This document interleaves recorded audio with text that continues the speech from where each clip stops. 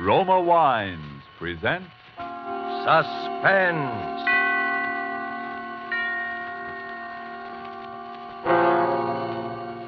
Roma Wines, made in California for enjoyment throughout the world. Salud. Your health, senor. Roma Wines toast the world. The wine for your table is Roma Wine, made in California for enjoyment throughout the world. This is the man in black, here for the Roma Wine Company of Fresno, California, to introduce this weekly half hour of Suspense. Tonight in Hollywood, Roma brings you the young American actor whose sensational rise to stardom has been unparalleled in recent seasons, Mr. Alan Ladd. The suspense play which stars Alan Ladd and which is produced and directed by William Spear is called The One-Way Ride to Nowhere. So with this play, and with the performance of Mr. Ladd as an adventurous young man named Tom Dwyer, Roma Wines again hope to keep you in suspense.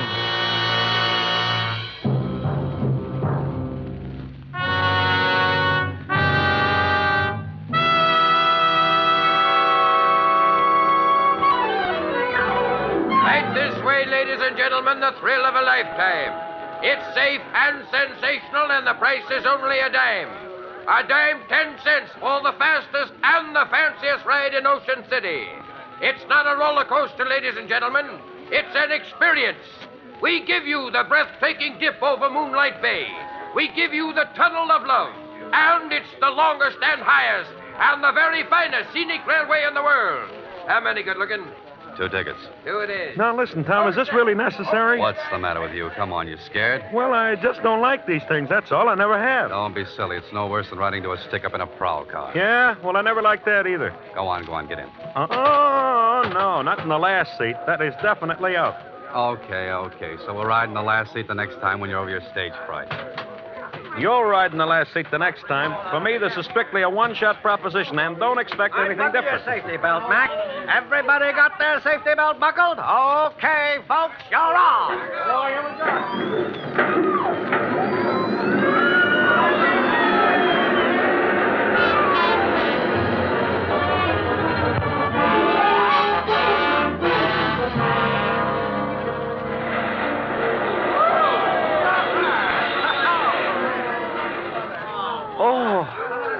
Hey, Tom, are we still alive? Well, can't you tell? All right, folks, who's going to ride again? What do you say, Benny? Want to try it again? Are you crazy? Come on. It'll do you good. Don't tell me. This thing is a menace to health and sanity. What did I tell you? Look, there's a guy passed out back there. Come on, Yeah? snap out of it. Hey, come on, get up, mister. Hey, somebody give me a hand with this guy. Here. Come here, I'll help you. All right, you get his legs. I'll take his head. Oh, I don't know why guys ride this thing if they're going to pull a fade out. Uh-oh. This guy didn't pull any fade out. Yeah, well, he ain't exactly the life of the party. You're right there, pal. He's dead. He's what? He's dead. Holy gee. Hey, well, I better call the boss. All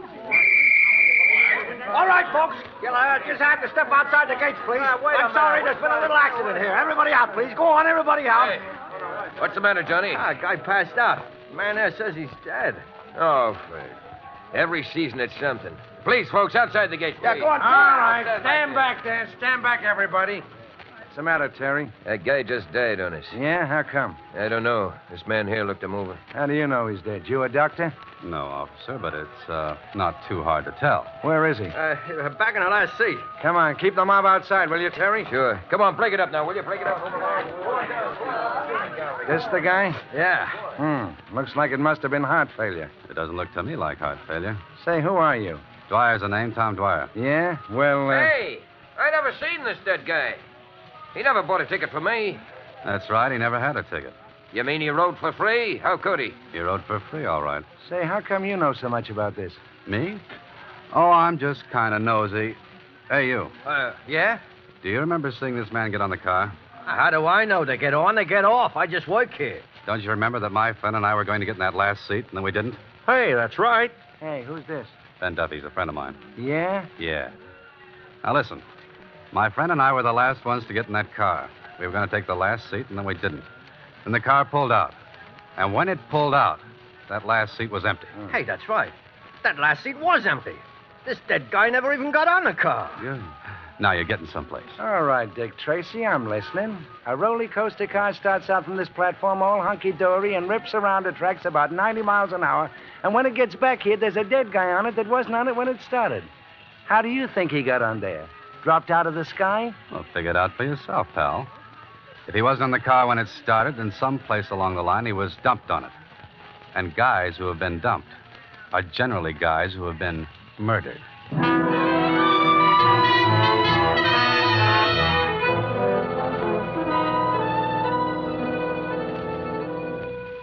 Murder is a rude and terrible customer, always.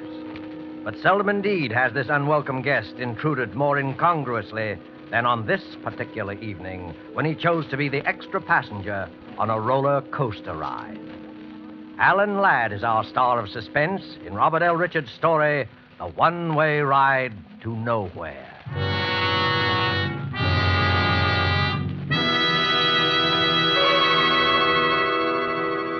You have heard the prologue for tonight's tale of Suspense. Before we return to Ocean City, the scene of our drama, let's take you for a moment to a pleasant spot to the south. Where are we now? Along the Caribbean, looking into a smart cafe. Capitan! Capitan! Si, senor. You have a fine port wine? I should like something special. Perhaps you, Si, senor. Imported from California. A wine excellent. Roma, California port. It's true that in many countries of the world, distinguished Roma wines are imported. Red wines, white wines, dessert wines, sparkling wines. Prized and enjoyed by wine lovers of these countries as rare delights. In many parts of the world, it's been discovered that our own California's sun and soil, plus the skill of Roma's vintners, are to be thanked for some of the truly fine wines. Yet to Americans, Roma wines cost little, for we pay no excessive import duty or shipping costs. Yes, you can serve Roma wines often and proudly to your most knowing, most critical guest. For Roma wine is America's largest selling wine. And at only a few cents a glass, why not let Roma wines add their delight to your family meals and your family's enjoyment? Buy wine tomorrow and specify Roma, R-O-M-A, made in California for enjoyment throughout the world. And now it is with pleasure that Roma Wines bring back to our soundstage Mr. Alan Ladd in The One-Way Ride to Nowhere, a tale well calculated to keep you in suspense.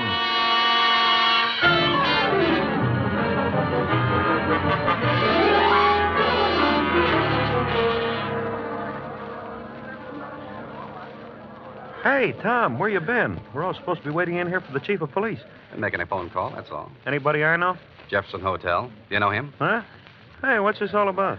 Oh, about $400,000 and a lot of people's lives. Uh-oh. Here comes the chief now. All right, quiet, everybody. Chief Haynes wants to say something to you. A man died under peculiar circumstances on the Ocean City roller coaster tonight. And all of you here were either on the car in which the body was found or in the immediate vicinity, like on the platform. Now, cause of death has not yet been determined, but all of you might be needed as witnesses, so we want to know where to get a hold of you. Have all these people been identified and left locations where they can be reached? Yes, sir. Well, then that's all. You can go now. Chief Haynes, Well, I'd like to ask a couple of questions. are these the two fellows you told me about, Johnson? Yes, sir. You're a pretty inquisitive young fellow, aren't you? Well, that's my business. By the way, Chief Haynes, haven't we met somewhere before? Not that I know of. What did you want to ask about? Well, for one thing, you said just now that the cause of death had not yet been determined. That's right. The man was blue in the face and apoplectic, but there were no marks of violence on the body. The coroner's working on it now. Maybe the coroner should look at the man's neck. At what? At his neck. Listen, you're no doctor, and neither am I. The coroner of this city knows his business. Okay, Haynes, okay. I just thought I might save him a little time. Well, you're wasting my time. If you think I'm going to give you an inside track so that you can go to this poor man's family with some sales talk that you can help him get some kind of a legal action. Oh, he's got a family, has he? Yeah, he's got a family. Now get out of here. Mm-hmm. And his name is Richard Elliston Brighton, and he's a professor of psychology, and he comes from Chicago, right? So you went through his pockets before my men got there. Now, did I say that?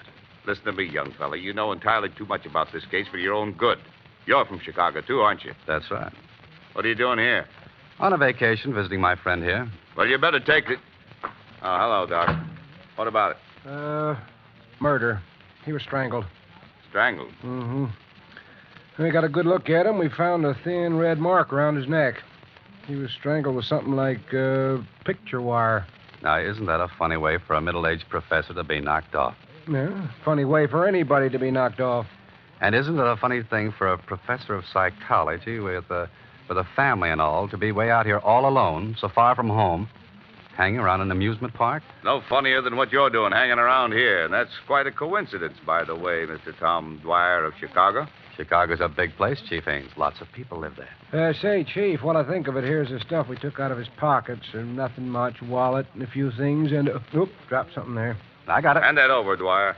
Well. A souvenir postcard. Sheila Kennedy, Ocean City. Hey, she's quite a cutie, too. I said hand it over. It's material evidence. Sure. Here you are. One of the local tent show girls, I take it?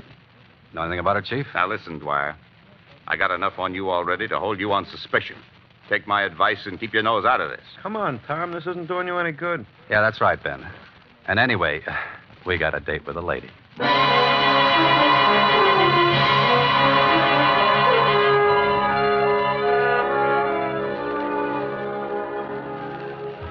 They're lovely, they're luscious, they're delightful, and they're daring. The most gorgeous girls. Hey, Bud, can we go in now? Yeah, what did she say? What's that? I said, can we go in now? Oh, yeah. Okay, fellas, down there, the second door. I told her about you, and she says it's okay. Thanks. Make it snappy. She goes out in a couple of minutes. They're lovely, they're luscious. Room of her own.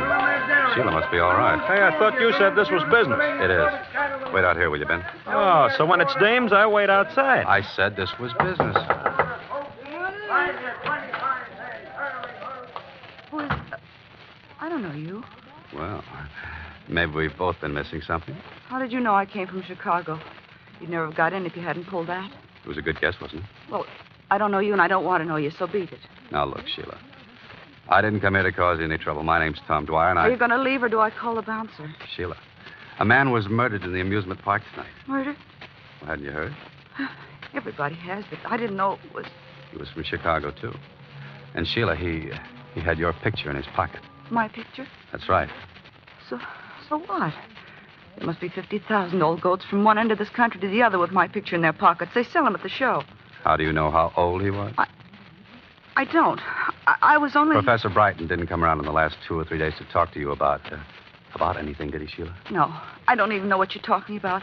You got no right to question me. You know what I think, Sheila? I don't know, and I don't care. I think you're in a tough spot, and you'd like to be out of it. Only you don't know quite how. Well, what if I am? Well, maybe I can help you. Nobody can help me. This is murder, Sheila. That's not so good. What's your angle in all this? I wouldn't kid you. I'm a private detective. I make my living in things like this. Aside from that, and as a general rule, I just don't like murder. Listen, mister. What'd you say your name was? Dwyer. Tom to you. All right. I don't know why, but you seem like a nice guy. I am. Wait till you know me better.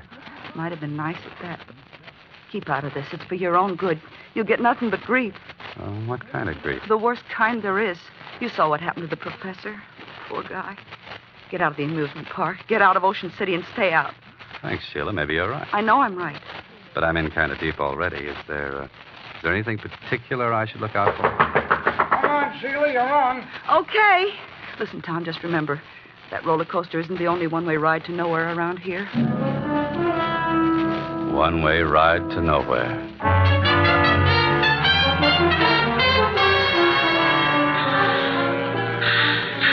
Hey, you're 10 for 25, dear. Now, who's next? 10 for 25. Yeah, what did she mean by that? It was a tip-off, Ben. Maybe. They're red hot. They're all hot. Get the red hot. Yeah. One-way ride to nowhere. That's what the professor got all right for free, but how? He was dumped on. I still say how. Well, that little problem doesn't bother me, but... The one and only, the bulletproof Hey, listen. automobile Huh? that took 3 men on a Did you hear that? one-way ride Yeah. to nowhere. Step One-way right in, ride ladies to and gentlemen. nowhere. Our Come on. show is about to begin. Hey, I think it's around there to the right. Yeah. Bulletproof automobile. Huh? Where? That 10th show next to the roller coaster. Take it easy now.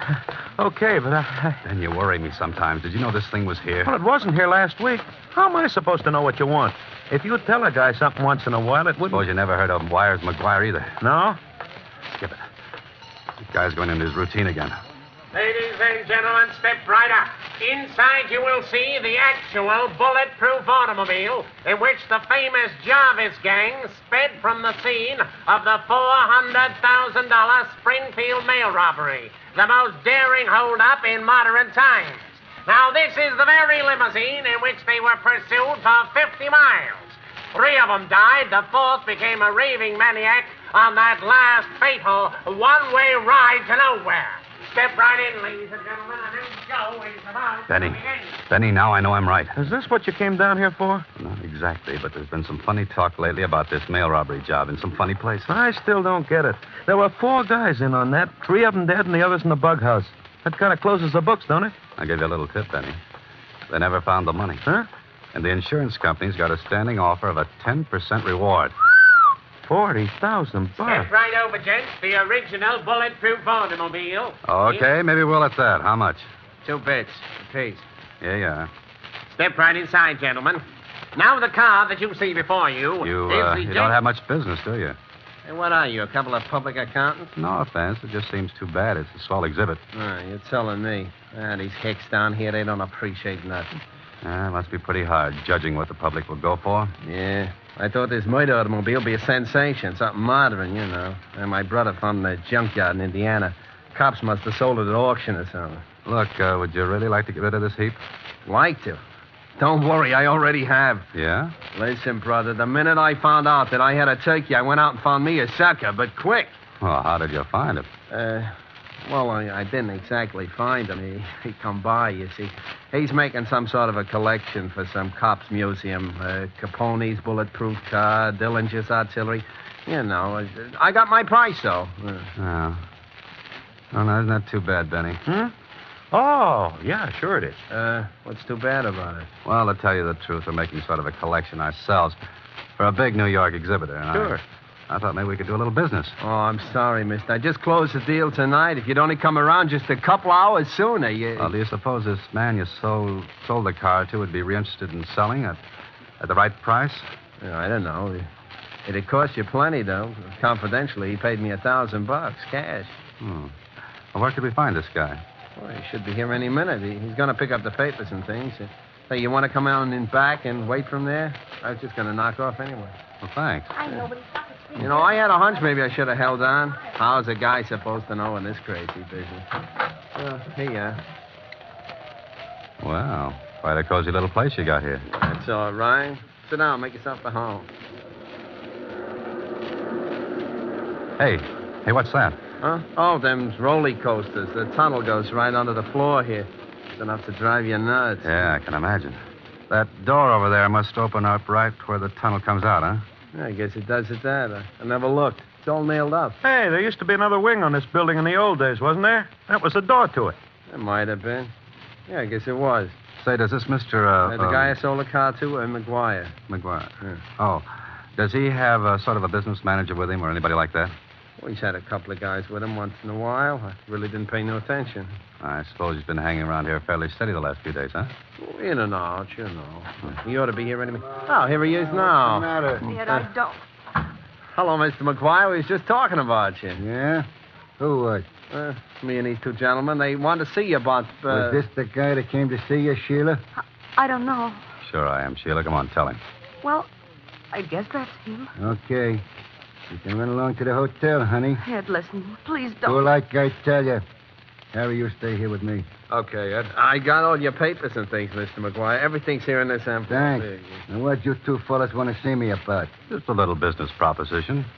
My name's Tom Dwyer, and this is Ben Duffy. Hiya, Mr. Ed McGuire. McGuire. Pleased to meet you. You can beat it now, Ferrera. We'll take care of everything. Okay. Well, so long. So long. Watch the door, Harry. Now, what's your proposition? Well, I understand you bought Ferrara's car. That's right. You interested in used cars? Some used car. How interested? Enough to make an offer. Your friend here in on the deal? No, he just came along for the ride. Well, I got a partner. Well, where do we find him? We don't. he'd have to come here. And we'd have to send somebody after him. Somebody like your friend. Okay. Now, listen, Tom, I don't... What's his name and how does my friend find him? Name is Johnson. George Johnson. He's at 2854 Drexel Boulevard. Just tell him I sent you. Tom, I don't think I ought to leave. Take it easy. And while you're out, I wish you'd do something for me. First. What? Pick up my mail. It won't be out of your way. Your mail? Yeah, that's right. Do that first. I'm expecting a very important special delivery, and I want you to stop by the Jefferson Hotel, where I'm staying. And ask for a bellhop named Ted Martin. He takes care of all my stuff. The Jefferson? That's right. And be sure to see Ted Martin. He's the only one who can help you, so ask the clerk for him. Hurry back, please. Ted Martin, Jefferson. Well, okay. You want me to go, Ed? No, you stay here. Now that he's out of the way, what do you know? Enough? You're a pretty bright boy, aren't you? You gonna talk? Why not? I know, for instance, why he bought that car. I think he knows too much. Let me handle this. Keep talking, bright boy. Well, after that Springfield nail job, nobody ever found the money. $400,000 is a lot of lettuce. And you think it's still somewhere in that car. Did you figure it out all by yourself, or did you get a tip when you were in the federal pen, along with Duke Jarvis? You know any more cute answers, bright boy? Sure. I come from Chicago. I know that around there you got a nickname, and they call you Wires. I told you knew too much. Mm-hmm. On account you got a reputation of being very handy at disposing of troublesome guys with a length of picture wire twisted around the neck. Have you any idea what you've just talked yourself in for, bright boy? I know what I'll talk you in for if you don't play ball. Well, now, what do you think of that? I think we're wasting time. Listen, McGuire. I not only know how you killed Professor Brighton, I know why. Sure you do, bright boy. Sure you do. You think I'm kidding, huh? Professor Brighton was a psychiatrist. They used to call him into the federal pen to examine guys who were wacky. They called him in to examine Duke Jarvis. Duke was the last of the Jarvis gang. The rest were all killed in the holdup. He was wacky, all right. So wacky that he let slip about the money being still hidden in the car. So when the professor heard about the car showing up, he thought he could pick up a piece of change. The poor guy, only you caught up with him first, huh? You got it all figured out, haven't you? Yeah, all but one thing. I don't think you're smart enough to have pulled this all by yourself. I think you do have a partner. I tell you, we're wasting time. Oh, man. no, we're not. Now, listen, bright boy. Who are you working for? What difference does that make? Plenty. Don't you think I want to know who else is in on this? What do you say, bright boy? There's nobody. I'm working alone. Cover him, Harry. Okay. You'd better talk, bright boy. There's nothing to say. Who else knows about this? Nobody. This ain't gonna do your face any good, bright boy. Talk. Go to. Talk.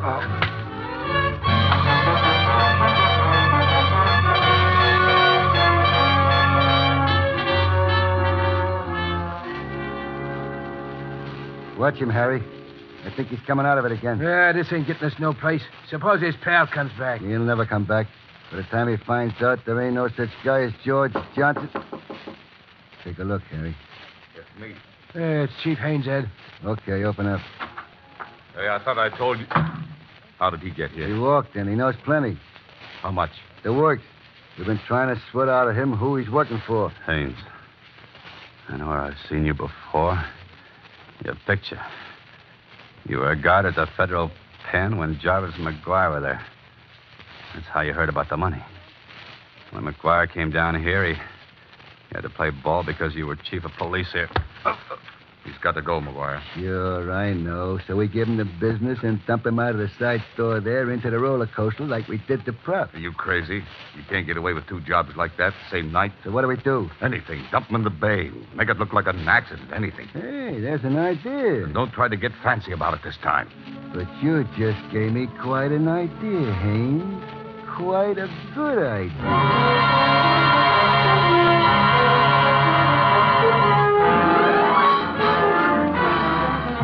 The fastest and the fanciest roller coaster ride in Oakland. Keep that hat down over his face and hold him up straight. Yeah, I got him. What seat do we want? What's the difference? Car's almost empty anyway. Get him in. Take the middle one. All right. Buckle your safety belts. Keep that belt loose. Okay, everybody, you're off. Here we go.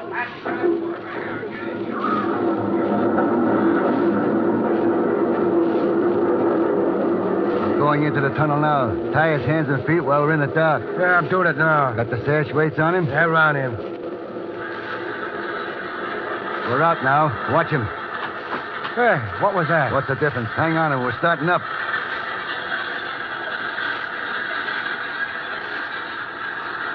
We're coming to the top. You know what to do, Harry? Yeah.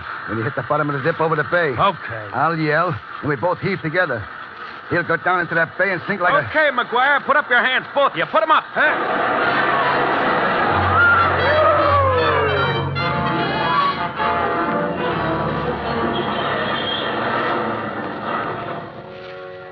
Ben, you made it. Tommy, you okay? Yeah, sure. What do you think you're doing here? The federal pinch, McGuire. I'm Ted Martin, Department of Justice.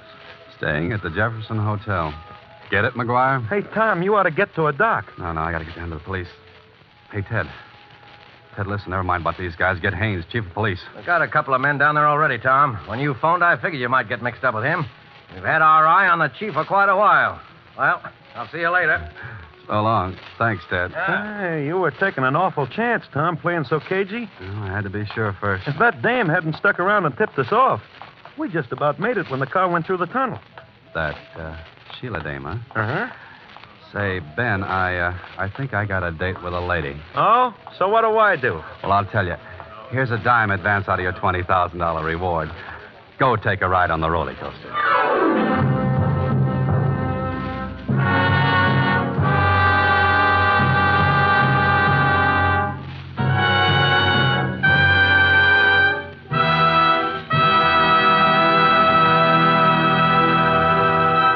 And so closes The One-Way Ride to Nowhere, starring Alan Ladd. Tonight's tale of Suspense. In just a moment, we'll hear again from Mr. Ladd. First, though, may I pass along this thought. Spotted about the globe, wherever wine grapes grow, there are a few wineries whose products are made for world enjoyment. Among such wineries, right here in California, are those of Roma. And we who live in America have the pleasure of enjoying Roma wine at exceptionally low cost. For we buy it free of duty and free of excessive shipping costs. Try, for instance, Roma California Sherry. Here is the queen of appetizer wines. And not only that, a wine so delicious, it is suitable to serve at any time, cool or chilled. But no matter what your preference may be, you will find a Roma wine costing far less than you would expect to pay for such distinguished wine. So, if you have not already tried Roma wines, tomorrow make your first purchase. Select the type of wine you love best. Then you, too, will know why Roma wines have a universal appeal. Why they are America's largest selling wines. But remember, before you buy wine, buy war bonds and stamps. This is Alan Ladd. I can't tell you I enjoyed working on Suspense this evening. And next week, I know you'll want to be listening, as I certainly will, to Lucille Ball and a very exciting story called Dime a Dance. Good night. Thank you, Mr. Ladd. Alan Ladd is currently working in the Paramount picture And Now Tomorrow. Don't forget, then, next Thursday, same time for Lucille Ball in Suspense. Presented by Roma Wines. R-O-M-A. Made in California for enjoyment throughout the world.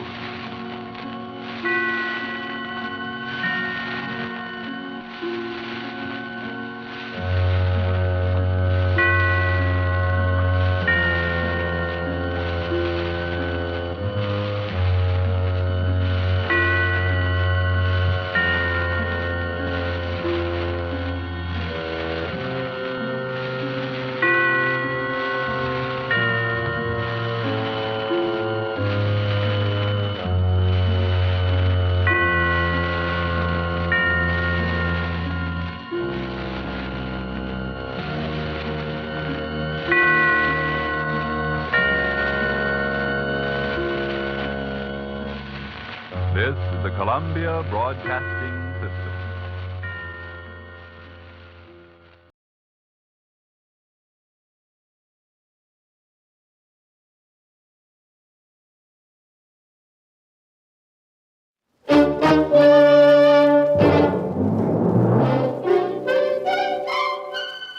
Box 13, with the star of Paramount Pictures, Alan Ladd, as Dan Holliday.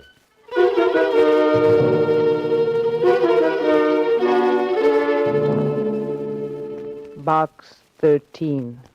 Box 13. Box 13. Box 13. Well, this is great. I come to the park to get a hot idea, but the day turns out hot, and my idea turns out cold. Idea. Well, I thought I'd find something different in a public park, and I did. A small boy mashing his ice cream cone against my brand new trousers. And all to meet a deadline.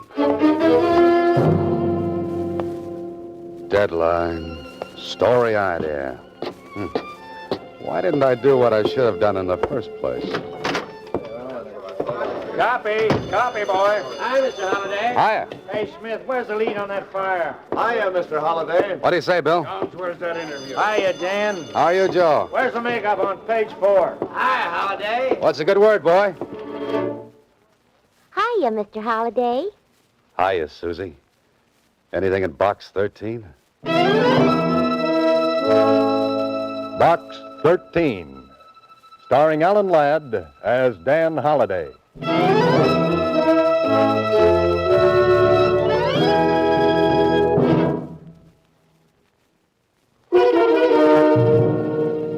Now for Box 13, starring Alan Ladd as Dan Holliday.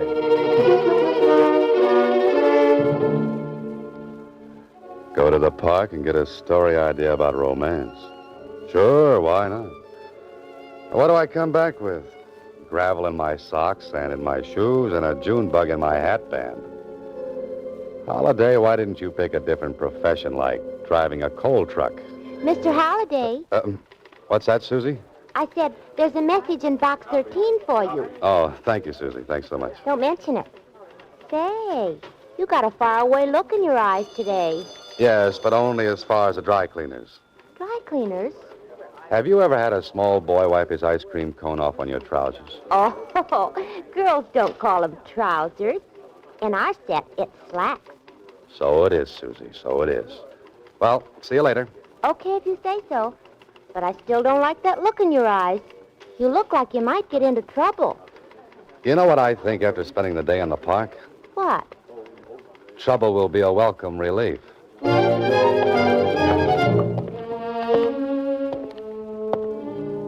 Why did I ever have to decide to be a fiction writer?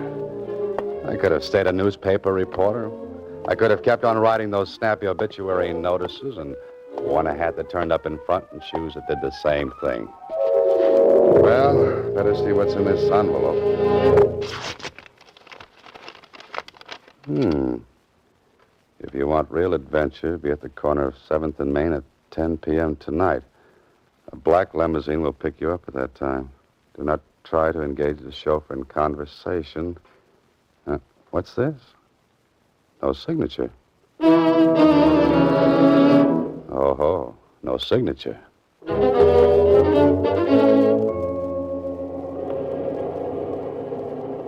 Black limousines, chauffeurs who won't talk.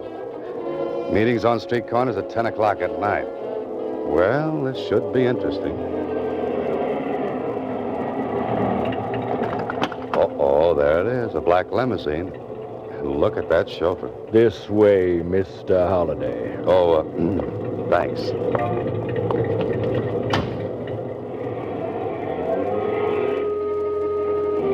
What a character this driver is. He looks like he spent his nights on a nice cold slab down at the morgue. Wonder if I can get him to talk. Driver. I said driver. Oh, chauffeur. Oh, you. Oh, pardon me.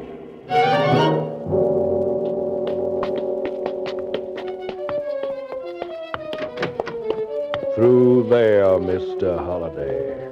So you do talk. I was beginning to wonder about that. This way, Mr. Holliday. Who's that? It's only me, Mr. Holliday. That black suit, it makes you almost invisible, you know. Yes, I know. Follow me. You're curious about the way you were brought here. Did it frighten you? Maybe. Maybe not. This room, please. My office. Well, this is very cozy. Well, I'm glad you find it so. To eliminate a lot of questions, I'd like to say this. I know all about you.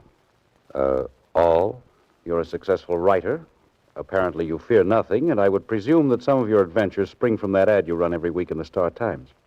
Did you find it interesting? Adventure wanted. We'll go any place, do anything. Do you catch many people with that ad? I caught you. Or is that vice versa? I had you investigated, Holiday.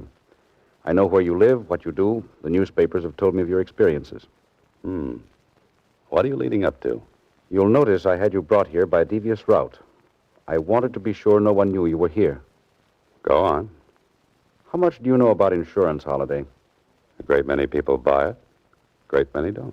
And of those who do buy, a great many intend to defraud, to steal from their insurance company. Now, look, if this is a racket, I'm not interested. My name is Abner Blake. I'm the chief investigator for Northern Insurance. Oh. Do you remember the disappearance of Dr. Max Alexander? I read something about it. Why? He carried a very large policy with us. He's been gone almost 7 years.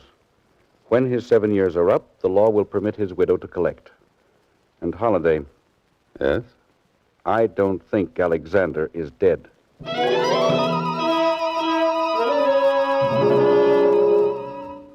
This man has the coldest, frostiest eyes of any professional man-trailer I've ever seen. And he's loaded with energy. Energy which I'll bet has helped him track down the people who tried to cheat his insurance company. Boy, I'm glad I'm on his side. If you'll think back, Dr. Alexander performed a very delicate brain surgery on a prominent man. The operation was not successful.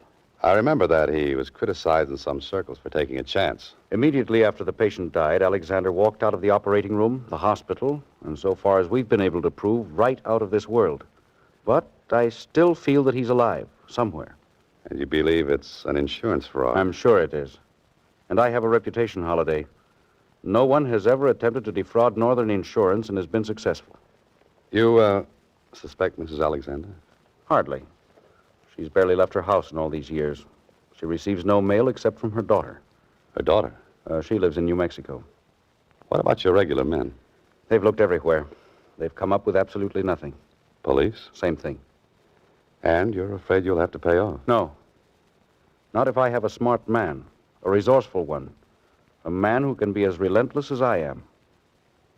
And I think that man is you.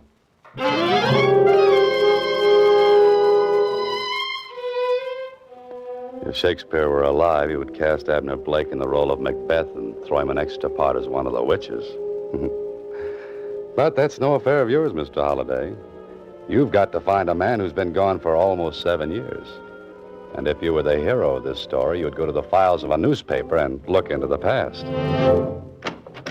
Well, if it isn't Dan Holliday, what are you doing down the morgue of the Star-Times? What would anybody be doing down in the morgue, Mac? Well, some of them just lay there. You know me, Dad. I just got to have my little joke once in a while. Now, what was it you're looking for? Oh, the clips on a citizen named Dr. Max Alexander. What have you got on him? The works, Dan. The whole works.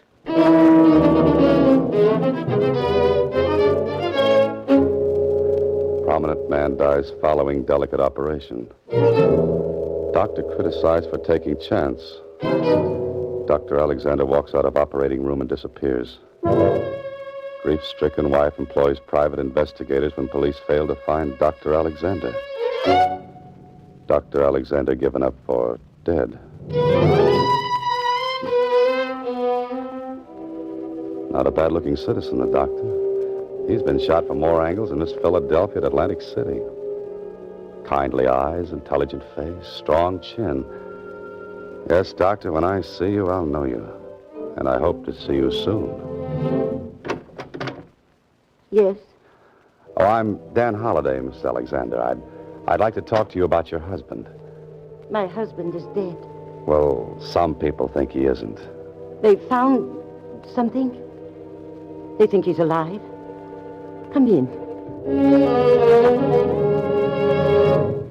Now then, Mr. Holliday, who are you? And why are you looking for the doctor?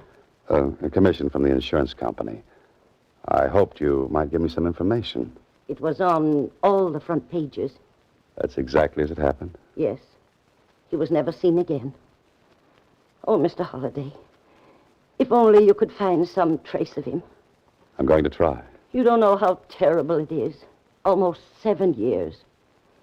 But still, I've had the feeling that he'll come back someday. You look for me, too. Well, of course. I miss him so. What about your daughter? After her father's disappearance, she couldn't stand it here in town. She went to our ranch in New Mexico. Oh? Her father's disappearance broke her heart. I pray you find him. Mrs. Alexander, so do I. Mrs. Alexander is a grief-stricken old lady. One who sincerely wants her husband back. So, where to look first? This is the build-up to the main story, Holiday, and if you're smart, you'll bring in all the characters. Where to, mister? I want a drawing room to Albuquerque, New Mexico. Well, Holiday, you've got a railroad ticket and an hour to make the train. Better get back to your apartment, a quick shower, pack your bag, and get on your way. We've been waiting for you, Mr. Holliday. Well, gentlemen, is this a pleasant intrusion? And I hope you are gentlemen. We were positive you wouldn't mind. Oh, of course not. People break in here regularly. Good. Sit down. If you don't mind, I like the air up here. As you wish. I understand you like to travel, Mr. Holliday. Travel? A wonderful pastime, travel. Ever think of South America? Often. You see, I'm a Carmen Miranda fan. How would you like to go to South America? For me. All expenses paid. For as long as you want to stay. What would I have to do? Just forget a few things. Like New Mexico? Particularly New Mexico. Give me about 2 weeks and I'm your man. You don't seem to understand. You're leaving. Tonight. Well, that's what I mean. But I'm going west. No. South. You and I would make a nice compass together. Now, suppose you point north and walk right out of this apartment. Oh, and don't forget your gorilla. You mean Spencer? If that's his name, I mean Spencer. You'll hurt his feelings talking that way. Well, that makes us even. Just looking at him hurts mine. Is it, South America? In a way. At least I'm showing you the open-door policy. Now, get out, you and your gorilla. Spencer. I wouldn't recommend that. So? I said get out. Have you ever stopped to consider something, Mr. Holliday? What? You may never get to New Mexico.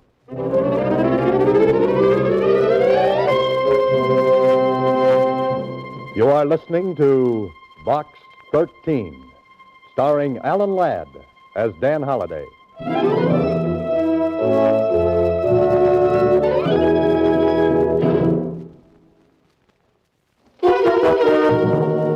And now, back to Box 13, starring Alan Ladd as Dan Holliday.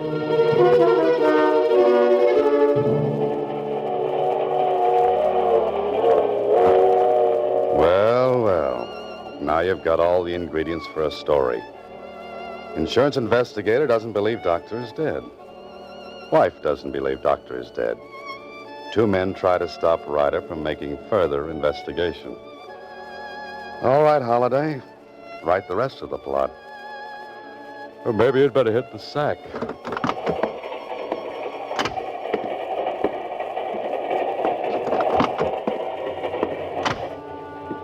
This is very pleasant. I've got a comfortable drawing room, and I'll bet it's got 1,000 springs to ease my worries.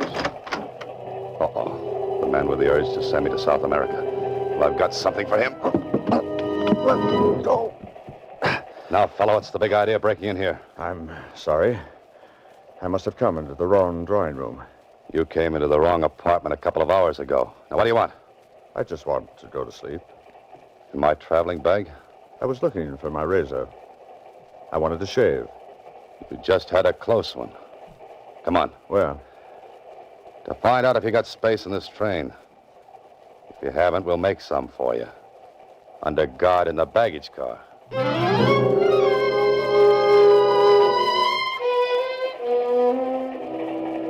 This is fine. I couldn't prove a thing. My friend had space, and to the conductor, it seemed like a perfectly logical thing to mistake car 19 for car 18. I wonder who this man is and who's in back of him. Next stop, Albuquerque. Albuquerque. Well, that's the end of the line for me.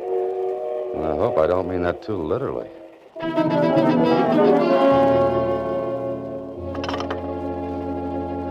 Long distance? I want to speak to Catherine Alexander at the Barcross Bar Ranch just outside of Valmont. Yes.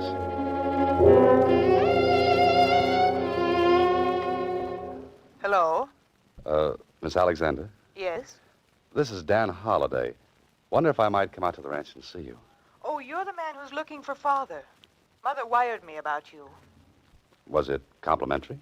Mother said she believed if anyone could find Dad, you could. Come right out. I want to talk to you. And I want to talk to you.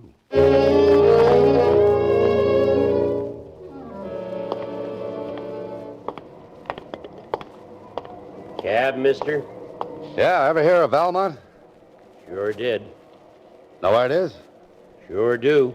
Very far? Sure is. Can you take me there? Sure can. You got enough money to pay for the trip? Sure have. Let's go, then. Sure thing.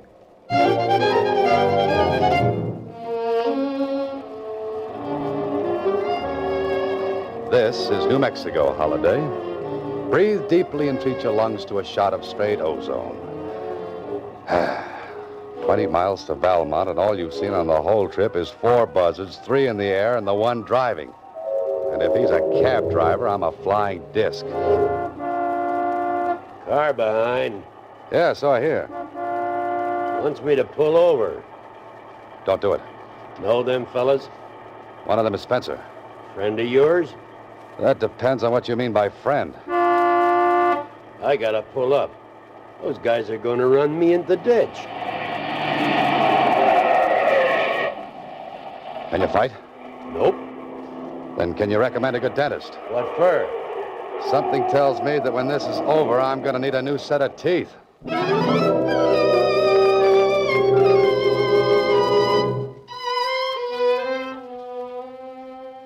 You feel better, young man?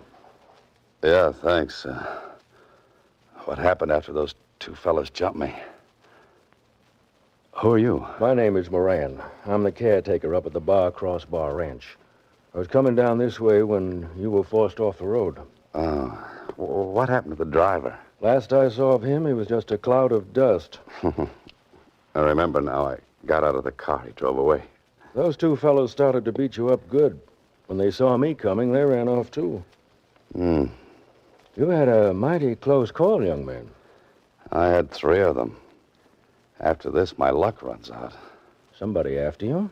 And vice versa. Say, how far is the ranch? Half a mile up the road. Better take it easy. Come on, I've got to get to the ranch. Feel you can make it? My friend, I've got to make it.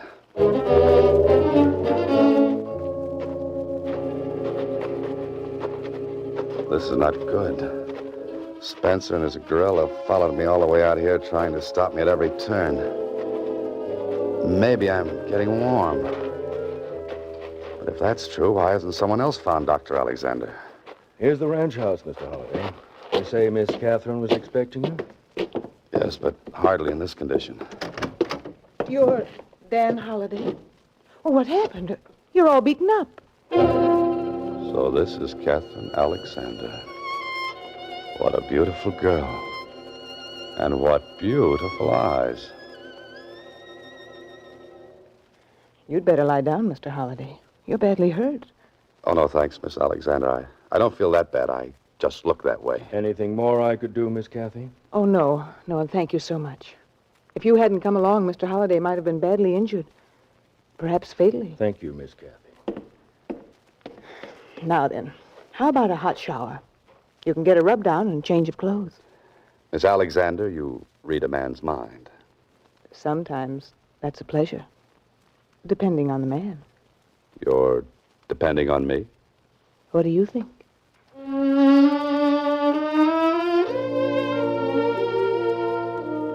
Well, this is more like it.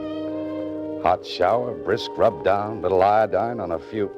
Ouch, that stings. And Catherine was kind enough to loan me some riding clothes. That should indicate a sojourn in the saddle out on the desert, with the stars blinking their approval of my companion. Blinking approval? Holiday, you're an incurable romantic. Isn't this beautiful? That gorgeous sky and the stars. You love it, don't you? I always have. Always will. Have you been here long? The Barcross Bar belonged to my dad. We used to come out during the summer. Now I live here all the time. Alone? Oh, there's always Moran. Moran? He's a strange old fella. People around here say he's a little touched. But he's been wonderful to me. Oh, say, those men who jumped me down the road. Moran ever see him before? How could he? They were strangers. Oh. Your mother told me you've been searching for your father a long time. Yes. Mother and I have spent a fortune on private detectives, investigators, following up leads, but nothing ever happened. Yes, I know. Oh, tell me, Miss Alexander. Kathy, please. Kathy, have you any idea where I might begin to look? I thought you might give me a starting point. Not unless he would be back in the city. He just walked out one day. No one ever saw him again. Well, I'd better go back there and start from scratch. You don't have to leave. Right away. I'd enjoy staying a while. Maybe I have been lonesome. Perhaps I've forgotten what companionship can be. Perhaps. You'll stay a while? A while. Good. Say, the time. We'll be much too late for dinner. Come on, I'll race you. You're on. Hurry or I'll beat you. I'm at the corral gate already. Kathy, look out!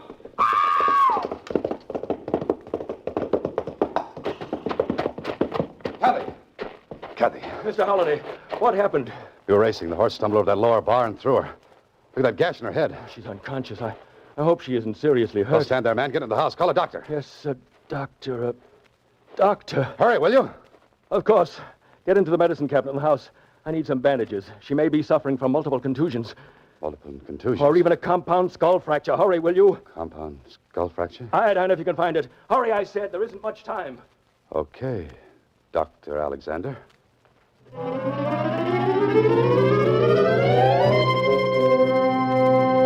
You are listening to Box 13, starring Alan Ladd as Dan Holliday.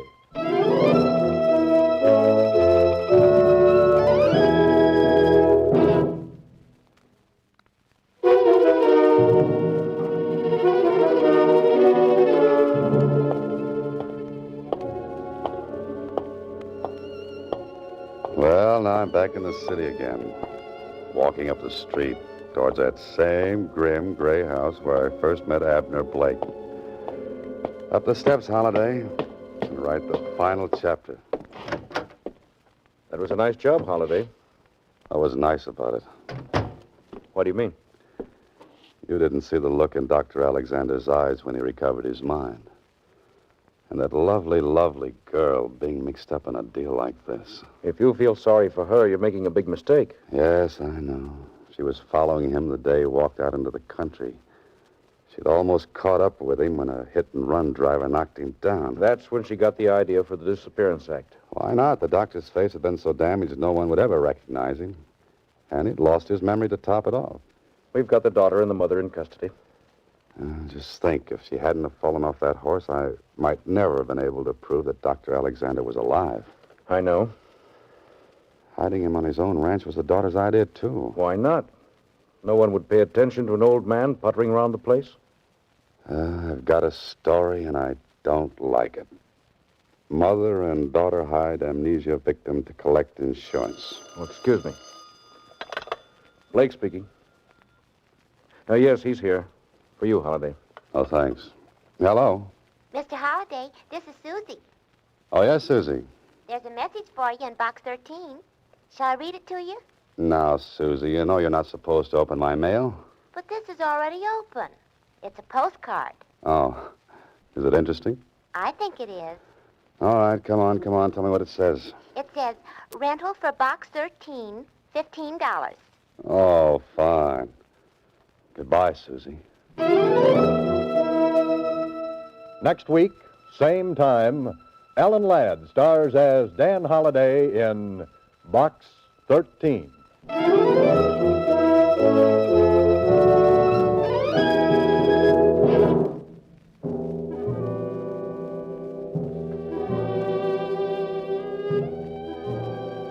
Alan Ladd appears through the courtesy of Paramount Pictures and may currently be seen in Wild Harvest. Box 13 is written and directed by Ted Hediger. Original music was composed and conducted by Rudy Schrager. This is a Mayfair production.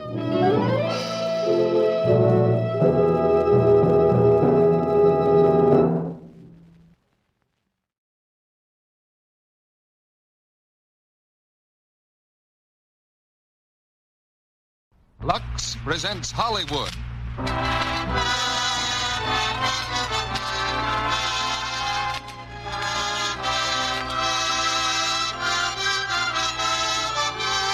The Lux Radio Theater brings you Joan Blondell, Alan Ladd, and Laird Krieger in This Gun for Hire. Ladies and gentlemen, your producer, Mr. Cecil B. DeMille.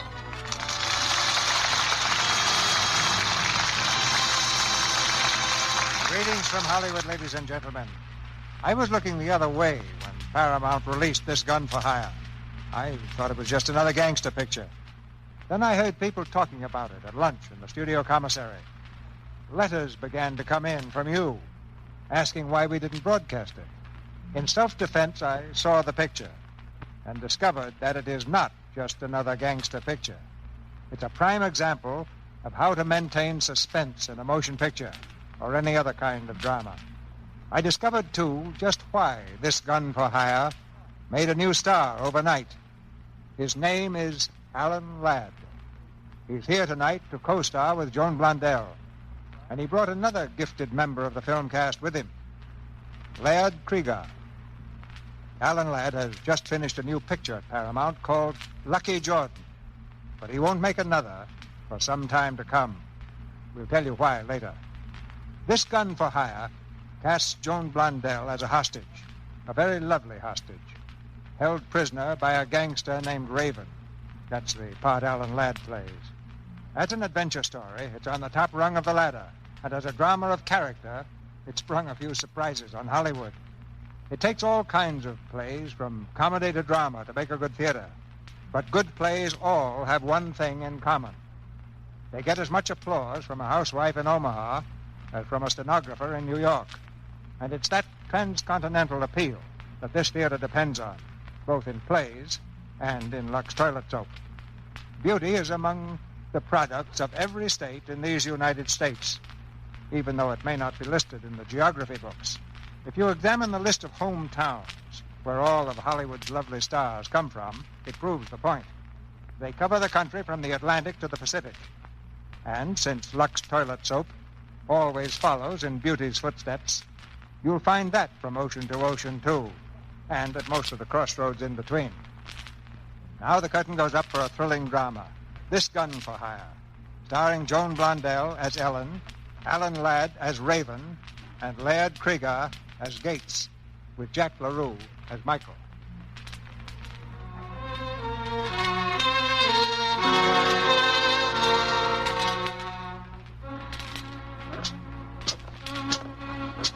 In a shabby rooming house on the San Francisco waterfront, a man climbs the creaking stairway to the second floor.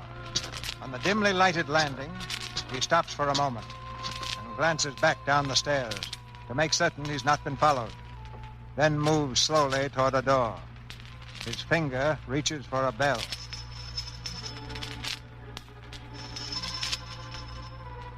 At last, the door is opened on a chain. A half-hidden face peers at him through the opening. Yes? What do you want? Is your name Baker? What do you want? I was told to come here. You were supposed to give me a letter. Who sent you? A fellow named Gates. Wait a minute.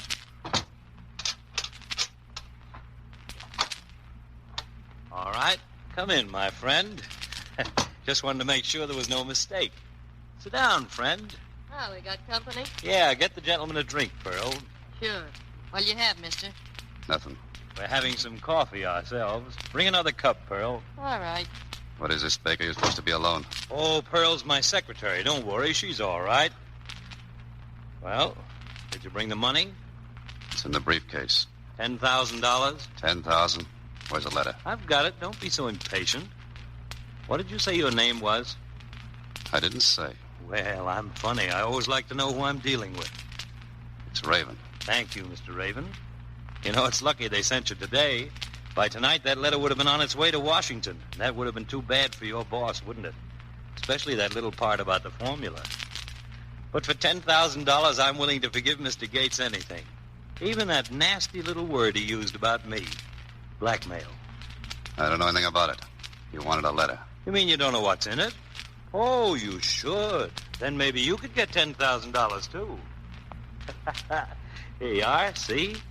Addressed to Senator Burnett in Washington. Subject, the preparation of bromine. Formula attached, and a few remarks concerning Mr. Willard Gates. I even had the stamps on it. Airmail. Give me the letter. The, money, please? I was told to get the letter first. Very well. Here. Okay. You're not a very trusting soul, Mr. Raven. But I am, you see. Yeah? Well, that's great. You... Oh. What happened? What? You shot him. You killed him. They said he'd be alone. Too bad he wasn't. No. No. No, don't. No.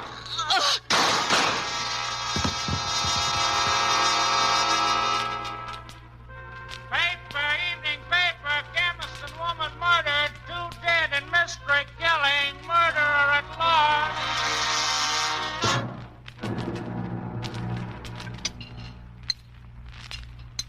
Chemist and woman murdered, 2 dead in mystery killing.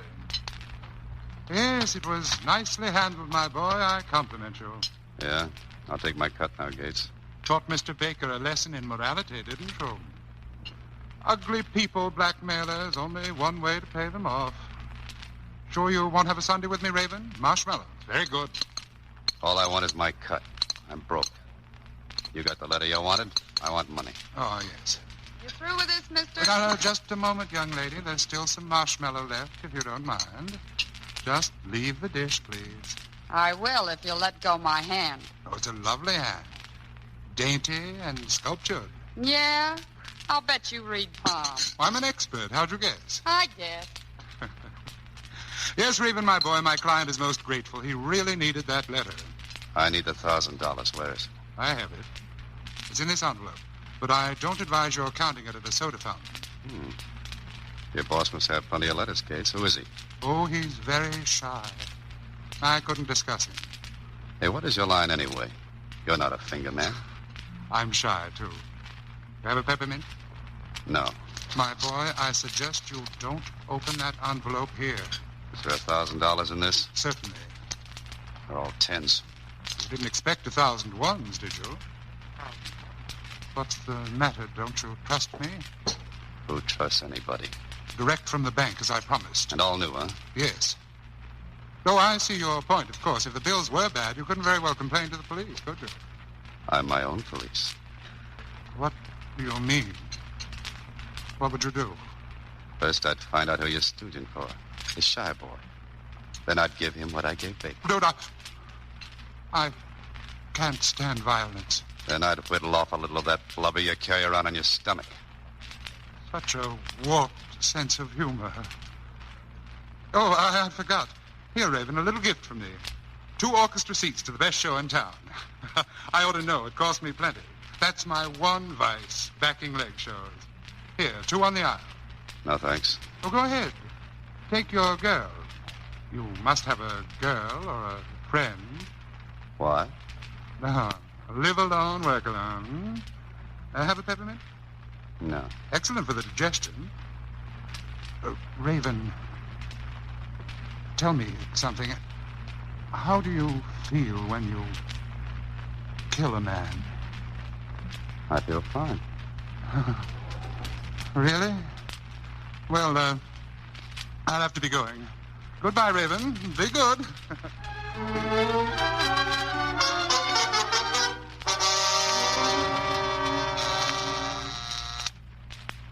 Yes? Lieutenant Crane, there's a man named Willard Gates with me. Gates. From Los Angeles. Oh, send him in. Lieutenant Crane. Yeah, sit down. I'm Willard Gates, Nitrochemical Corporation of Los Angeles. My firm wants to know what the police up here are doing, if anything, about the man who robbed our paymaster. We're working on it, naturally. He's been reported here in San Francisco. Don't you know that? Yes, of course we know it. That's why I'm on the case. I'm from the Los Angeles force up here on my vacation until this happened. Well, I hope you can get some results. It's been a week now since the robbery. The stolen bills are all new and all tens. Why hasn't an arrest been made? I'll tell you why. Because the man may not even be here. All we can do is wait for him to pass one of those hot bills. Now, if he does that, we've got him. I hope so.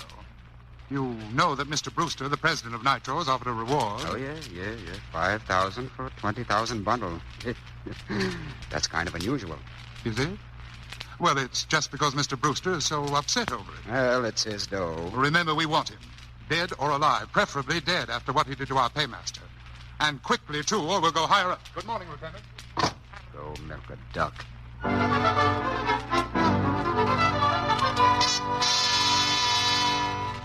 Hello? Hello, Mr. Brewster. This is Gates.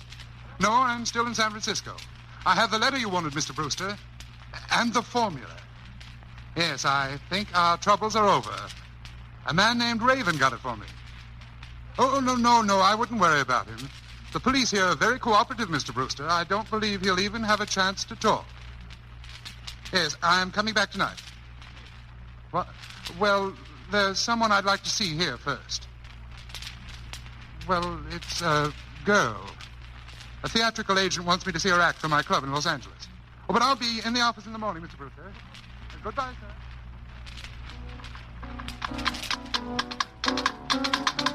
Well, what do you think, Mr. Gates? The girl can dance, can't she? She's very clever and very lovely. She'd fit right into your Neptune Club, Mr. Gates. You can hire her for 150 a week. What do you say? I say yes, by all means. Now you're talking. All right, Miss Graham, that's enough. How'd you like it, Joe? I'm your agent, honey. I always like you. What's more important, Mr. Gates here likes you. You're hired, Ellen. Yeah, what for? Neptune Club, Los Angeles. I'm Willard Gates, Miss Graham. I own the Neptune Club.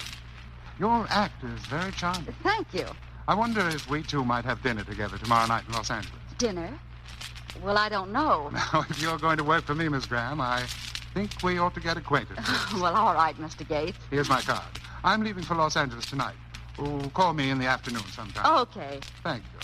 And thank you, Mr. Fletcher, for digging her up. For 10%, I'd dig up my wife's mother. Tomorrow night, then. Tomorrow night in L.A. Goodbye, Mr. Gates. Bye. Bye, Mr. Fletcher. So long. All right, Miss Graham. He's hooked. Go change your clothes. Look, Mr. Fletcher, I don't get this. Come on, we've got to see somebody right away. Now, wait. You're no agent, I know that. All of a sudden, you take a big interest in me and tell me I ought to work for Gates. Well, that's all right with me, but I want to know what goes. What's it all about? Talk takes time. We haven't got it. Hurry up, get dressed.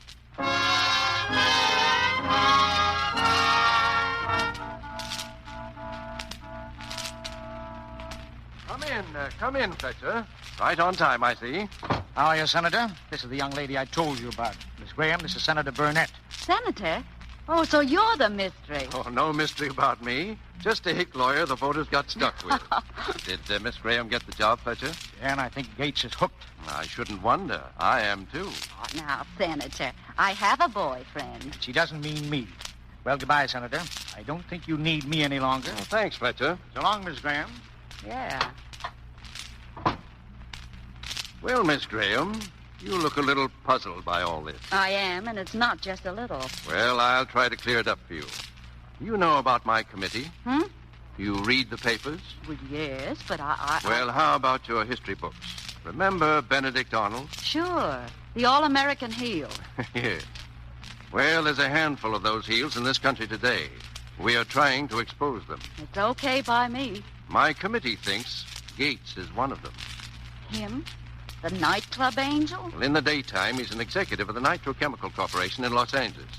In between times, he's been seeing men who are suspected of being foreign agents. Yet our investigators can't turn up anything definite.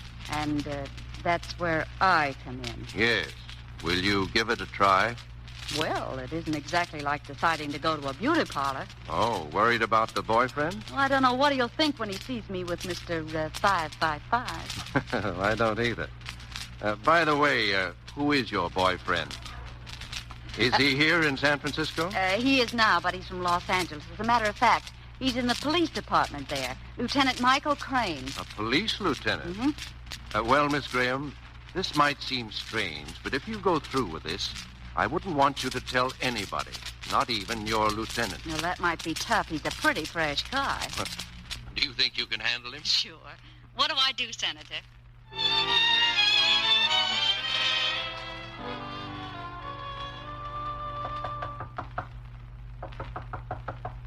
Yeah, who is it? It's me, Annie. You want me to clean up your room, Mr. Raven? Yeah, come in. It's after 2 o'clock, Mr. Raven. I tried all morning to get in here. Well, you're in here now. Go ahead and clean up. That cat don't help me any. Here, cat. Come on. Come on, here's your note. There ought to be a rule against cats in a boarding house. Now look what he done. He knocked over the milk. Get out of here, you dirty cat, you. Let that cat alone. Oh, you take your hands off me. Don't ever touch that cat, do you hear? You're hurting me. Let go. Go on, beat it. Cat, look at my dress. You ripped it, you see? Beat it, I said. Ought to buy me a new one. Shut up. Here. Here's $10. Now get out. It's the least you can do. You and your cat. Get out. Come on, cat. Come on, I'll get you some more milk.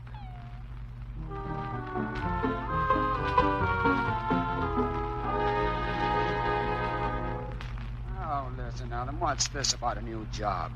I don't have to leave San Francisco yet for a week, maybe. Why, it's perfect. Except for one thing, Mike. I'm going to Los Angeles. But I don't. Hello? Lieutenant Crane, Sergeant Wilson is here, and he wants to... I'll see him later, and don't bother me. What do you have to go to Los Angeles for? I told you, Mike, a job. That was my good news. I thought we'd be down there together. Well, how long are you going to be there? I'm not sure yet. I'm leaving tonight. Look, Sugar, what does it take to get you to darn my socks and cook my corned beef and cabbage and sort of confine your magic to one place and one customer? Oh, Michael, I would have died if you'd let me go away without saying something. I want my guy, Mike.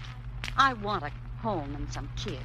Well, honey, you've got your guy, but I understand kids take time.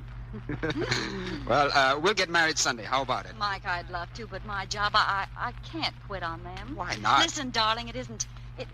Well, it's not really the job. It's something else. I'll marry you the minute you get to Los Angeles, but it must be there. Why? I can't tell you why. Well, this is a fine start. Michael, listen. Hey, Mike. Look, Wilson, not now, please. This can't wait. One of those hot bills was just passed. A new 10? Yeah, in a dress shop. Who passed it? Some girl. A guy named Raven gave it to her. He lives at the place she works. Got the address? Sure.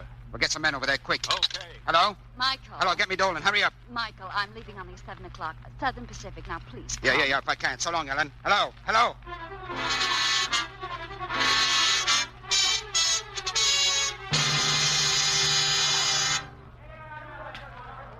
How'd they find out? Please, Mr. Raven, let me alone. How'd they trace me here? You're hurting my arm. Cops all over the place. You got them after me, didn't you? Mr. Raven. Come on, get out in the hall. Take the second floor, Dewey. Okay. The rest of you stay here. Now get in that phone booth. Mr. Raven. Get in that phone booth. All right, now stand in front of me so they can't see. You hear? Yes, Now but... lift the receiver. Pretend you're talking to somebody. Yes, sir. Say hello. Say hello, Miss Stewart. Hello, Miss Stewart. Louder. Tell her what's up. They're after Mr. Raven. Why? Because he passed a stolen bill in a dress shop. What do you mean stolen? You ought to know. Talking to the phone? How'd they know it was stolen? They have the number of the bill? Yes, Mrs. Stewart. The dress shop had the number from the police department. Gates. Stolen from where? I don't know. You do know? I don't remember it. It was some chemical company in Los Angeles, a payroll. All right, now listen. Hang up here. Go out to the booth down the hall. When you get to the window, look down the street and yell, "There he is." You understand?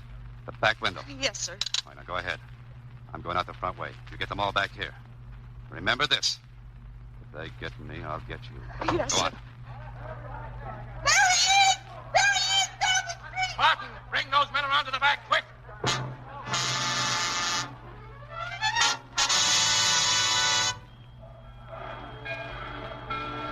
A ticket to Los Angeles, please. Yes, ma'am.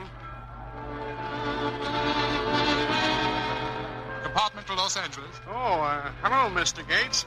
Leaving us? Yes, for a while.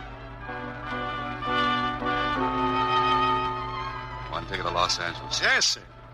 Well, new bills, huh? Haven't seen Never any mind new the bills. Give me a ticket to Los Angeles. Yes, sir. Here you are.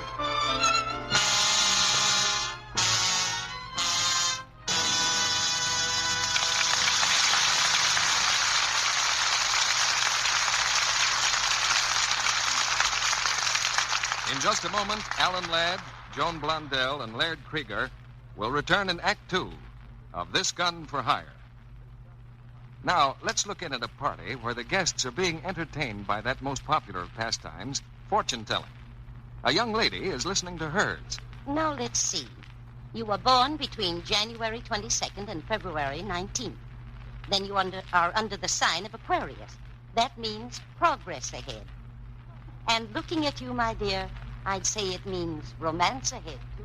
Well, would that all fortunes were as easy to tell as a Lux girl. A girl with the charm of smooth, radiant skin. The kind that makes keen eyes linger and admire.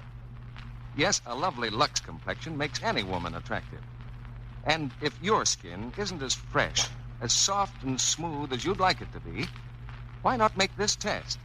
Try regularly for 30 days the Lux Soap Active Lather facials that famous Hollywood screen stars use. Here's what they do. Just smooth the creamy active lather well in. Rinse with plenty of warm water, then splash with cold.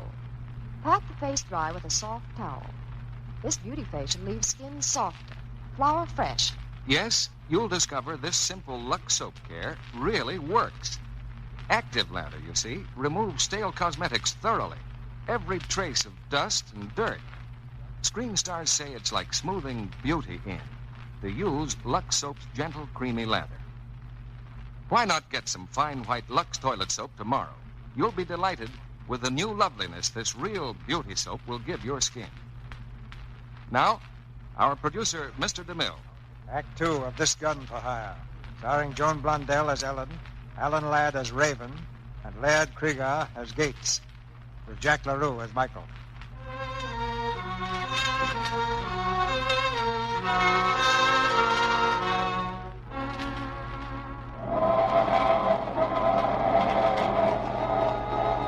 Southbound from San Francisco, the night train speeds toward Los Angeles. Helen Graham is on this train, and Willard Gates, and Raven. The girl has been asleep in the coach. When she wakes up, she reaches for her purse, glances through it quickly, and then stares at the man in the opposite seat.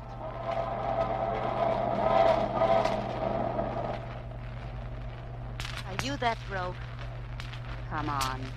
I know you're not asleep. Hand it over, mister. Hmm? What do you want? You know what I want. My $5.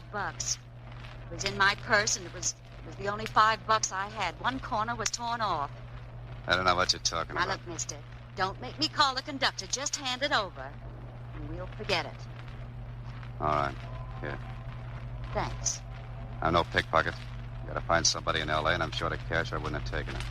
Oh. Well, that's too bad. I can break this. You want to borrow $1? I'll get along. Well, I hope your friend owes you something. No.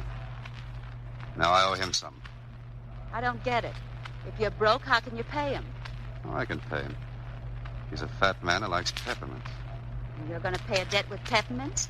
Yeah. First I find out who his boss is. Then I pay both of them, see? No, I don't see. Well, forget it. Yeah, I will. Night. Night.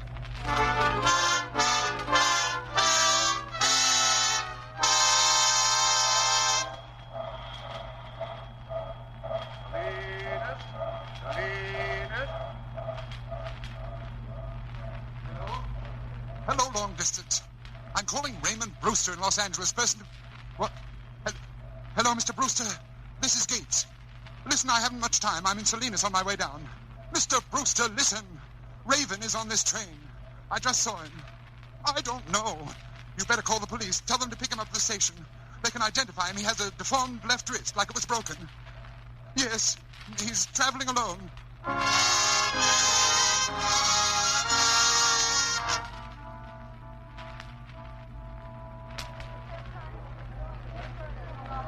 Train number 6 from San Francisco on time. Let me see your left wrist, please. Okay. Let me see your left wrist, please. All right, go ahead. Let me see your left wrist, please. Okay. Are you sure you don't want that dollar? I don't need it. That's right, I forgot. You're going to collect from the guy you owe the peppermints to. Yeah. Well, okay. So long. Wait a minute. What's the matter? See those men? The cops. They're looking for me for a job I didn't do, and they're not going to get me. You're going to help. Oh, no, I'm not. Take your coat and fold up in your arms. What for? I'm not... Do what I tell you.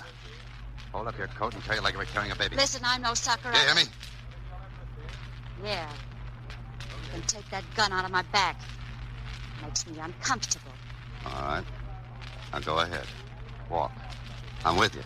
We're together, see? Okay. They won't stop a guy with his wife and kid unless you tip him. Don't. I won't. Don't worry. All right, just look straight ahead and keep going. Let me see your left wrist, please. Okay. Your left wrist, please. Okay. Let's see your left wrist, please. Okay.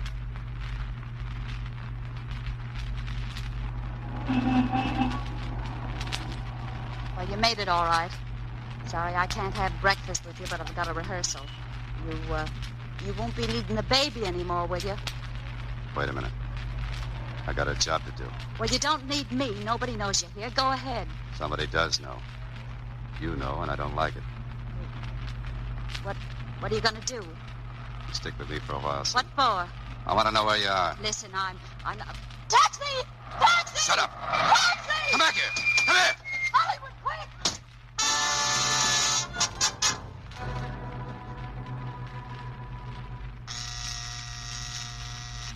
Nitrochemical Corporation, good morning. Mr. Brewster? I'm sorry, but you can't speak to Mr. Brewster just now. He's in conference. Nitrochemical Corporation, good morning. Just a moment. Bungling idiot, Gates. Mr. Brewster... I gave you a job to do, Gates. A job involving millions of dollars, and you botched it. I didn't botch it, sir. Here's Baker's letter and the formula. Raven got those, and then you let him slip through your fat fingers. Is that all? Oh, well, there's one thing. I don't know whether they're working together or not, but there was a girl on the train with Raven. You said he was alone. I didn't see her until this morning. You know anything about her? She's a performer I just hired for my nightclub. Apparently you want to commit suicide. I didn't know that when I hired her. And now I'm afraid to turn her over to the police. They wouldn't believe anything Raven said, but they might believe her. You're a fool. Get down to that club of yours and take her out somehow. Find out all about her and get out of here. Yes, sir.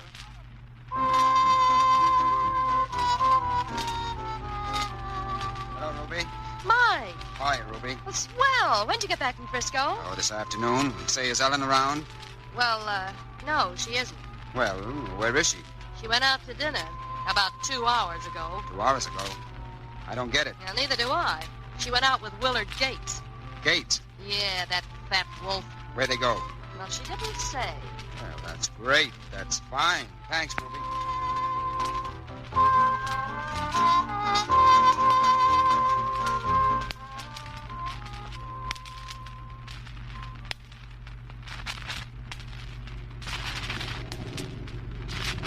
Mason, are the lights on yet? No, Mr. Gates. I just called the company. The lights are off all over Hollywood. Well, bring some candles, will you, Mason? Yes, Mr. Gates. Cocktail, Miss Graham? No, thank you. You know, Miss Graham, when I was a little boy and it thundered like that, my mother used to say, God is angry at someone. He couldn't be angry at you, could he? I don't remember breaking any commandments. No. You're a very intriguing girl. I want to know all about you. That's a big little word, all. Well, practically all. Have a peppermint. What? A peppermint. Good for the digestion. Try one. Yeah. Yeah, thanks, I will. You know, I looked for you on the train last night. Thought we might be in the same car. I tried the observation car, the diner, the post. I was in the chair car. Oh, really? Isn't that uncomfortable? Not for an old trooper. That is, of course, unless you're unlucky and your neighbor snores. Were you unlucky? Oh, no. I sat with a very charming old lady. She told me all about her farm in Iowa and how her grandmother came out in a covered wagon, and she said... What's the matter? So you do know him? What? You know him? What are you talking about? You were with Raven on that train. I saw you. What have you got to do with him? He's after me. And you're helping him. He'll use that gun, the gun he used on Baker. Why did you get mixed up in this? I hate violence. But don't think I won't protect myself.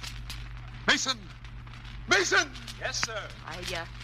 I'll have to leave now. Oh, no, not yet. I'm sorry, Did but you I... want something, sir? Yes, my coat and purse, please. I'm leaving. Is she leaving, Mr. Gates? No, I don't believe she is. Now, get away from me. Get away! Let me go!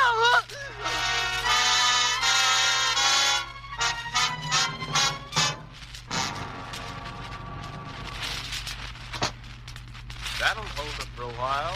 What did you do, Mason? I tied her up and put her on the couch. You didn't hurt her? No, never even scratched her. We're a cinch force. In a couple of hours, the bridge over the reservoir will be deserted.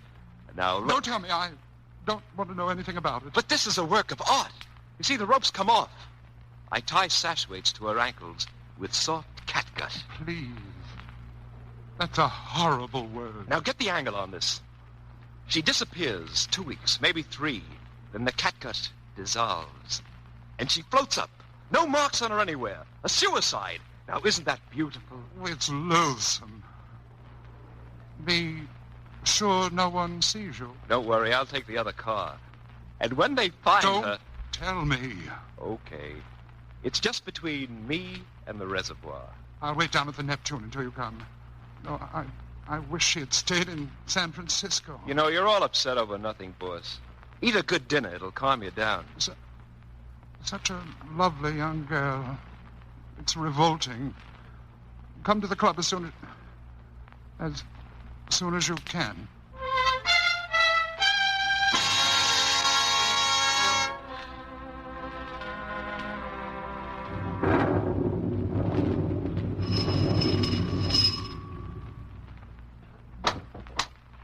Yes, sir. What is it?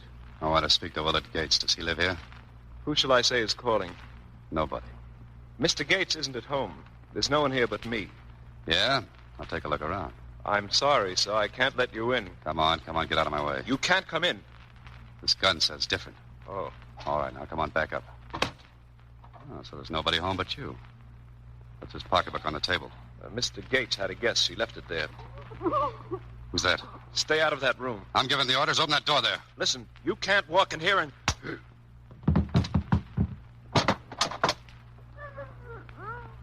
All right, sister. Just a minute. There.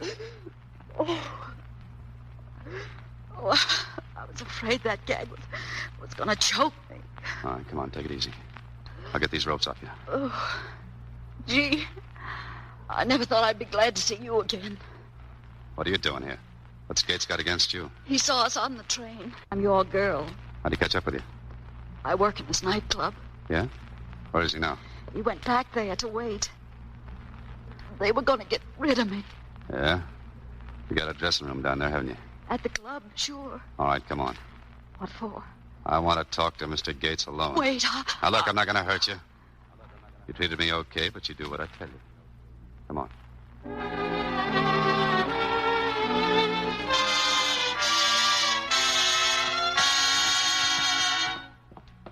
All right, just keep walking. Go right to your dressing room. Don't speak to anyone. What are you trying to do? I can't help you. Which one is it?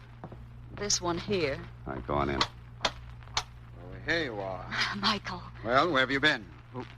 Who is this guy? Michael, don't. Don't hit him. Watch it, mister. I shoot awful straight. Michael. It's Raven. Do what he says. You stay where you are, mister. I'm leaving, and I'm taking her out of here. Raven, huh? Well, there's a dragnet out for you, Raven. It won't do any good to hurt her, so use your head. You better stay put. Don't move out of this room until we get clear. All right, sister, back up. Back up!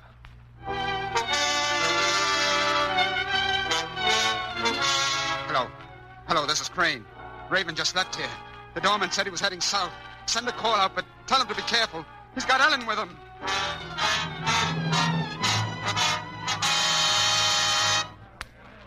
right here, Mike. Somebody reported a man and a woman headed toward the gasworks.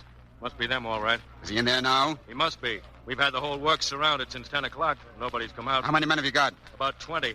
But there's a lot of buildings and things inside those works. We'd go in. Oh, no. Just watch the outside. We'll have to wait until it's light before we can do much. Well, that's what I figured. Meanwhile, send for a searchlight, just in case he makes a break. Oh, and get a sound truck so I can talk to him. Okay. Charlie, call headquarters and get a sound truck. Why don't you let me go? You're going to help me find Gates. If I yelled just once, they'd come in here and get you. Even in the dark. If you do yell, it'll be just once. Okay. Look, I've been thinking. We both took a beating from the same guy, didn't we? Yeah, Mr. Gates. I think I know where he'll be in the morning. Where? But you got to tell me something first. I want to know what you've got against him. I did a job for him. Paid me off in hot money so he could put me where I couldn't talk. What was the job? Well... It's your turn to talk now. But you haven't told me. Your turn now. Where is he?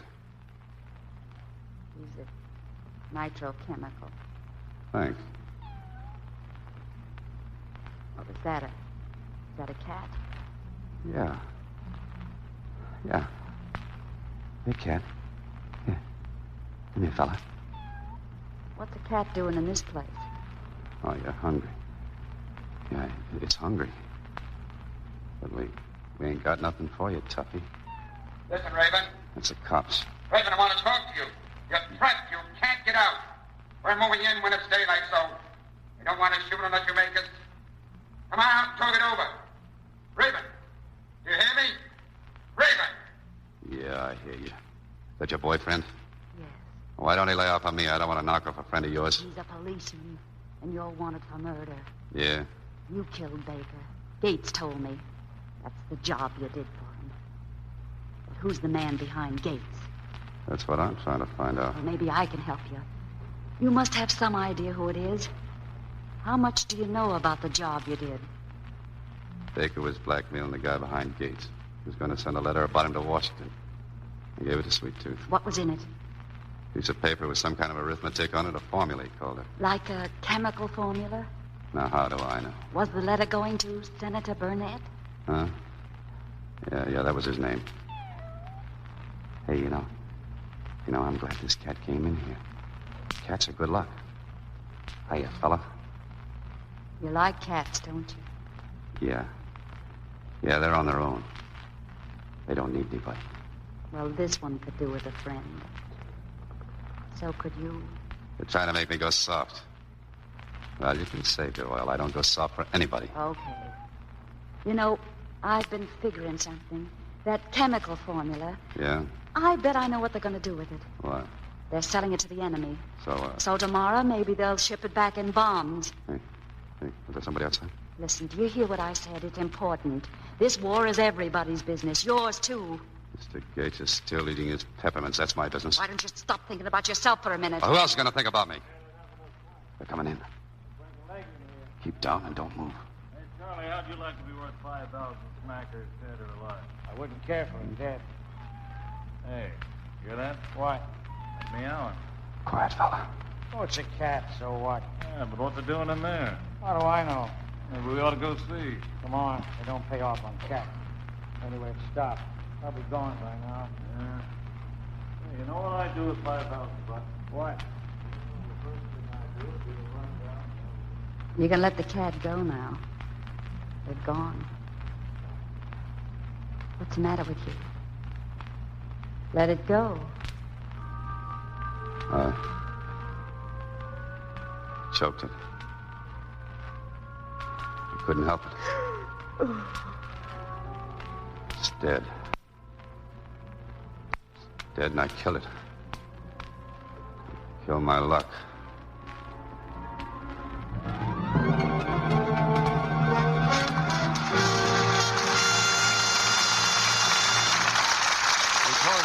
Station identification. This is the Columbia Broadcasting System.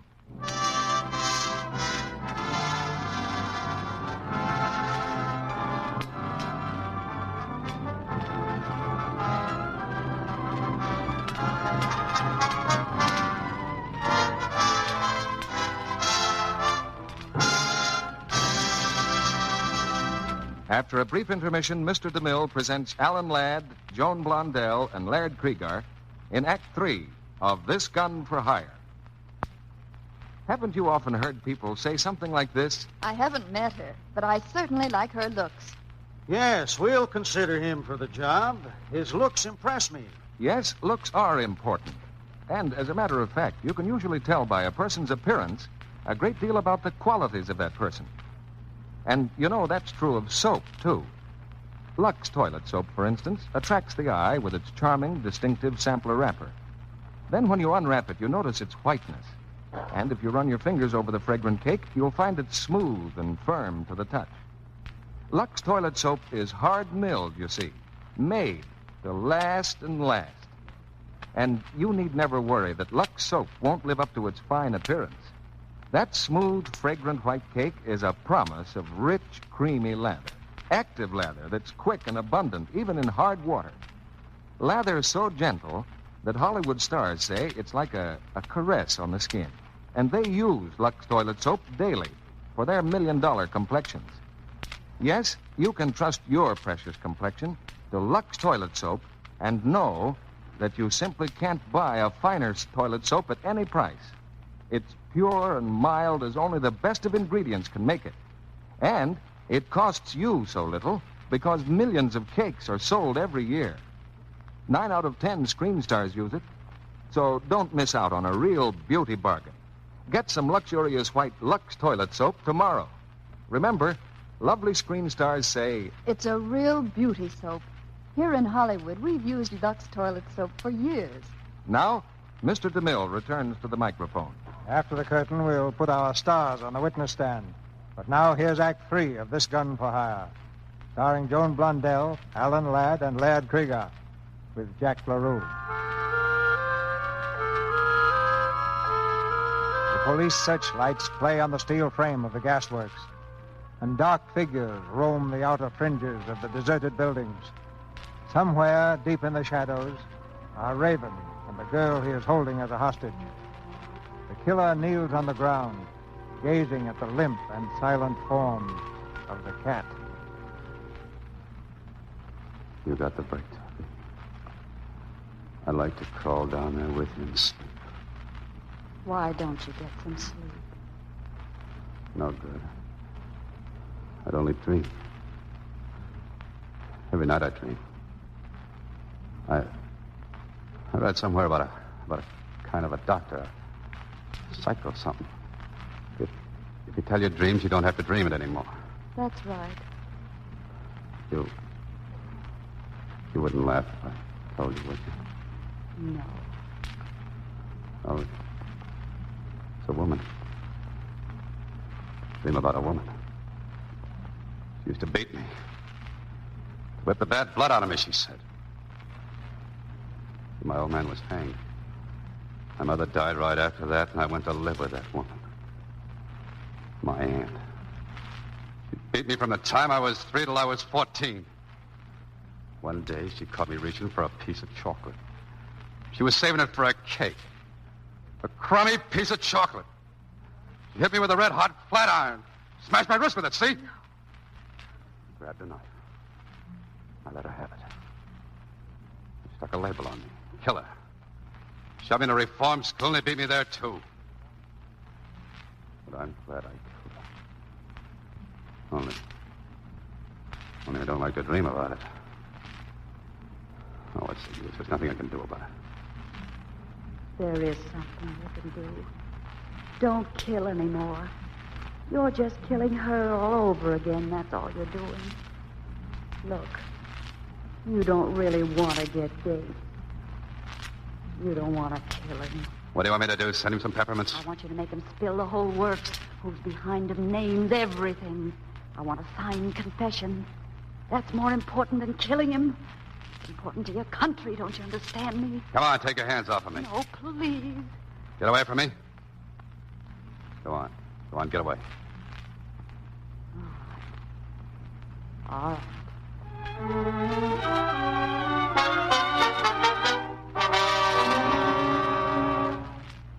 Raven. Raven, listen. Are you coming out? Raven, we can see now you haven't got a chance. Are you coming out? All right, then we'll come in and get you. Come ahead, copper. He's right. You haven't got a chance. There's too many of them. Listen, I got a proposition for you. You still want that stuff from Gates? Of course I do. All right, help me out of here and I'll get it for you. Help you? Oh, it was that hot air last night. That flag waving. All right, come on, make up your mind. Okay, I'll shoot it out with him, and I hope your copper gets the first slug. No, wait a minute. Promise me you won't use that gun anymore. Don't kill. If you promise that, I'll help. All right. It's a deal. What do I do? You go out first, across the yard. Don't run or they'll know it's a woman. Here, take my hat and coat. Wait till they spot you, then get under something, stall as long as you can, and come out with your hands up. You want me to go now? Yeah. Hey, wait a minute. You, gonna marry that copper? Yes. Is he the right guy for you? Yes. Okay. All right, go ahead now. Get over that way, Ed. Straight out, you man. Here we come, Raven. This is your last chance. Are you coming out? Right off, come out. He's coming out, Mike. Hold your fire. There he is. He's coming across the yard. Keep coming, Raven. Keep your hands up.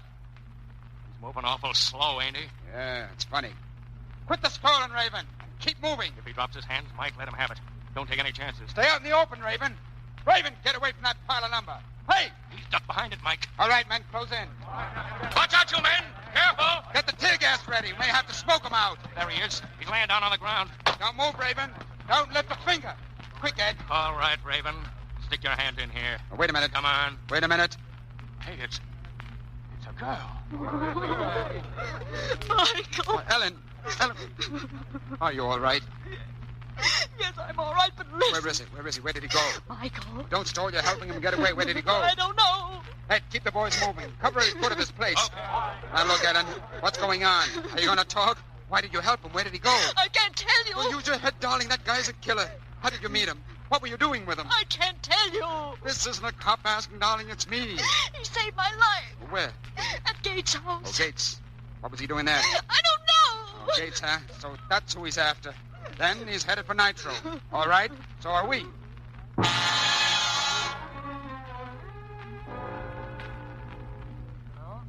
Hello, yes, this is Gates.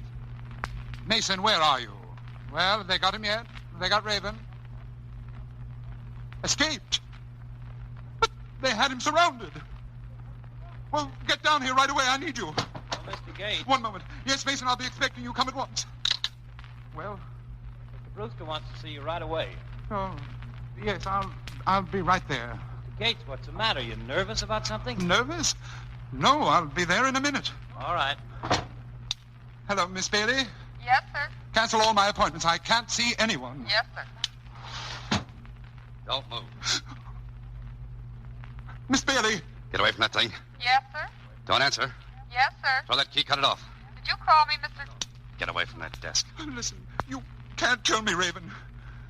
I'm not to blame. You wouldn't kill an innocent man, would you? It's all his fault. I was only acting as his agent. Oh. Mr. Brewster. He's the one. Is he the boss of this outfit? Yes. Where is he? In that office over there. All right, come on. I want to see him. It was his fault. He wanted it done, I swear. All right, shut up. Open that door. Yes. Well, come in, Gates. What delayed you? Is that him, Brewster? Yes. What is this, Gates? Who is this man? What do you want? My name's Raven. Raven. Mr. Brewster, the police are outside. Close that door. What? Close the door, I said. Now lock it. All right, Gates, you lock the other door. Yes. What were you saying about the police? They're outside. They want to see Mr. Brewster. They will, but not yet. We got business to do. Are you a secretary or something? Yes, I am. I'll sit down and write. Write what? What do you want him to write? The things you're going to tell me, Brewster, so you can sign it. Don't be a fool. Incidentally, you can put that gun down. There's no necessity for it. I'll hang on to the gun. What was in that letter I got from Baker? Letter? Come on, talk. You'll have to tell him, Mr. Brewster. He'll kill you. Shut up. Suppose you tell me, Gates. It was a formula. A secret formula. Baker knew we were making it. Be quiet. He was writing to someone in Washington to tell them. Write that down, you. Senator Burnett, huh? Yes. You fool. Were you selling that formula, too? Now, wait. You look like a young man who knows a good thing, Raven. Now, why don't you... Come on, talk. Answer him. Tell him. He'll kill you. Stop whining. I'll tell you. The new formula. Brewster sold it to the highest bidder.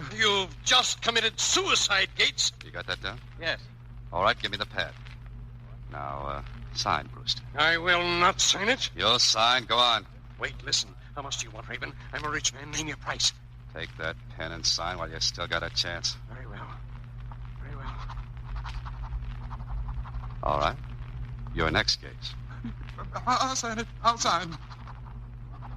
Mr. Brewster, put down that gun! Mr. Brewster!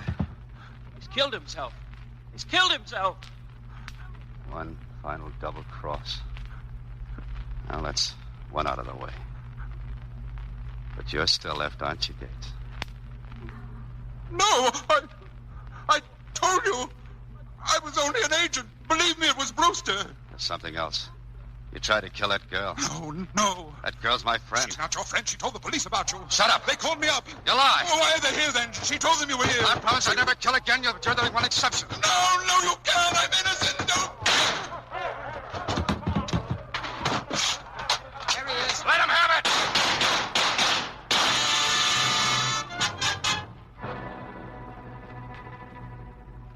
Well, here it is. A full confession signed by Brewster and Gates. So this was it. This is what you were trying to get, Ellen. Yes. Not much use moving this guy, Mike. He's through. Okay. Can I speak to him, Michael? Can I? Sure, go ahead.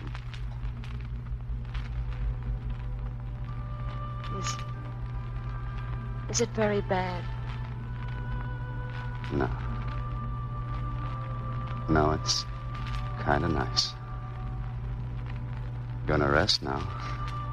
Yes. Yes. You didn't tell the cops I was here, did you? No. Okay. I didn't think so. You know, when they came through that door, the cops, I didn't shoot. I know. Did I? Did I do all right for you? Yes. You did fine. That's good. That's good, I'm glad.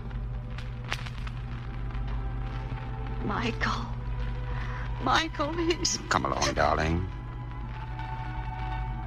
Michael.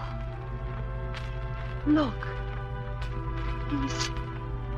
He's smiling.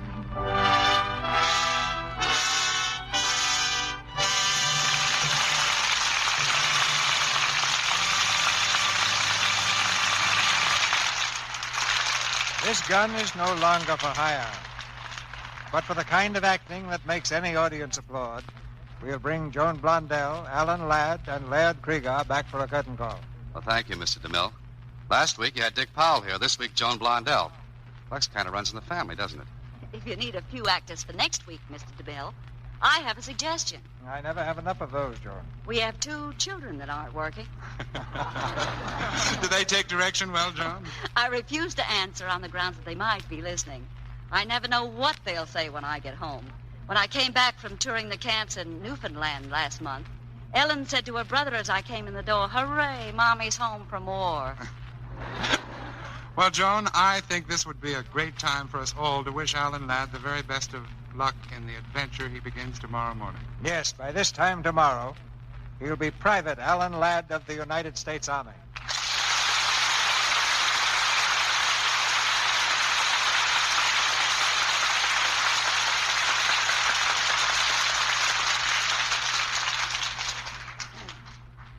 Well, thanks, everybody. Give us your address, Alan. We'll write you one of those new V-mail letters. Well, I'll have to wait till I get overseas, Joan. That V-mail is certainly a swell idea for speeding up the mail, Alan. Yeah, and all you need is a special kind of stationery, which you can get free at the post office or buy at any stationery store. Write your letter on this, and then the government photographs it along with a lot of others, and sends the film abroad. There it's blown up to readable size again. Well, the Army and Navy recommend it because it saves a fantastic amount of cargo space.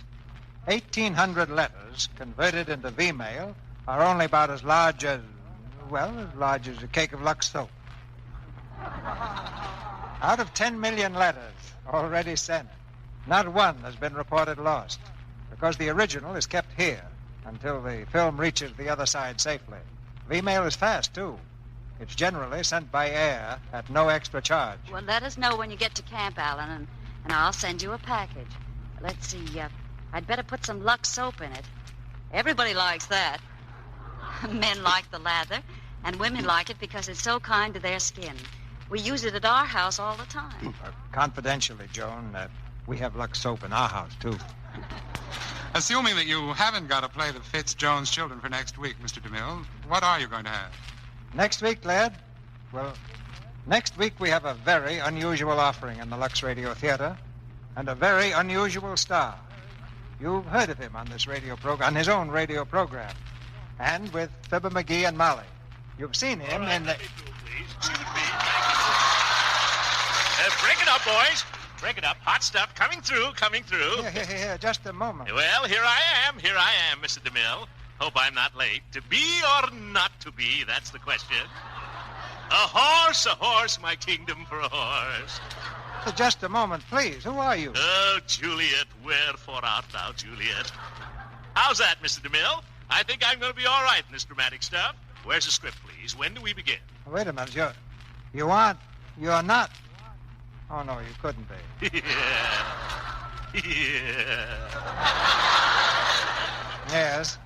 Yes, I'm afraid you are. Ladies and gentlemen, the great Gildersleeve.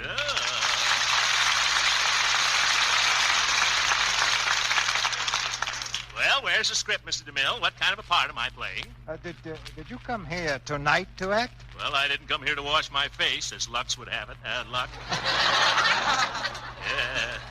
To be or not to be, a horse. My kingdom for a horse. Oh, wait a minute. I think I ought to let you in on something, Mr. Gildersleeve. Huh? You are on this program next week. Oh, little early, huh? Yes, but I've got a great part for you, Mr. Gildersleeve. Oh, something dramatic, huh? That's my strong point, CB. Heavy drama. The heavier, the better. I see myself as a lover. I hold the heroine in my arms. She looks at me. I look at her. I kiss her again, and I smother her face with kisses. You sure I'm a week early, CB? Well, don't worry. We'll give you plenty of rehearsal. Rehearsal? Oh, fine. Say, tell me, this part that I'm playing, what is it? Charles Boyer stuff or Gable stuff? Well, no, it's Gildersleeve stuff. We're going to give you a part that really fits your personality. Oh. Shy, retiring, unassuming, a shrinking violet. You're playing the title role in the show-off. Oh, this is going to be one of my bad days. Good night, CB. Good night, Mr. Gildersleeve. Good night. Now, Joan, where were we? You were going to tell us who the star is for next week. Well, something tells me that won't be necessary right now. Well, let me review the facts. Next week, our play is George Kelly's great comedy, The Show-Off. And our stars are the great Gildersleeve, alias Harold Perry, Una Merkel, and Beulah Bondi. Well, if I can find a radio wherever the Army puts me, Mr. DeMille, I'll be listening. Good night. Good night. Good night. Good night. And good luck to you, Alan. Ladies and gentlemen, this week brings the birthday of the President of the United States. As in recent years, there will be a public celebration of the day, with all proceeds being used in the fight against infantile paralysis. This epidemic disease is a greater enemy than ever in wartime. So won't you join the March of Dimes tonight? Give a dime or a dollar or as much as you can afford, and send it direct to the White House in Washington.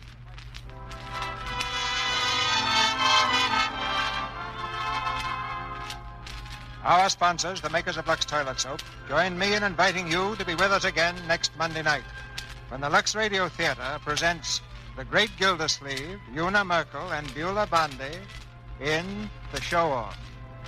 This is Cecil B. DeMille saying good night to you from Hollywood.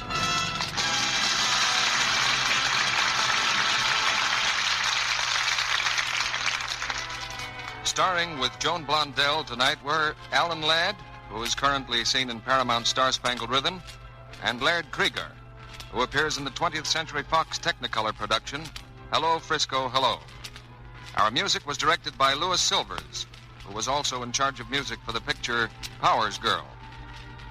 Heard in tonight's play were Charles Seal as Wilson, Gloria Blondell as Annie, Norman Field as Brewster, and Arthur Q. Bryan, Vicki Lang, Paula Winslow, Jane Bierce, Leo Cleary, Jeff Corey, Fred Mackay, Boyd Davis, and Earl Keane.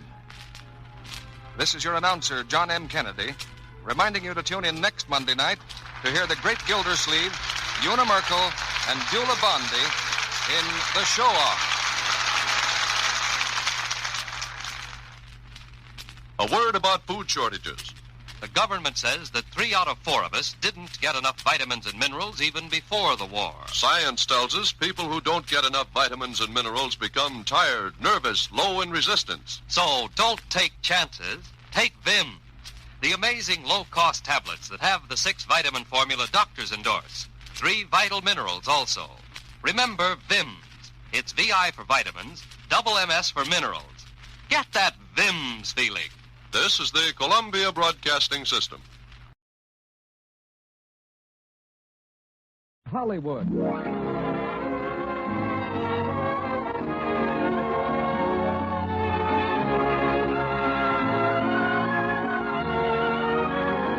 The Lux Radio Theater brings you Loretta Young, Alan Ladd, and William Bendix in China. Ladies and gentlemen, your producer, Mr. Cecil B. DeMille.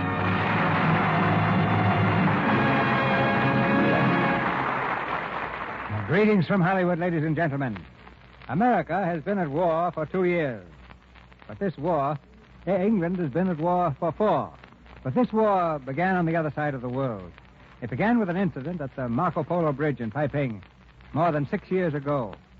At first, the Japanese octopus pushed its tentacles rapidly into China. Then the advance was slowed. Then it stopped. In these 6 years, the Chinese have fought with old guns, old airplanes, with knives, with clubs, and with their bare hands. But their day will come, and soon, and we will have the privilege of assisting their valor. The Chinese story is too broad, too big for any one drama. But tonight's play gives you part of it.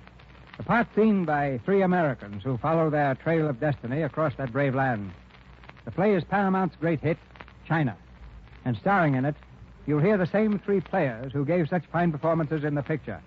Loretta Young, Alan Ladd, and William Bendix. Courage oftentimes inspires courage. And China is the drama of what one man was inspired to do by the things he saw in the great democracy of the East. When the picture was released, if you'd been reading a newspaper of the entertainment business, like Variety, you'd have seen headlines like China Top Shy or China Smash in Philly. Translated into English, they mean that the picture was a big success in Chicago and Philadelphia. Of course, it was everywhere else, too. That's the kind of drama that the makers of Lux Toilet Soaps want to give you in this theater every week. Hit plays. And that's only proper in the case of a product which might itself rate headlines like Lux Wows L.A. or Soap Stocko in Cincy, provided anybody covered complexion news the way Variety covers the show world. In any event, you say the same thing every time you buy Lux Toilet Soap. And here's the curtain for Act 1 of China, starring Alan Ladd as Mr. Jones, Loretta Young as Carolyn, and William Bendix as Johnny, with Philip Ahn as Lin Cho.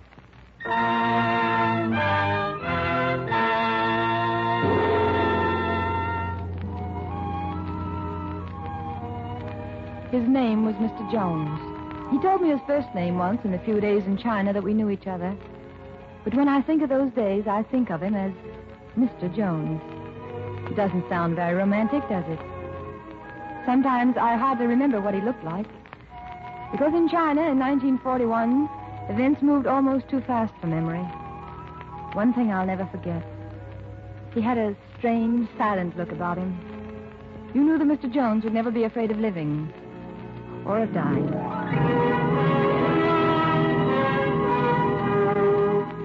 Mr. Jones was in the Chinese town of Mei-Ki when the Japanese bombers roared over and made a shambles of the small houses and narrow streets.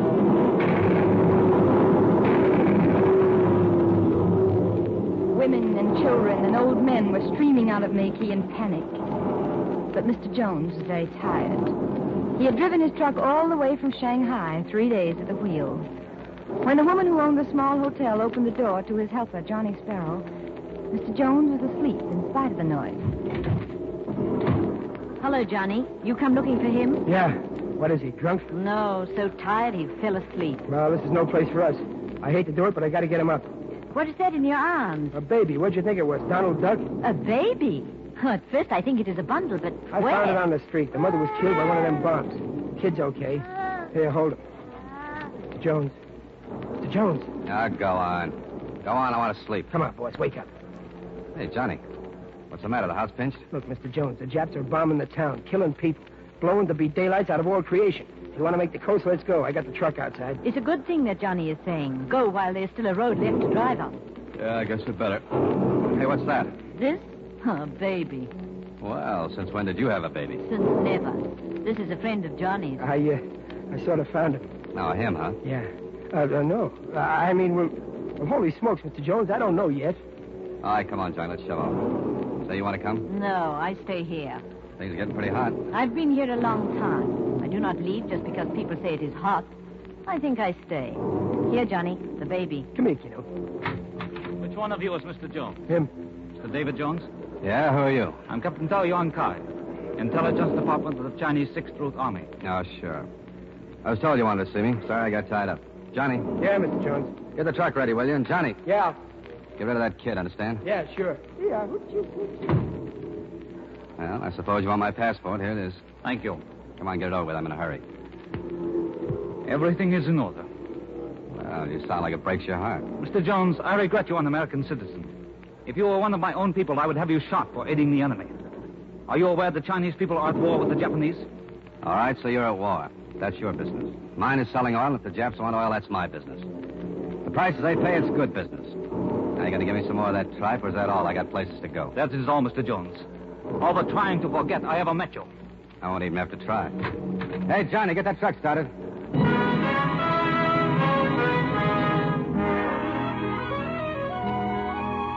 That was how Mr. Jones left Makey in a 2-ton truck. The rest of us weren't so lucky. We had left on foot when the Japanese bombers first came. The Chinese students and I struggled along with the rest of the poor refugees in the mud and the rain. By 10 o'clock that night, when the truck caught up with us, we'd only gone a few miles. Miss Grant, there's a car approaching. Well, whoever he is, he's a fool driving with lights. If we could only get a ride. Why did he not slow up? Slow so now? Does he want to run everyone down? Get off the road! Everybody, get off the road! Stop! Serve him right if those refugees took the truck away from him. Miss Grant, why can't we ride in that truck? Kenyon, that's a very good idea. Lin Wei, bring the girls along.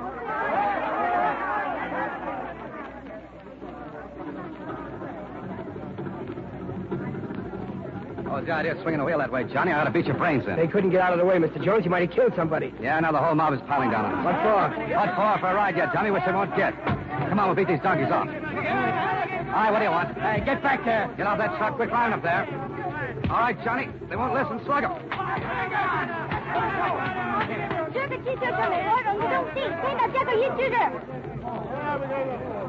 Hey, they quit. Sure, with your speed and my weight, they'd have a chance.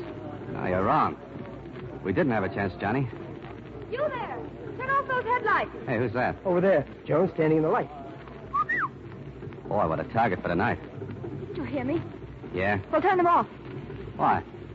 Because lights can be seen. And with Japanese planes around, to be seen might prove very dangerous. All right, Johnny, turn them off. Better. Not so much. I can't see you so well. You couldn't see very well before. If you hadn't stopped your truck, would have killed some of those people. Well, I should have gotten off the road. I see. Lin Wei, Yes, Miss Grant? Now what? you stay here and wait till I get back. You wait too, Lin Wei. Hey, who's the boss lady? She is a very nice lady. Yeah? I got an idea we're going to wait. Yeah, sure we are. Come on, get back in the truck. Might as well stay out of the wet. No sense wasting gas. Hey, what's that? The baby, Mr. Jones. I had it right on the seat. It must have waked up. Come on, fella. Attaboy. I thought I told you to get rid of that. Have you ever tried to get rid of a baby? Especially a Chinese baby. I tried to, but, well, everybody seems to have plenty of them. You hungry, fella? Here you are. Hey, what are you feeding it? Sugar. I had some in my pocket. Won't hurt him now, will it? If you don't give him too much. Now, what are you asking me for? Tough guy. All right, we can go now. Linway. Yes? Linway, you ride the front bumper. If you see any bomb craters or any other trouble, signal me with your flashlight. Yes, miss. Now, wait a minute. I'm not driving this road in the dark. Now, nobody asked you to. You know, the Chinese have an old proverb. Rather than curse the darkness, use your eyes. All right, Linway? All right. Move over, please. I'll drive. Okay. I'll take a chance. You're not taking any chance. I know this road like the back of my hand. I was born in that town back there. Well, baby. Say hello to the lady, Donald. Is that his name? Yeah, that's what I call him, Donald Duck. Oh. Well, hold on, Donald. We're going for a ride.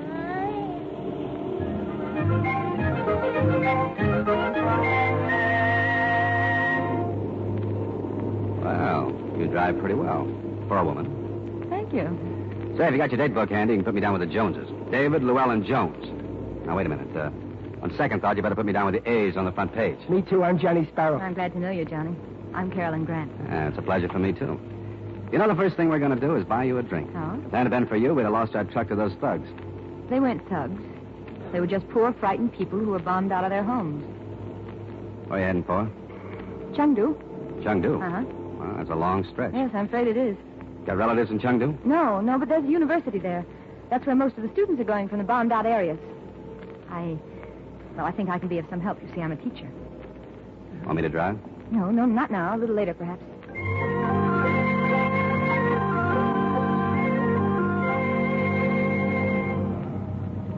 They sure make a pretty picture, don't they? Who? Them two asleep, Miss Grant, Donald Duck. Yeah. Want me to drive? No, I'm okay. The way that truck is dragging, you think we had a load. Well, we had. They jammed in there like it was a hayride. Jammed in where? In back. The gang that got on back there, we skidded off the road. What? Jones. Stay there. I'll take care of him. Okay. Come on. Pile out of there. Wait a minute. Why did we stop? Sorry I woke you up. Go on back in front. Why? Because I'm going to throw out some passengers and things might get rough. You mean you intend putting them out here? At night? Night or day, right now. There are mountains between here and Shanghai, and I've got just enough gas. With a load like this, I'll never make it. You can't be serious. Now, look, will you take my advice and get back in with that baby? I'll take care of my business. It's my business, too, Mr. Jones. Now, what are you talking about? This riffraff? They're not riffraff. They're fine people. I told you I was born in that town back there, and these are all my friends. Now, look, lady, all I got is a 2-ton truck, and you can't run that on the milk of human kindness. If I'm going to get to Shanghai, they got to get off. Now, you go on. Get back in the truck. I'm sorry, Mr. Jones, but if you put them off here, I'm staying with them. Well, that's the way you want it. Okay. They still go. All right, come on. Come on, get out of there. All right, don't move. I'll drag you out one by one. Oh. Girls, I didn't know. Kenyon. Here, let me help you. Are you all right? Yes. You know her? She's one of my students. The rest of them in there? Yes, they're all my students. Who put them in there? I did. Hey, what's going on back here? Take a look. There's a dozen more in the truck. Well, not bad. You know, I don't know how you do it, boss. Miss Grant, why didn't you tell me this before? Because I was pretty sure you wouldn't let them ride. Oh, tagged me for a heel right away, didn't you? Well, I wouldn't put it quite as strongly as that. You know, I'd forgotten about how much trouble an American woman can be. Mr. Jones, sir. Now, what do you want? We must proceed with our journey. Please get back in the truck. Now, look here, short If you please, at once. Oh, can you imagine that? Him so young and carrying a gun. Thank you, Linway. Shall we drive on, Mr. Jones?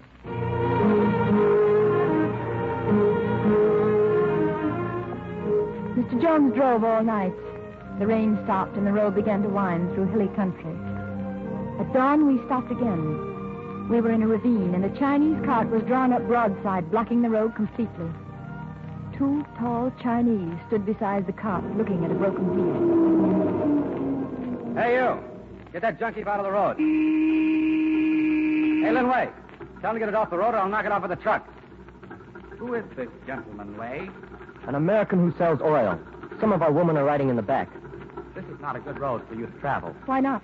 10 miles up the road, Japanese troops are advancing from Shanghai. Yeah, how do you know? It is my business to know. There are also enemy patrols behind you. So what? The Japs haven't got anything on me. I'm an American citizen, and I got a pass. Come on, you get that bunch of junk off the road, and I'll go through. What about these girls? Will they get through on your pass, too? That's my headache. I'll think of something. Too bad for our women that you are not at Nanking to think of something. Wait a minute. If the Japanese are so close, what do you think we better do? 200 feet back, at the entrance of the ravine, there's another road. Yeah, what about it? It goes to the top of the hill. Drive up there and wait. Wait for what? That is our signal. The enemy has just been sighted. I suggest you hurry up. We have a little business with the enemy. We saw it all happen a few minutes later from the hills. A Japanese truck loaded with soldiers came up the road and stopped before the cart just as we had done. Quite calmly, one of the Chinese leaned back, put his hand in the cart. Then he swung his arm forward and something flashed through the air and landed in among the Japanese soldiers.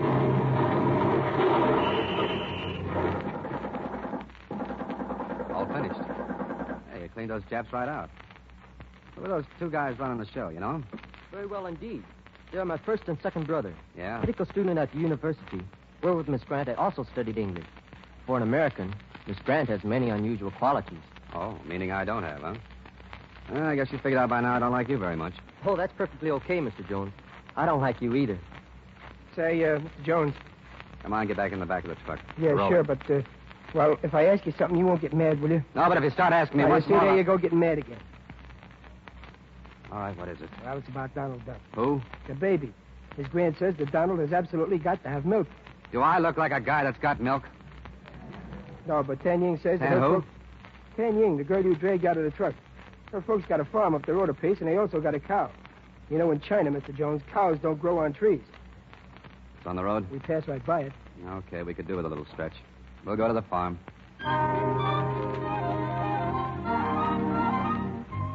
It was pleasant on the farm, so peaceful.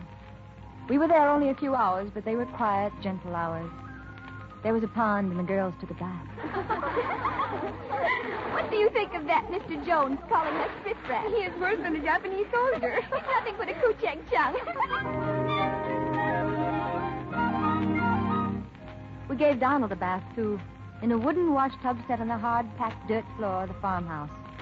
Tanya, her mother, and I. Such a pretty child. Now, Donald, you mustn't put the soap in your mouth. You need something that will make him smile. Oh, a baby duckling.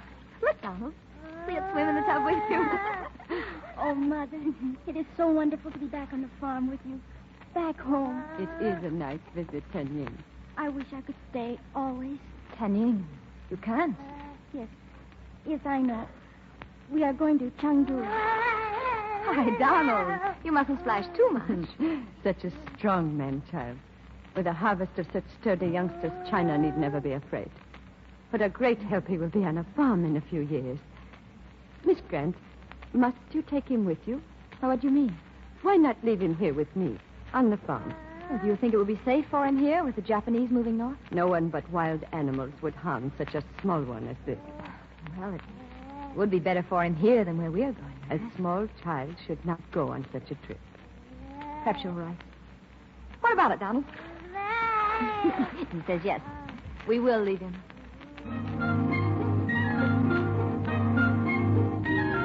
And later, out in the small thatched barn, Johnny Sparrow was milking the cow. You do it so easily. Isn't milking difficult? Ah, it's all in a touch. Some folks got it, some folks ain't. Me, I guess I got it. Oh. Cows I've milked that stretch from here to Klamath Falls, Oregon. That's where I live. Ain't never had a complaint yet. I bet they miss you. I don't know about them. Right now, I'm so darn homesick I could bust out crying. Well, Johnny. It's just being on this farm, I guess. Got me all of a sudden. What's it like? Your farm, I mean. Well, take this old cow here. Smell of grass early in the morning, fresh cut hay. Pine needles on a hot day. A cool breeze coming up off the lake. Mix them all up with the smell of hot cornbread and bacon frying and coffee. Well, that's my home. Oh, it sounds wonderful. You bet it is. Well, Bossy, I guess we got enough milk for Donald for now. Johnny, will you do something for me? Sure. I want you to help me persuade Mr. Jones to take us to Chengdu. Well, that's kind of a large order, Miss Grant. Is it? Yeah, besides, I was kind of counting on getting to Shanghai myself. I want to catch a boat home for Christmas. Oh. I even wrote my mom. Oh, well, never mind. Well, Miss Grant, just a second. Yes, Johnny? About my going home, you don't need to let that bother you. The thing is, Mr. Jones. You don't think you could be talked into it, eh? When that guy makes up his mind, nothing short of beating his brains out will change it. Right now, he's set on Shanghai, and, well, nobody ever beat his brains out yet. There's always the first time, though, Johnny.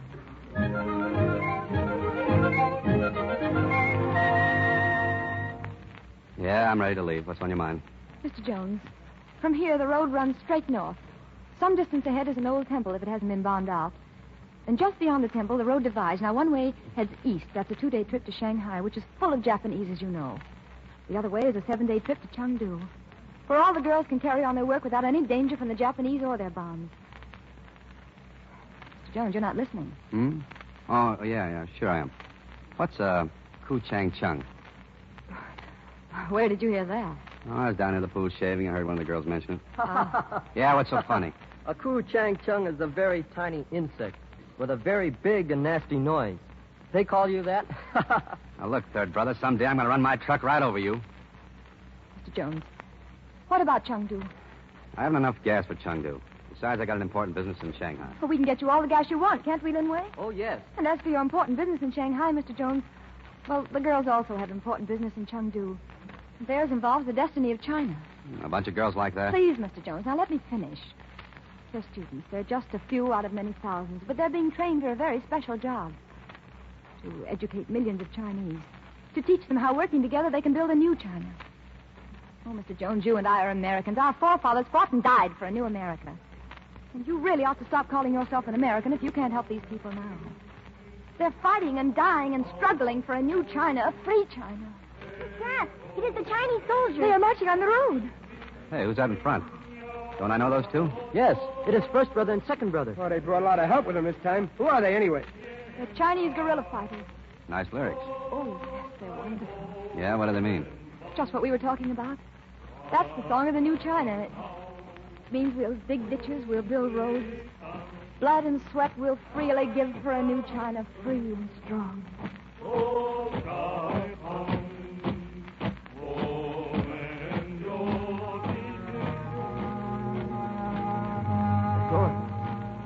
Yeah, time for us to get going, too. Which way, Mr. Jones? Shanghai or Chengdu? I'll take you as far as the temple, but I'm going to Shanghai.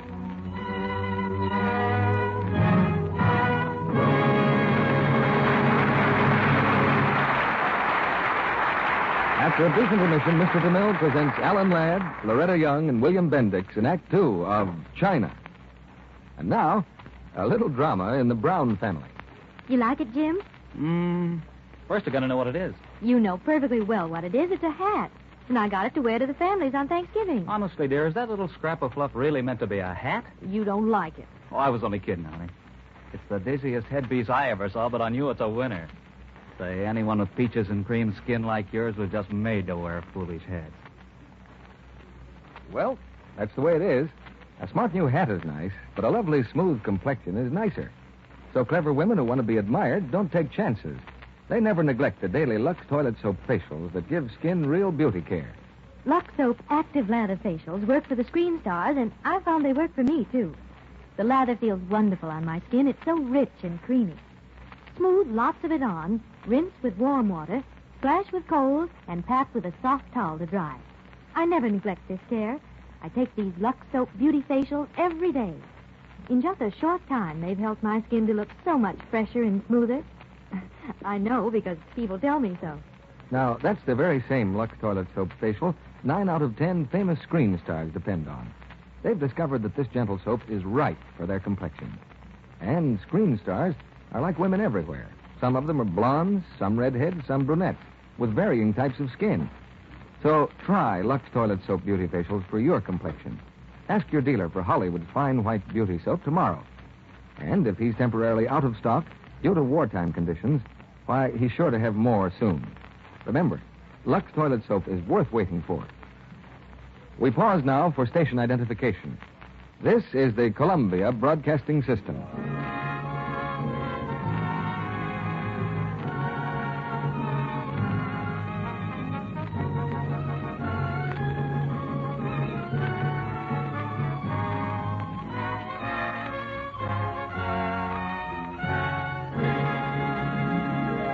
Act 2 of China, starring Loretta Young as Carolyn, Alan Ladd as Mr. Jones, and William Bendix as Johnny.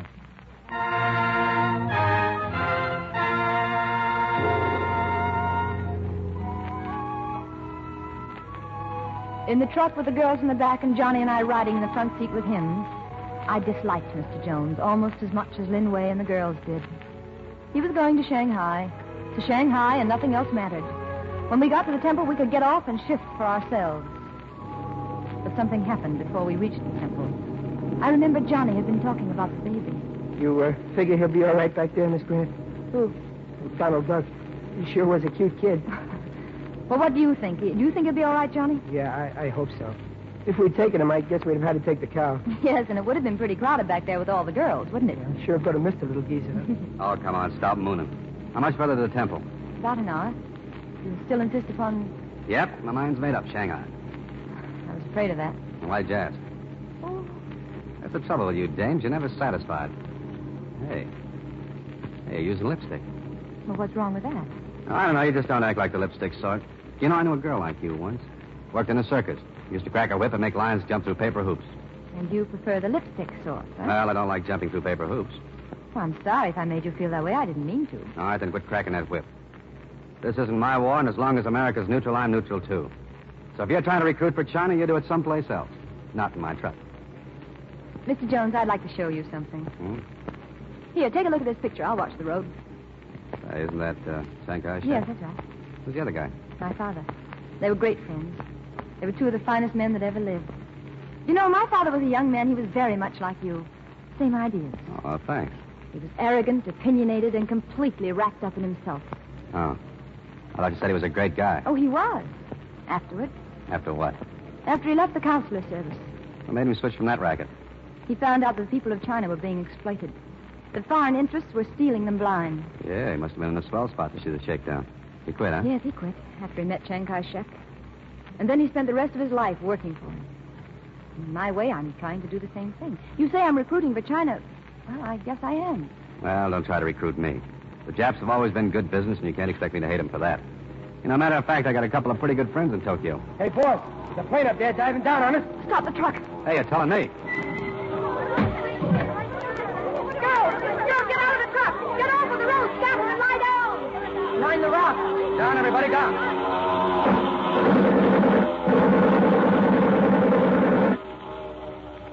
Probably one of your little friends from Tokyo. He missed the truck, but he'll be back. Come on, stay down, will you? He's circling, starting back this way. Hey, those aren't his machine guns. He's hit. They hit the plane.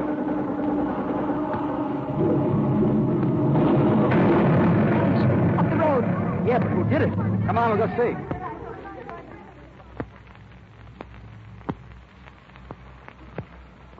Yes, that is correct. We shot it down. Well, you guys really got here in a hurry. You did all right, too. That is most usual. First brother Lin Cho and second brother Lin Yun have twice before done the same thing. Hey, where's the rest of your mob? You only got about 20 here. Guerrilla fighting is in small bands. We split up. Some go other way. We came this way. Sure lucky for us.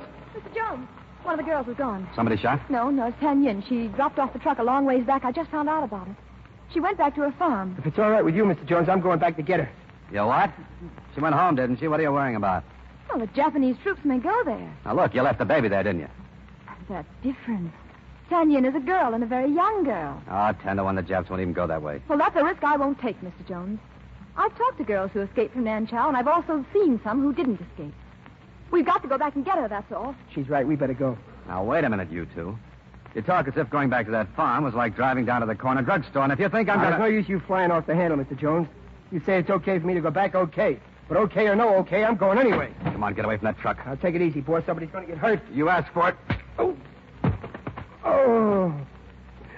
I told you somebody was going to get hurt. It had to be me. Come on, get up. That clip on the chin was just for opening your big mouth. I was going anyway. Me and Miss Grant.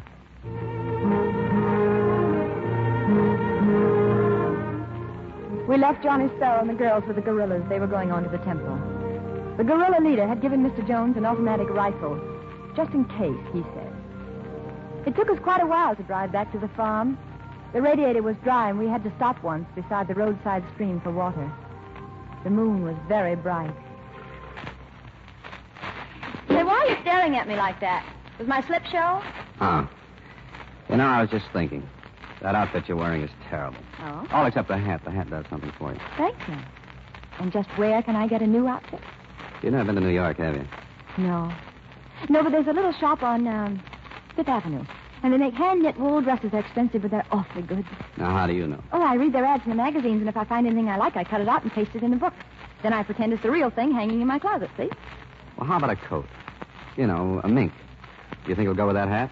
A mink clear down to your knees? No, not mink. There's something newer. It's called a lynx. A lynx jacket right down to here with great big broad shoulders and beautiful full sleeves. Oh, you'd be crazy about it. Yeah, would it go with that hat? We'll get a new hat. Just like that one? All right, just like this one. Hey, wait a minute. I forgot something. 2 tickets for a football game, Army and Navy. Oh, yes, and a pint of whiskey for you. Right. Hey, what's the matter? Oh, nothing. For a minute, it all sounded so real, it made me feel kind of funny. Come on, let's go.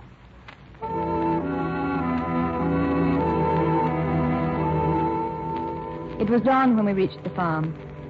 Mr. Jones turned off the motor and we coasted from the road into the farmyard. It was quiet, too quiet. Because on a farm by dawn, everyone should have been up and busy.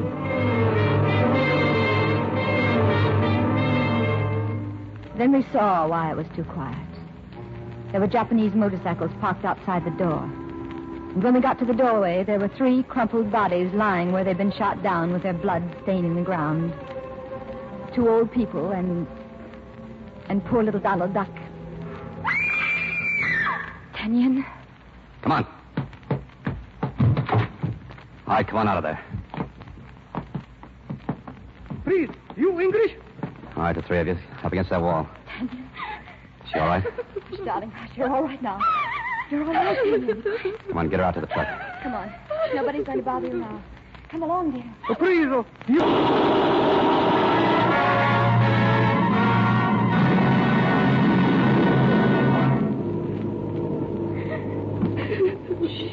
Don't cry, Kenyon. We're coming to the temple now. All right, hold on, we're turning. I'm glad you were with me, Mr. Jones. I'm glad you saw what happened. Because somehow just hearing about those things doesn't mean much, does it? Yeah, it's different seeing it. And I wish everyone in America could have seen it. Everyone like you. So wrapped up in themselves, so smug and secure and self-satisfied. They think this isn't their war. Well, anytime these things happen, it's everybody's war. And what's happening here can happen in America, too. Why can't they wake up and see that? I don't know. Here we are, Tanya. Mr. Jones, help me to carry her into the temple. How is she, Miss Grant? I don't know. I don't think she wants to live. Miss Grant? Miss Grant? Yes, dear, it's all right. What is that sound? Like little silver bells. It's the wind glass. See it? The evening breeze sets the glass strips tapping against each other. See it? Yes. Mm. Will you read to me, Miss Grant? Yes, Tanya. The Lord is my shepherd, I shall not want. He maketh me to lie down in green pastures. He leadeth me beside the still waters. He restoreth my soul. He leadeth me in the path of righteousness for his name's sake. Yea, though I walk through the valley of the shadow of death, I will fear no evil, for thou art with me. Thy rod and thy staff, they comfort me. Miss Grant? Yes. In that book you're reading, it says if we die, there is another life for us. Is that true? Oh, yes. Yes, that's what our Savior meant when he said if we believe in him, we shall never see death. Oh, you can believe that with all of your heart, Tanya. Finish it, please. All right. Surely goodness and mercy shall follow me all the days of my life, and I will dwell in the house of the Lord forever. Tanya. Tanya.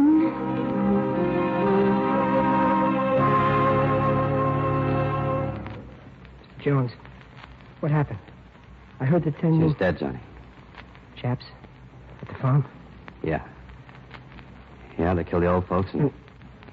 And Donald Duck, they. Yeah, Johnny. Yeah, him too. You know what I was going to do with Donald Duck? I was going to take him back to America with me. I was going to adopt him. He was such a little guy, wasn't he? Yeah. Johnny, I shot 3 Japs who did it. Bloomed to bits against the wall, and I got no more feeling about it than if they were flies.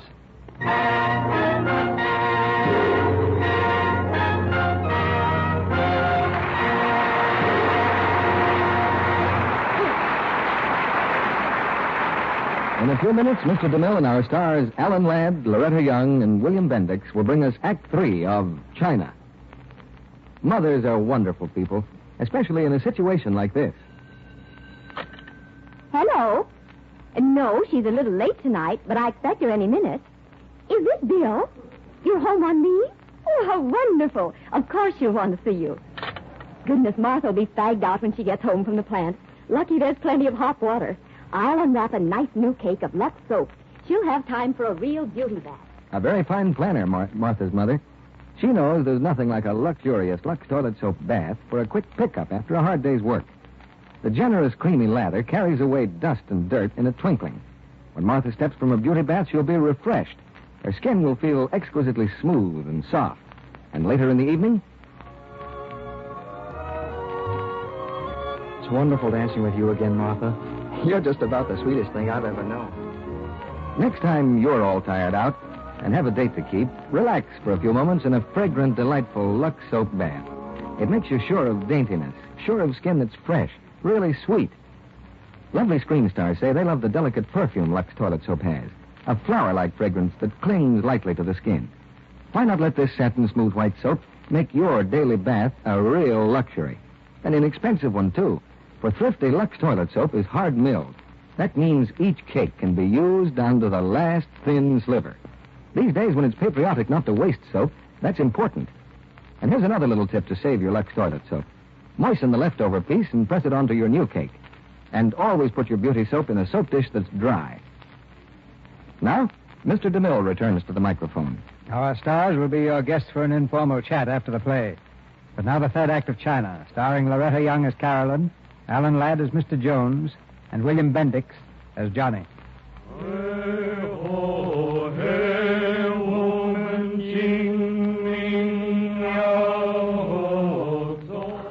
We buried Tanya near the temple, with the voices of the Chinese guerrillas covering the sound of the earth as it fell on the crude wooden coffin that we'd made for her.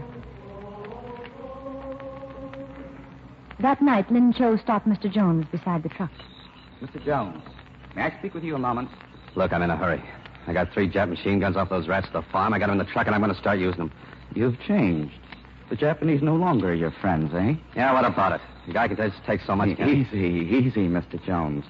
In fighting the Japanese, most of all, I have learned patience. Maybe you have, but I haven't. If you want to fight, listen. I have learned there's a full Japanese division advancing along this road. I have orders that they must be stopped. Yeah, who's going to stop them? We must. Oh, that's fine. 30 against a full Jap division. Well, that ought to be a cinch. They will pass along a deep, narrow ravine. If they get through that ravine, they will be able to attack the flank of the 5th Chinese Route Army. Hey, a ravine, huh? Well, can't you block the road, maybe, with dynamite? Yes, but we have no dynamite. Oh. But there is a repair party of 50 Japanese working at a bridge not far from here. They have plenty of dynamite. $50, 30, huh? Well, come on. What are we waiting for? Let's go take it away from them.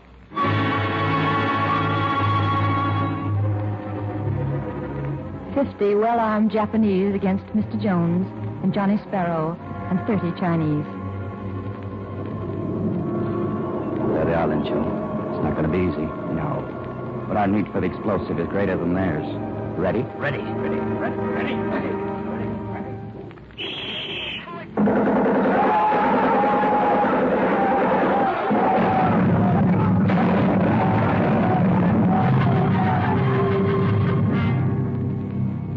They came back with the dynamite, but out of the 30 which had gone out, only 5 returned. Mr. Jones, where are all the others? They're gone. Dead. Oh. Let me carry him, Johnny. Your hand's hurt. No. Please, do not move me. It is no use. Linway. Oh, Linway, you're wounded. Mr. Jones. Yeah, I'm right here, Linway. I want to thank you for bringing me back here. This is a better place to die. He covered the dynamite with his body. The Jap machine guns didn't do him any good. We saved the dynamite. Yes? You saved it. Mr. Jones, I am sorry I did not like you before. I like you now very much. Goodbye, fourth brother. Goodbye, third brother.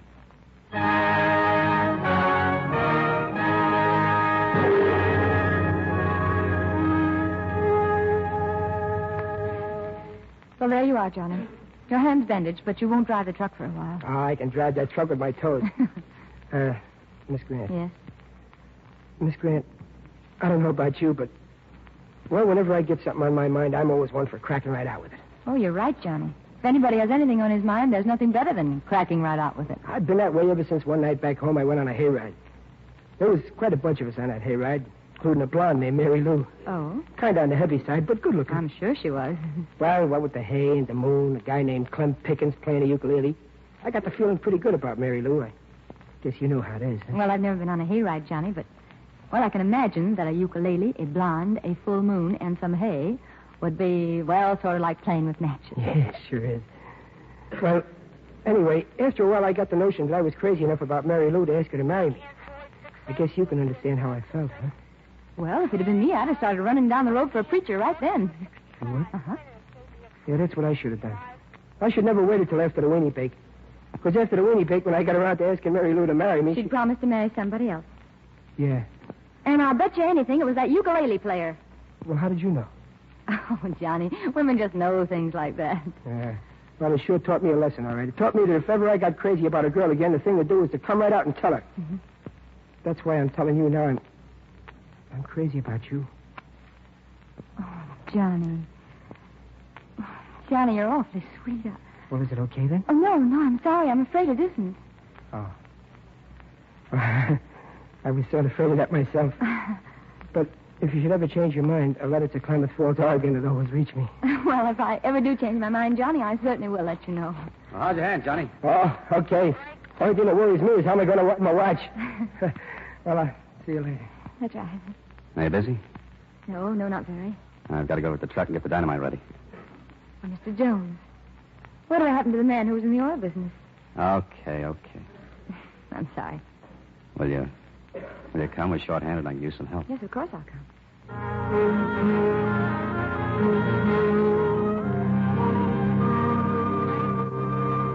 Oh, I see. You tie several sticks of the dynamite in a bundle, and then you attach a fuse, huh? Yeah, give me 4 more of those sticks. There you are. See, it's like this. Oh? Then we dig holes in the side of the ravine and put these in them. Uh-huh. Then we hook them up on a wire to this box with a plunge on it. And when you press the plunger? Yes, sir, that does it. I see. That kicks it off, and more dirt rolls down on Hirohito's men than they can dig out of in a week. A regular avalanche. Hey, you know, I ought to wrap these things up as Christmas gifts. Christmas isn't very far off, is it? Less than 3 weeks. Who's going to set off the dynamite? Well, there's only 5 of us, and Johnny Sparrow's a bad hand. Guess we'll all have to go. You'll need me. Now, look, you stay here with the girl. But you'll need me. Johnny can't drive the truck with his wounded hand, and the Chinese can't drive it. You're the only one, and if you're busy with... We'll talk about it later. When do we leave? Just before sunup. We haven't got much time, have we? No. When's our time, Mr. Jones? Our whole lives could be lived as beautifully in 5 minutes as though it had lasted 100 years. And sometimes a whole lifetime goes by without a single moment of happiness. Yeah. I never thought of it that way.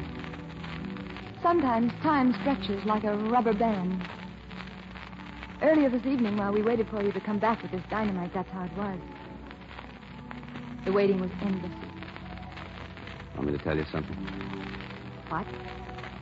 Down there tonight, all I could think of was you. When things got hot, I made sort of a vow.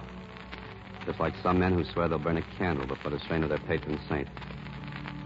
You, want to know what that vow was?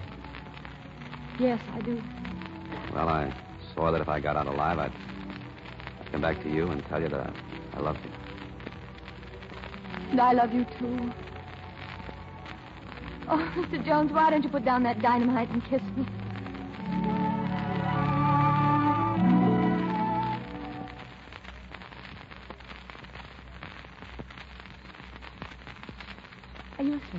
Uh-huh.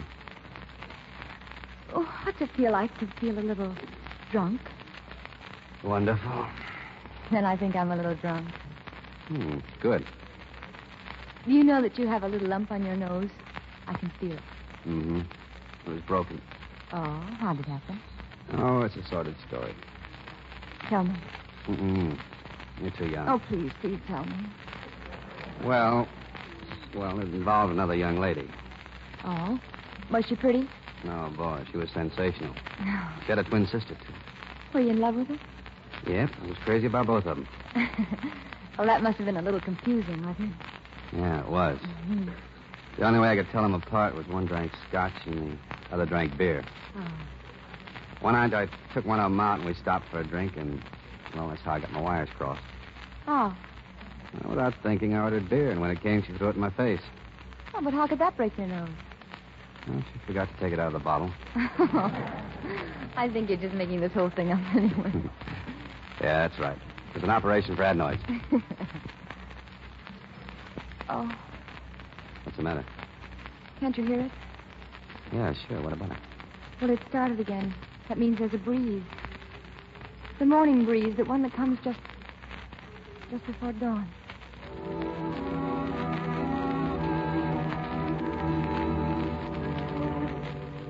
In a few minutes later, we started out. The girls stayed in the temple. There, of course, was an argument about my going, but Lin Cho agreed that I could be of some help driving the truck. It was sunrise by the time we reached our destination, a high, rocky plateau overlooking the main road on which the Japanese would soon be coming. As we walked along the edge, carrying the dynamite and the crowbar to use to plant it on the rock, I could look down on the road below us. The ravine was 1,000 feet deep, as if it had been slashed by a titanic knife. Sheer stone walls standing on end, enough to bury an enemy. We stop here. This spot is good. Yeah, this is okay. We need to look out to watch for the enemy. I guess that's me. Can't do much digging with this hand, huh? Here's a pair of binoculars. One's the property of a Japanese officer. Well, I don't know why I need those. With Japs, you can smell them coming. I'll swing out. All right, let's get busy. We can plant the first bundle of dynamite right here.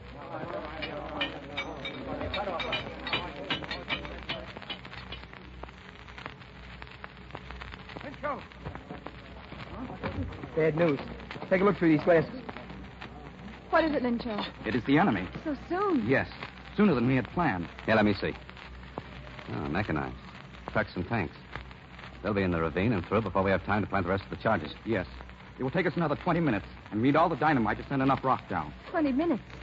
How long before the They'll Japanese... be here in 10 minutes, perhaps 15. Let's get down to that road in 5. What do you mean? Who's got a watch? I have. Good, so have I. I'm going down and install those Japs. Jones, are you crazy? Oh, you can't do Oh, that. stop it, will you? Somebody's got to try. They won't stop for a Chinese. Maybe they will for me. But there's one thing, Lin Cho.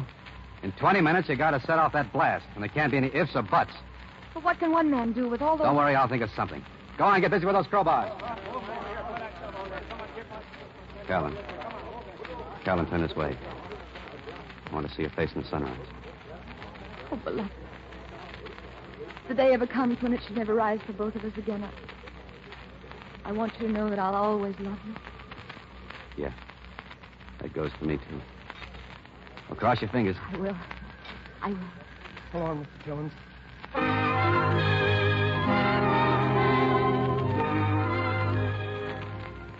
We saw him on the road 5 minutes later. I think he waved up to us, but he was so far away it was hard to be sure. When the head of the Japanese column came around the bend, he was standing in the center of the road. Hey, wait a minute. Hey, General. Good morning, General. You speak English? Hold on. No, let him approach. Well, thanks, General. All Japanese officers speak English. I stopped because I am curious about you. Why have you presumed to halt us? Oh, I'm out of gas. I got a truck a couple of miles down the road. Oh, do you by any fortunate chance happen to have American cigarettes? Huh? Oh, yeah, sure. I'm an American. Yes, I thought you were. Yeah. Thank you. Yes, I thought you were American. I spent many years in your country, and I'm familiar with your accent. Excellent cigarette. Oh, here. Come on, take the whole pack. Oh, I would not dream of depriving you of a treasure so hard to come by. Now, look, you'll be doing me a favor. In that case, very well. 1,000 francs. How do you like America, General? Very much. So much, in fact, that we have decided to take it away from you. Huh? I don't get it. Do you happen to know the date? Date? Yeah, today is, what do you think? December the 10th, isn't it? Yes. 3 days ago, on December 7th, Japan made surprise attack on Pearl Harbor. Attack? You mean war? You had not heard? I don't believe it. It is the truth. At this moment, your battleships are at bottom of Pearl Harbor. Your planes were destroyed on the ground. The city of Honolulu is in the ruins. Within another year, your entire country will be surrendered to the Imperial Japanese government. Yeah. Maybe you're right about Pearl Harbor. Come to think of it, it's your kind of trick. But you're wrong about the rest of it. Oh, indeed? Yeah. General, in all the countries that you and your gang have put the finger on, there are millions and millions of little guys just like me. Little guys who never amounted to much, but all of us living our lives under, well, pretty much the same pattern. The pattern of our life is freedom. And it's in our blood, giving us the kind of courage that you and your gang never dreamed of. And in the end, it's that pattern of freedom that's going to make guys like you wish you'd never been born. Just a moment. Why do you keep looking at your watch? Why do you think? To see what time it is. But I don't have to look anymore, General. Time's up right now for both of us.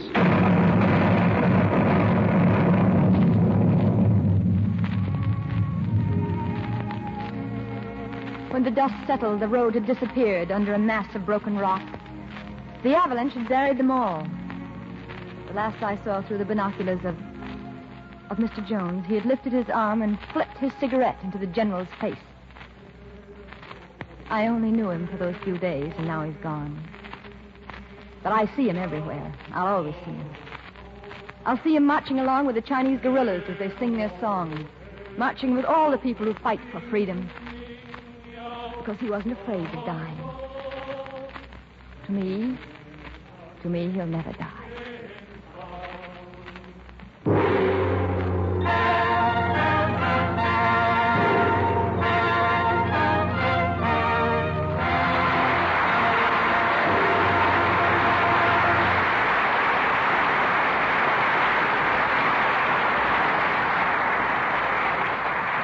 That applause is for the valor of China and the sincere performances of Loretta Young, Alan Ladd, and William Bendick. Thank you, Mr. DeMille. Like all Americans, I have a great admiration for people who refuse to give up. It was a privilege for me to have a part in China. Chinese think Loretta's okay, too. Yeah, so much so that Madam Chiang Kai-shek sent her a decoration for her activities in behalf of the United China Relief. I heard about that. What is the decoration, Loretta? Well, it has a beautiful name. It's the Order of the Plum Blossom. Yeah, you must be very proud of that. Yes, Ellen, I am. Well, I talked to Madam Chiang Kai-shek at a reception here in Hollywood, and I've wondered ever since about the secret of her power and charm. And I believe it's her complete sincerity. Well, meeting her was a very thrilling experience for all of us, I'm sure. Alan, I hear you and Loretta are going to make another picture together at Paramount. That's right, Billy. How's it feel to be back in civilian clothes? It kind of feels strange, Bill. But I miss the khaki and I miss a lot of wonderful guys. Now, your last performance before you went in the service was here, Alan. Naturally, we wanted to be the first to present you again. What is the picture you and Loretta are making? It's Rachel Field's story and Now Tomorrow. Yeah, we expect great things from the young lad combination. Now, who knows, Alan? We may be another Laurel and Hardy. Well, I'll give you a tip. One of you is going to have to put on some weight. Well, Bill, I have a tip for the women in our audience. It's very simple. If they'd like to know a very good way to keep their complexion smooth and just right, it's, of course, Lux soap. I've used it for a long time. Now, the Chinese say one picture is worth 1,000 words. You're worth a good many thousand in sprays of Lux toilet soap, Loretta. Now, I have a tip on next week's play. It's one of the screen's current dramatic hits, the RKO picture, The Iron Major. And our stars will be Pat O'Brien and Ruth Warwick. The Iron Major is the story of Major Frank Cavanaugh, hero of the First World War and famous football coach of Boston College and Fordham. And next Monday night, we'll bring you the original stars of the picture, Pat O'Brien as the Iron Major. Well, that's a great way to top off the football season, CB. Good night. Good night. Good night. Good night. Good play is in good hands tonight.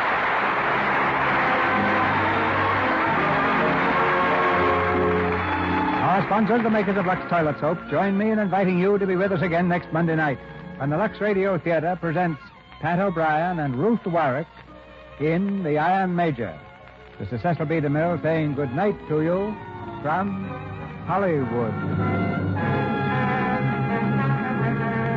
The picture China was based on an original story by Archibald Forbes. William Bendix will soon be seen in the 20th Century Fox picture Lifeboat. Philip Ahn will soon be seen in Cecil B. DeMille's Technicolor production of The Story of Dr. Wassel. It's been a real thrill hearing Loretta Young on our program tonight. So how about another visit with her tomorrow evening on the George Burns and Gracie Allen show? Yes, charming Loretta Young is going to have her hands full of critical situations when she enters a laughable, lovable Burns household. Check your newspaper for the time and station tomorrow night. Heard in tonight's play were Barbara Jean Wong as Tan Ying, Tom Lane Jr. as Lin Wei, and Helga Murray, Fred Mackay, Bea Benaderet, Charlie Lung, Trudy Marson, Marjorie Davies, Leon Ledoux, Charles Seal, Stanley Farrar, Robert Harris, and Bob Haynes. Our music was directed by Louis Silvers. And this is your announcer, John M. Kennedy, reminding you to tune in again next Monday night to hear Pat O'Brien and Ruth Warwick in The Iron Major.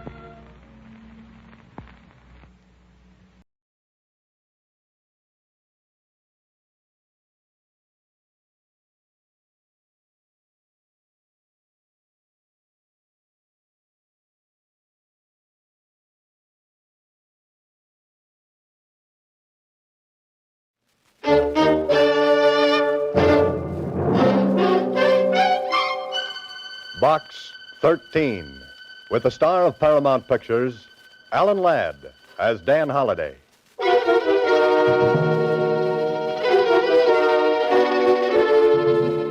Box 13. Box 13. Box 13. Box 13. Box 13.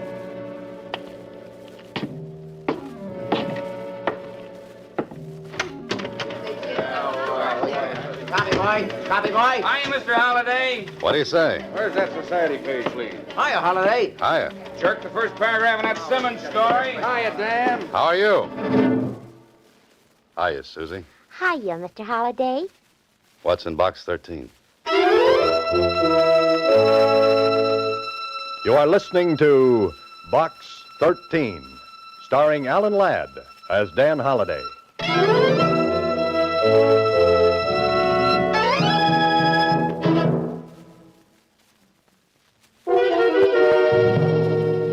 Now for Box 13, starring Alan Ladd as Dan Holliday.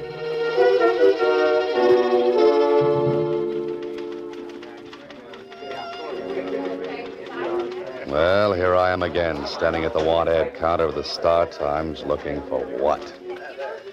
An idea for a story. I could have stayed here as a reporter. I could have been searching for facts. Instead, I'm fumbling for fiction. Instead of a blonde, I'm meeting a deadline. Instead of Chanel number 5, I'm heading for a sniff of printer's ink. Holliday, you're a dope. Mr. Holliday. What's that, Susie? I said there's a letter in box 13 for you. It's special. Special? Special delivery. It was mailed only a couple of hours ago. Something like that could be important. Could be. Could be adventure. Could be. Could be a girl. Could be. By the way, Susie, how come you're working so late this evening? Oh, my boss asked me to. He's paying me overtime. Time and 3/4. Time and 3/4? Mm-hmm. I held out for double time when he offered me time and a half. Well, what happened? Oh, we effected a compromise. Goodbye, Susie.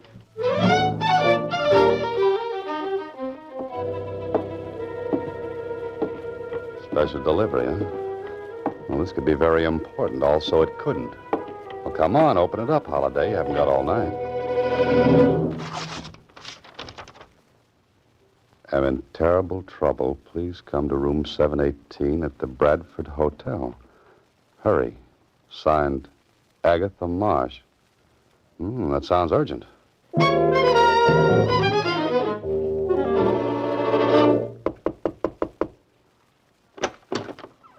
Who are you, young man? What do you want? I'm the man from box 13. I'm looking for Agatha Marsh. I'm Agatha Marsh. Come in, come in. You're Agatha Marsh? But don't stand there with your mouth open. Never can tell who might be snooping around the hall. Find a chair and sit down. Now, what's your name? Dan Holliday. Well, Mr. Holliday, I don't believe in drinking, or I'd offer you one, but I have got some sauerkraut juice in my thermos bottle. Oh, no, thanks just the same. I like you, Mr. Holliday. I liked your ad in the paper. Adventure wanted. We'll go any place, do anything. It was just what I needed. Well, thanks again. Now then, what's your charge? Charge? For helping me, your fee. Oh, that. No charge, Miss Marsh. You trying to be chivalrous? No, you see, I'm a writer. I'm looking for ideas. If I get a good idea, I consider I've been well paid. Well, that seems a little silly. Might I ask just what your trouble is? Oh, you don't think a girl my age could get into trouble, do you? Well, you look like a very charming old... Oh, I'm sorry. Oh, lady, let's not beat around the bush. Now, no doubt you want to know a few things about me. Well, that would be very interesting. Yes, well, I live in Muncie, Indiana, alone. I've got a big house and an independent income.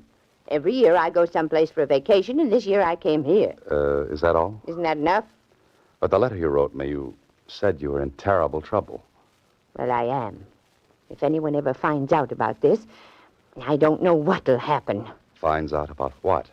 Come over here to the closet. I want to show you something. Look. On the floor. Why, that's a dead man lying there.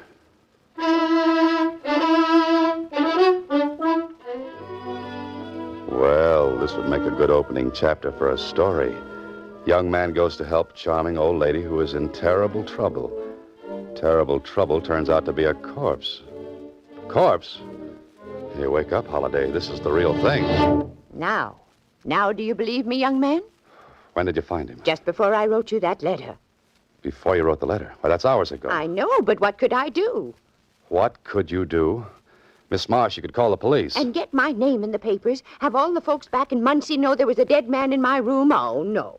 Miss Marsh, listen to me, please. There's a dead man in that closet. There's a law about dead men. We have to notify the police immediately. You can go to jail for hiding a body. Oh, fiddlesticks. But, Miss Marsh, look at this man. He's been shot at close range. There are powder burns on his coat. I know. I examined him before I wrote you. You see, I read all the current detective stories. Detective stories? This isn't a story. This is the real thing. I know. Why don't you try to prove that I did it? With what, a cap pistol? Now, you're a nice person, Miss Marsh, but this is going to be tough. Well, don't get so excited. A girl my age could kill a man if she wanted to. Rub him out, as they say in the murder mysteries. Please, Miss Marsh, be sensible. You've got a murdered man in your closet. Now pick up that phone and call the police right away. Mr. Holliday, in all seriousness, I can't do it. Think of what my lifelong friends would say. Yes, I know it doesn't look good. I can see the headlines now. Prominent Muncie pioneer woman found with dead body in hotel. Oh, please, Mr. Holliday, help me. Well, I don't know. This is a little out of my department. Just this once, Mr. Holliday. I've never asked for help before. I'm an old woman. Well, all right. What do you want me to do? I want you to help me get rid of the body. Get rid of the body? Now, look, Miss Marsh, you're not serious. You didn't mean that. Oh, you don't know me. I fully intend to get rid of that body. Okay, go right ahead. It's your corpse. And you're going to help me. No, I'm sorry. Try a bellhop. And have him snitch to the desk clerk. Besides, you advertised for adventure. But this isn't adventure. It's a nightmare. Come on, Miss Marsh. Let me notify the police. Now, there's a broom closet down the hall. That's very interesting. I just remember I'm meeting someone in the lobby. I'd take the body there myself, but I'm not strong enough. Goodbye, Miss Marsh. I'll scream. Go right ahead. The hotel detective will show up. Just a man I'd love to see. And I'll tell him you killed that man. Oh. Now, will you help me? Suppose we get caught. Then you'll help me. Now, wait a minute. You said we. Now, I'll open the door and watch the hole. Case the joint, as they say in the mysteries. And then you whisk the body into the closet. You're strong. You can do it. Oh, sure. I'm strong, all right. But not in the head.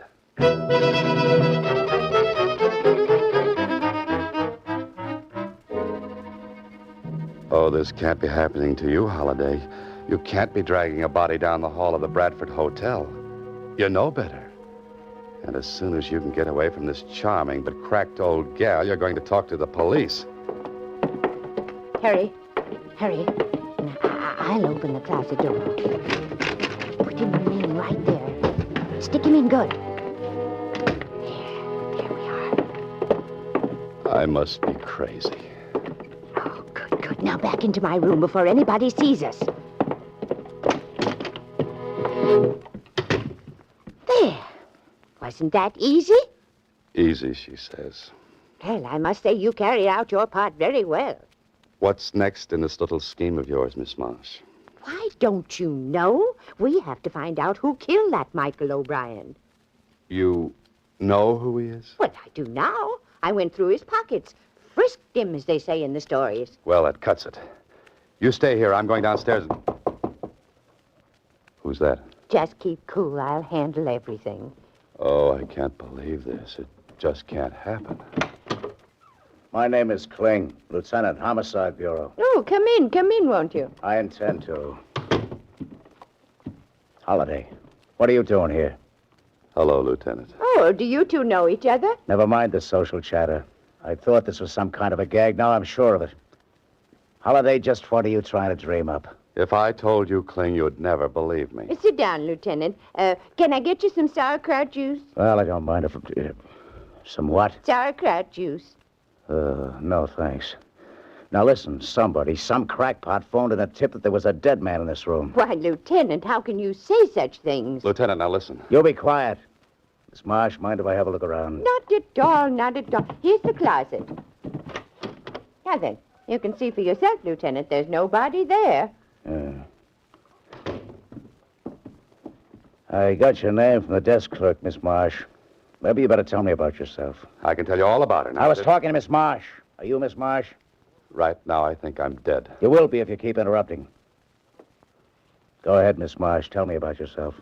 Certainly. I live in Muncie, Indiana. I arrived this morning for a 2-week vacation. I'm well known back there, and you can find out everything about me if you care to wire.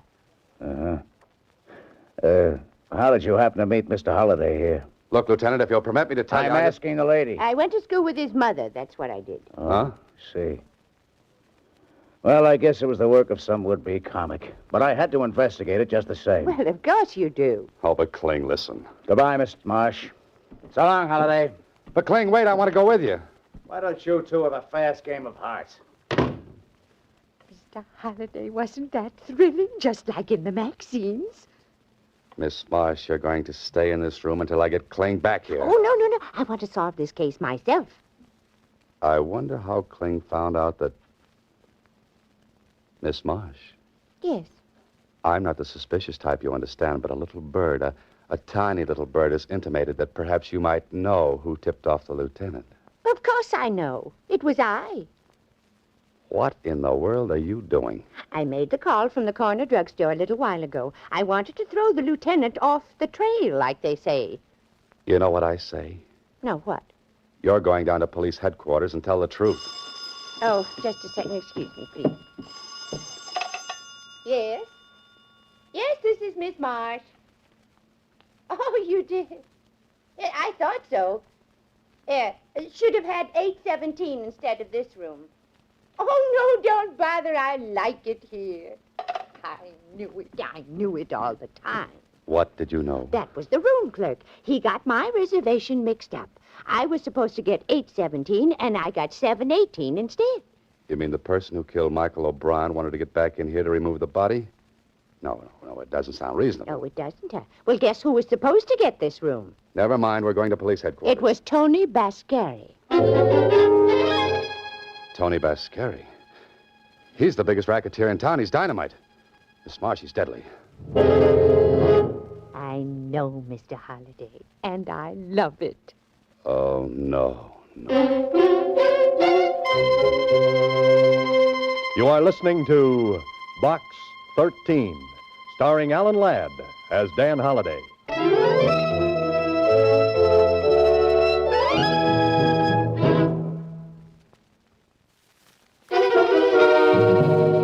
Now back to Box 13, starring Alan Ladd as Dan Holliday.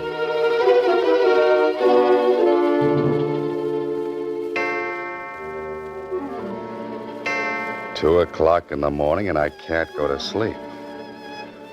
Oh, that little old girl has me worried to death. She wouldn't go to the police headquarters, and when I went down and talked to Kling, he acted as though it were a big joke and sent me on my way. Hello. This is Agatha Marsh. Now what? Where are you? At the hotel. I went up to see Tony Bascari. You what? Miss Marsh, don't you know that's the worst thing you could have done? I had a talk with him. I put the heat on him, as they say in the murder mysteries. And you're still alive? I accused him of killing that O'Brien man. I came right out with it. But of course, he wouldn't admit a thing. What'd you expect him to do, break down and confess? Well, I think I've got him on the run. But I'm worried. Oh, if I had Tony Bascari on the run, I'd be worried, too. Because when I came back, I discovered someone had searched my room. Will you call the police? You should have done it a long time ago. Oh, no, I couldn't. I want you to come over right away. At 2 in the morning?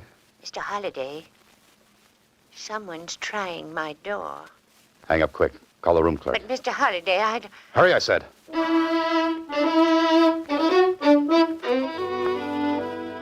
The dear little meddlesome old fool.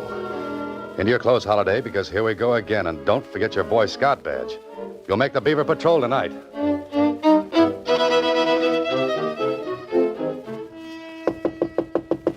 The clerk said she hadn't called the desk. I wonder... No, she would have screamed. Someone would have heard her. It's open. Cleaned out completely. No Miss Marsh, no clothes, no nothing, not even a piece of notepaper. Hey, what's this? Paper airplane. Like the ones I used to make in school. But why should she be making paper airplanes? Airplanes. The airport, that's where they took her.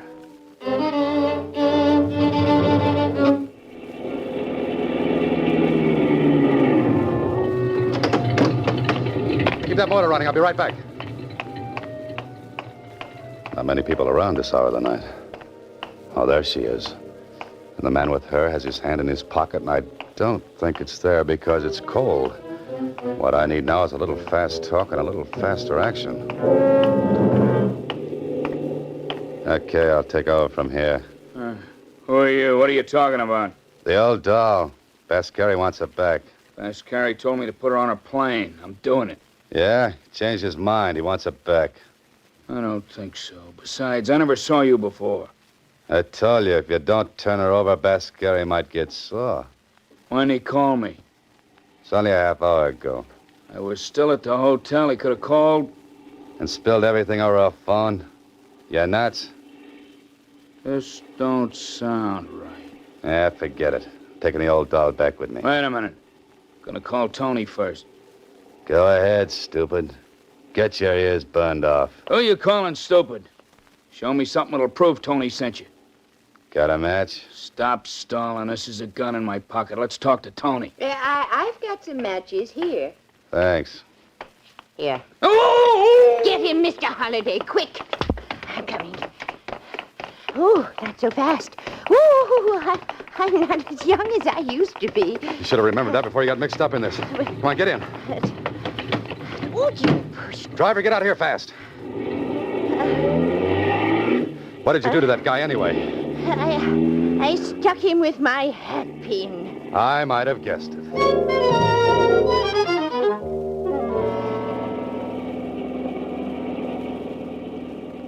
Now, Miss Marsh, what happened at the hotel? Well, I hung up when I heard him trying the door, but I was too late.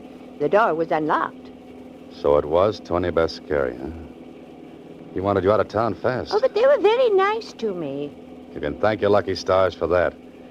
Usually, Bascari's enemies wind up in some ditch. I didn't see him again. That man, the one you knocked out at the airport, he was the one who came in my room. Well, you must have the goods on Bascari. You must have killed this man or had him killed. But why didn't he take him out of the hotel right away? But there was a convention there last night. The whole place was literally crawling with people. Oh, that's the reason. Oh, that paper airplane. That was fast thinking, Miss Marsh. Well, thank you. Well, now we can go back to Bascari. We've got the goods on him. We can crack the cakes, like they say in the murder mysteries. Miss Marsh, I've got news for you. We're not going to see Bascari. We're not?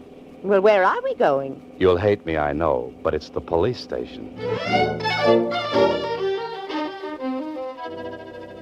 Well, Holliday, what happens now? You've taken Miss Marsh to Kling's office. She looks at him. He nods her into his private office. And suddenly she comes out smiling. You try to leave, only Kling stops you. You stay here, Holliday. Kling, you can't let her walk the streets alone. Bascari will get her. Forget it. I got a man tailing her. Okay, but what happened in that office? What did she tell you? Plenty, my friend. She preferred charges against you. She preferred charges against me. Now, what are you talking about? Kidnapping. I kidnapped her? You took her off the plane by force, didn't you? Listen, Kling, that little old lady is a whodunit happy. She'll get herself killed. There really was a body in the hotel, you know. Look, Holliday, do you know what you're saying? Sure, I know what I'm saying. There really was a body in that hotel. Holliday, why didn't you tell me? I tried to, twice. Once in the room and the last time when I came in here. Now think, Holliday, carefully. Where is the body? In a broom closet down the hall. I put it there. You put it there? Yes, I put it there. Holliday, get out of here.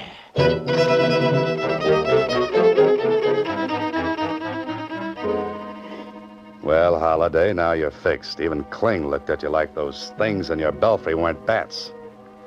They're more like eagles. But you're in it now, so you've got to follow through. And that indicates a fast ride over to the Bradford Hotel.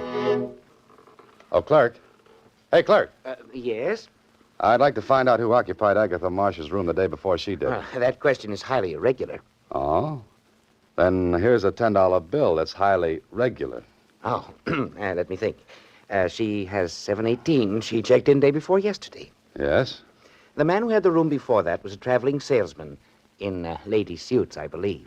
He must have cut quite a figure.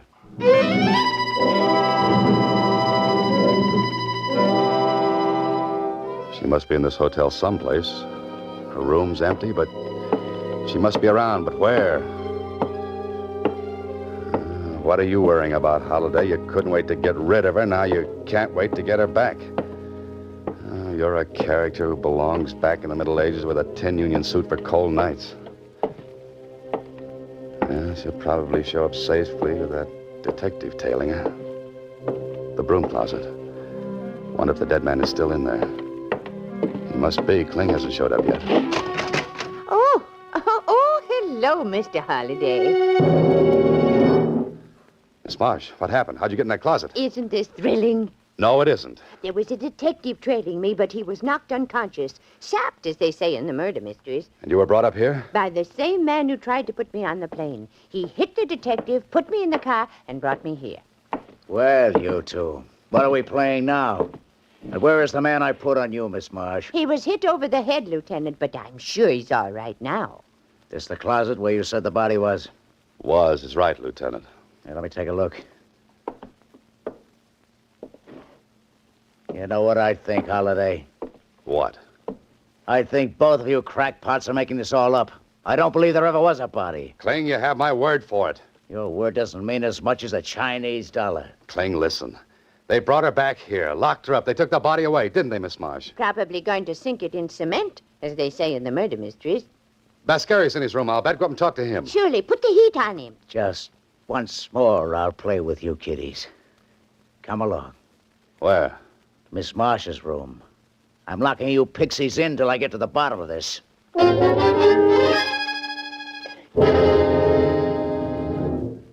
Kling's been gone 15 minutes. I wonder what's happening up there. Not much. I haven't heard any shooting. No, haven't heard any. In that case, how could a man be shot here and that shot not be heard? Oh, it's very easy, Mr. Holliday. The killer would use this. Oh, Miss Marsh, now where'd you get that gun? Just took it out of the drawer. It was here all the time. Well, put it down until Kling returns. But I just want to show you why the shot wouldn't be heard. What do you mean? Would you excuse me, please? You see this bath towel, Mr. Holliday? Yes, what about it? Well, a smart person would take the gun like this, wrap the bath towel around it like this, You know, Miss March, you found out a lot since you came here. Oh, yes, I've done all right since early this morning. Early this morning. But the clerk said... I talked to Tony Biscari, and he said... Cling, look out! Here, Miss March, give me that thing.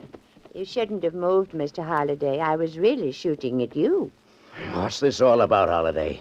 What was she doing with that gun in her hand? She was going to kill me, just like she killed Michael O'Brien. That little old lady killing somebody? Miss March, you did kill him, didn't you?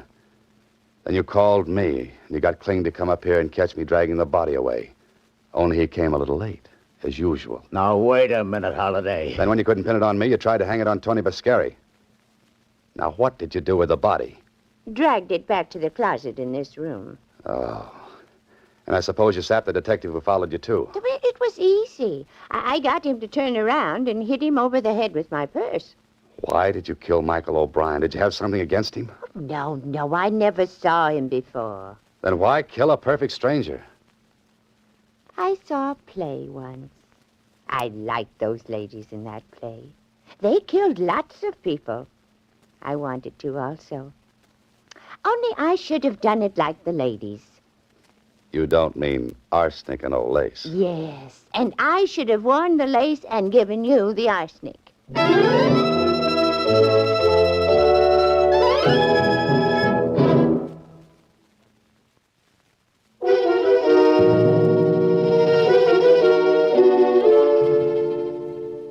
Well, Holliday, you're back in your apartment again. The sun is shining through the window, a sun you might never have seen again. You know, I've got an idea for you, Holliday. Give up this business and go into something quiet, like night watchman in a cemetery. Holliday. Well, what's that, Kling? They examined the old girl down at the psychopathic ward of the city hospital. She's batty as a loon. You're telling me. I saw that in her eyes when she wrapped the towel around that gun.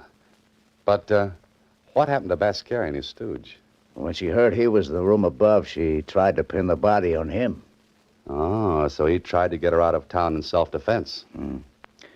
Holliday, you're a very lucky, lucky guy. You can say that again and again. And again. Oh, just a minute. Hello, Mr. Holliday. Susie, what are you doing up here in my apartment? Why aren't you down at the Star Times? Well, my boss and I have been talking about another compromise. Another one? He wants to fire me, and I want to quit. Oh, but Susie, if you left the paper, what would I do for my mail? I was thinking, maybe you'd like to hire a good combination stenographer and secretary, huh? That's you? That's me. Well, I don't know, Susie, but as they say in murder mysteries, I'll have to think it over. You better think fast. Good help is hard to find. Goodbye, Susie. Next week, same time, Alan Ladd stars as Dan Holliday in Box 13.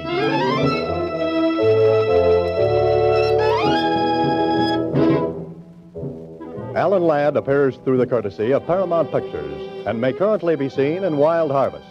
Box 13 is written and directed by Ted Hediger. Original music was composed and conducted by Rhodey Schrager. This is a Mayfair production.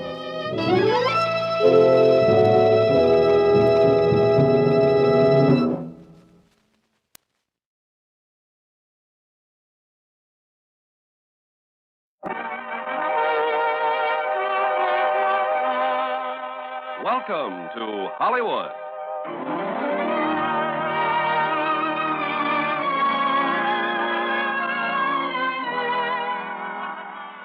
The Armed Forces Radio and Television Service brings you the Hollywood Radio Theater, starring Alan Ladd, Van Heflin, and Ruth Hussey in Shane. Ladies and gentlemen, your producer, Mr. Irving Cummings.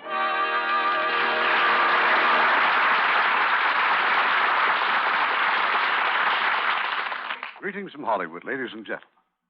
Tonight we bring you a story of our courageous Western homesteaders in their dramatic fight against the cattle barons. It's George Stephen's Shane. Appearing in their original roles, we have Alan Ladd and Van Heflin. And as their co-star, lovely Ruth Hussey. Shane won an Academy Award nomination as Best Picture of the Year for Paramount Pictures in 1954. Now, Act One of Shane, starring Alan Ladd in the title role.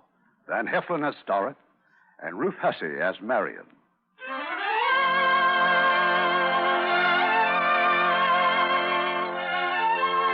Summer and winter, the tops of the mountains were capped with snow and wreathed about with clouds. The valley below was rich in beaver, deer, elk, and bear. These brought the hunter and the trapper. The valley was rich in pasture land, and this brought the cattlemen.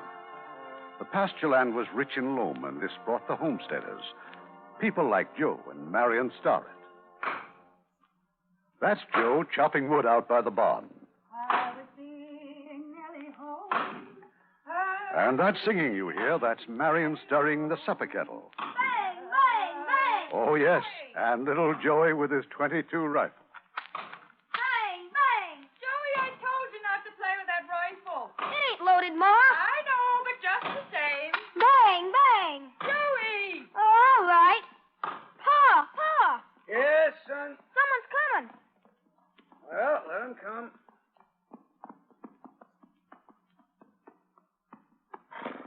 I hope you don't mind my cutting through your place. No, I guess not.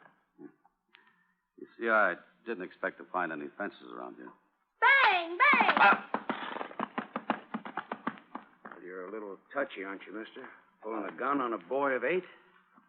I didn't see him coming. All I heard was the gun cocking. I'm sorry, boy. Joey, give me that rifle. I told you. I just wanted to show it to him, Ma. I bet you can shoot, mister. Can't you? Well, a little bit. I was wondering where your friends were. My friends? Yes. What are the Riker boys up to this time? You know, I wouldn't know a Riker from your Jersey cow. Joey, you better go inside. Oh, Ma. Now, mind. Into the cabin, quick. All right.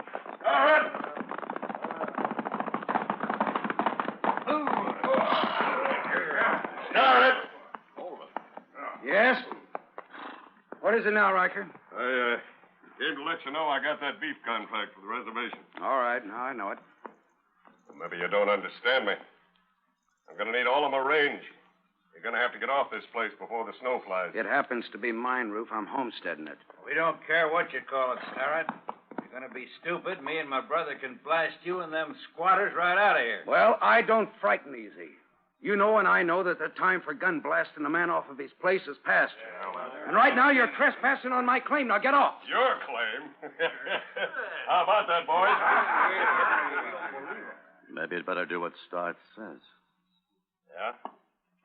Who are you, stranger? A friend of Starrett's. Well, Starrett, you can't say I didn't warn you. All right, come on, boys.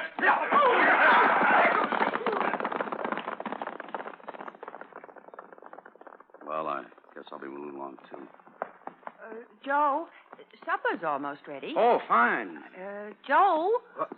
Oh, yeah, sure. Wait, mister. Something? Yes, I'm sorry about the way I acted, taking you for one of the Rikers, and, well, now, you heard what the little woman said. Why don't you stay and eat with us? Now, how about it? Well, now, sure you will. You know, I just plumb forgot. My name is Starrett, Joe Starrett, and this here is Marion.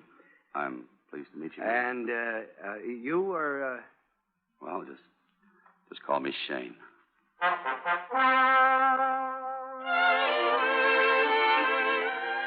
Mind if I ask where you're bound, Mr. Shane? One place or another. Someplace I've never been. Uh-huh. Well, I know one thing. The only way they're going to get me out of here is in a pine box. What do you mean, Pa? Joe, don't talk like that. No, that's the truth, Marion. We've got our roots down here. This is the first real home that we've ever had. The only thing is that there's just more work here than I can do. You know, cutting wood and plowing, seeding, and fencing. If I could just hire me a good man. You had one, Joe. Yeah, until the Riker brothers roughed him up a bit and run him off. They knocked his teeth out, didn't they, Pa? Joey. Well, that was elegant dinner, Mrs. Starrett. You'll excuse me.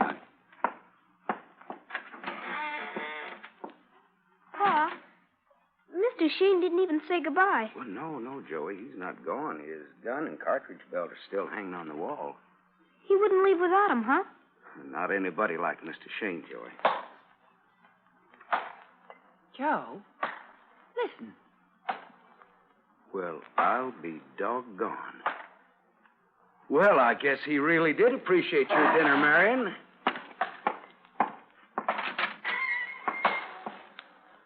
Shane, now leave some of that there stump for me. I've been trying to get that thing out of there for a year. Ma, Yes, dear. Mr. Shane could sleep in the barn, couldn't he? I suppose. Do you think Pa's going to ask him to stay? I think he has, Joey. I think he's already done it.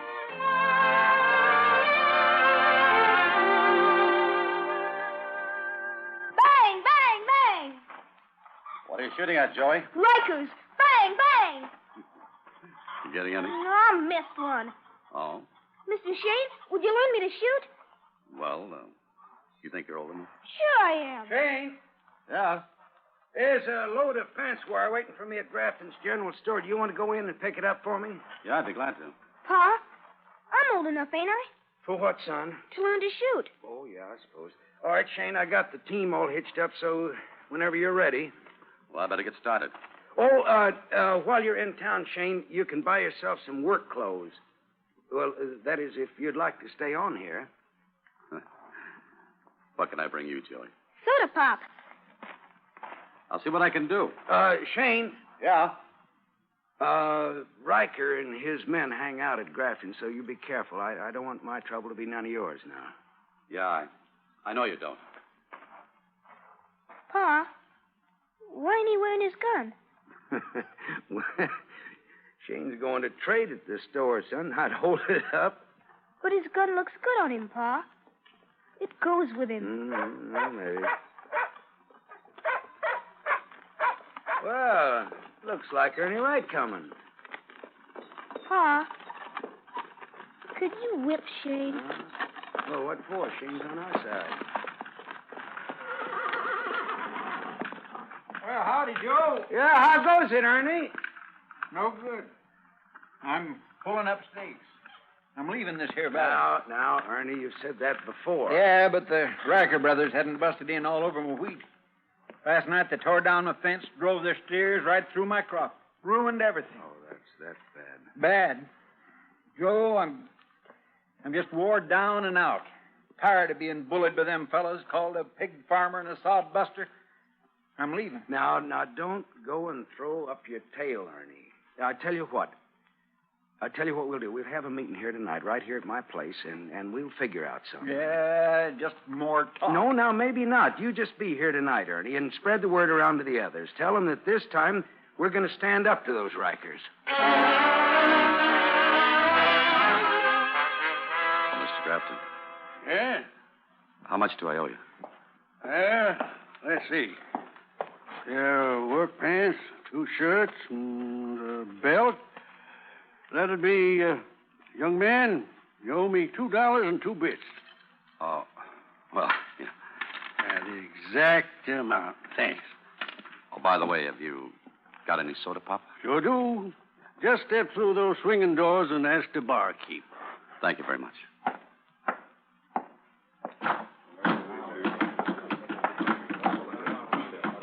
Hey, Will, you smell something bad in here all of a sudden, huh? Maybe something like pig. Oh, bartender. Yep. What do you have? You got any soda pop? Just what flavor would you like? Sodbuster, lemon, or strawberry, or lilac, huh? You speaking to me? Well, sure I am. Hey, wearing a brand new shirt, too. Did you just buy that off of Grafton? Yeah. Well. And let's us christen it with a little bourbon. Now you smell like a man. What's going on in there? Chris just fumigated his side. You take it easy, Chris. Oh, now, why, Grafton? We're just having a nice little talk about one thing or another. Hey, Sodbuster. Didn't we see you out to Joe Starrett's place yesterday? Yeah, who's we? Oh, Roof and Morgan Riker, a couple of others. Sure. You're the one. I'm working for Starrett. Oh? Here's your bottle of soda pop, mister. Thank you. You're not going to drink that in here, Sodbuster. Start moving toward that door. Go on, I said. Get out.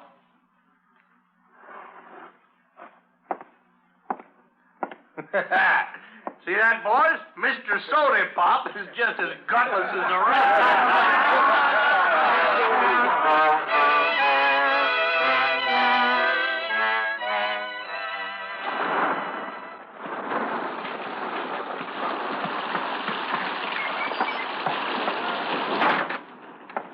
Shane, they're all waiting for you. Everybody's here. Well, I had to finish the evening chores, Joey. In the parlor? Yeah. Fine. Mr. Shane, would you take this pot of coffee along with you? Everybody needs warming up. Sure. Oh, the cups? I already laid them out on the parlor table. All right. Joey, time to get ready for bed. That's just what Riker's trying to do. He's trying to scare us. Shoo us off here like a flock of chickens. But I'm not leaving. Not now or any other time. Hey, Joe. Joe, the coffee. Thanks, Shane. Here, I'll pour that. Guess most of you here don't know Shane. Shane, this is Ernie Wright. Howdy. Hello. And Fred Lewis. Yeah. Glad to see I you. seen you in town. And Axel Shipstead. How do you do? And Yank Potts, Ed Howells, Luke Johnson, and Stonewall Torrey over here. Glad to know you. Well, we've just been talking over about what to do about Riker, Shane. Some of the boys are kind of worried about going into town for supplies. You know, they're afraid that Riker's boys may try to jump them. Not me, they won't. I'll put on my 38 and go into town any time I please. You leave your gun at home, Torrey. I got a better idea. Now, on Saturday, we'll all just get together and we'll go into town in one bunch. They won't try anything with 8 of us. How do you figure 8? There's 7 of us. Well, with Shane here. We can't count on Shane for anything. You sure proved that. Now, hold on. Now, just watch what you're saying. Ask Shane what happened between him and this Chris Calloway that works for Riker. Now, I saw it and I heard it. What is this, Shane? He says he saw it, heard it. Let him tell it. Well, Fred? Shane let this Calloway buffalo him in Grafton Saloon. Now Calloway's going around bragging how he put the run on a sodbuster. Well, maybe he did and maybe he didn't, Fred. I told Shane to stay away from trouble. It looks like he just did what I told him to. Shane, where are you going? Well, I thought you could talk easier if I'm not around.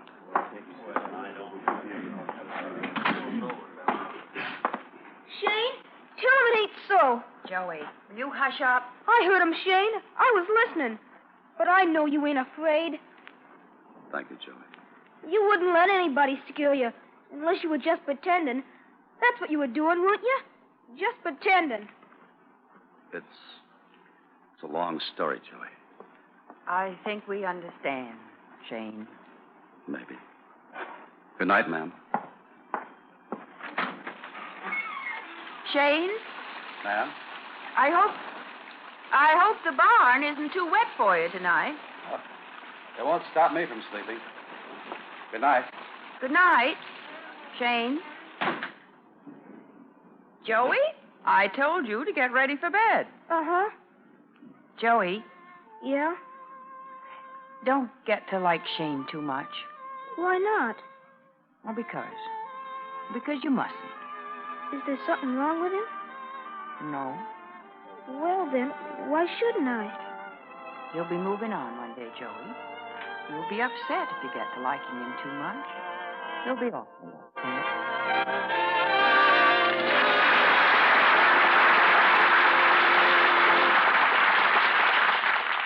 We'll hear Act Two of Shane in a moment. With our American servicemen in many countries around the world, they have a wonderful opportunity to observe new customs and traditions. What might have seemed strange before is becoming pretty familiar to them. For instance, take this business of superstitions or omens. In Holland and Germany, if you meet a left-handed person on a Tuesday morning, that's a bad omen. In Sweden, if you turn around when starting out on a business trip, it's liable to turn out badly. German girls place their shoes at right angles by the side of their beds to bring a visit from their sweethearts. And in Japan and the Far East, there's a superstition to cover practically every event of the day. Well, all these things might sound strange, but as our servicemen have observed, we have plenty of superstitions, too. Let's just count some of the things that are lucky or unlucky. Finding a horseshoe? Lucky. Four-leaf clover? Lucky. A black cat crossing your path? Unlucky. Walking under a ladder? Unlucky. Breaking a mirror? 7 years bad luck. Spilling salt? Unlucky, unless you throw some over your left shoulder. Knocking on wood? Lucky. A rabbit's foot? Lucky. Well, those are just a few of them. Lots of people carry a lucky coin or a charm of some sort. All of us have a lucky number, and whenever we have something good happen to us, we know it's our lucky day. People the world over are great believers in this business of luck. That's all the superstitions are based on. They're either meant to bring on good luck or keep bad luck away. According to the customs and traditions of your own people, you do certain things to try to influence that luck. Now, the way of doing things may vary between different people, but the ideals are the same. These customs are important to the people who follow them, and our servicemen are helping to maintain goodwill by observing the customs of other people in other lands. Now, our producer, Mr. Cummings. Act 2 of Shane, starring Alan Ladd in the title role and Van Heflin as Starrett and Ruth Hussey as Marion.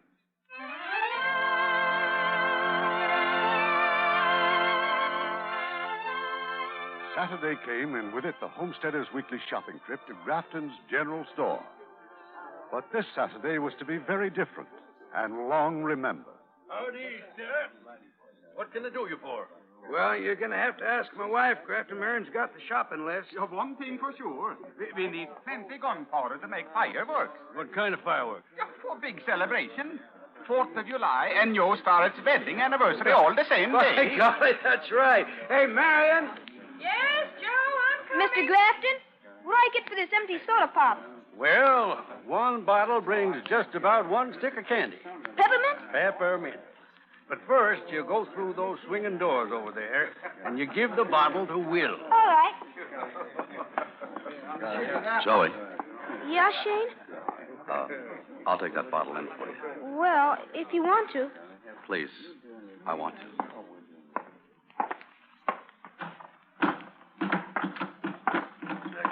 Well, now, looky here what we got. Well, yeah. There's a sodbuster, the one we call soda pop. Bartender. Yep. 2 whiskeys. 2? Hey, looky, pig farmer. I think you better get back inside with the women and kids, where it's safe. Don't push it, Calloway. What? Get going. 2 whiskeys. Take his money, Will, but I'm getting the drinks. Yeah. Like this. Give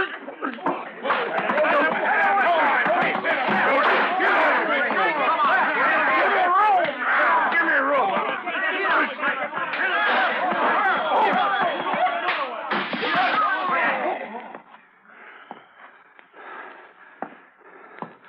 All right. All right, anybody else? You, Riker? No. Let's cool down a bit, huh? Maybe I could use a man like you. I'm working for Starrett. Whatever he's paying, I'll double. I'm not interested. What's so good about Starrett? I like him. Uh-huh. And he's got a pretty wife. Why, you dirty slinging old man! All right. I gave you a chance. Nobody messes up one of my boys and gets away with it. Now we're going to rough you up, Shane. We're going to ride you out of this valley. Shane! Joey, get out of here. But, Shane, there's too many. Let's go. You wouldn't want me to run away, would you? Go on, Joey, please. But there's too many, Shane. Too many. All right, boys, close in. Light 'em out.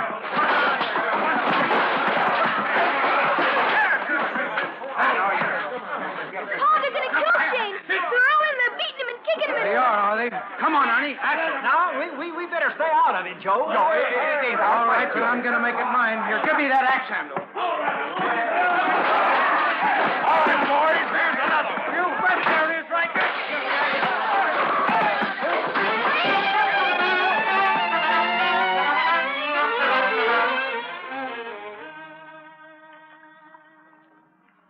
After today, I don't think those Riker brothers will give us any more trouble. No trouble at all. Maybe not. Shane, I think I ought to put some of this turpentine on that cut of yours. Whatever you say. It's going to hurt bad. Oh, Ma, you wouldn't say nothing, no matter how much it hurt. Joey, back to bed. You wouldn't say nothing, would you, Shane? Joey. Would you? Well, I don't know, Joey. You see, I just might. No, you wouldn't. Joey, did you hear me? All right. But will you come in and kiss me goodnight? Yes. Right now? All right. Shane, I'll fix that cut in just a minute. That's all right, Mrs. Start. I'll take care of it. Now, into bed. Ma, I just love Shane. Do you? I love him almost as much as I love Pa. That's all right, isn't it? He's a fine man, Joey. Don't you like him? You now get under the blankets, Joey. Don't you, Ma? Yes. I like him too, Joey. Good night, Ma.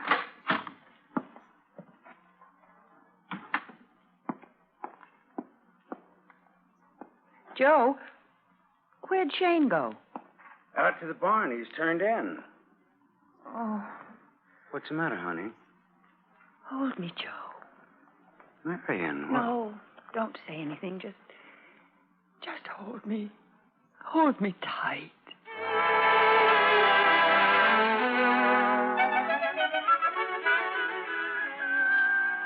Bang, bang, bang! Hey, Shane, come on, you promised. Coming, Joey. Gee, you really brought your gun, huh?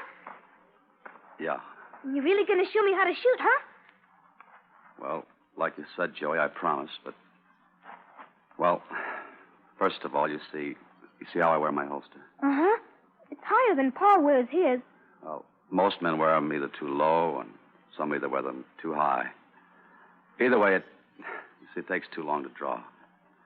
You see, right about here is just right. Gosh, is that the way the real gunfighters do? No, not necessarily.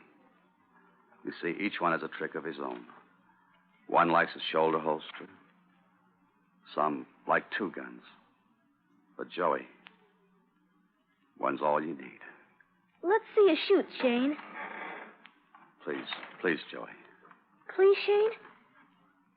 Well, what do you want me to shoot at? Well, could you hit that little white rock way over there? Maybe. You want a fast draw and a hit? Uh-huh. Gosh almighty. Golly.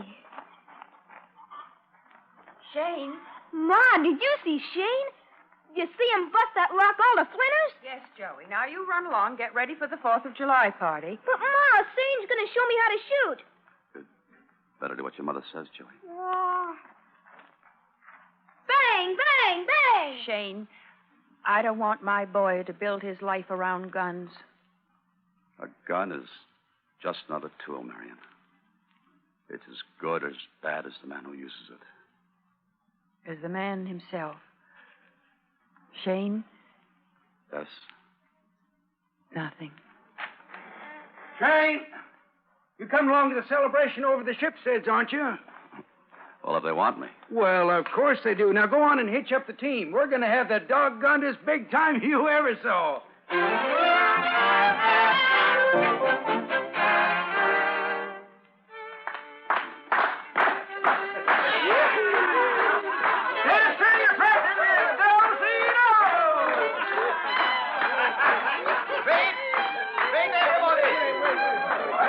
Listen to me. No speeches, Axel. This is going to be one 4th of July without no tall talking. No, it's more than 4th of July. This was the day your starlet got himself hooked. It's Veterans Day. Ah, that's good. On our nation's Independence Day, Joe lost his own. Come on, Joe. Now you say something. Well, well, all I can say is it's true. 10 years ago, I gave up my independence. Yeah, but no man gave it up as easy as he did. Well, that's right. And what's more, I wouldn't trade places with any man in this world. Hey, boy, who's getting thirsty? It's Stonewall Tory, and look what he's bringing. That's right, bottles and bottles of the stuff. I like the cleaned out Grafton. Tory. Hi, Joe. Happy anniversary to you and the missus. Tory, I thought we decided none of us was going to go into town alone. Oh, there's nothing to be afraid of. When I went into Grafton's, I walked right past Riker. Say, by the way, saw Riker talking to a new man in there, a stranger wearing a couple of guns. What's his name? What'd he look like? Oh, hello, Shane. This man, what'd he look like? Well, he's kind of lean. Packs 2 guns on his hips. Was he wearing a black hat? Yeah, come to think of it. Friend of yours? No, but there's a man named Wilson who looks like that. A gunfight over in Cheyenne. Shane, this Wilson, would you know him if you saw him? Maybe. If it is Wilson, he's fast. Real fast on the draw. You seem to know an awful lot about this kind of business, Shane. Well, maybe we ought to be glad he does. At least we know what's going on. Just what is going on, Joe? I thought we were celebrating our anniversary. Oh. 4th of July. Well, sure we are, honey. Well, come on, everybody. Now, this is a party. Let's keep it going. Mr. Shane. Mr. Shane. Yes? I've been wanting to go to the blacksmith shop, but Joe Starrett says we shouldn't go alone, and now we got this man Wilson in town. You think maybe you could sometime go to the blacksmith with me? Well, I might. I'll go with you, Axel, any time you want. I'm not afraid of bullies and cowards. I'll tell them so.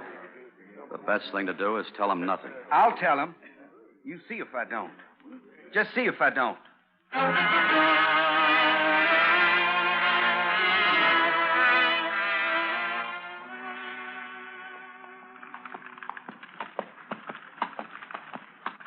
All right, Joey, jump down, open the gate, son.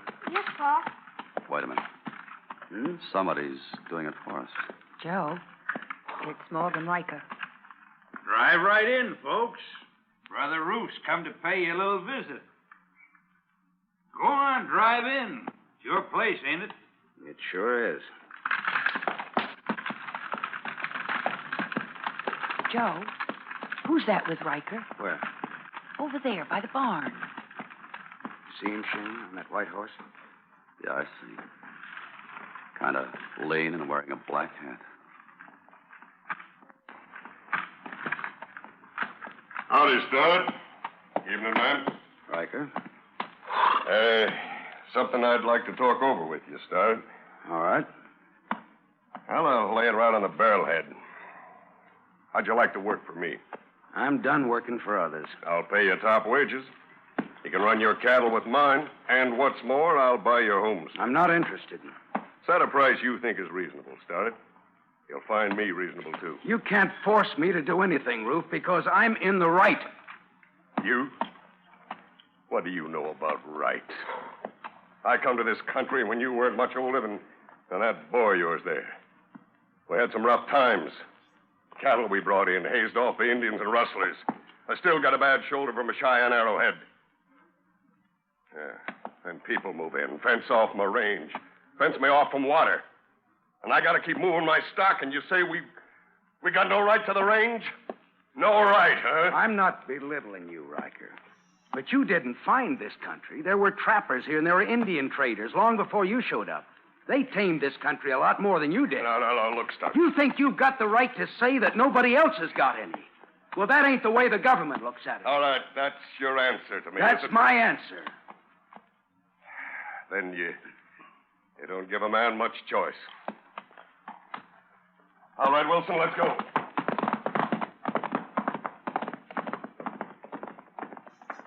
Shane, that fellow with Riker. Yeah. Yeah, it's Wilson, all right. The one I was talking about. What do you think Riker wants with him? Well, that's not too hard to figure. Wilson's got only one line of business, and it ain't punching cows.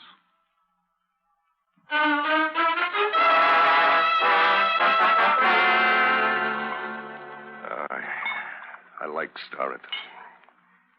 But I tell you, I'll kill him if I have to. You mean I'll kill him if you have to? That's just what he means, eh, Roof? Oh, I can't have any run-in with the law. Grafton's watching us, you know.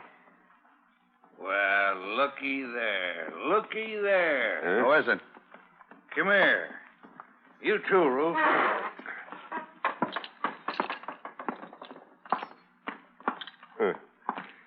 Couple of those sodbusters. Yeah.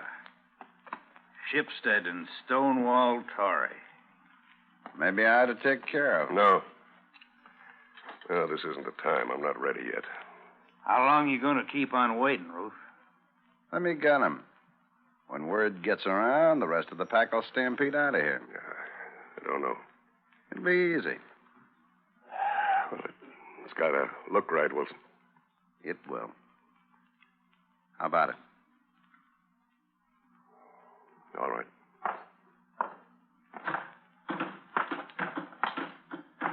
Hey, you. You talking to me? Huh? Come here. No, Tory. Don't. You go on to the blacksmith, Axel. I'll be along. No, Tory. No, please. I hear they call you Stonewall. Anything wrong with that? There named a lot of that southern trash after old Stonewall. Maybe because old Stonewall Jackson was trash himself, and Lee and all the rest of them Reds. You too. You're a low-down lying Yankee. Prove it. No, Tory. No. I will. Tory! One less sodbuster.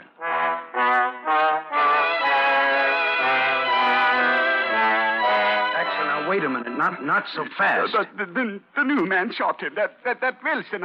I'll be across the street and see it. But you didn't hear what they're arguing about. No, I hear only the anger in the words. Then Tory reached for his gun. But the new man is quick. Terrible quick. One shot. Tory is dead. One shot. Poor man. And poor Mrs. Torrey and the children. Marion, you get ready. I'll take you over to stay with her. Yo, I already tell her, yo. I see Ernie Wright and Johnson on my way over. I tell them, too. And they scared. They say they leave the valley right now. Maybe they won't have to. Shane, go hitch up that wagon. Going to town? Yes. No. Joe, I won't let you. Sooner or later, Marion, somebody's got to go. Maybe. But not now. No. You can't go alone. The others are all in this, too. You said so yourself, Joe. You said you'd all have to act together. She's right, Joe. And you're forgetting something else. What? Torrey's funeral. First things ought to come first. All right. First Torrey's funeral. But after that, Shane, I'm making no promises.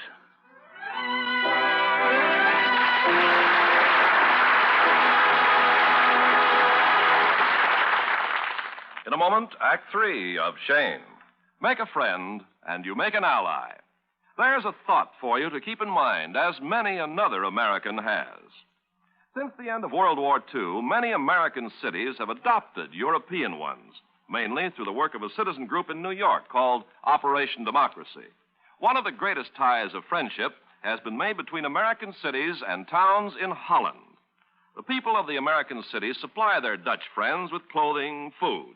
And during the floods early in 1953, the Americans won the undying gratitude of the Hollanders for their help. Several of the American communities have raised money to send a community ambassador to visit the European town they've adopted, and the children keep up a two-way correspondence. To date, several hundred towns in the United States are in contact with others overseas, and the number is steadily increasing. These contacts include towns in 13 European countries, as well as Japan and Hawaii. Recently, 3 more countries were added: Norway, Yugoslavia, and India. And arrangements have been started to include Turkey, Spain, and Peru. Americans in every walk of life have done something to satisfy their desire for international friendship. And you, too, can learn, as they did, that by helping others, you help your country. We pause now for station identification.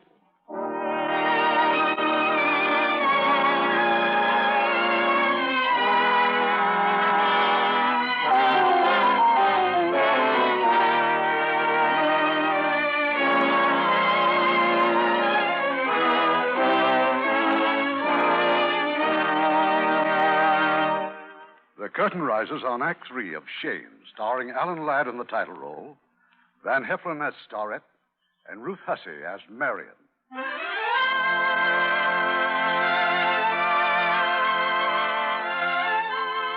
On a lonely, windswept hilltop, a dozen men and women pay their last respects to Stonewall Tory. Forgive us our trespasses, as we forgive those who trespass against us. And lead us not into temptation, but deliver us from evil. For thine is the kingdom, and the power, and the glory, forever. Amen. Well, I guess that's about it. We'd like to say goodbye, Joe, and to you, Miss Starrett. You leaving today? Yeah, it's our wagon at the bottom of the hill, all packed and waiting. Come on, Sue, round up the kids. Well, wait for us, Fred. We're pulling out, too. Us too, Fred.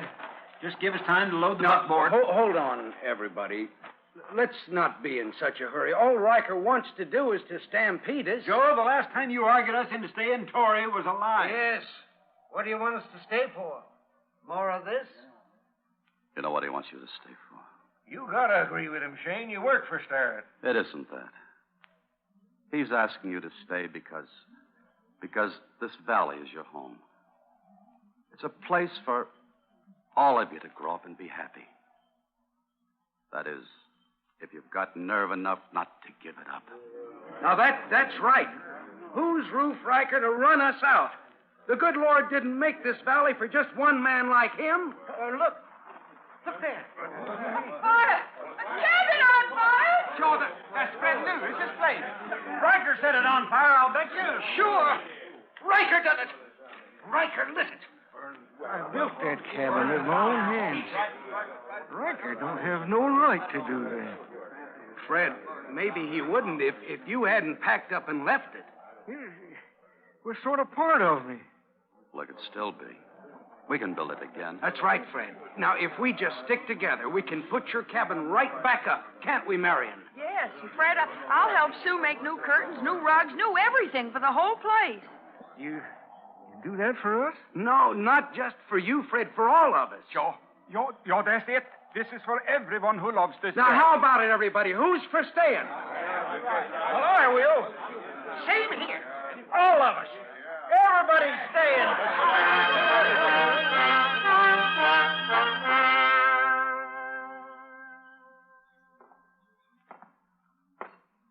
Looks like Lewis has gone back home. What for? There's nothing but ashes. Maybe he's sticking. Get Starrett. He's holding them all together. Starrett's got to go. I've warned him twice. He's pig-headed. Now he's got to go. Morgan, I want you to ride out to Starrett's place. Uh-huh. Tell him things have gone far enough. Tell him I'm beat. Tell him anything. But get him in here. He'll come. He thinks he can settle things by talk. And when he gets here? Don't start sweating. I'm not asking you to do it. Oh. You, Wilson? Uh-huh. Me.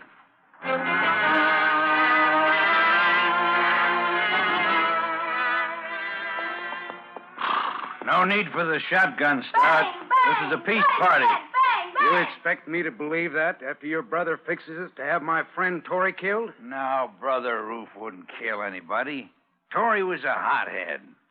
Picked on a stranger who could draw faster. Tory wouldn't be reasonable.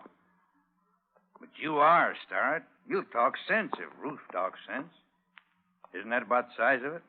I'm willing to be fair. Sure you are. So's Ruth. That's why he wants to see you. He'll be waiting at Grafton's. With how many others? Why, nobody. Me and the boys are heading out onto the range. Bang, bang, bang! All right. All right, I'll see your brother. That's the spirit. So long, Star.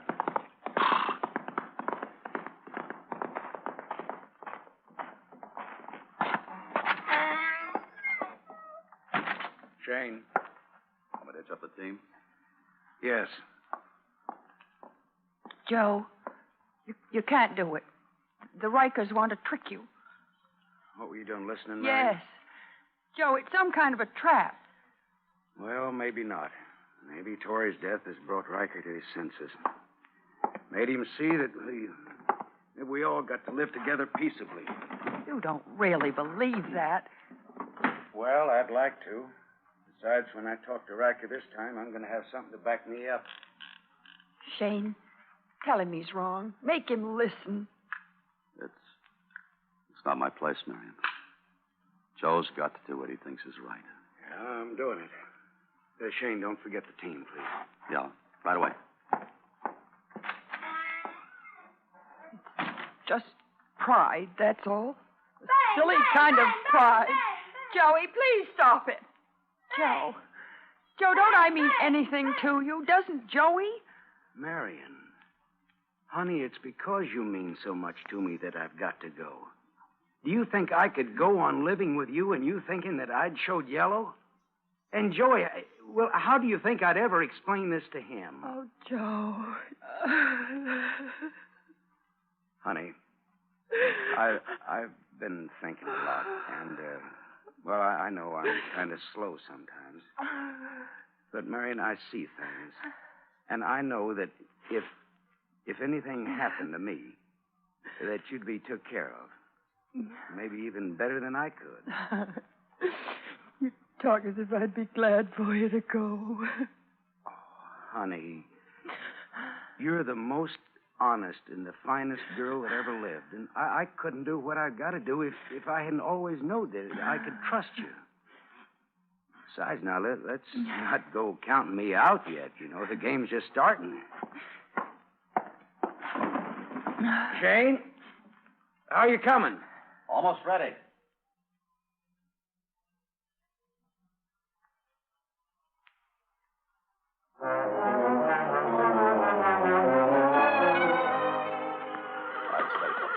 Now, let's get this finished. Shane? Who is it? Calloway. Chris Calloway. Stay where you are. No, hold it, Shane. Hold it. I got something to tell you. I'm not interested. Shane. Starrett, he's up against a stacked deck. You mean this meeting with Riker? Yeah. Wilson's going to be there. Bang, bang, bang! Why are you telling me? Well, I'm not holding a grudge against you, Shane. That day in Grafton's, that was a fair fight. But not what Riker's planning now. Bluffing, scrapping, that's one thing. Gunfighting's something else. I'm not hanging around for it. Quitting Riker? Quitting. Well, now you know, anyway. So long, Shane. Chris. Yeah? Thanks. Sure. Be seeing you.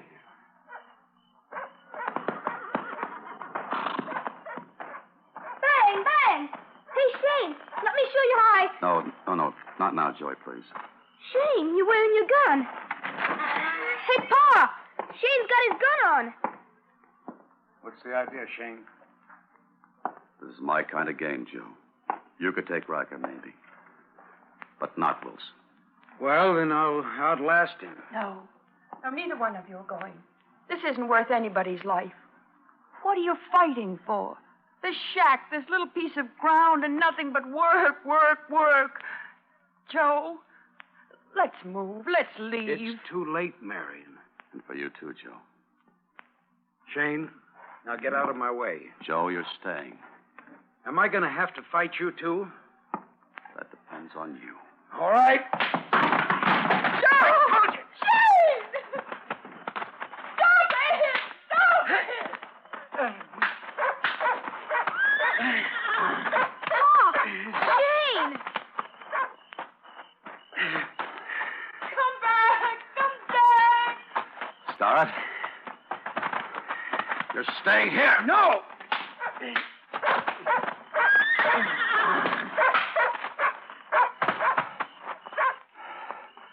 Shane, you hit Pa with your gun. I hate you. Marion. Marion. Joey, go get some water and a towel. Yes, Ma. Marion, here's Joe's gun. Hide it, will you? He'll be all right. Yeah, in a little while. This way, no one can blame him for not keeping the date. Shane, wait. Yes? I had hoped you were through with gunfighting. I changed my mind. Are you doing this just for me? For you, Joe, and little Joe. Then we'll never see you again? Tell Joe I'm sorry. Shane, take care of yourself. Please. Shane!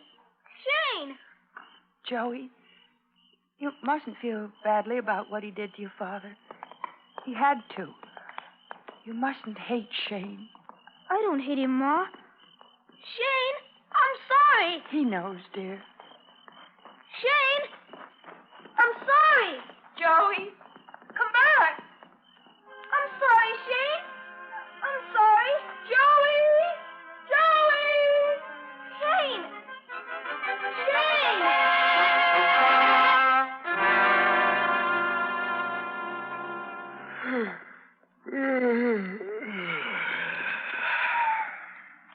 Somebody's coming. Start? Sure. Didn't I tell you he took the bait? Oh, all right. Morgan, you get up at the top of those stairs. Cover us with the shotgun. Right. Wilson, where do you want to be? Right here by the bar. Mm-hmm.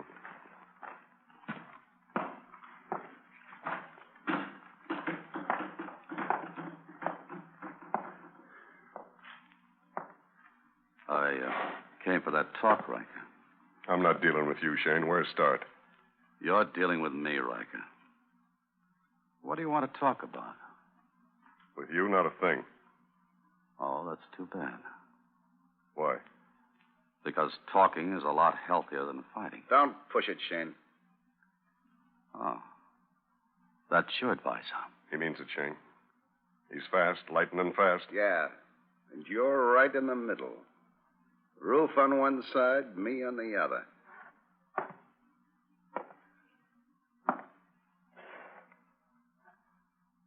So you're Jack Wilson. Heard about me, huh?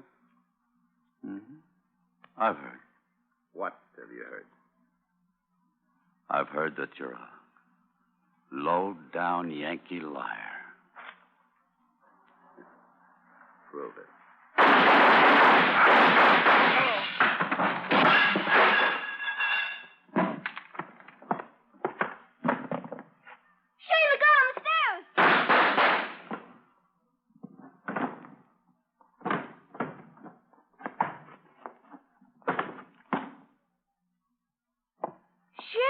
Shotgun on you. I was looking through the door and saw him. How did you get here, Joey? Followed you. Ran all the way. I wanted you to know I don't hate you. And I'm sorry. There's no need to be, son. Come on, let's get out of here. Shane, your arm, it's bloody. It's all right, Joey. As soon as we get back, Ma'll fix it up good. I'm not going back, Joey. Why, Shane? Because a man, well, he has to be what he is, Joey. You can't break the mold. I tried it, and it just didn't work for me. But we want you, Shane. Joy, there's no living with a killing. There's no going back. Now, you run on home to your mother and tell her. Tell her everything's all right. There aren't any more guns in the valley. Shane. Please, Joey. Go home and grow up strong and straight like your father. Shane. Pa's got things for you to do. Goodbye, little Joe. Shane. Mother wants you, too. He does. I know he does. Shane. Shane. Come back. Shane. Shane. Shane, I want you, too. Shane.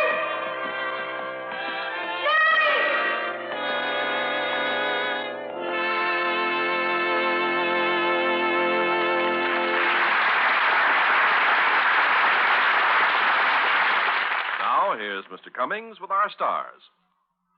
And here they are coming forward for a curtain call. Alan Ladd, Van Heflin, and Ruth Hussey.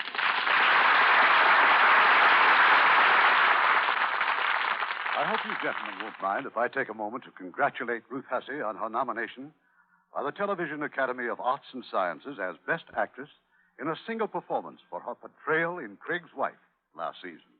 We don't mind at all. In fact, we thought she was just great. Yes, indeed. Well, I can see you really are two gallant gentlemen of the Old West. Thank you for the congratulations. Now, about next week's play, Irving. It's another of our 20 greats. And we're going to have one of the most popular romantic teams ever to appear, Phyllis Thaxter and Cary Grant, in that delightful comedy, The Bishop's Wife, one of Samuel Goldwyn's most charming pictures. Oh, I just loved it, Irving. Good night. Good night. Good night, and thanks for a wonderful...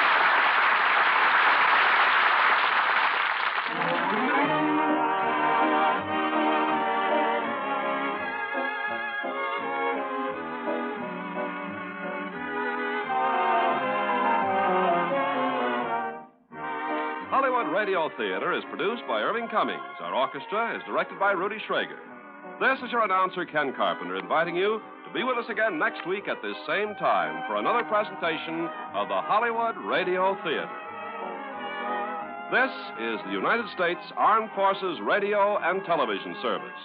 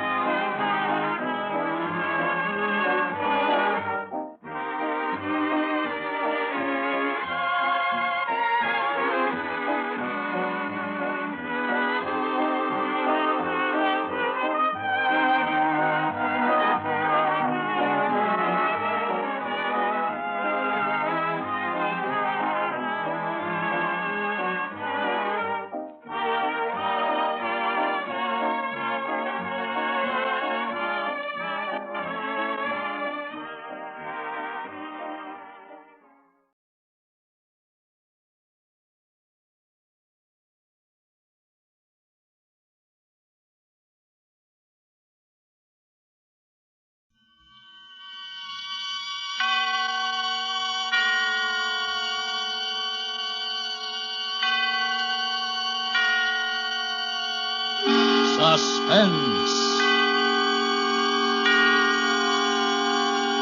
Autolite and its 96,000 dealers present transcribed Mr. Alan Ladd in Motive for Murder, a suspense play produced and edited by William Spear. Chester, you look like a badly battered battery. A sorry sight indeed for an Autolite Stay Full battery man like me. Wilcox, I've just returned from a safari. Been hunting camels in Kilkenny. Camels in Kilkenny? Why, by St. Patty, didn't you know that the last camel in Kilkenny calmly curled up and died when the first Autolite Stay Full battery landed in Ireland? He knew he couldn't compare with that teetotaling dispenser of pep and power, the Autolite Stay Full battery, the battery that needs water only 3 times a year in normal car use. Such shenanigans, Wilcox. Chester, Autolite Stay Full batteries give 70% longer average life than batteries without Stay Full features. And that's proven by tests conducted according to SAE life cycle standards. By the Blarney Stone. And furthermore, Autolite Stay Full batteries have 3 times as much liquid reserve above the plates as batteries without Stay Full features. That's why they need water only 3 times a year in normal car use. Say no more, Wilcox. One thing more. You're always right with Autolite.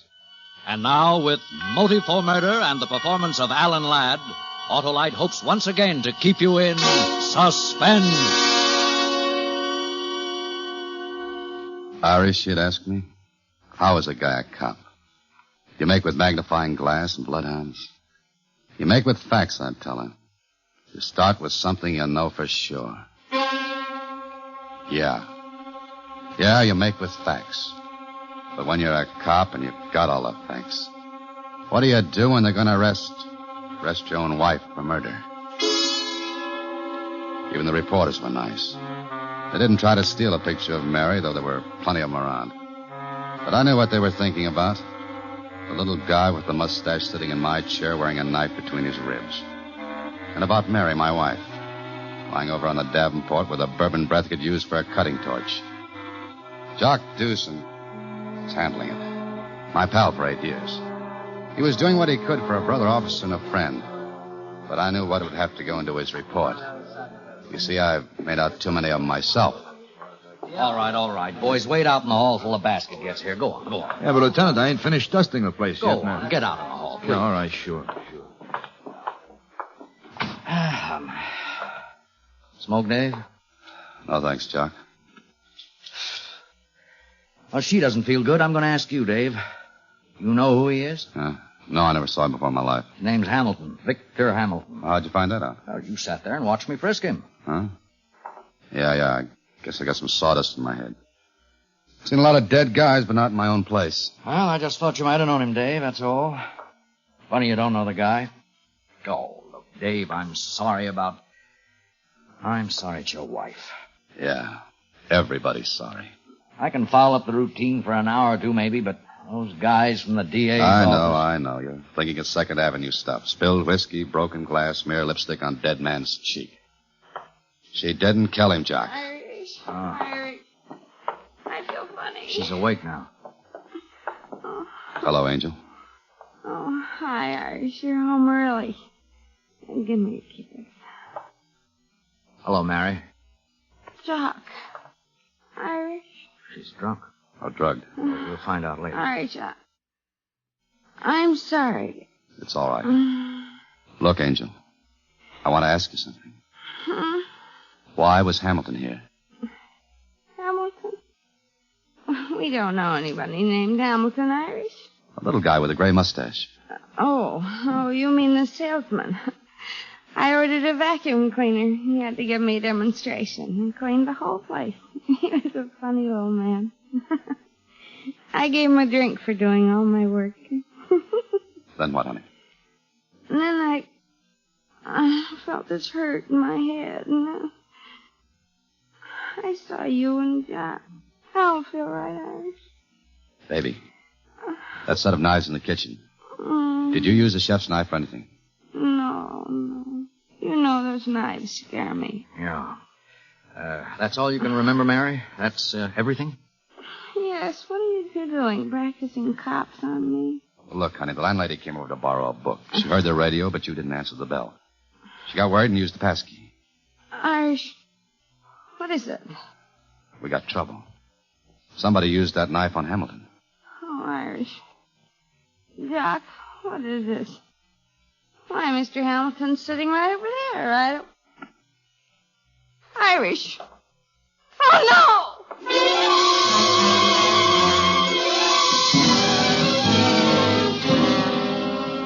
Well, Dave, medic says that bruise on Mary's head is something she could have done on a chair arm or a door. Skin isn't broken. The swelling doesn't amount to much.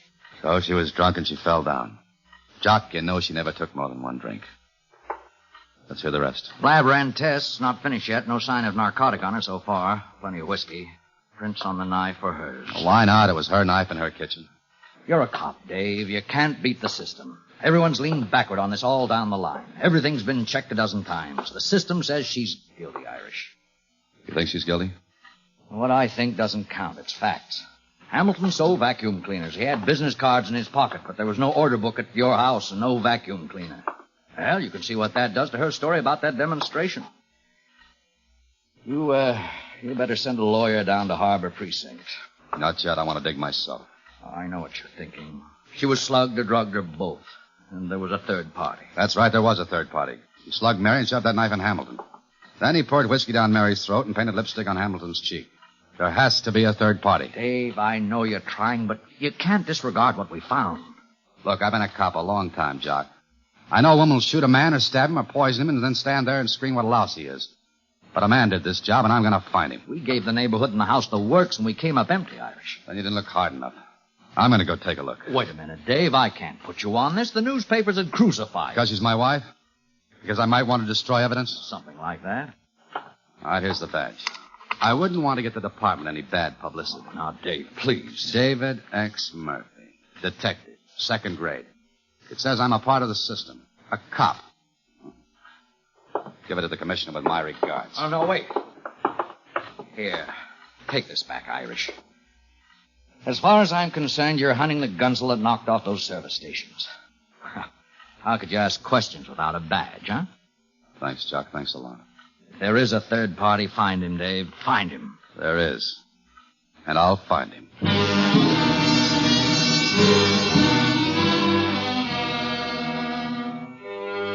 You make with facts, I told you. You start with something you know for sure. I knew Mary hadn't killed Hamilton. For sure. Fact. Strangers seldom kill each other. 99 times out of 100, the killer knows the victim. Fact.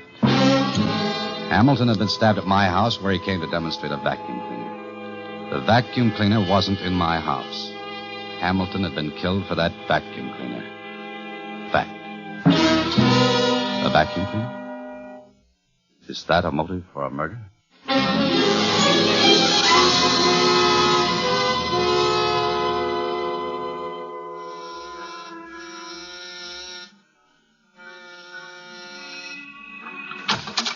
Yeah? Police, I want to talk to you.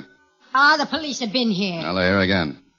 Victor Hamilton had an apartment here, and you're his landlady. I want to know about him. You do, huh? What do you want to know? The works, good and bad. Did he drink, gamble? Did he stay in nights or go out? Did he pay his rent? Start talking and I'll listen. How would I know so much about a tenant? I got my work to do. Yeah, no maid to keep me. Almost breaks my back sometimes. Yeah, come on, now tell me. Oh, he lived like a monk. Paid his bills and kept to himself. I never saw no friends with him. Go on. I can't tell you any more about him. What do you think I am? Harriet. Harriet, come here. Yeah? What is it? This is a policeman. He's asked me about Hamilton. I thought you could help him, maybe, huh? Oh, Bob Victor. You know him, miss? Yes, I knew him. I'm Harriet Blodgett. I live in this building, too. Do I get to go back to my house for you? No, yeah, thanks. Go on. Well, miss? I wish I could tell you something, but I can't. I just felt sorry for Victor. Mr. Hamilton. He was small and he had no car. He used to carry those cleaners all over the North End. Now and then I'd fix him something to eat and take it up to him. That all? Nothing like you, man. I guess he wasn't interested. No compliment to me. What do you do for a living? Hostess, Elgin Restaurant off Columbus Circle. Ever meet any of his friends? He was a lonely little man. No friends, no enemies. You're wrong. He had one enemy.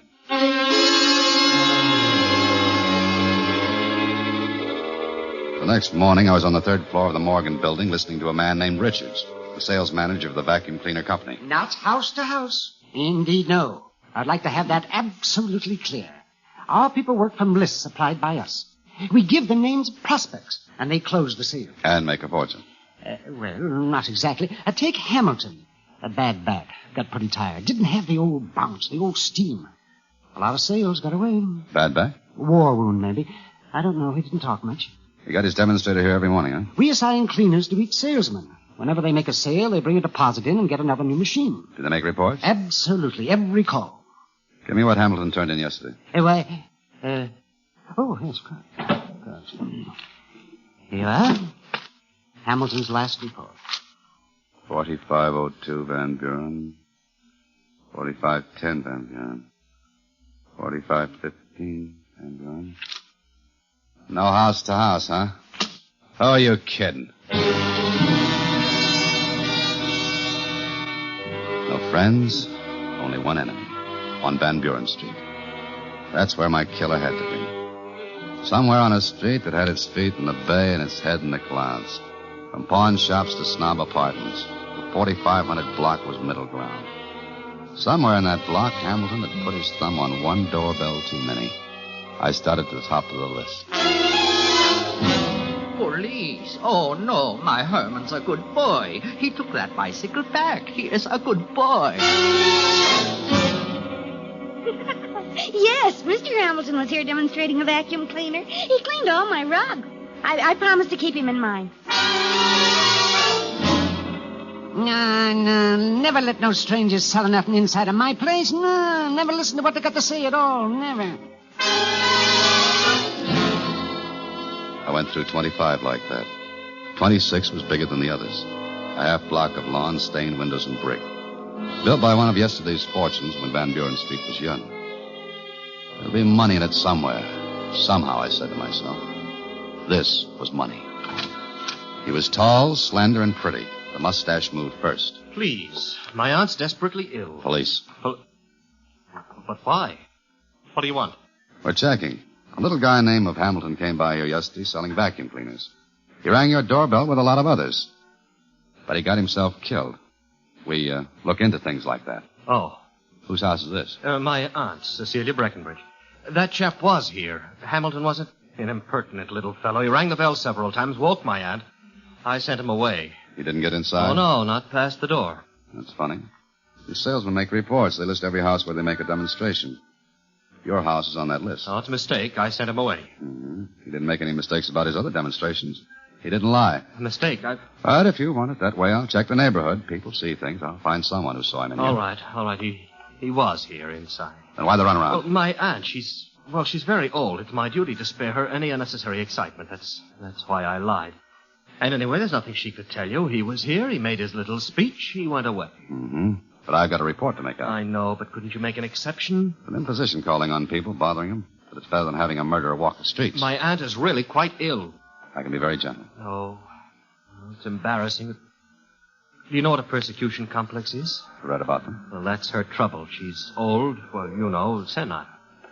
She thinks she's being kept a prisoner here. Oh? She's right, of course. If she weren't confined here, she'd be confined to an institution. She doesn't understand why. She's outlived all her close friends, and she wonders why no one comes to see her. And that's why you let Hamilton and his vacuum cleaner in. Well, I thought it would help. Instead, he made it worse. I see. Are you, Breckenbridge? Well, my name is Dolph. Harold Dolph, her sister's son. I'm her only relative. I keep the place going. You know how old people are about family homes. Yeah. Yeah, I know. Let's go and see her. All right. This way. Cecilia Breckenbridge was sitting in a rocking chair beside a window that looked out over the backyard. She was thin and small.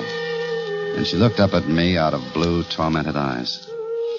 Don't tell her that he was killed. It'll upset her. Aunt Cecilia. Aunt Cecilia. It's a beautiful day, Harold. A lovely day. Aunt Cecilia, this man is here to ask a few questions about that vacuum cleaner salesman you saw the other day. Oh. Now be a good girl and answer him. It's a lovely day, Harold. Mrs. Breckenbridge, I'd like to know what time he came in to see you. Sometimes she'll talk, and sometimes she won't. Mrs. Breckenbridge, Do you remember how long he stayed?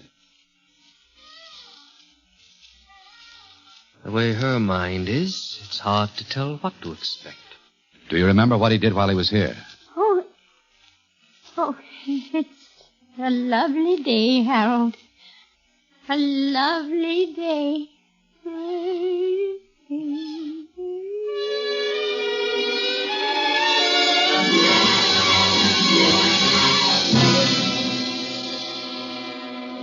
That you, Dave? Yeah, I'm in a drugstore at Van Buren and Hope. How's to coming out and give me a hand? What do you mean? I've spotted that third party. He's tall and pretty, and he's scared to death.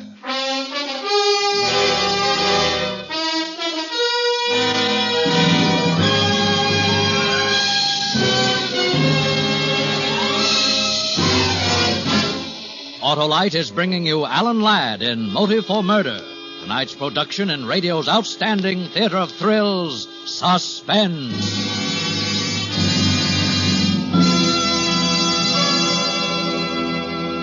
Say, Reming Chester, were you in Limerick when you were hunting the Irish camel? Was I in Limerick? I invented the Limerick. Ah, but not this Limerick, old pal. Listen, a good name in Erin is Slattery. So's Autolite's Stay Full Battery. Its watery needs a teaspoon feeds. Only 3 times a year is no flattery. Alas, poor Limerick. I knew him well. Well, you know that the Autolite Stay Full Battery needs water only 3 times a year in normal car use. Why? Because it has 3 times as much liquid reserve above the plates as batteries without Stay Full features. Is it the leprechaun in New Wilcox? Why, every leprechaun in Ireland knows that the Autolite Stay Full Battery has a fiberglass retaining mat protecting every positive plate. That keeps the power-producing material in place, you see. In recent tests based on SAE life cycle standards, the Autolite Stay Full batteries gave 70% longer average life than batteries without Stay Full features. And remember, Autolite Stay Full batteries need water only 3 times a year in normal car use. Get an Autolite Stay Full battery and be right with Autolite. And now, Autolite brings back to our Hollywood soundstage our star, Alan Ladd, in Motive for Murder, a tale well calculated to keep you in suspense.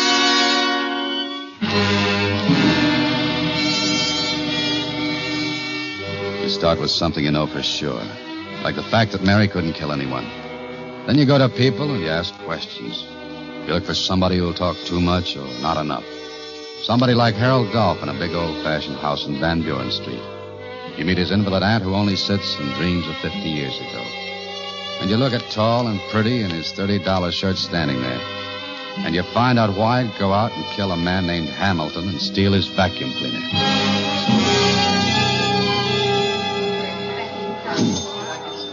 All right, Dave, you've told me what you walked into. Now, tell me why you think Harold Dolph's the one. Tried to cover up before I could ask anything accounted. He lied once. Cut it, man. I've questioned people, too. All right, but there's something wrong in that house. Something wrong about him. He looked like he knew she wouldn't talk before I asked her questions. Explained she was ill, a little crazy. Suppose she isn't crazy, Jock. Suppose she's afraid of him. All right, Irish, suppose. Maybe he's keeping her prisoner there. Well, you said he admitted that much. She'd be in an institution otherwise. But really keeping a prisoner in there. Why, though? Why? Money, of course. Her money. He explained it. Her family had money, not his. You looked into that part? No, Jock, but I've seen his kind 100 times. In gabardines that cost $250 standing around living off what another man worked hard for. Oh, it's a reach, Irish, a long reach. He's our man, I know it. He can stick around that house and torture that old lady by keeping her scared he could kill Hamilton. Sure, but where does Hamilton fit? I don't know, Jock. That old lady could tell me if I could talk to her. You could be awful wrong, Irish. I've been wrong before. All I want is a chance to talk to her without Dolph breathing down my neck. Yeah. If I'm wrong, okay. If I'm right, I want Dolph where we can make the pinch. He'll come out of there sometime. When he does, you trail the guy. I'll talk to the old lady. All right, Irish. Hey, that him backing the roadster out of the carriage house? Hey, you're right. Check with the station anytime you get a chance. I'll do the same. Right, Irish. She couldn't answer the bell. I had to use my gun butt on the garden door. This time she wasn't humming. Just breathing slow, uneven. I lifted an eyelid and felt her pulse. Doped. Then I noticed her hands. Fine, long, delicately formed hands. But no rings. Yet marks that showed she'd worn rings most of her life. The pictures of her all over the place showed her wearing rings. Rings with big stones and old-fashioned settings. Money. I went from top to bottom then, attic to basement, every room. No rings and no vacuum cleaner. Harbor Precinct. Eddie speaking. Doc Dewson checked in yet? Who's this? It's Dave. Oh, Irish. Yeah, Jock checked in. Well, give it to me. I followed your man downtown to the Morgan building on 5th. Morgan Building? Yeah. Morgan Building? No house-to-house canvassing, only from lists. Hey, Irish, you all right? Yeah, thanks, Eddie. I'll call you back. Right. Oh, Eddie. Yeah, Dave. Send a car to 4698 Van Buren. There's an old lady down there, doped. Name's Cecilia Breckenbridge. Take care of her. Nephew's name, Harold Dolph. Don't let him get close. Got it.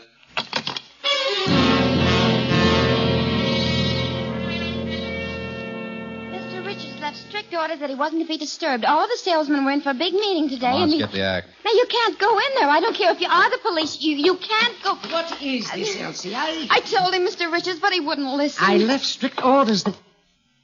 Oh, it's you. Mr. Richards. Beat it, sister. Now, see here. Such high-handed methods of entering a man's office. I'm a citizen of the And city. you're violating City Ordinance 116, Paragraph 5, Code 2. You haven't got a peddler's license, and your boys are doing house-to-house. I distinctly told you we work from clients. That's not what I'm here. Going with the tall and pretty in the brown gabardines who came to see you a little while ago. Huh? Within the last hour, an officer from my division followed him this far. A tall man, brown gabardines. But I... What do you want? Well, he just wanted to ask me about his vacuum cleaner. What about his vacuum cleaner?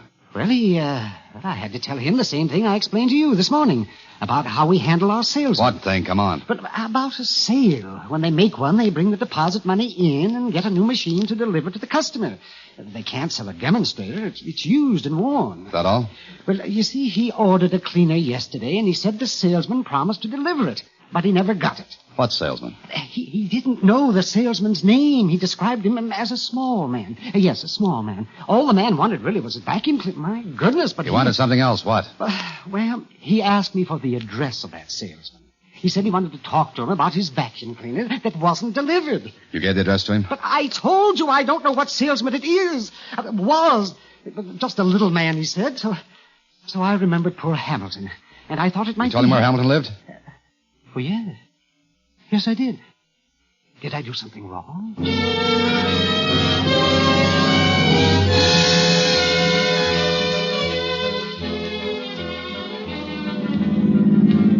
Driving across town towards Hamilton's apartment, I kept thinking of Mary and her question about how a cop works. No miracles, no magnifying glass, no bloodhounds hunting. Just facts. Facts to find a killer. An old house built with one of yesterday's great fortunes. A fortune that dwindled down to a handful of wedding rings. Diamonds. $20,000 or $30,000 worth of motive. Facts. A tall and pretty who was money hungry and liked expensive clothes and cars. Facts. A vacuum cleaner salesman apartment without a vacuum cleaner. Hey, You held out on me. what do you mean? What do you mean this is a respectable apartment? You know how to throw the book at you? When I was here before, I went through Hamilton's apartment and there wasn't a vacuum cleaner there. But I never... Hamilton kept at least 2 cleaners here all the time. You kept still, hoping to grab one for free. But I never saw any... He didn't keep them in his place. He didn't want to lug them up 3 flights. He kept them somewhere on this floor. I didn't think you'd care. Where was it? The hall closet in back. He had a key. You'll give me yours now.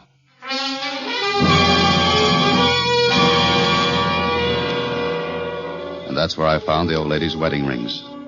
The sack on that demonstrator Hamilton used in her house. Facts. I had all of them now. And a minute later, I heard feet on the stairs. I left the cleaner sitting there in the hall and stepped back into the shadows and waited. Waited for my killer. Oh. Hello, sweetheart. I've been expecting you. We got business. Business? About your aunt's diamond rings. What are you talking about? Murder? Murder? There's an old lady waiting to die, and you've been helping her with dope. Well, that's ridiculous. That's why you never let anybody in to see her. But you wanted some fun yesterday. Jokes. And you let a vacuum cleaner salesman named Hamilton come in and visit her. Now, see here, But really... as sick and as doped as she was, your aunt figured out a way so you'd never get those rings. She beat you, Dolph. All right, you've got... When you weren't looking, she took them off and threw them under the vacuum cleaner. Now, we can come to some understanding She wouldn't talk to you. Remember the salesman? Trailed him all over town. And you found him at one place. Along the line, you stabbed him with a kitchen knife, sapped Mary, and did Mary? the covering up with the broken glass, lipstick, and liquor. Mary? My wife, brother, and it's my place. Oh, Well, now, look. I can get you money. $10,000, $15,000. Thanks. That's what I've been waiting for. Please.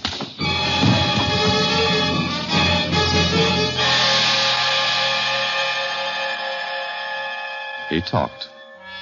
Fact. Harold Dolph killed the salesman when he opened the cleaner and didn't find the rings. He didn't know that Hamilton had stopped off at his own place, where he left the demonstrator with the rings in the sack and picked up the new one he was delivering to Mary. Irish, how did you do it? With a magnifying glass and bloodhound? You know, honey, you make with facts. You start with something you know for sure. The fact that my wife can't be a killer. You see, I love her too much.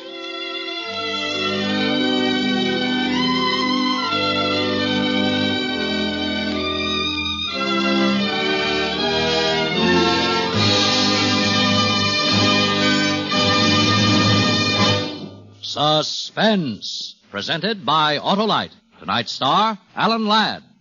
Say, Wilcox, I've decided never to hunt Irish camels again, Biggory. Let me give you a tip, Remingchester. You'll do better going for those Autolite Stay Full batteries and the more than 400 other products made by Autolite for cars, trucks, planes, and boats in 28 plants coast to coast.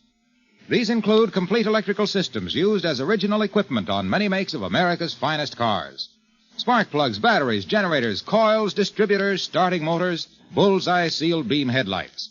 All engineered to fit together perfectly, work together perfectly because they're a perfect team. So, friends, don't accept electrical parts supposed to be as good. Ask for and insist on Autolite, original factory parts, at your neighborhood service station, car dealer, garage, or repair shop. Remember, you're always right with Autolite.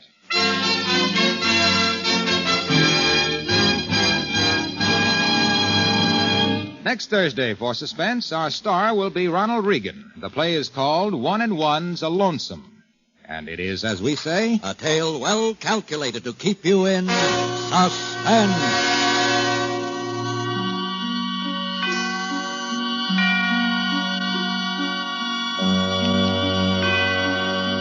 Tonight's Suspense play was produced and edited by William Spear and directed and transcribed by Norman MacDonald.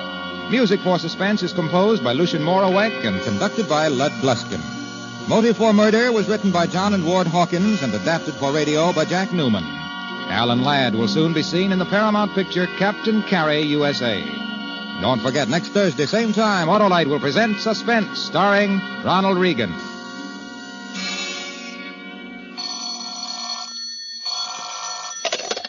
Buy Autolite Stay Full batteries, Autolite resistor or regular spark plugs, Autolite electrical parts at your neighborhood Autolite dealers. Switch to Autolite. Good night. This week marks the 38th birthday of the Girl Scouts.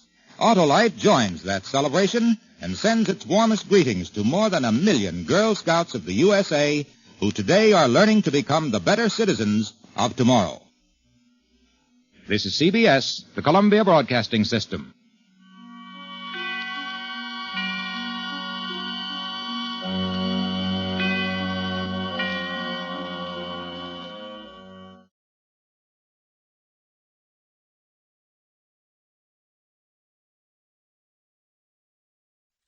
Lux presents Hollywood.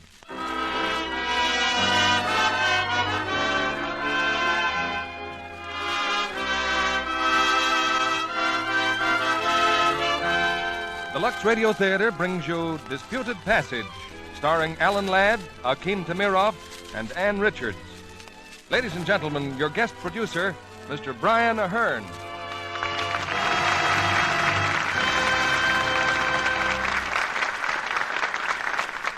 Good evening, ladies and gentlemen.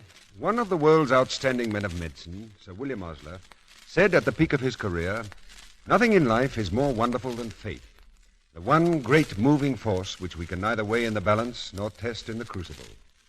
Sir William was a man of fact and research, a tireless searcher after scientific truth. Yet he never ceased to admit the existence of forces greater than his scalpel could reveal. Tonight's Lux Radio Theater play disputes this passage, or rather puts it to the test in one of the screen's most moving stories. From Lloyd Douglas' great book, Disputed Passage.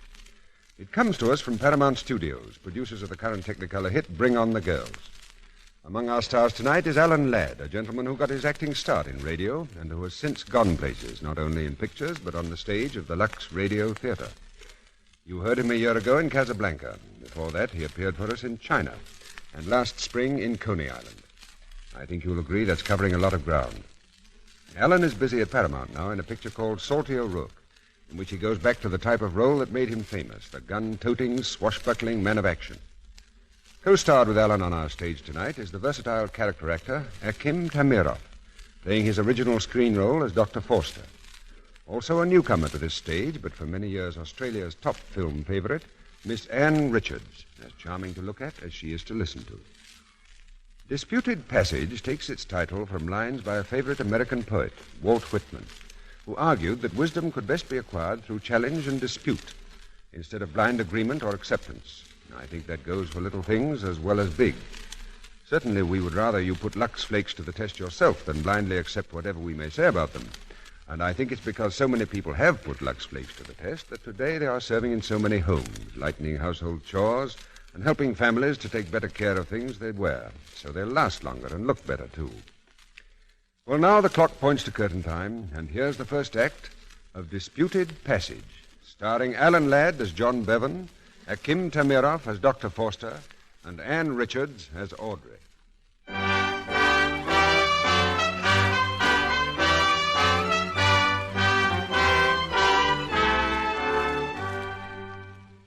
Some 15 years ago, at one of our larger medical colleges, a group of new young students, nervously excited, file into their first class in surgery. They know the significance of the moment. It marks more than the start of their careers. It is their introduction to the almost legendary figure who will rule their lives for the next 4 years. Their teacher, Dr. Max Forster. Well, where's Forster? What's the idea of keeping us waiting like this, anyway? Don't worry. You'll see so much of Forster, you'll hate the sight of him. Who says so? About every guy who's ever studied under him. He's a sarcastic, egotistical heel. And for your information, I'm ducking the eminent Dr. Forster every chance I get.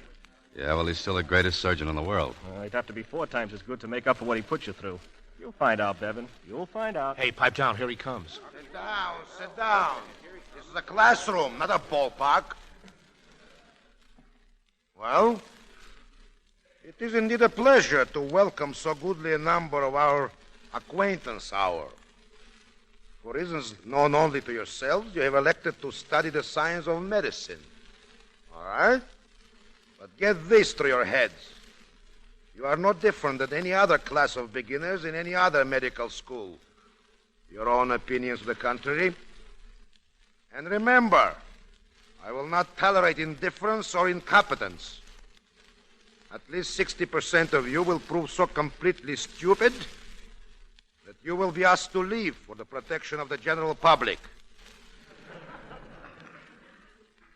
Only 10% of you, by the time the diplomas are passed around, will there be a meager evidence of superiority. And it is to that 10% I now speak.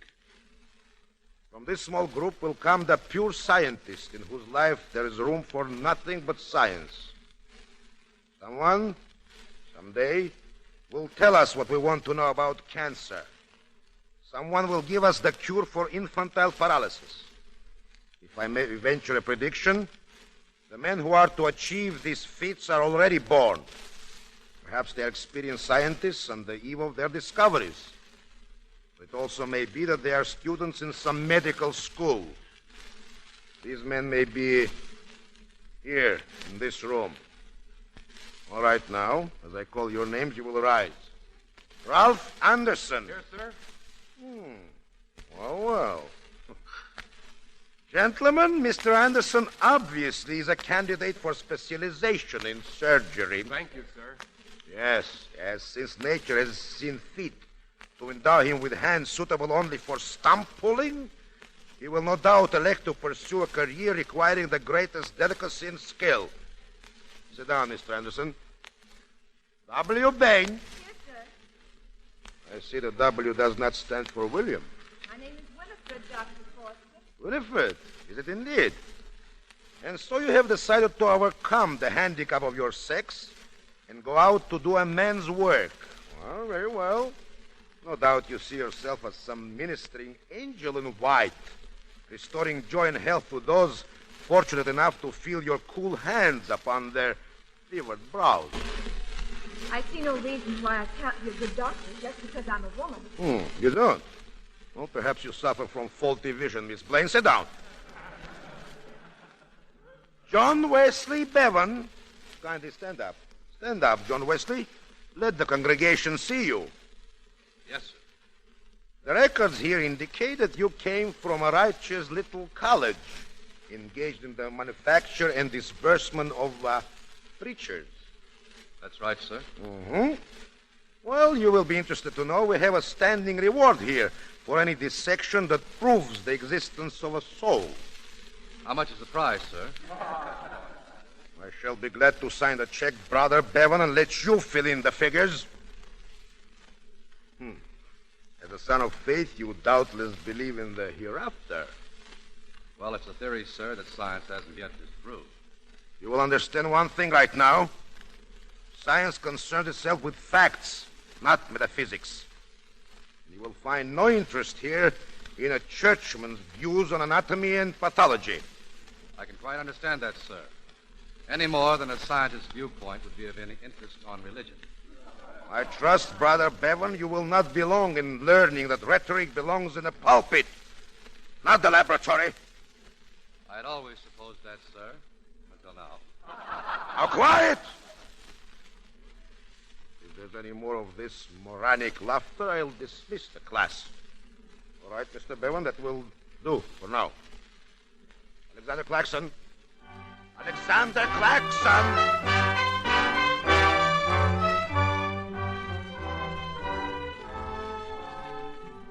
Look out. Don't let that door slam. Oh, for Pete's sake, Johnny, get your nose out of that microscope. Oh. Hi, Andy. I've been looking all over for you. Well, I told you I'd be in the lab. In case you hadn't heard, Christmas vacation started today. Yeah. And you said you'd come home with me. Well, Andy, I just can't go. Oh, will you cut it out? Now, come on, I'll help you pack. Oh, I can't leave. I've been waiting 5 days to find out how a piece of live tissue reacts to contact with a deuterium dose of X-ray. You have? Well, I'll show you how live tissue reacts when it comes in contact with roast turkey.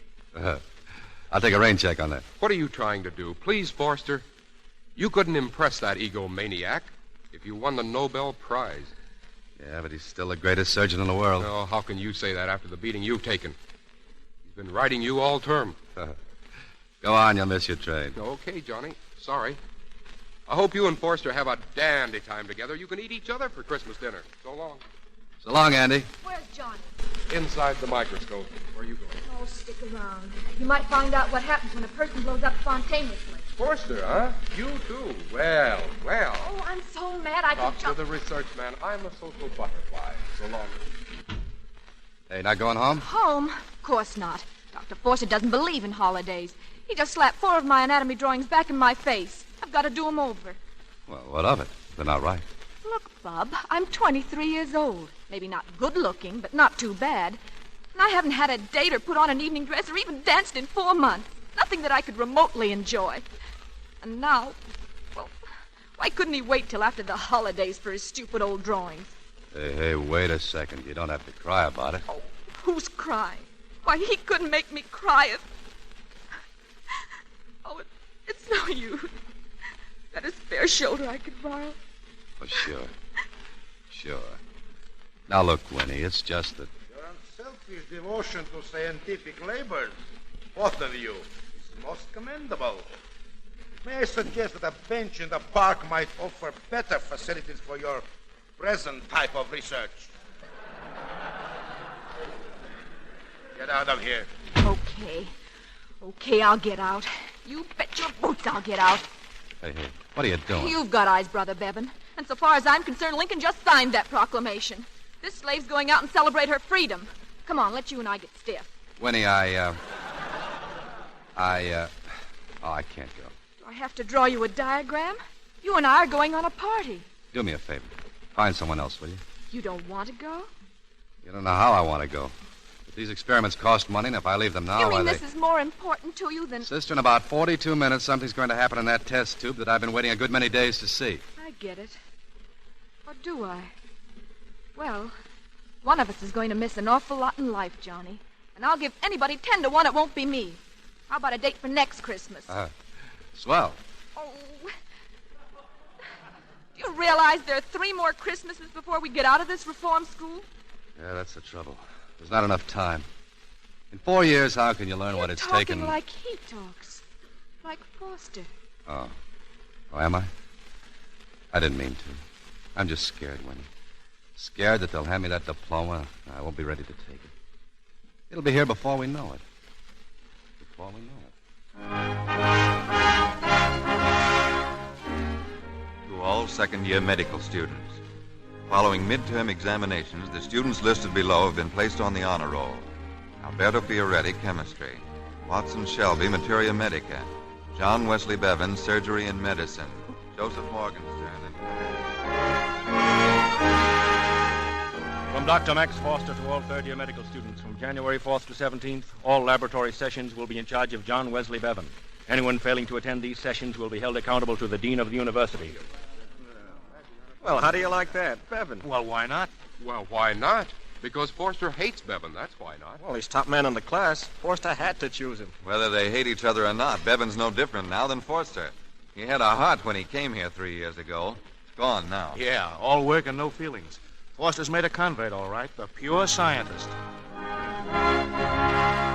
Commencement exercises, College of Surgery and Medicine, will be held June 3rd on Hadley campus. Principal speaker, Dr. William Cunningham, Carlisle General Hospital, Shanghai. Gabriel Award for Best Scholastic Record, John Wesley Bevan. Valedictorian, Thomas Layton.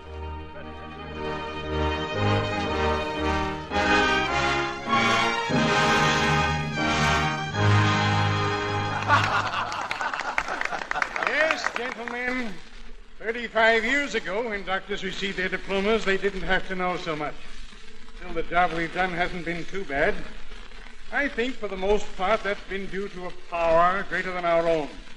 You'll learn something of that power sooner or later. It has nothing to do with science. It has everything to do with humanity. In your years here, you've worshipped at one shrine, science. And that is as it should be. But you'll find an even holier shrine. How do you feel, Dr. Anderson? Never felt better, Dr. Bevan. How do you feel? Fine, Doctor. Then pipe down. I want to hear Cunningham. Why? He's not a doctor. He's a missionary. And a pretty dull one at that. Cure the ills of a body and leave the soul in torment.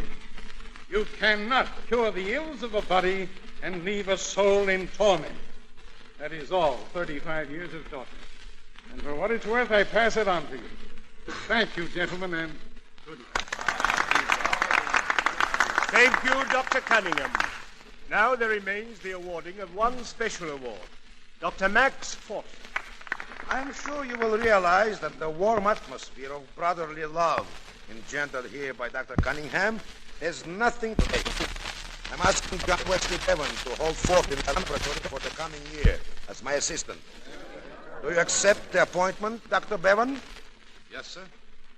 Like you, I recognize the ship is more important than the crew. Thank you, sir.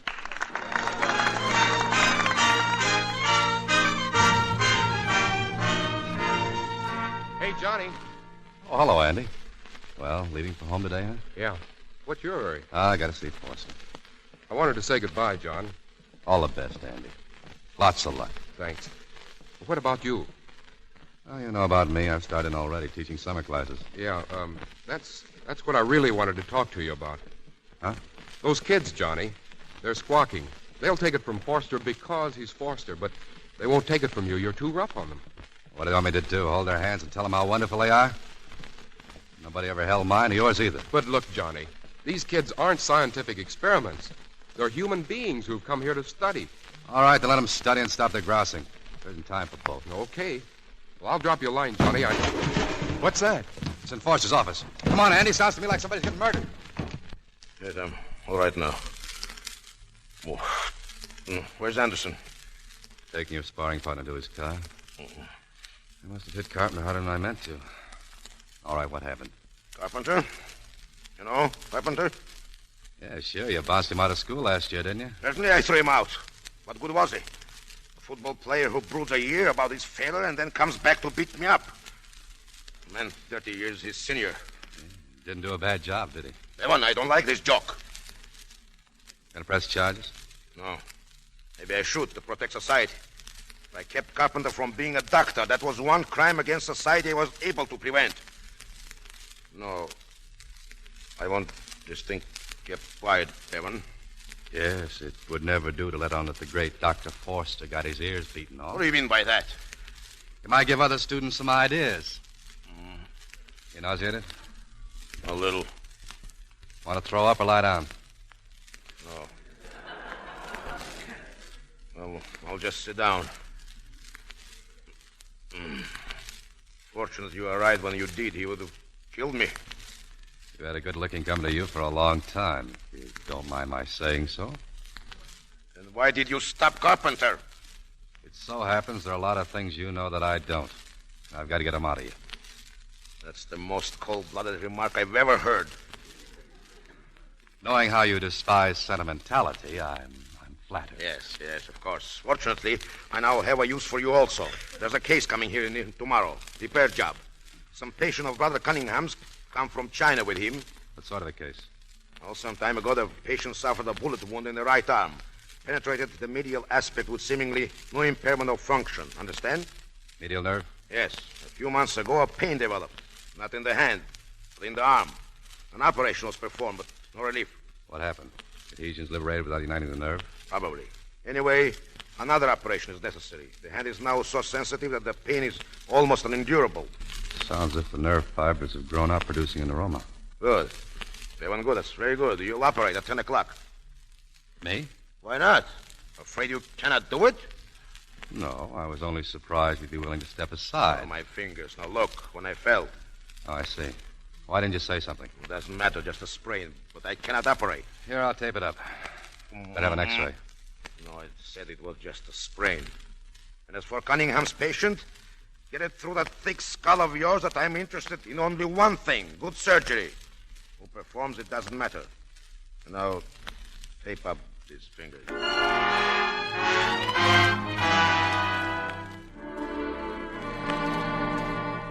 The patient's inside, Dr. Bevan. Oh, thanks.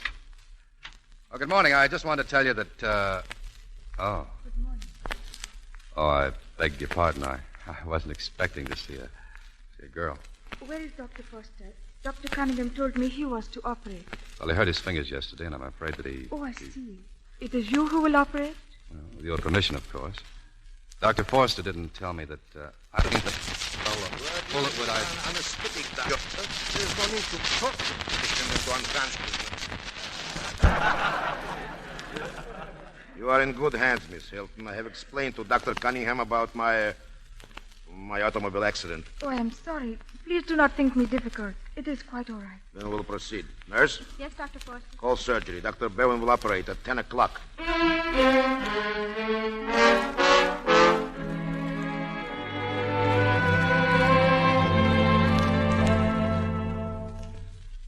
Here in a few minutes, Miss Hilton. Well, how's the arm? The hand, it is much better, but the arm, it is still very painful, Doctor. Oh, that's fine. I'm glad it pleases you. I'm myself not delighted. Won't you sit down? Thanks. I'm afraid I haven't time to visit. But the pain, you have not told me why. Well, your arm hurts simply because of the operation, but the hand is better because we've removed the tumor from the nerve. Oh, I see. The bullet almost severed the nerve. You must have suffered terribly. Yes. There are many Chinese suffering from wounds these days. Chinese? I am Chinese. Did you not know? Oh, but your name is Audrey Hilton. Your face. You're joking. No, on the contrary, Doctor. My name, my face, they do not matter. It is inside that a person is what he is. I was born in China, educated in China. I did not leave China until a few months ago. Yes, I am Chinese. But your parents? American. But I never really knew them. They were killed when I was so young. My foster parents were Chinese. They are the only family I've ever known. Well, I hope I said nothing to offend you. Oh, no. Please do not think of it. Well, you're doing fine, Miss Hilton. Another week like the past one, and you'll be playing tennis. An American sport I have not yet acquired. Hey, there's nothing wrong with tennis. Oh, no. I already have succumbed to fishing. Dr. Cunningham taught me. I'll have you know I was once the best hook and worm fisherman in the whole state of Wisconsin. How long has that been? Years ago. You know, when you talk like that, you are a different person. How do you mean? Well, for a little moment, you are not the stern Dr. Bevan. I think it will be a great relief to you when I can leave here. You regret even these few minutes that keep you from your work. This is my work. Part of it. Besides, I enjoy talking with you. Excuse me, Dr. Bevan. Yes. Dr. Forster just called. There's an emergency at Centerville General Hospital. He wants to know if you can leave tonight. Tonight? Oh, yeah. Tell him I'll go. I'll see him in a few minutes. Yes, Doctor. Centerville? That is not far from the Cunningham's place. You'll be staying with them when you leave here? Yes. Oh, I knew them many years in China. They're so kind to me. They have a wonderful place in the mountains on a lake. There's good fishing there, Doctor. Yes, I guess there is. Well, excuse me, Miss Hilton. I'll see you when I get back from Centerville. Goodbye. Goodbye, Doctor.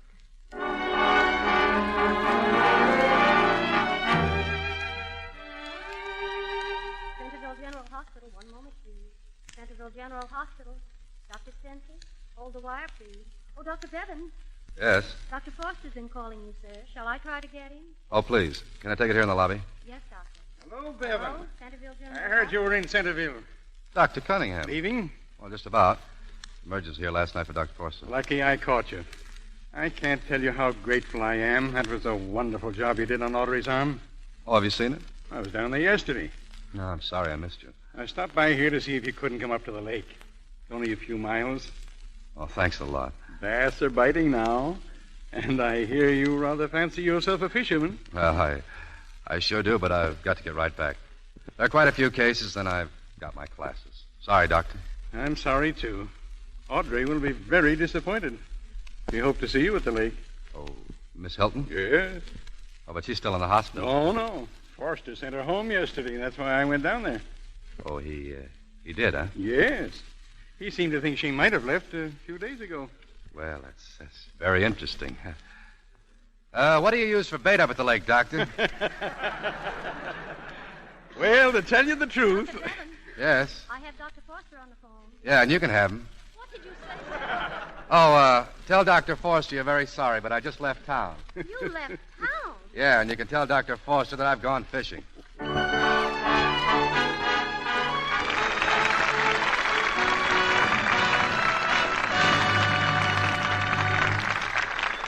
Act 2 of Disputed Passage will continue in a moment. Now, here's Libby Collins. One of my friends said the other day, Libby, what makes a man fall in love with a woman and then stay in love? A lot of girls are asking that question these days. The answer isn't easy because love is made up of a lot of little things. But of one thing I'm sure. One great compelling quality is daintiness. Think about that for a minute. Isn't it true that girls who who are always dainty are usually the ones who have good times? Daintiness attracts a man and holds him. Daintiness is such an easy thing to acquire, too, and easy to keep. Lux Flakes do such a wonderful job of whisking away the day's perspiration from undies. Leave them sweet and fresh, so there's no danger then of offending. And Lux is so safe for your pretty things. It's mild and gentle, won't harm the nicest colors or fabrics. Just as safe as water alone. Why, do you know a famous laboratory made actual color measurements? They found that undies washed the Lux way stayed color fresh 3 times longer. Those washed with a strong soap, too hot water, and handled roughly looked drab and old very soon. You wouldn't think girls would abuse undies that way these days, would you? Well, if you want to keep your undies lovely longer, start luxing them tonight, and do it every night. Then you'll know they'll always be fresh and dainty, and keep their lovely new look longer. Now, Brian Ahern returns to the microphone. Act 2 of Disputed Passage, starring Alan Ladd as John, Hakim Tamirov as Dr. Forster, and Ann Richards as Audrey.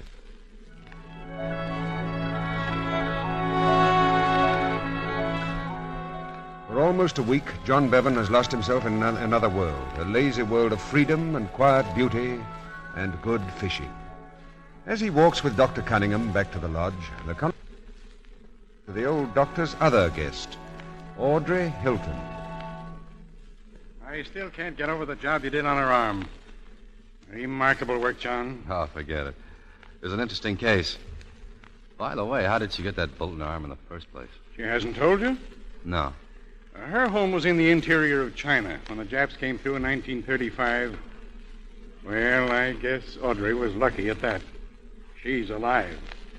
She told you nothing of her background? You mean about China? Huh. She's no more Chinese than my Aunt Minnie. Well, Audrey thinks of herself as Chinese, and, well, that makes her Chinese. She's an American. Would she marry a Chinese? Well, you can't tell, but I don't think so. You've known her long? Since she was a child. Every year or so, I'd visit her home, her foster parents' home. At times, I think they loved Audrey even more than their own children. But they're all gone now, the old people and their children. Massacred. You can't blame her for wanting to return. She wants to help. Return? Yes. She didn't come to the States just for an operation. She's raising funds for China. Oh, I see. Well, here we are. Let me have those fish of yours. My turn to clean them.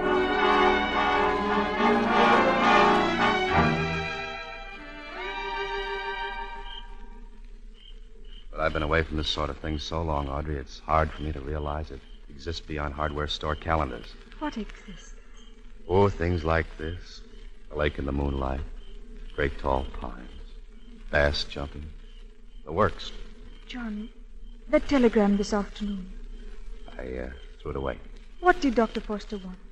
Me? Well, I'll leave Sunday night. You know, I haven't thanked you for getting Dr. Cunningham to ask me here.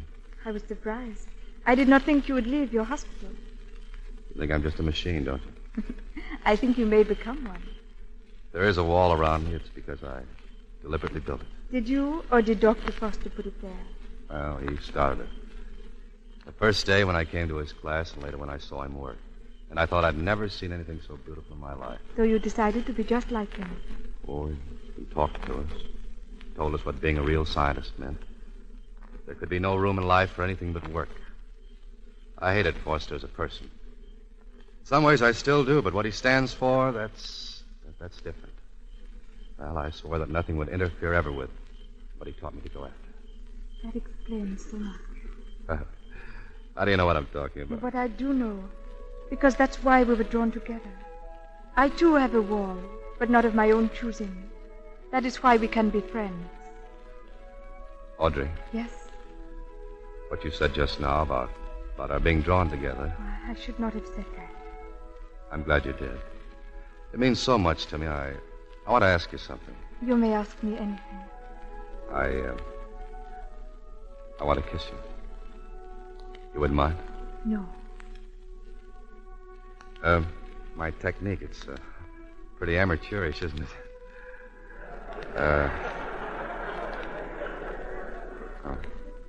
Audrey, what's wrong? Nothing. Of course there is. I act like a kid. Oh, you will soon forget. Yeah, but I don't want to forget. Oh, yet you will. You will forget because you are seeking to avoid life. I shall remember because I am lonely and seeking to enter into it. And you think that by accepting the unworthy friendship of a miserable doctor, you might feel less lonely? I am sure of it. Provided the honorable friend of Lin Yang would not find her a nuisance. Yeah? Who's Lin Yang? That is my Chinese name. Sometimes I get so hungry to hear the sound of it. Lin Yang. Please. You will go back to your world and I to mine, but we shall be friends forever. Is it not so? I hope so, Audrey. What time is it? Time? Oh, it's a little after 9. Why? Because we must go back now. I am leaving tonight. What are you talking about? It is so. I am going to New York and to Washington. You know, every now and then I begin to think I understand you, and then up comes something like this. Why didn't you tell me you were leaving? Please, don't be upset. I have my work to do also. In my little way, I do what I can for the Chinese people. Oh, I see. Let us walk back now.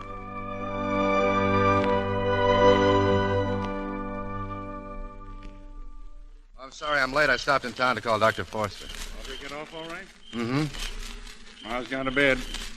Thought I'd have her last pipe out here on the porch. Sit down. No, thanks. I'll be going back myself in the morning, Doctor. Not very flattering, my boy. The minute Audrey's gone, you leave. Well, I can't say that I won't miss her. It's Forster, huh? Yes, I'm afraid I let him down running off here like I did. That's nonsense. You should have known Max when he was young, when I knew him. We lived together in Vienna. We had a lot of fun. A lot of fun. Fun? Him? Yeah, he was the happy-go-luckiest fellow you ever met. Until she died. Elsa.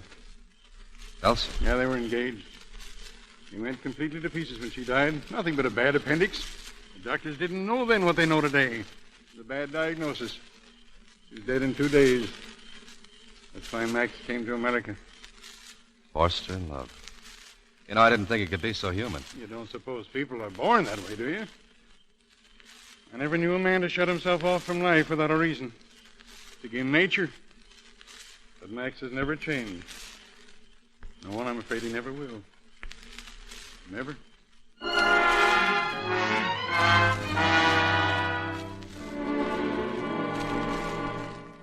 Well, Brother Bevan, I hope you enjoyed your vacation. Did you catch any fish? Several, thanks. I'm surprised that a great humanitarian like Cunningham would indulge in such a cruel pastime as fishing. Or does he draw the line at the soul of a pickerel? I don't know, sir. We were fishing for bass. Now that you've had your little outing, you might get around to reporting on that case at Centreville. Successful? Yes, except the man will never walk again. That was to be expected. I spoke to the superintendent about finding him a job in the hospital. Why? Why? What business is it yours? None. I just felt like doing it. You mean you talked it over with Cunningham and he impressed upon your mushy mind the notion that social uplift is more important than surgery? As a matter of fact, I did mention it to him. Yes, I thought so. Well, it may interest you to know that we are to have the benefit of his noble influence here, too. He's just been asked to lecture for the next term. Oh, that's fine. Now, if you don't mind, I have a class of new pupils waiting for me. Of course. Go ahead. Feed them on milk and water. Tell them what noble little knights they are. Yes, soften them up for Cunningham. Tell them all to be doers of good deeds and inferior doctors. You'll find my classes conducted as they should be. When they're not, you can always have me fired.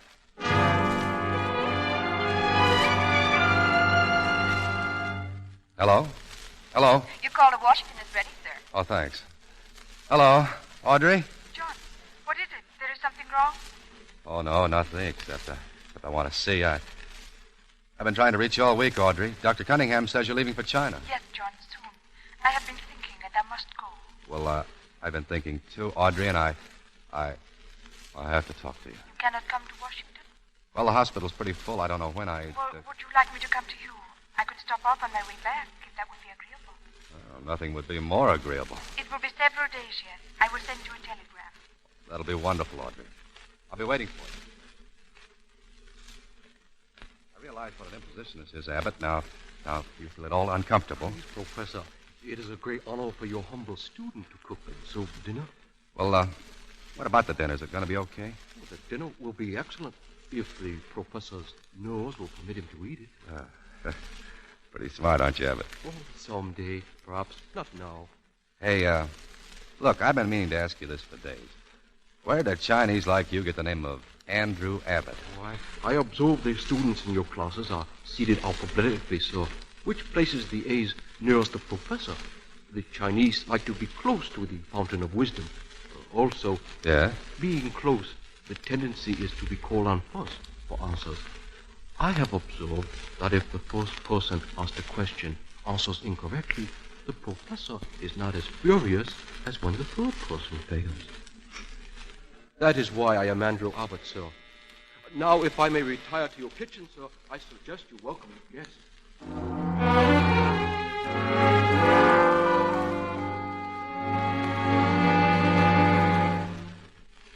But you should not have served a Chinese dinner, John. You see, now I am homesick. You liked it? Oh, it was perfect. But you did not tell me you had a Chinese cook.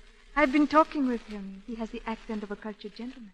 He's one of my students. He volunteered to help me out. How is he called? Andrew Abbott. But if he hadn't liked his cooking, I was going to change his name to Zabisco. I fear I do not understand. Just a private joke between Abbott and me. You surprised me, too, Audrey. Did I? That's the clothes you're wearing. This is how I dressed in China. And since you are the person with whom I am most comfortable, I wanted to dress in the clothes in which I am most myself. Thank you. Forgive me if I stare, but you're beautiful. You don't know what it means to me to have you here. I had 2 reasons for coming. I wanted to see you and where you live. It's not very much, is it? Oh, very neat, very masculine. John, at dinner you started to tell me about Dr. Foster. Oh, yes. Well, it wasn't until Dr. Cunningham told me about Foster, about what happened to him after his fiancée died, that I realized what a fool I'd been. There's really no conflict between science and life. It was Forster's bitterness that deceived me. He's just trying to alibi his own frustrations. Thanks to you, I see that now. I'm glad you feel more kindly toward the world. I'm not thinking of the world. I'm thinking of us. You have been thinking of others, too. Dr. Cunningham wrote me that what you did for that man in Centerville, the one who cannot walk. Oh, Audrey, don't you see, dear? This is all you're doing. 6 months ago, I wouldn't have bothered my head about that man once the operation was finished. But you would if you had known. Yes, if I'd known you, been in love. No, do not say that. I must say. I tried hard not to fall in love with you, Audrey. I fought against it at the start, and then quite suddenly I knew that was my salvation. I love you. I want you here always. I want to marry you. That cannot be, and you must realize that. Our lives are so completely foreign, so different. It can't matter if we love each other. No, please. I must have a chance to think. What is it to think about? Remember, I once told you I, too, had a wall that kept me from you. What is it? A promise. A solemn promise that is not yet fulfilled. What is it? If you could only tell me, maybe I could. No, I cannot tell you. It is my own problem, and I have to work it out myself. In China? I thought so when I came here tonight, but perhaps not. I think I shall return again to Washington. But how long will it... Oh, I'm sorry. Excuse me, wait, please. Hello? Yes, this is Bevan. I see. Blood count? Why did you wait?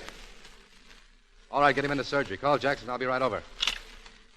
Well, you see, dear, that's what your life would be. I've got to leave Audrey Hospital. Will you wait for me? No, but I should like to stay here until it is time to go. You'll go back to Washington? Yes. But one promise I will give you. If ever I do come back here, it will be to stay. Goodbye, darling. For a little while. For a little while, yes. I, too, hope so.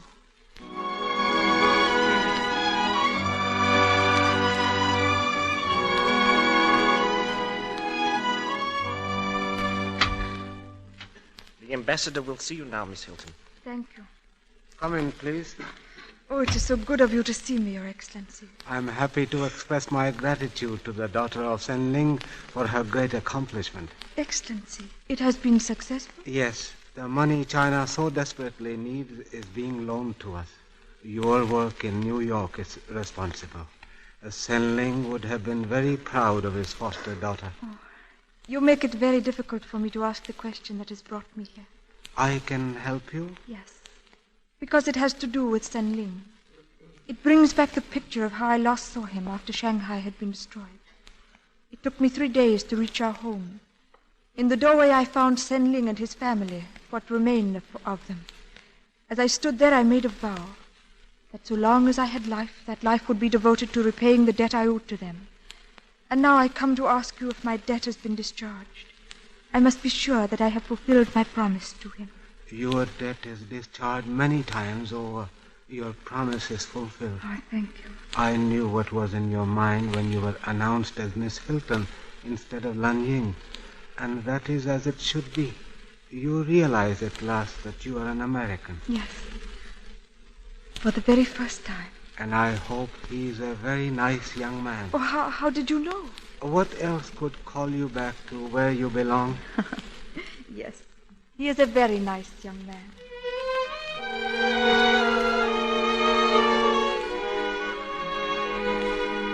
Hello, Max.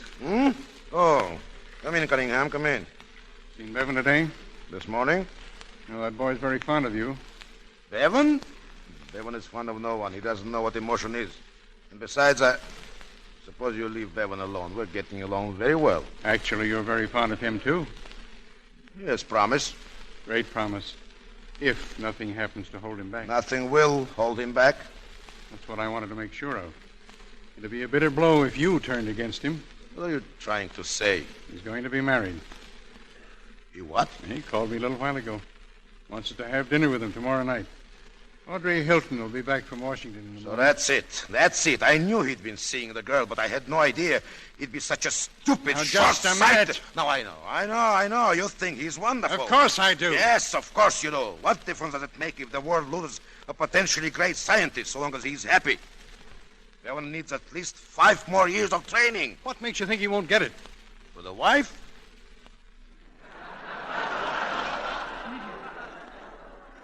He'll be out grabbing for money. You're wrong, Max. He'll work harder than ever. A man doesn't always get a chance at real happiness. You, of all people, should know that. And you should know to mind your own business. Now, let me alone.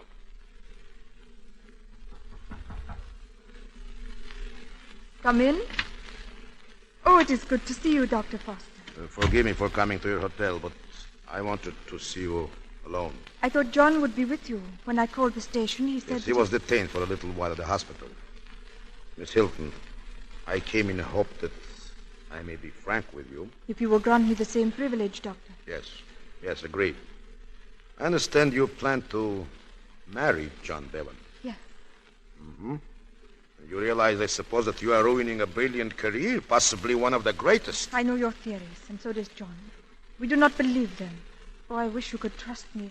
I will not hurt him or his career. You have already hurt him. But that is not true. How could I? In the only way that it matters, his work. It has fallen off miserably since you first came There is here. no reason for that. There is every reason. No man can concentrate when his mind is beset with doubts, anxieties. Doubts? But what doubts has he now? Now think, Miss Hilton. Here is a man who chose a path for himself because he saw it would lead to a definite goal. Now, if you were in his position and you abandoned that path, wouldn't you be worried, fearful that you had done the wrong thing? Yes. That I can understand. I came here not to influence you, but to make certain things clear which perhaps you have not understood. The decision must be yours. Mine and his. Yours only.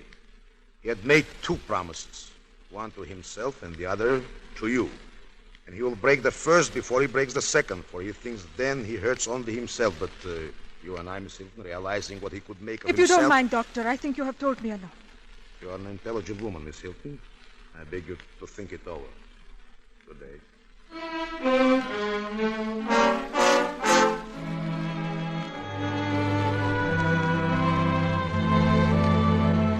Get hold of yourself, John. You said she'd be here, and she will. Why did she check into that hotel and an hour later check out? Because she's probably coming here to your place. Oh, I should have met that train. But Forster gave me such a stack of work that I couldn't. That's probably Audrey now. John Bevan? Yes? Telegram. Oh, thanks.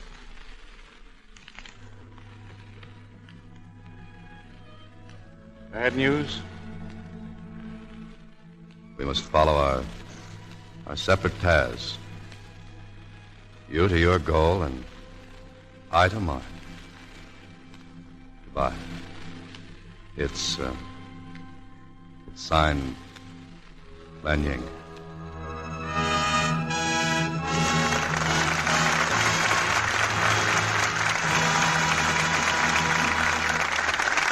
We pause now for station identification. This is CBS, the Columbia Broadcasting System.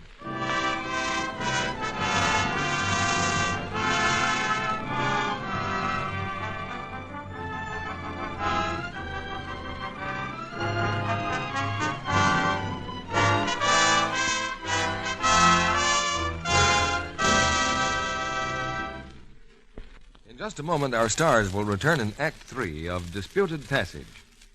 Now, I know all you ladies are used to pinching pennies, so here's a bright new penny. Suppose you tell me what you could do with it. Not much. Maybe get a picture postcard. For the stamp to go on it. I could weigh myself on the drugstore scale. Or get a penny stick of chewing gum, if they had any. That's not much, is it?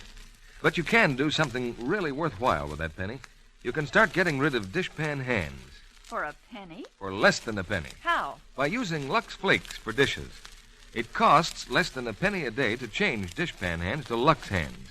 Just change from strong soaps to gentle Lux for dishes. Once you do, your hands begin to lose that red, rough dishpan look, sometimes as soon as the second day.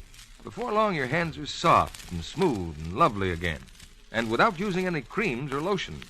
Tests proved it. I knew Lux was kind of hands, but I had no idea that it would cost so little to use it for dishes. Yes, Lux is really thrifty because it goes further. Ounce for ounce, Lux does up to twice as many dishes as any of 10 other leading soaps tested. Lux is a really inexpensive way to save your hands. So spend that penny to start changing dishpan hands to Lux hands. You can do it for less than a penny a day. Now, Brian Ahern returns to the microphone. If you're as curious as I am to know a little more about tonight's stars, join us after the final curtain for a brief chat. And now, the third act of Disputed Passage, starring Alan Ladd as John, Akim Tamirov as Dr. Forster, and Ann Richards as Audrey.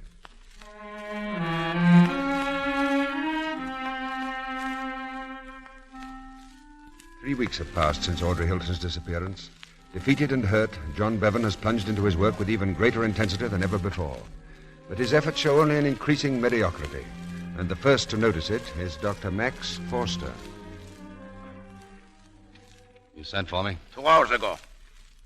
What in thunder's the matter with you, Bevan?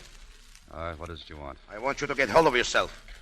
For all the use you are to me, you might as well be in Timbuktu. Moping around like a sick calf. I'm getting fed up. All right, tell me what you want and I'll do it. That's what I'm here for, but I don't have to listen to you. Oh, you don't? Hearing straight, plain facts is a little too strong for you, is it? And I thought you had backbone. Well, I was wrong. No, but that's impossible. You couldn't make a mistake. I made one in you, and I admit it. The cold-blooded Dr. Bevan, a true scientist. Look at yourself, a sniveling pup, afraid to face life. By heaven, that girl had more stuff in her than you. Girl? What girl? What girl? What girl do you suppose? You might as well have married her. Look at me. Did you talk to Audrey? Take your hands off me. Tell me while you got a chance. Did you get her to go away? Yes. Yes, I talked to her. And she had more sense than you. She saw how stupid the whole thing was. You swine, you cold-blooded little hypocrite. Talk about backbone. You think you're fooling me? You'd have been married now if you'd had the chance, but she died, didn't she? Bevan. And just because you couldn't be happy, you don't want to see anyone else happy. That's why you sit on your little tin throne and try to play God. I did what was best for you. You were throwing away your life. That's a lie. With her, I'll be everything I ever wanted to be, including a better man than you. Because I'll know something you never know. I'll know what's inside of people besides blood and bones and nerves. I'll know the thing inside that really matters. Come back here. I'm not through with you. Well, that's too bad, Dr. Forster, because I'm through with you. I've been your stooge long enough. I've done your dirty work, taken your abuse, but now I'm free. And I'm clearing out. And where do you think you're going? To find her. Save yourself the trouble, Brother Bevan. The Hilton girl has gone back to China. All right, then I'll go to China. I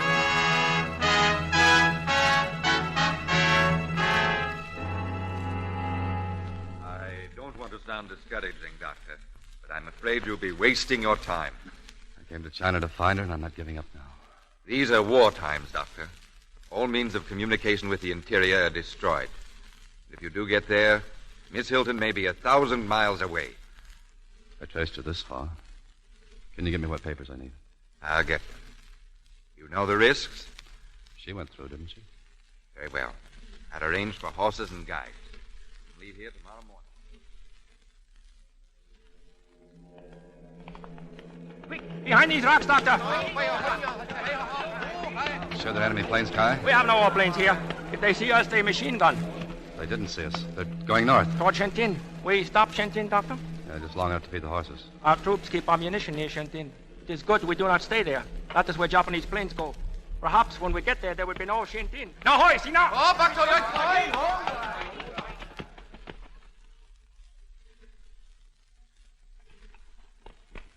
Oh, bombers came, Doctor.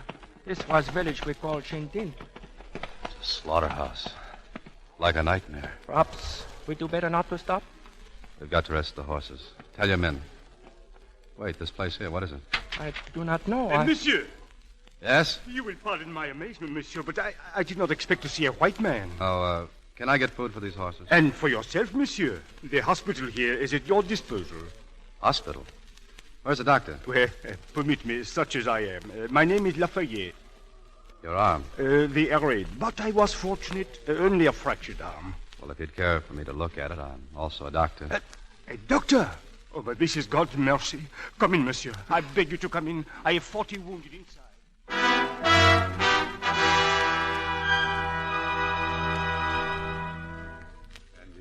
And you attempt to handle all these patients yourself? Well, there's little choice. But I have 2 good nurses, Chinese. Thank you for looking at the old woman. She'll be all right in a few days. Monsieur, over here. The child, a little girl. I'm sorry, Lafayette. I haven't time. I have to push on. Ah, yes, of course. I understand. Well, I regret I cannot help you, but I've not heard of the girl you seek. Maybe if I came back this way, I can stay longer. Yes, of course. What's the use? A few minutes more won't matter. Show me the child. Oh, this one, monsieur. Her leg. We have not had time, and this arm of mine. Here, let me see. It's broken. Yes, monsieur. In 4 places, as best I can tell. I have no more X-ray. Tell my guides to unsaddle the horses. I'll stay.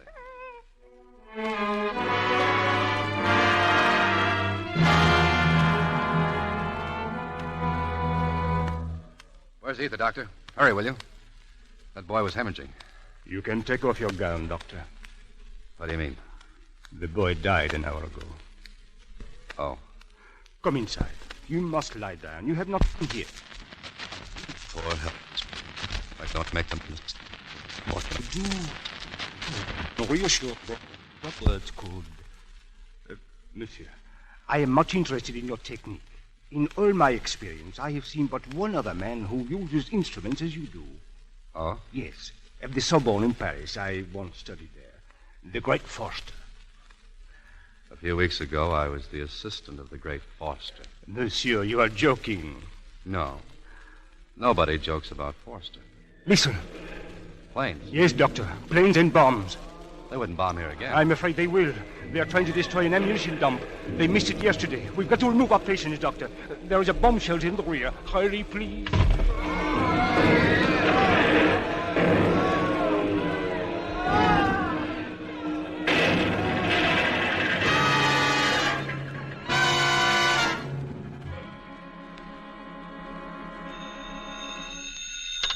Hello? Hello, Dr. Max Foster, please. This is Dr. Forster. What is it? Cablegram for you, Doctor. Telegram? From China, Guangxi Province. Read it. Read it.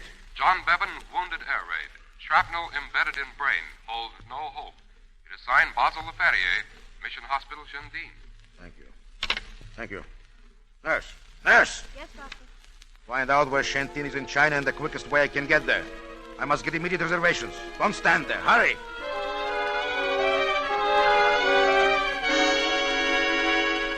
It is incredible you got here at all, Dr. Forster.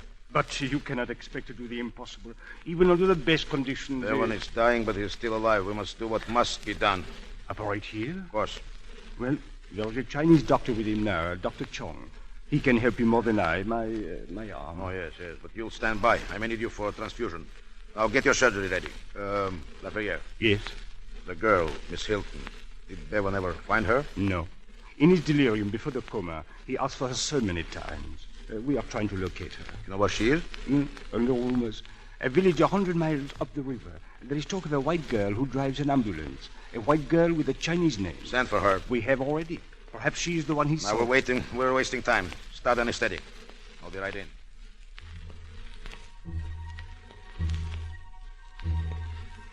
Pulse weakening, Doctor. Respiration 12. Lafayette? Yes. Now, look. The course of the shrapnel, it was penetrated the frontal lobe. We shall find it about a fissure over lung. There is nothing we can do. Nothing? Can remove the pressure. The patients inside, they are praying for him. Let them pray. It will take their minds off of themselves. Light. Now, where's more light? If you were Bevan, Doctor, would you want prayers or my skill? I would rather not answer that. Well, retractors. Retractors.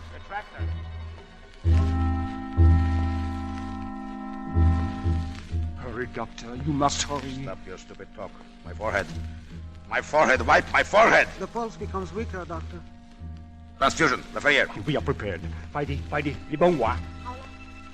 30 minutes more. Perhaps less. Less? Yes. He may die. Pulse. Respiration. The pulse is stronger, Doctor. Respiration 18. Sponges, nurse. Now bandages. The operation is finished.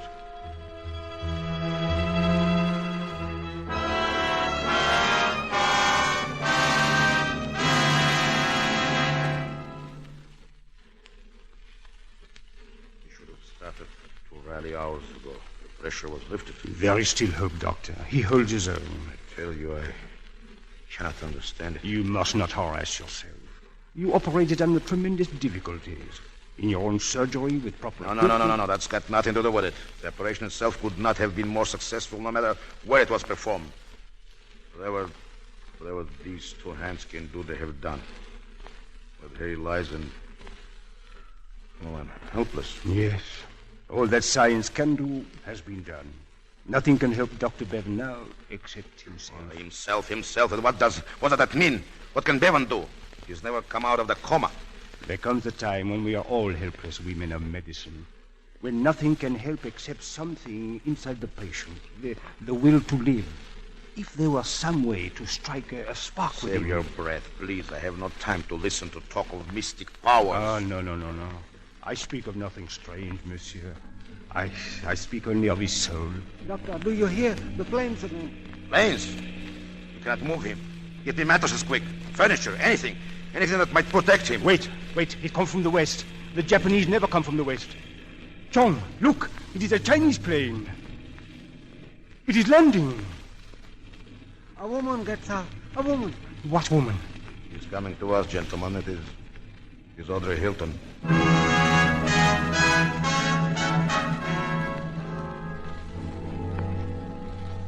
But he wakened during the night. He knew me then. I'm sure he knew me. Perhaps, Miss Hilton, perhaps. I hope so. Oh, he's so white. He lies there as if he were... John, I am here. I am here to stay. Please don't leave me now, please. Miss Hilton, can't you hear me, darling? Please come back. It is only a little way. His eyes. He's opening his eyes. John. They close again. Still the coma. Yes. Miss Hilton, there's nothing you can do. You should get some rest. I will stay. He may waken. He may wake.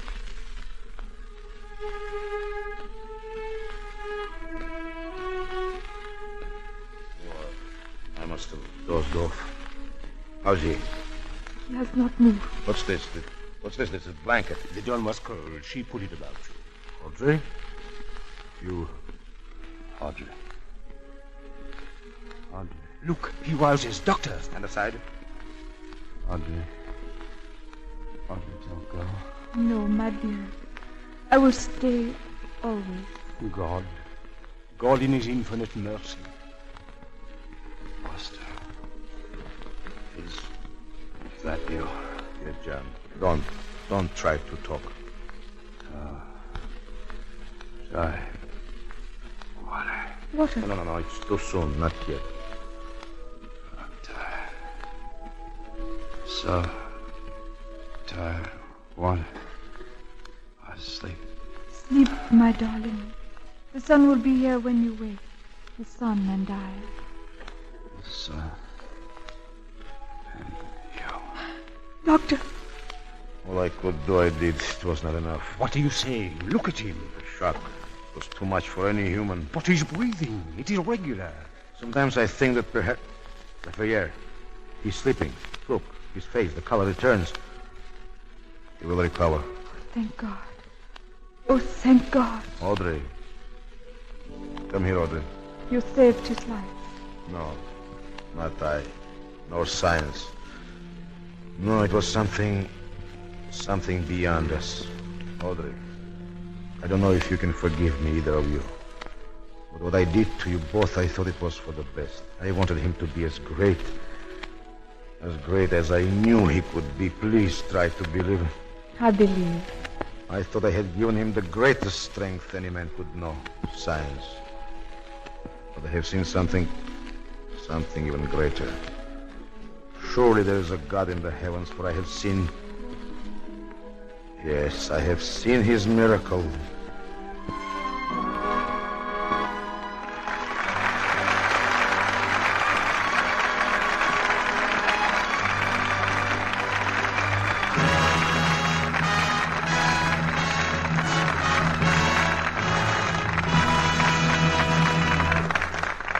Our stars will be back for a curtain call in just a moment. Now, here's Sally. With a history lesson. History, Sally? Mm-hmm, stocking history.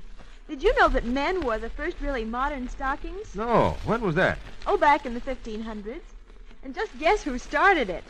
King Henry VIII. They were hand-knitted for him in Spain. Well, what did people wear before that? Oh, stockings made of wool or velvet cloth, cut to the shape of the foot and leg and then seamed up the back. For years, Henry was the only person who had knit ones. I wonder if he ever got runs. Probably.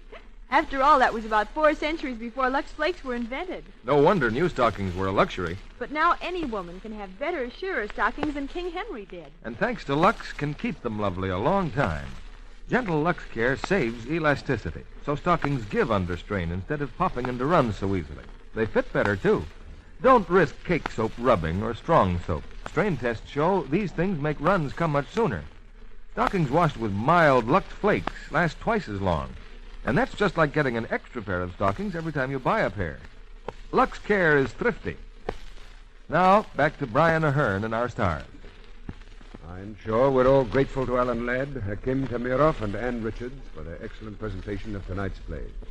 And I must confess that after so many appearances on Lux myself, it was sort of fun for me to sit on the sidelines for a change and watch. Well, you deserve it, Brian. After your long trek overseas, we've heard a lot about your good work at the battlefront. Well, entertaining those boys is really a privilege.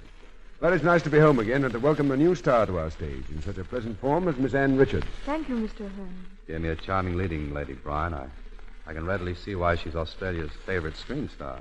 I think she'll be one of America's favorite screen stars, too. When you see her in the picture she's just finished for Hal Wallace. Yes, in Love Letters, and his letter perfect. Well, what have you been doing at Paramount, Hakim? Me? Oh, I was watching Alan Ladd. Watching Alan? What, with Ann Richards on the lot? Well, she's been watching Alan, too. Yes, that's right. What's the matter? Afraid he'd walk off with the props? No, but you see, we're both interested in horses. Oh, I see. And Alan sort of reminds you of... Well, I think Hakim is talking about the picture I was making, Brian. It has a lot to do with horses and horse racing. Yes.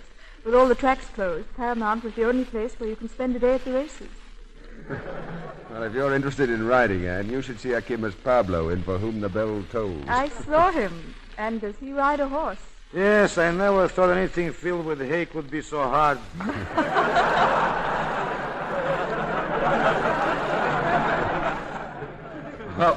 Well, you stayed on all right, Hakim. Yeah, sure. I got my pants caught in the saddle. Well, while you're caught in the saddle, Hakim, let me remind you of our show for next week, which also has to do with saddles. It's the brand new RKO screen thriller, Tall in the Saddle, starring John Wayne and Ella Raines in their original screen roles. Together they bring you an action-packed adventure story woven around a mysterious murder and complicated by two women fighting for a man's love. It's a story of suspense and drama in the best Western style. Sounds like great entertainment, Brian. Good night. Good night. Good night, and I hope we meet again.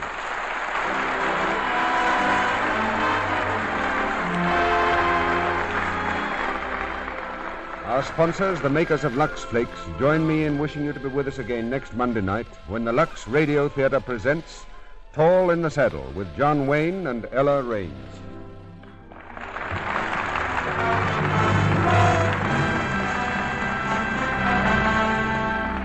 One of the timeliest jobs that you can do for America at war is also one of the easiest. It's saving those waste fats and greases from your kitchen. Little as they mean to you, they're vitally important in the manufacture of essential war materials, which is why your butcher is prepared to give you 2 red ration points plus 4 cents for each pound. Strain waste kitchen fats into a clean can, rush them to your butcher. Heard in tonight's play were Truda Marson, Norman Field, Jay Novello, Cleet Lee, Ralph Lewis, Eddie Marr, Robert Regent, Charles Seal, Lal Chand Mehra, Leon Ledoux, Barbara Jean Wong, and Paul Theodore. Our music was directed by Louis Silvers. This program is broadcast to our fighting forces overseas through cooperation with the Armed Forces Radio Service. And this is your announcer, John N. Kennedy, reminding you to tune in again next Monday night to hear Tall in the Saddle with John Wayne and Ella Raines.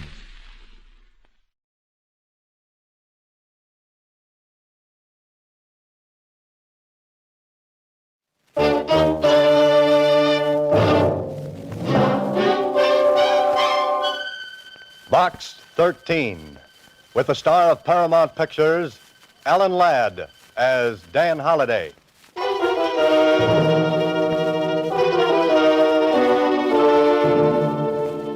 Box 13, Box 13, Box 13, Box 13, Box 13. Well, this is great. Rain, rain, rain. I'll bet even the ducks wouldn't come out in weather like this. But me, I'm an idiot. I gotta go and take up a profession like being a writer. I couldn't take up something easy. Oh, no, not me. I gotta be a writer so I can be out on nice, cold, wet nights, beating my brains out, looking for an idea. Idea. Deadline. Oh, sure. Mustn't forget that ever-loving deadline. What a way to make a living. I could have stayed a reporter at the Star-Times and had nice assignments, like listening to political speeches or covering the opening of a new manhole. Oh, no, but not me. I have to write fiction. Do it the hard way. Well, I might as well take the usual hand, open the usual door to the usual place, and hear the usual comments. Hiya, Mr. Holliday. Hiya. Coffee boy. Hiya, Dan. What do you say, Ed? Smith, editor wants you. How goes it, Holliday? Oh, pretty good. Where's the makeup on page 4? Hi, Mr. Holliday. How are you? Hiya, Mr. Holliday. Hello, Susie. Anything in box 13? Box 13, starring Alan Ladd as Dan Holliday.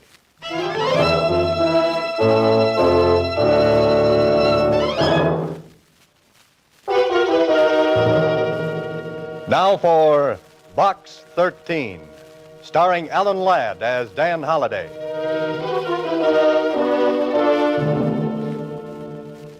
What a character I am.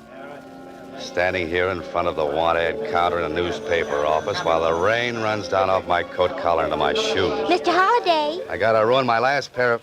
Huh? What's that, Susie? I said there's a message in box 13 for you. Here. Oh.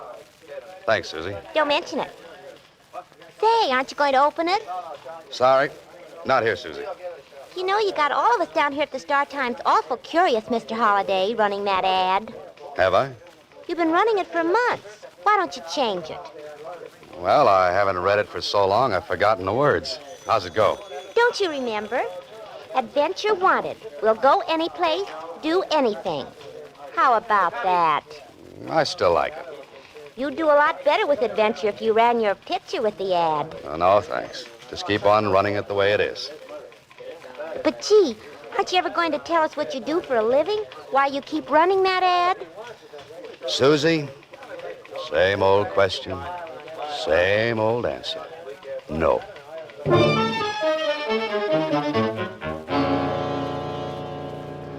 Well, if I'm not doing anything else, at least I've got the people at the Star-Times curious. They'd think my brain cells were 10 feet off first base if they knew why I really run that ad. Maybe they are. You can help a person out of great trouble and gain an adventure for yourself if you call Chester 8945 and ask for Carla Williams. Chester 8945.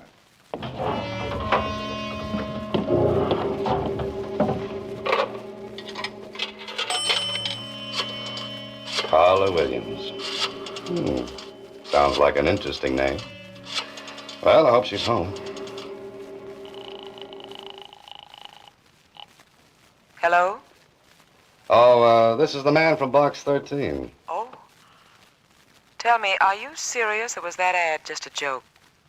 No joke, Miss Williams. Are you willing to try anything? Well, that depends. What's on your mind? I can't discuss it over the phone. Will you meet me?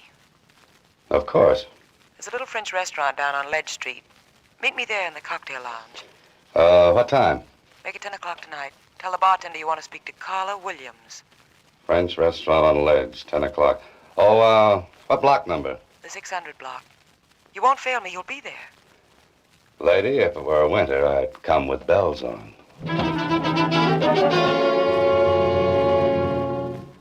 This sounds like the beginning of a very interesting story. Beautiful woman in distress calls on struggling writer for help. Only she doesn't know I'm a writer, and I don't know she's beautiful.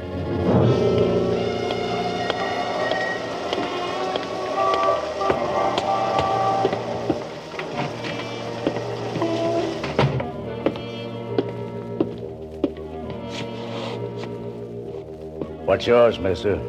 Oh, I'm looking for a Carla Williams. Oh, yeah. She's sitting over there in that front booth. Thanks. Carla Williams? Yes. Oh-ho. Carla Williams could be material for a love story or an adventure story. Or maybe both. And, do you have a name? Oh, yes. Dan Holliday. Sit down. Oh, thanks. I'm, agreeably surprised. I didn't think a person would get such a satisfactory reply from a want ad. And I didn't think I'd get such a nice replier. You're wondering about me, aren't you? You're wondering why you're here.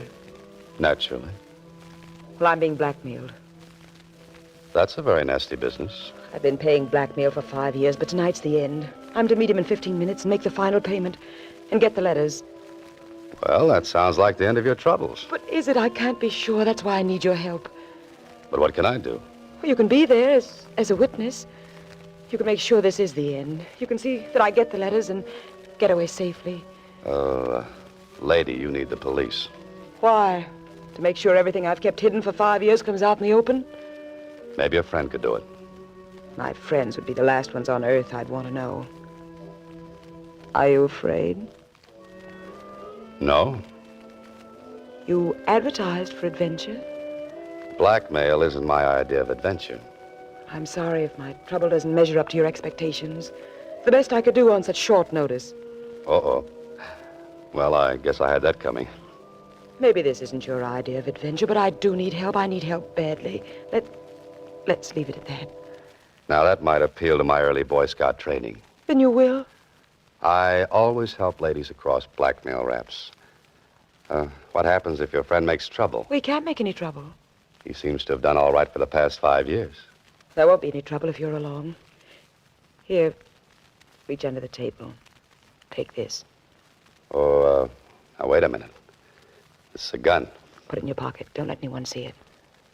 This is supposed to make everything all right? Well, you won't need it, believe me. I thought it would make you feel better. It makes me feel like a policeman.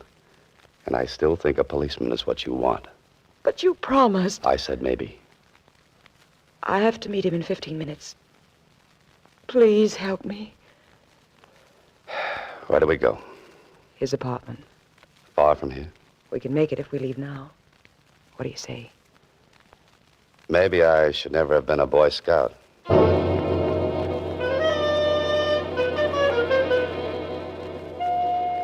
I watch Carla Williams closely as we ride over to the apartment where she's to meet this man she's been talking about. She's perfectly groomed with a certain niceness about her, except for those twin furrows of worry between her eyes and a cold look of anxiety. I don't think I would like to have her angry at me, though.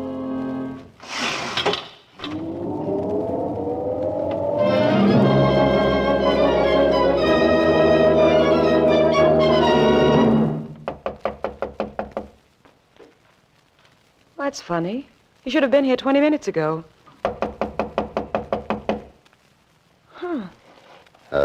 Why don't you try the door? It was unlocked. Might as well wait inside. Unless you have any objections. Not at all. There's a light switch on your right. The living room is straight ahead. Say, you sound like you're familiar with the place. Why not? I've been here many times before. There's a light on in there. Suppose he might have fallen asleep? Waiting for his money? Hardly. Well, this is more like it. This spot is nicely furnished. With my money. But at least we can sit down and make us... Oh, no. Miss Williams, what's the matter? What happened? The floor by the desk, look. You stay here. Well...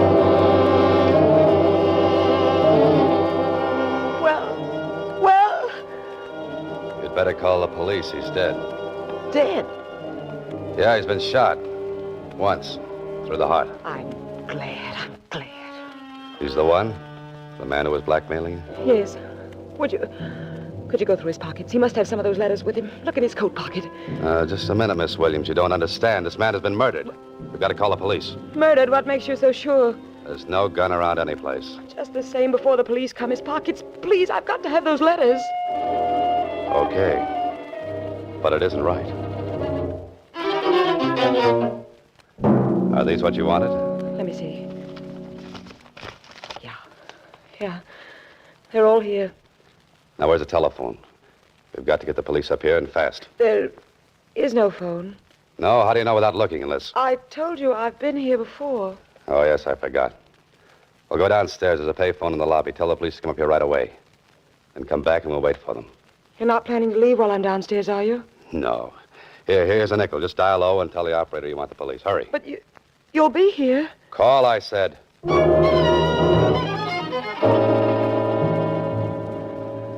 I wanted adventure, so I put an ad in a newspaper.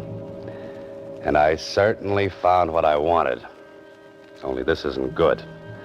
The man is lying dead on the floor of this apartment. And Carla Williams and I will have to get down to the police headquarters and answer 1,000,000 questions. All of them embarrassing. I hope she's made the calls. Say, that's funny. Why would there be a telephone directory in a place where there's no phone?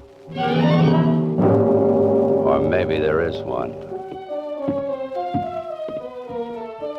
Of course, right here in the hallway. I wonder why she said there was no phone here. Maybe it's been disconnected.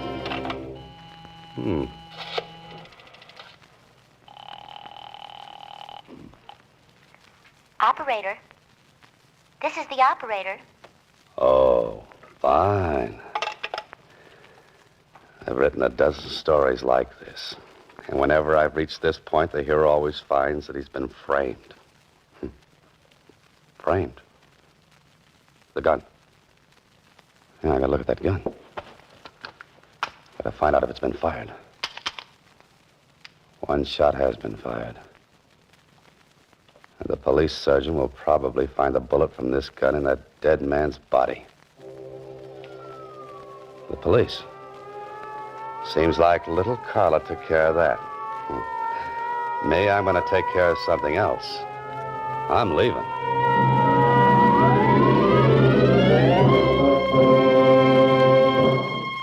You are listening to Box 13, starring Alan Ladd as Dan Holliday.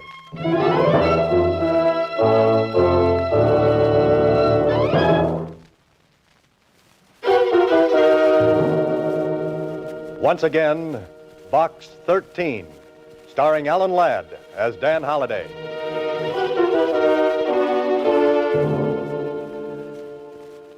Well, right now I'm wishing I were half as smart as the heroes of some of my stories. I've got a murder, a strange woman, a strange apartment, and a strange feeling that this might not work out to a happy ending. What I need is a cab, a quick trip home, a short drink, and a long, long think.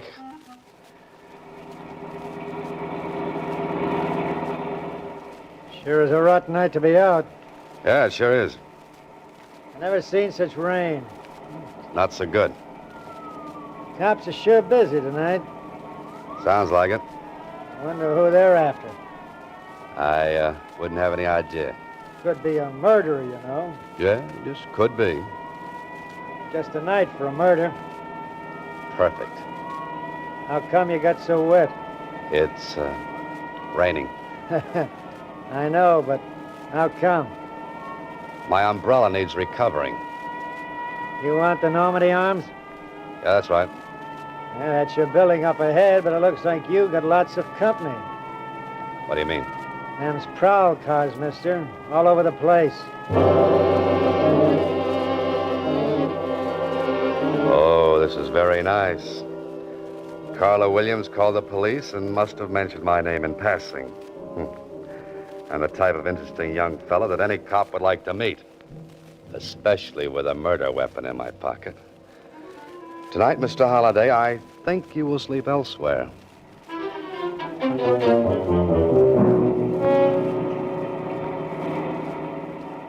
Want me to pull right in where all them cops are? No, they look busy, so maybe we'd better not bother them. Just keep on driving. But this is where you live, ain't it? I don't feel like going home tonight. I could shove them cops aside, you know. This is legitimate hack. That would be fun, but don't bother. You're the boss, mister. Where to? There's a place down on Franklin Avenue. 1612, I think. I know that place. That's the cheapest hotel in town.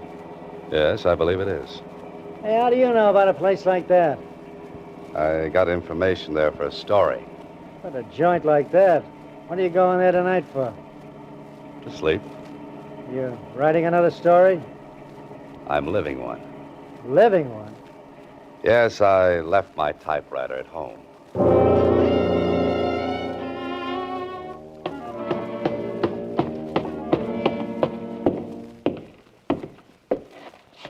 Well, Mr. Holliday, to what do we owe this great pleasure? Maybe you're just lucky. More research on the seamier side of life? No, not tonight. I'm looking for a room. A room? Might I remind you, Mr. Holliday, this ain't the Roney Plaza. Have you got a room? Any particular exposure you might like? The less, the better. I'm sure we can fix you up.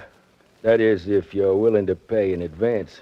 Buck and a half, how much? $25, Mr. Holliday. $25. And if you committed the murder, it'll be $50, Mr. Holliday. Come on, talk straight. I don't want any trouble with the police. What makes you think I'll cause you trouble with the police? Little box called the radio, police calls. They're a lot of fun to listen to, Mr. Holliday. Yeah, I'll bet they are. You'll be comfortable here and safe. I'm beginning to wonder if I could afford it. With your money? Don't make me laugh. I wasn't trying to. Where's your phone? The one on the wall costs a nickel. Thanks. You're staying tonight, Mr. Holliday?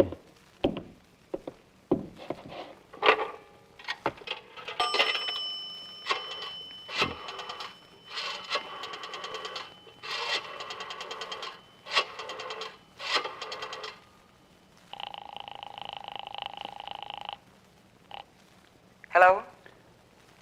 You got back there in a hurry. You. Where are you? Still in town.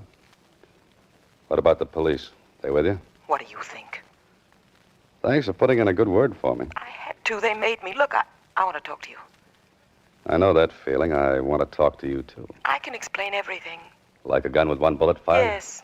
A missing telephone that wasn't? That, too. Oh. Then you're just a little girl I want to have words with. Can you come over here right away? Are the police there? Oh, that's right. Name a place, I'll meet you. The corner of 6th and Victor. 10 minutes. Right. Follow me, Mr. Holliday. Oh, where to? Your room. This ain't the Roney Plaza, but the service is just the same. I've changed my mind. You're not staying? Your rates are too high. I'll drop in again after I've made a fortune. Now I know how the fox feels when the hounds are closing in. Someday I'll have to write a story about a fox. Put that guy Burgess and his Peter Rabbit out of business. Hey, cab!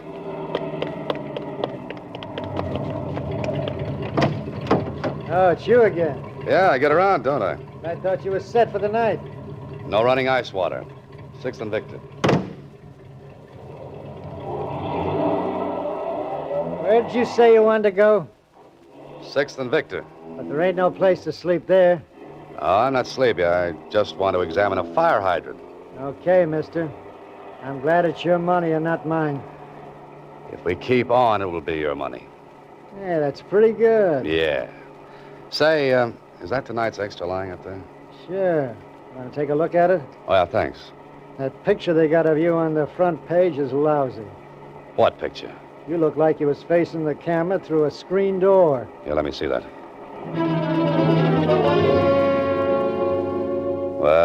Well, this is just wonderful. Prominent writer named by police. Carla Williams accuses Dan Holliday of the murder of Harry Granger. Grief-stricken girl witnessed the murder of her fiancé.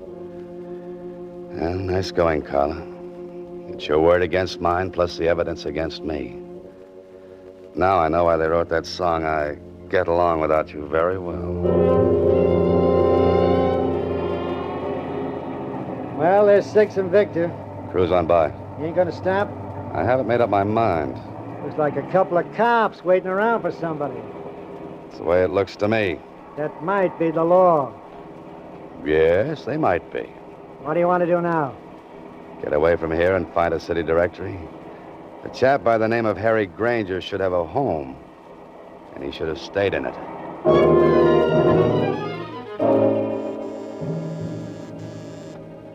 I'm either just ahead of the police or right behind them. And if this game keeps up much longer, I'll be right with them. Yeah? Oh, Harry Granger live here? He did. You the police? Well, no, not exactly. A reporter? I used to be. Come here, you. I wonder if you're one of them blackmailers. Just a minute, friend. My coat rips easy. No, I guess not. If you were, you wouldn't be here. Mind if I step in? Come in, come in. This whole thing's got me all upset. You don't say. Oh, you said something about a blackmailer. That's what I'm here for. I came to help Harry get rid of those rats. You mean he was being blackmailed? For 5 years. I lent him most of the money to pay off with. I told him he was a sucker, but it looks like I got here too late. You heard what happened? Saw it in the papers on my way from the station. Have you told the police? Not yet, but I'm going to. Who did you say you were? I didn't say. You know something about this? I think I do now. I began to see the light when the city directory listed this place as Granger's apartment. Can I help? You might get into trouble. Well, how? Breaking into a woman's apartment.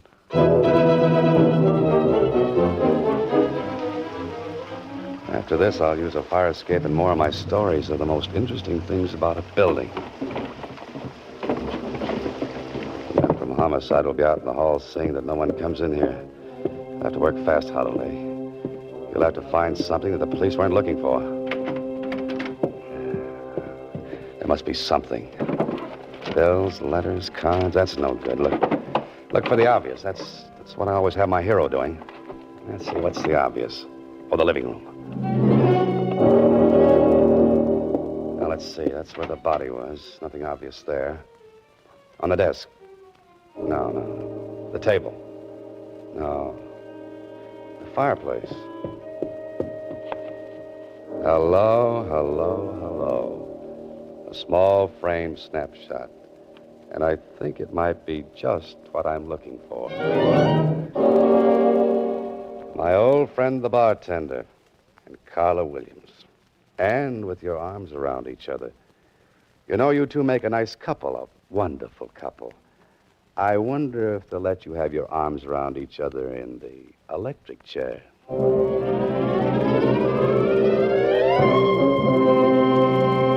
You are listening to Box 13, starring Alan Ladd as Dan Holliday.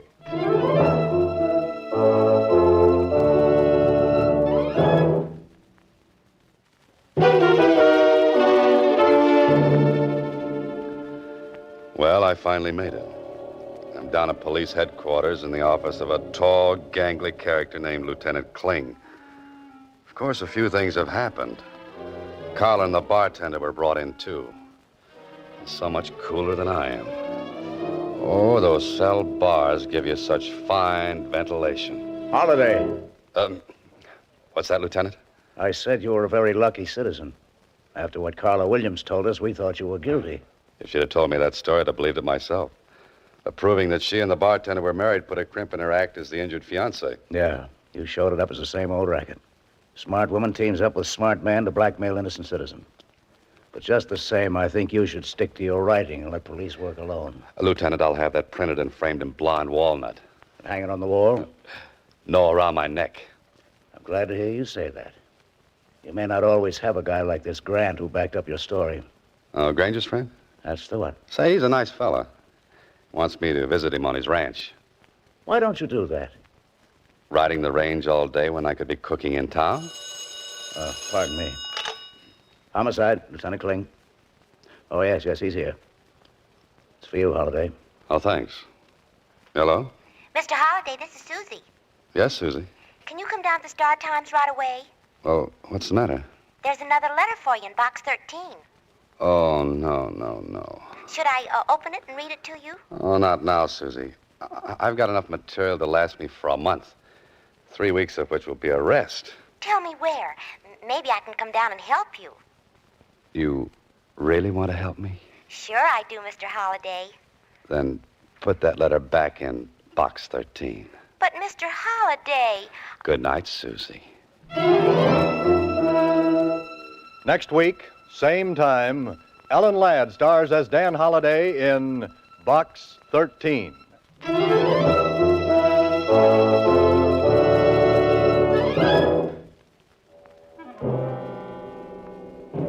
Alan Ladd appears through the courtesy of Paramount Pictures and may currently be seen in Wild Harvest. Box 13 is written and directed by Ted Hediger. Original music composed and conducted by Rudy Schrager. This is a Mayfair production.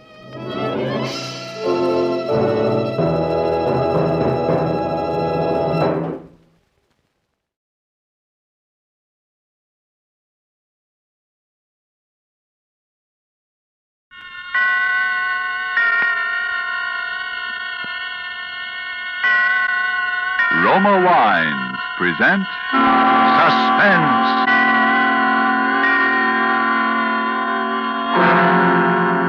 Roma Wines, made in California for enjoyment throughout the world. Salud. Your health, senor. Roma Wines toast the world.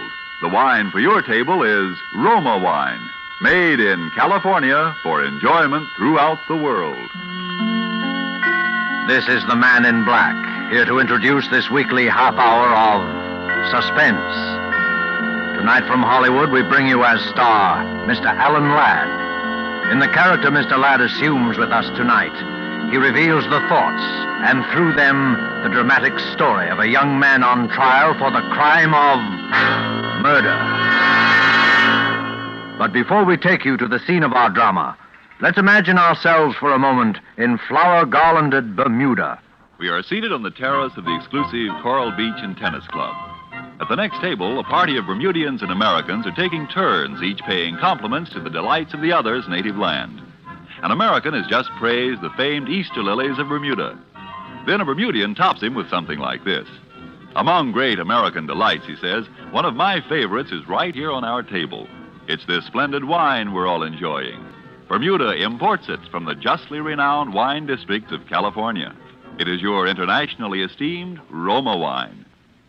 Yes, and Americans themselves have certainly not overlooked the great and enjoyable qualities of these fine Roma wines. Proof is, Roma wines are America's largest selling wines.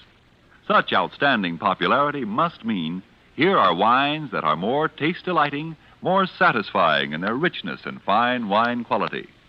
Yet with all that as your reward for specifying Roma wines, you'll be amazed and delighted to hear your dealer say, Roma wines cost only pennies a glass. That's because here in America, you pay no high import duty or long voyage shipping charges for these fine Roma California wines. So why put off this taste treat another day? Be sure to ask for R-O-M-A, Roma wines, made in California for enjoyment throughout the world. And now with the defense rests, and with the performance of our star, Alan Ladd, as defendant Robert Tasker, supported by John McIntyre as the noted criminal lawyer Max Krager, we again hope to keep you in suspense.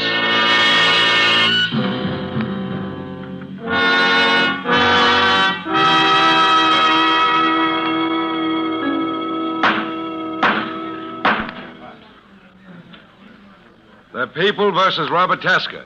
The defendant charged under the indictment with murder in the first degree. Is counsel for the defense prepared to proceed? I am, Your Honor. Very well, Mr. Krager. Your Honor, if the court please, I think it is fitting that for a moment I should speak openly to Your Honor and to the jury of a matter which has, albeit indirectly, nonetheless a substantial bearing on this case. I refer, of course, to the rather unique relationship existing between myself and the defendant, Robert Tasker. It's true that my interest in him and in his fate is far greater than the normal interest of a lawyer and his client. It's true that that interest might be reasonably described as it has been so many times, as father. Yet I ask Your Honor and the gentlemen of the jury to think of me in all fairness and without bias, simply as a lawyer defending his client. It needs no expatiation on legal or practical ethics to demonstrate that if I did not believe with my whole heart and mind,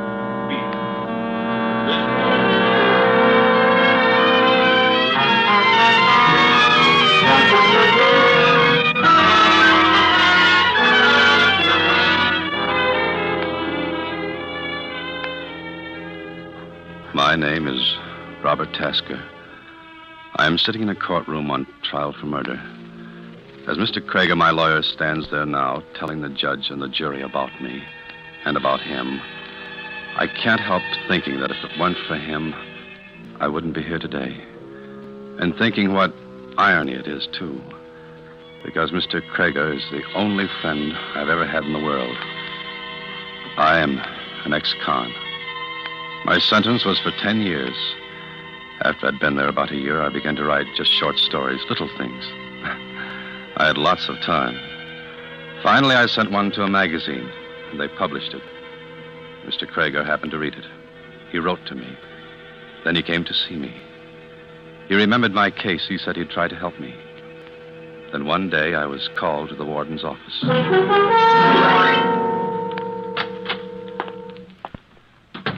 Hello, Robert. Hello, Mr. Krieger. Robert, I've got some good news for you. I've got your parole. You're free. Well, you happy? Sure, it's just that I still don't quite believe it. It's official, Tasker. Here are your papers. Papers. That'll make everything easy, won't it?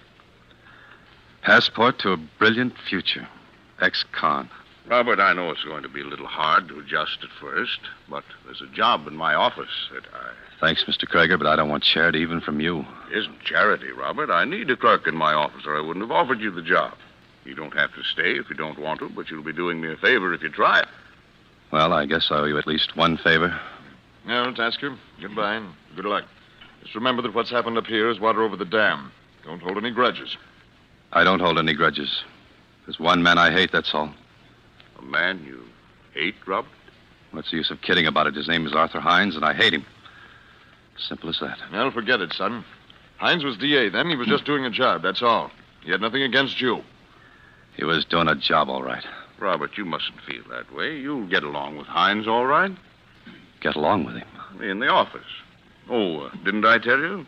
Arthur Hines is my new partner. Well, it certainly threw me for a second to hear I was going to be working side by side with that. Well, I figured they were right, and I shouldn't hold grudges, and I made up my mind to play ball. The work wasn't hard, and I was able to do some writing on the side. Mr. Krieger always encouraged me in that. And Peggy helped me a lot, too. She helped me to believe in myself. All that time, I never saw Mr. Hines. He was out of town or something. And then one day he came back. I was nervous at the idea of seeing him, but I thought I was all over my resentment then.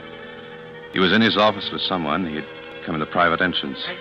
I was out in the anteroom with Peggy by the switchboard when I heard the commotion. Don't you understand the English language? No. You're a liar. Now you get out of here. Get out. Don't give me that, Hines. You've either got it or you know who has. I don't know anything about it. I don't want to know. Don't you think I got enough trouble nowadays keeping mugs like you out of the pen without being defensed for what you stole? Now you get out of my office and stay out. Okay, but I'll be back. $50,000 is a lot of money. Huh. What do you want? Why, Robert works here, Mr. Hines. my name's Robert Tasker. Did Mr. Krieger tell you about me? I knew I'd seen you before. You're that punk kid I sent up to San Quentin. Was for 10 years. What do you mean you're working here? Well, Mr. Krieger got me out. He gave me a job. Job of what? Snooping outside my office? Oh, I wasn't... Don't talk back to me, you dirty little jail rat. Why, you... Robert, don't. Let me go. Well, what's the trouble here? Robert. Let me go. Stop it. Calm down, calm down. What's the matter? What's the idea of bringing this kid into the office, Max? Isn't it bad enough to have to work with criminals all day without... Robert's not a criminal. He's here because I want him to be here. Because I believe in him and trust him. Oh, yeah? You don't still have anything against Robert, do you? I just don't like anybody hanging around outside my door when I'm having a private conference, that's all. All right. Now, look. Robert Tasker is one of the finest, most gifted young people I've ever known. I want him to get along here. And I want him to get along with you, too, Arthur. See? Me, I can get along with anybody. Well, I gotta be in court. Wait a minute. Now, shake hands, both of you, will you? Well, anything to keep peace in the family. That's fine. Everything forgotten. Start off on a clean slate, right? Sure. Well, I'll see you later in the afternoon, Max. Oh, Robert, come into my office for a minute, will you? Sure. My boy, I'm terribly sorry. I don't know how to begin to apologize. Oh, why should you apologize? Oh, it was all my fault. I don't know how I could have been stupid enough not to tell him beforehand, for both your sakes. I know, but I just don't like him, and he doesn't like me. No, Robert, you're wrong there. It's just that things have been happening lately to upset him, like this fellow Marvin and his $50,000. You know about that?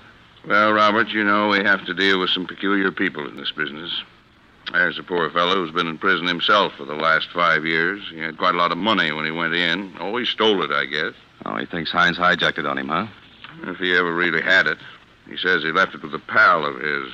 Later, the pal was killed in a gunfight. Gallucci, you remember the case. Yeah, I remember something about it. Anyway, just before he died, he told somebody he'd left the money with Hines. That's how the story goes. But you know how these things travel on the grapevine. It's all nonsense, of course. That guy meant business just the same. That probably explains the whole thing. Hines is a little scared. But don't let it worry you, Robert. You will stay, won't you? Believe me, it's for the best. Well, I've got to trust somebody, I guess. Well, trust me, Robert. I've never given you a bum steer, have I? No. Okay. That's the spirit. And any other little troubles, you just bring them to me, see? Thanks. Well, I guess I'd better relieve Peggy on the board. Keep your chin up, kid. Sure. Sorry I kept you waiting, Peggy. That's all right. Hey, Peggy, what's the matter? Shh, please. Don't say anything. But, Peggy, what is it? Robert, I'm scared. Of what, Hines? Don't be silly. No, it's not him. Well, what is it? Robert, I shouldn't, but I've got to tell someone. Well, sure you have. Come on, take it easy now. What is it? Well, I've never told anyone before. Neither Mr. Hines nor Mr. Krager know. I'd die if they did.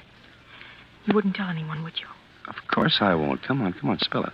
You saw that man who was in here, who was arguing with Mr. Hines about the $50,000. Yeah? Well, it's true. There is $50,000 somewhere. Yeah? Well, how do you know all this? I know, and I'm scared. Robert, he's a killer. That guy? Well, I wouldn't be surprised, but how do you know? Because he's my own brother.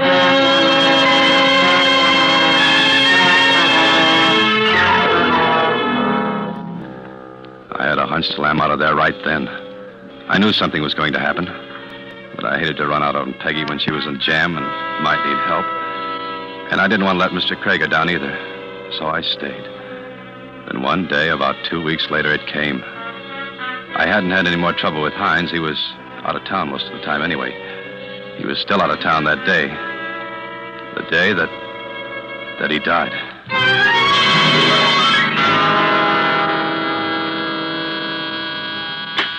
Krager and Hines. I'm sorry he's out of town. You might try later this afternoon. Yes, I'll tell Mr. Hines. Say, Peggy. Uh-huh. Do you know when Mr. Krager will be in? No, he didn't say. He's still over in the court on... Harry. Where is he? Who? You know who, Hines. Oh, Harry, I told you not to come. I begged you not to. Sure. Always a little pal. Always a little... Hey, wait a minute. What does this guy know? I told him that you were my brother. But nobody else knows Harry. Yeah, sure. Okay. What do I care? I only care about one thing. Harry, you promised you wouldn't come up here. Where's Hines? I don't know. He's out. Well, then I'll wait till he comes back. Harry, you must... I'm staying. I'll get it out of him. Harry, your sister said you should leave. Keep out of this, punk. I don't like that word, pal. Robert, listen. Will you watch the board for a few minutes? Sure. It's lunchtime anyway. Harry, I've got some things I want to talk over with you, privately. Yeah? What things? About Hines and... you know. Come on, we'll go downstairs to the grill in the lobby. You wouldn't be trying to ease me out of here, would you? No, honest. I've got to talk to you, Harry. Come on. Okay, and listen, pal. Yeah? If Mr. Hines comes in, you tell him I was here. And tell him he better come across or else. Is that all? That's enough, isn't it? He'll know what I mean. Plenty. Sure.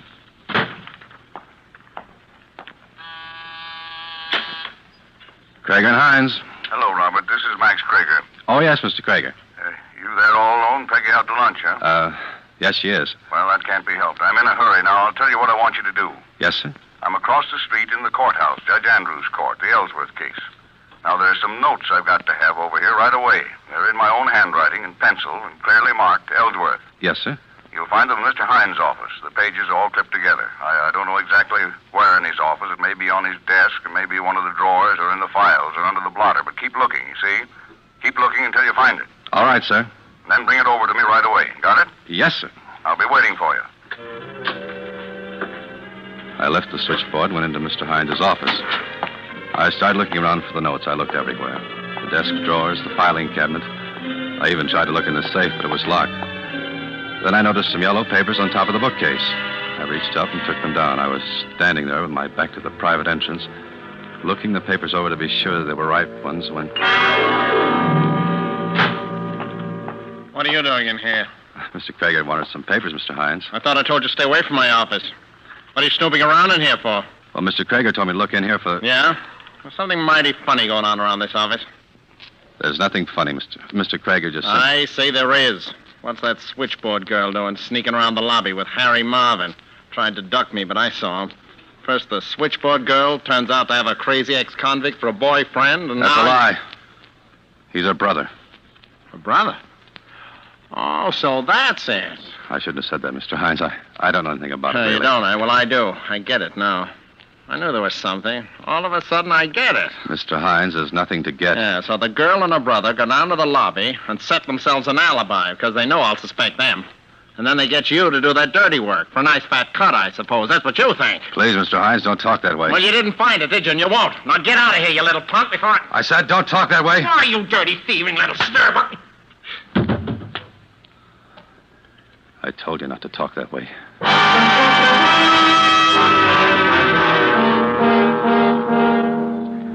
He fell and just lay there.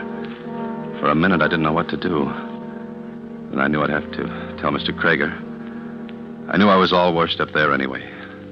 I couldn't very well expect even a man like Mr. Krager to choose between his law partner and me. And I couldn't stay in the same office with Mr. Hines after what had happened. But somehow I wanted to tell Mr. Krager myself before anyone else did. I went out to the switchboard and dialed the courthouse number.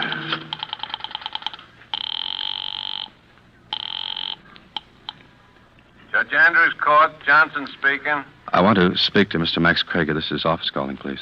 Well, I don't see him around here right now. The court's in recess. I know, but try to locate him, will you? It's important. Okay, hold the line.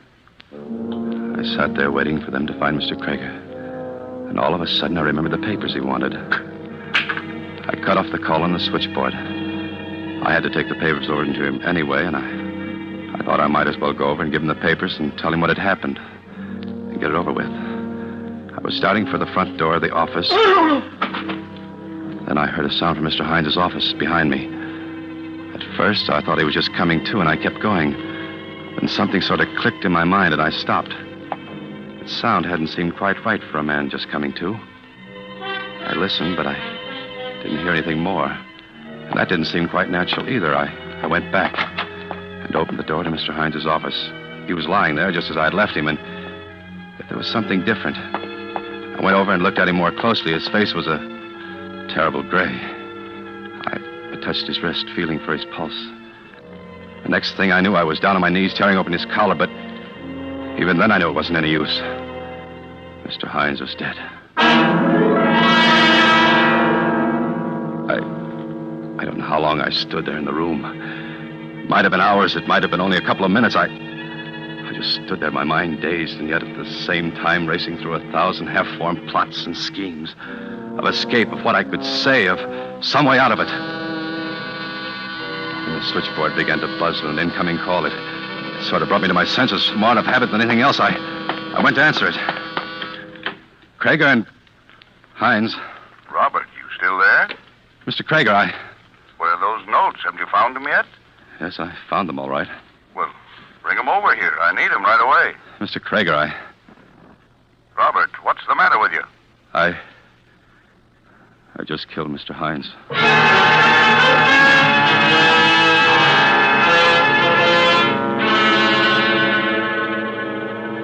just making it hard for yourself, Tasker. I've told you what happened. In a pig's eye, you have. Well, I don't have to talk if I don't want to. Oh, no? I'm waiting for Mr. Krager. I told you that. Krager, what do you think he's going to do for you? I don't know. Well, I do. He's going to see that you burn. That's what he's going to do for you. Maybe. What do you expect? You kill a man's law partner right in his own office. You think he's going to help you? Are you crazy? Well, he told him he'd come down. Sure, of course he'll come down to give evidence against you. Now, listen, Tasker. You give a full confession, we may be able to get you a break. All right. Mr. Krager's outside, Captain. He wants to see you. Sure. Send him in. Okay, Mr. Krager. Thank you. Hi, boys. Hey, Mr. Krager. Hello, Robert. Hello, Mr. Krager. I've been treating you all right? Pretty good. Fine. I don't like to have my people treated roughly. You what? You heard me, Captain, and while you're at it, you might as well take those handcuffs off of him. Because from this moment, he's out on bond, released in my custody. I've got the papers right here. Say, are you crazy? Certainly not. I simply don't believe the boy did it, that's all. Well, I'll be... All right, Hawkshaw. Who do you think did it? That, Captain, is your department. My job is simply to defend an innocent man. Now, look, Krager, don't try to kid us. It's an open and shut case. Tasker's the only person who had the opportunity. The only one who had a motive. Uh-huh. Well? Not to speak ill of the deed, Captain, and although Arthur Hines was my law partner, it is unfortunately true that quite a number of people at least thought they had a motive. Sure. So maybe this ex-con Harry Marvin had a motive, or even the dame with the switchboard had a motive, for all I know. But they couldn't have done it. 50 people saw him together downstairs in the lobby of the building at the time the murder was committed. Oh, you talked to him, have you? Sure. So what? Listen, this kid admits he had a quarrel with Hines. He always hated him anyway. He admits he hit him. So he picks the paperweight off the desk and smashes him over the head. Wait a minute. You didn't say anything about that, Robert? No, I didn't even know about it before. I didn't hit him with a paperweight. Stop it, will you? The back of the man's head is bashed in with that paperweight. This kid's fingerprints are all over it. What's so funny? This is murder, mister. I'm sorry, but you'll find out if you ever try to bring this boy to trial for killing Arthur Hines with a paperweight. Listen, Krager, I know you're pretty smart. I know you go around bragging you never lost a case. And that goes for this one. Double. But you're not going to make a chump out of me. This boy's going to be indicted for murder. He's going to be convicted of murder. And he's going to burn for murder.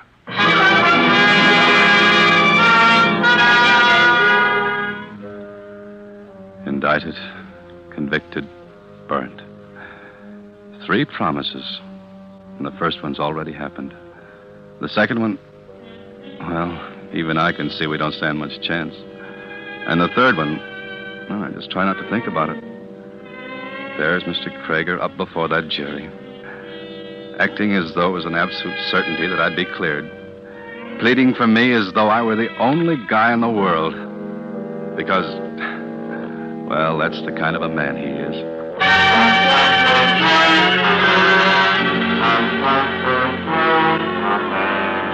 Ladies and gentlemen, it is my firm conviction that when you've heard this boy's story from his own lips, and when through it you have in some measure, as I have in large measure, gained insight into the depth and integrity of his character and spirit, you will also believe him innocent. He is innocent. Now, Robert, I'll ask you to take the stand. Raise your right hand. You swear to tell the truth, the whole truth, nothing but the truth, so help you God? I do. Now, Robert, just for the record, will you tell the court your full name? Robert Loring Tasker. Your age? 24. Your mother and father are dead. You have no living relatives? No, not one. Now, before you begin your story, there are 1 or 2 extremely important points that I particularly wish to emphasize to the court. Now, tell me, Robert, how long was it between the time you quarreled with Mr. Hines and the time you went back into his office and found him dead? Not long. 6 or 7 minutes, perhaps. But it was long enough for someone to have entered Mr. Hines' office by the back entrance, struck him, and left again, was it not? Yes, it was long enough for that to have happened. Would you have necessarily heard such a person enter the office? No, you can't hear much from outside when the door's closed. Particularly if there were no conversation, because Mr. Hines is already unconscious. Is that correct? Yes, then I wouldn't have heard anything. Now, concerning this famous paperweight the prosecution has talked so much about, I have it here. Do you recognize it? Yes, it was always on Mr. Hines's desk. Now, when you went into his office at my order to look for certain papers, you touched this paperweight, did you not? Yes, I touched just about everything on the desk. Exactly. In other words, your fingerprints would be found not only on this paperweight, but on practically everything else in the room. Well, yes, they would. In due course, Your Honor, we shall demonstrate that such is, in fact, precisely the case. Now, Robert, when Mr. Hines found you in his room, he was irate and highly suspicious, was he not? Yes, he was. In fact, he even suspected that there was some plot against him involving Peggy, the switchboard girl, and the client of his named Harry Marvin. Yes, he did. You denied this, saying that, in fact, they were brother and sister? Yes. Yes, that's right. How is that again? You denied the charge of a plot, saying that Peggy and Harry Marvin were brother and sister. Then Mr. Hines went so far as to accuse you of stealing... Your Honor. Yes? Your Honor, there's something I've just thought of. Some new evidence. I'd like a few minutes alone with my lawyer, please. Well, if counsel has no objection. Robert, what is it? It's just something that I think I ought to tell you in private. Very well. If Your Honor, please, then. By all means. Perhaps you would like to use my chambers. Thank you, Your Honor. Come along, Robert.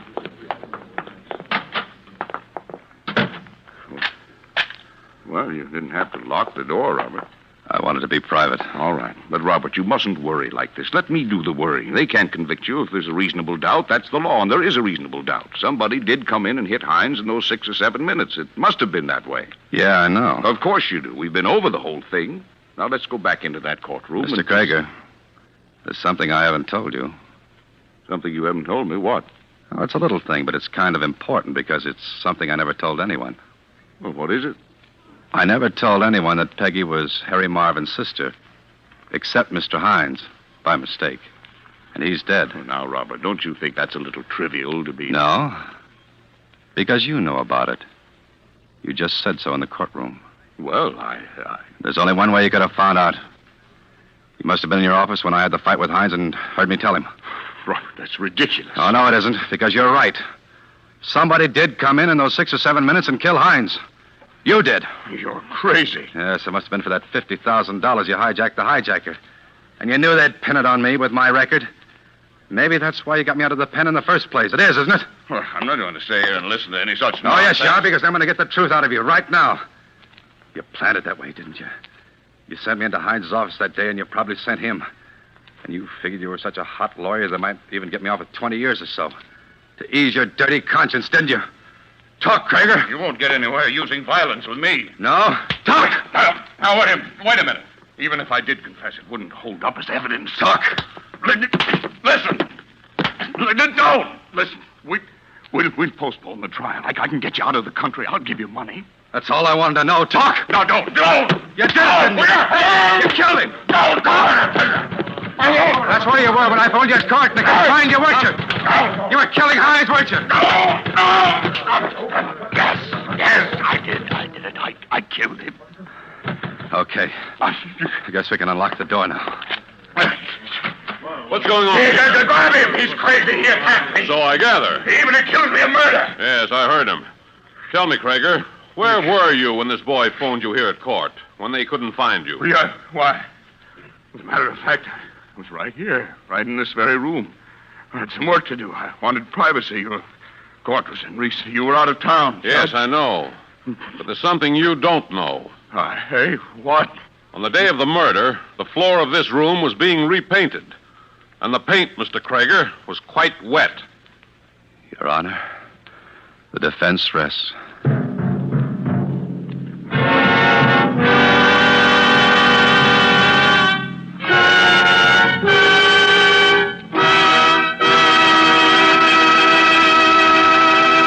And so closes The Defense Rest, starring Alan Ladd. Tonight's tale of Suspense. Alan Ladd appeared through the courtesy of Paramount Pictures, producers of Lady in the Dark. John McIntyre played lawyer Max Krager. Before Mr. Ladd returns to our microphone, here is a definition of yourself that may interest you. Connoisseur, one competent to act as a critical judge of an art or in a matter of taste. That's what Webster says. So that makes you a wine connoisseur, because certainly you are competent to act as a critical judge of a wine's taste. Matter of fact, all you have to know to be a true wine connoisseur in the opinion of your friends and guests is a single word. Roma. R-O-M-A. To get the proof, make your own taste test of the tangy, appetizing Roma Sherry, the hearty, satisfying Roma Burgundy, the heavier, sweeter Roma Port, or any of the many different, delicious Roma California wines. If your favorite dealer is temporarily out of the kind of Roma wine you prefer, Ask for it again, please. Just be sure to say R-O-M-A, Roma Wines, made in California for enjoyment throughout the world. This is Alan Ladd. It was a pleasure to make another appearance on this program, which is a great favorite of mine. Next week, they tell me Laird Kriegar will be your star, and I know you'll want to be listening, because I certainly will. Good night. Suspense is produced and directed by William Spear. Tonight's play was written by Roland Brown and Robert L. Richards. Don't forget, then, next Thursday for Laird Kriegar in Suspense. Presented by Roma Wines, R-O-M-A, made in California for enjoyment throughout the world. This is CBS, the Columbia Broadcasting System.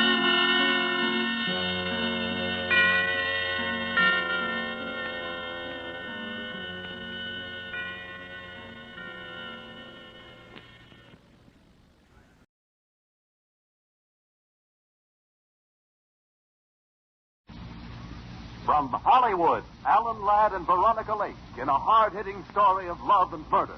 The Blue Dahlia. Yes, transcribed by Ampex in Hollywood, the Screen Guild Players, brought to you each Thursday night by Camel Cigarettes.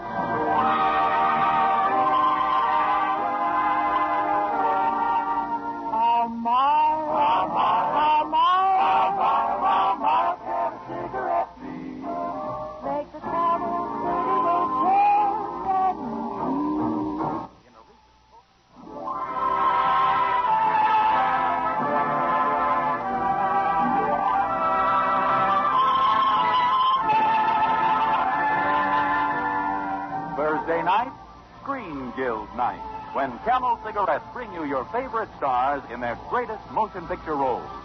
Tonight, it's a thrill-packed, suspenseful murder yarn with the two great stars who made the picture so exciting. The Screen Guild Players are proud to present The Blue Dahlia, starring Veronica Lake and Alan Ladd, with Will Wright and Gerald Moore.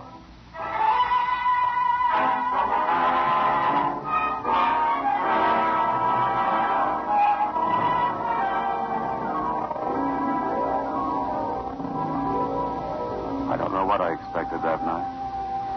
Coming home suddenly like that after 3 years in the South Pacific. I don't know what I expected. I only know what I found. I walked in on a party. Very loud and very wet. I walked in and my wife was kissing another man. Johnny, you didn't let me know. I never dreamed. Eddie, I want you to be my husband, Lieutenant Commander Johnny Morrison. Hello? Johnny, this is Eddie Howard. He owns that nightclub, the Blue Dahlia. You must have heard about it. Mister, you got the wrong lipstick on your face. I like it. Well, I don't.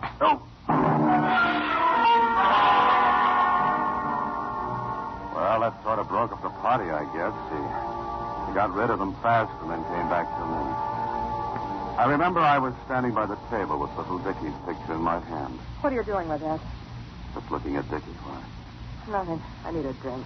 Helen, sit down and let's try to talk it out. I'd love to. I'm a girl that tries and tries. Why not begin by putting that glass down? Maybe I will when I finish this. You'll put it down now. Let go my wrist. Take your paws off me. Okay. Now put that glass down. Maybe you've learned to like hurting people. Well, I could tell you something about Dickie that would hurt you. A plenty. What about Dickie? You told me he died of diphtheria. What happened? I said, what happened? Johnny, it could happen to anybody. I went to a cocktail party. I'd taken Dickie along. We were in a smash up. Why, you, I ought to... Take it easy, mister. A little noisy in here, ain't you? Who are you? My name is Newell. Most folks call me Dad. I'm paid to keep order in this hotel, and that includes these bungalows. Just doing my duty. Walking in without knocking? Those doors of the patio are open. Better close them. It's going to rain. Okay. Maybe you better close the blinds, too, if you're going to push your wife around. And never use a gun, Sonny. Makes too much noise. Good night.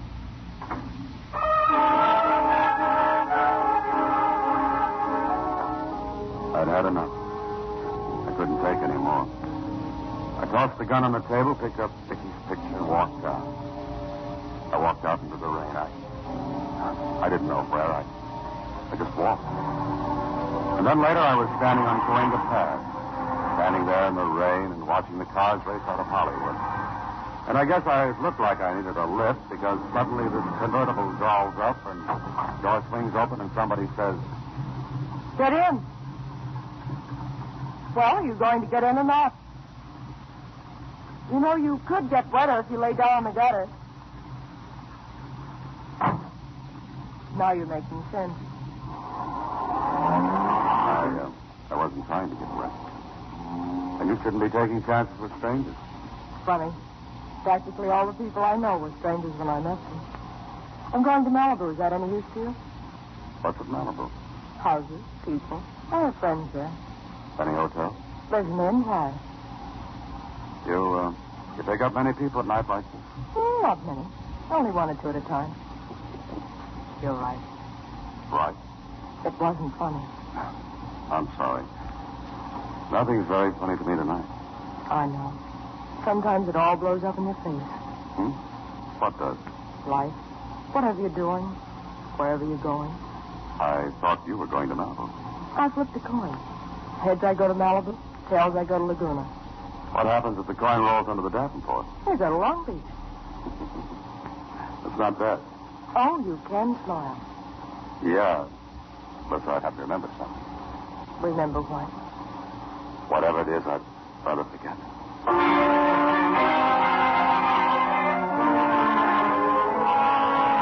Hello, Eddie. It's Helen. What? What about Joyce? Just walked out on you, huh? Said she was going up the coast. That puts us in the same boat, I guess. Johnny walked out on me. Yeah, about an hour ago. Eddie, listen, I'm scared. I gotta see you. No, not tomorrow, tonight. You come right over, you hear? That's what I said, and that's what I mean. You'll be over here in 30 minutes. Oh.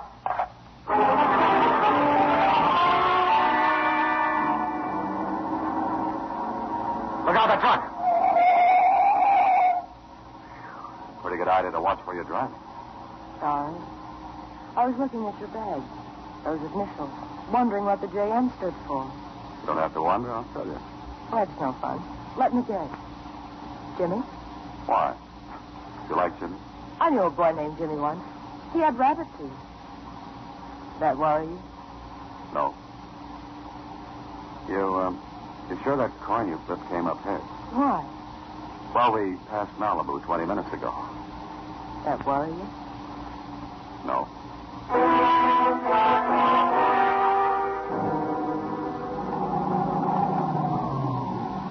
This is the little town I was telling you about. That's the inn. Sort of cute. I'd better go in and phone Malibu. They'll think something's happened to me. Oh, wait a minute, I'm getting out, too. Why? This is the end of the line. Is it? It has to be. It's a long way back to Malibu. All it takes is time. What about you? There's a motel sign up ahead. And tomorrow? I'll get a bus to somewhere. Just anywhere? As long as it's not back. Well, this is where I'd say thank you if I knew how. I didn't do it for thanks. Yes, I guess I know that.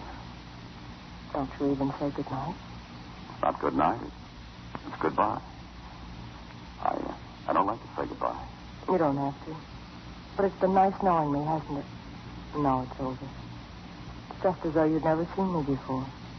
Every guy's seen you before. Somewhere. The trick is to find you. I guess I didn't find you soon enough. So long.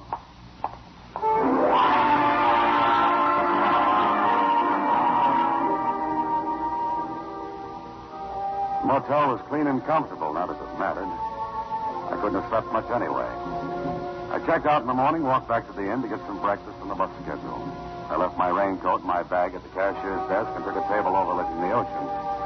I was sitting there minding my own breakfast, trying not to think of the night before, and suddenly it jumped up and hit me right in the face. Good morning. Sleep well? What's the matter? Don't you remember me? I'm trying to. Say, whatever happened to Malibu? I guess it's right where we left it. I stay here at the inn. What? Do I have to have a reason? No. Jimmy, Why don't you go back and fix it up before it's too late? It's already too late. Fix what up? Whatever it is that sent you on a cruise to nowhere last night. Maybe you'd like me to mind my own business. Do you think you could? I could try. It's my wife. I had no idea it might be. And there's nothing to fix up. Even if there was, I wouldn't want to fix it up. How about you? Me? You weren't going to Malibu last night. You were just running out on yourself. Same like me. Maybe you're right. So, where do we go from here? We don't go anywhere. We said goodbye last night. Are you sure?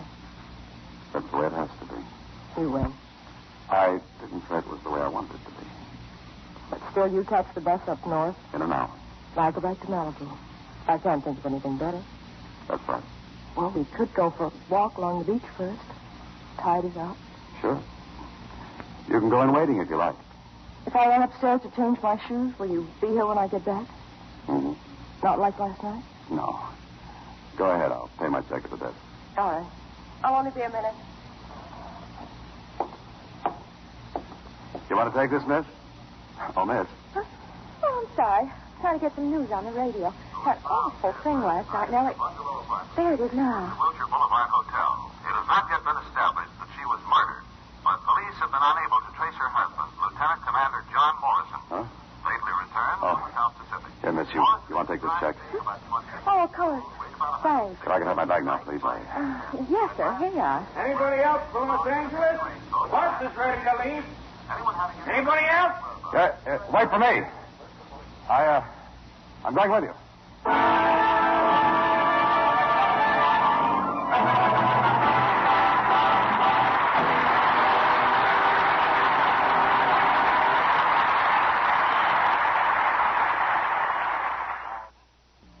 Camel Cigarettes now present Act Two of The Blue Dahlia, starring Alan Ladd and Veronica Lake with Will Wright and Gerald Moore. It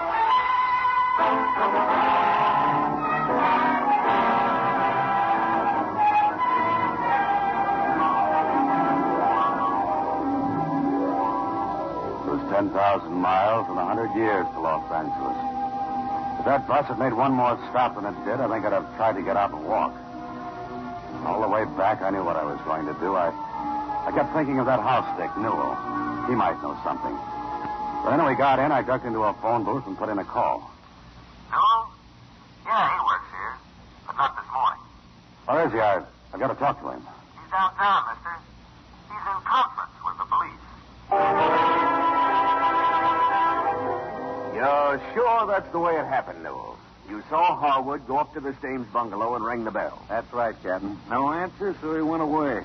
Went away where? Well, Lieutenant, there's a side gate to the hotel grounds. He went out through that. What time was it? About 7 o'clock. It was raining. You like to stand out in the rain? I have to make my round, see if anything's okay. That's a house detective's job. You got a pass key to the bungalow. Yes, I have it. Oh, wait a minute, gentlemen. You don't think that I... Why not? Lots of genial old parties like you commit murders. That ain't a very nice thing to say, Captain Hendrickson. Mrs. Morrison's lights were on. Her radio was going. Why would I try to get in? You tell us. She didn't answer when Harwood rang. Didn't that interest you? Would that be any of my business? Say, Captain, you and Lloyd here got a nice technique. Had me going for a minute. No hard feelings, of course. That's all, no, for now. You know, this is a terrible thing for the hotel. Yeah, kind of tough on the Morrison dame, too. Go on, beat it.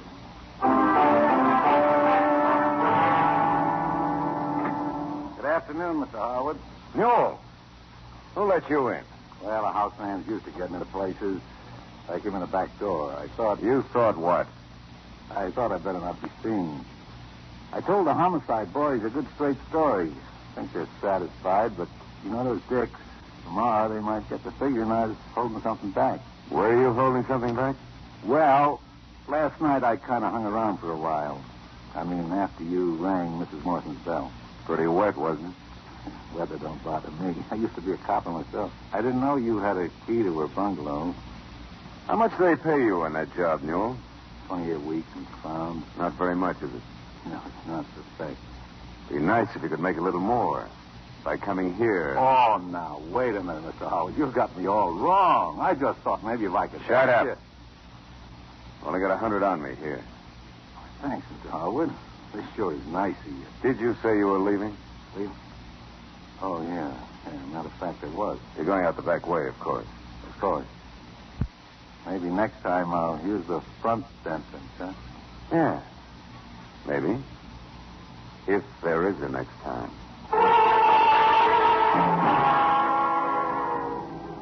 Me? I was running around in circles. I couldn't find Newell, so I went after Harwood. I put in a dozen calls for him that day. Always the same. Mr. Harwood isn't in.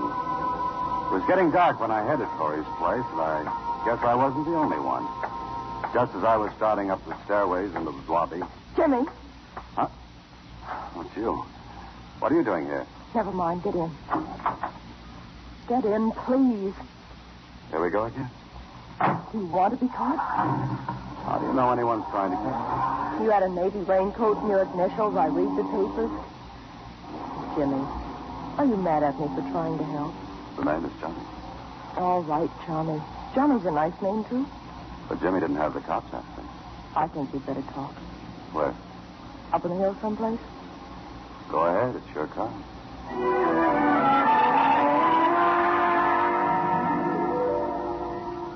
I've always liked it up here.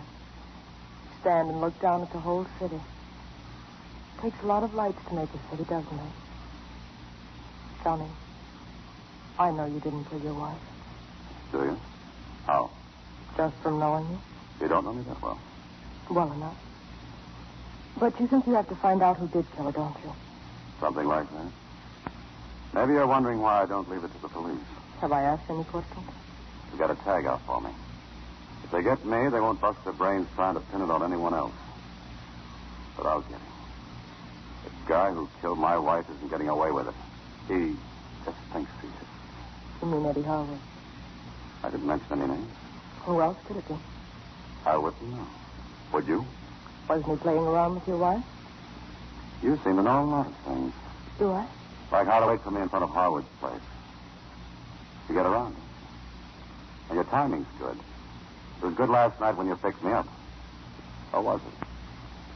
I don't know. I don't know anything. I don't even know your name. You'll have to trust me, Johnny. I've got something to straighten out, too. You'll have to trust me a lot. I don't have any time to play games. Suppose you keep your secrets and let me keep mine. Okay, Johnny. That's the way you want it. Coming back? That's okay, too.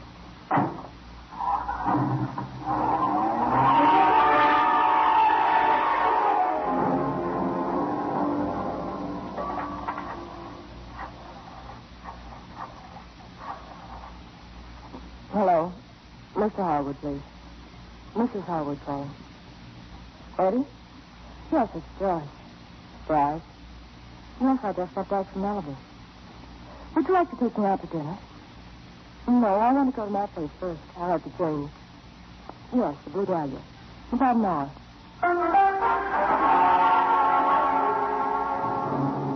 It was pretty dark walking down that hill alone. Somewhere along the way, I tripped and fell. Smashed the glass on Vicky's picture in my pocket. Right on the boulevard under a street lamp, I took the picture out of the frame. I don't know what made me turn it over, but I did. There's some writing on the back. Helen's writing, and it said, Johnny, if anything happened to me, Eddie Harwood's real name is Bauer. The New Jersey police would like to know. The charge is murder.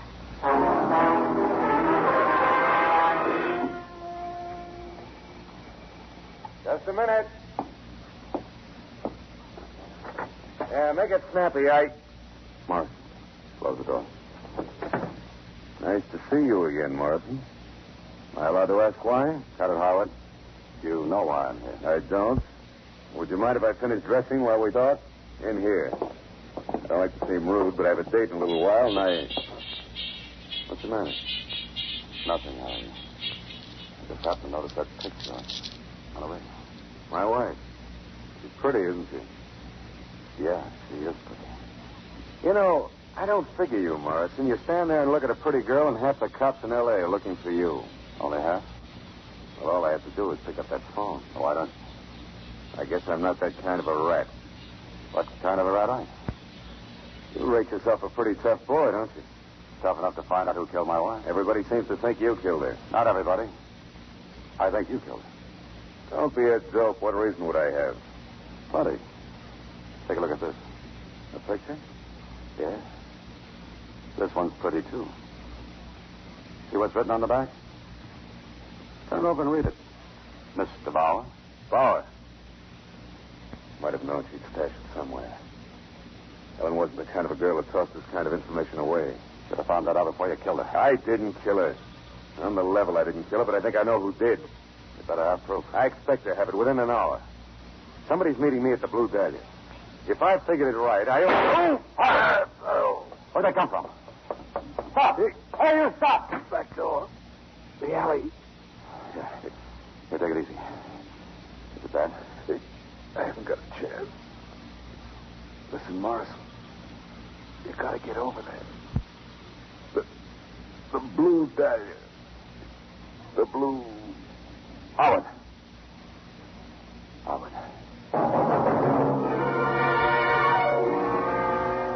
Hello, Chief. It's Lloyd. I'm at the Blue Dahlia.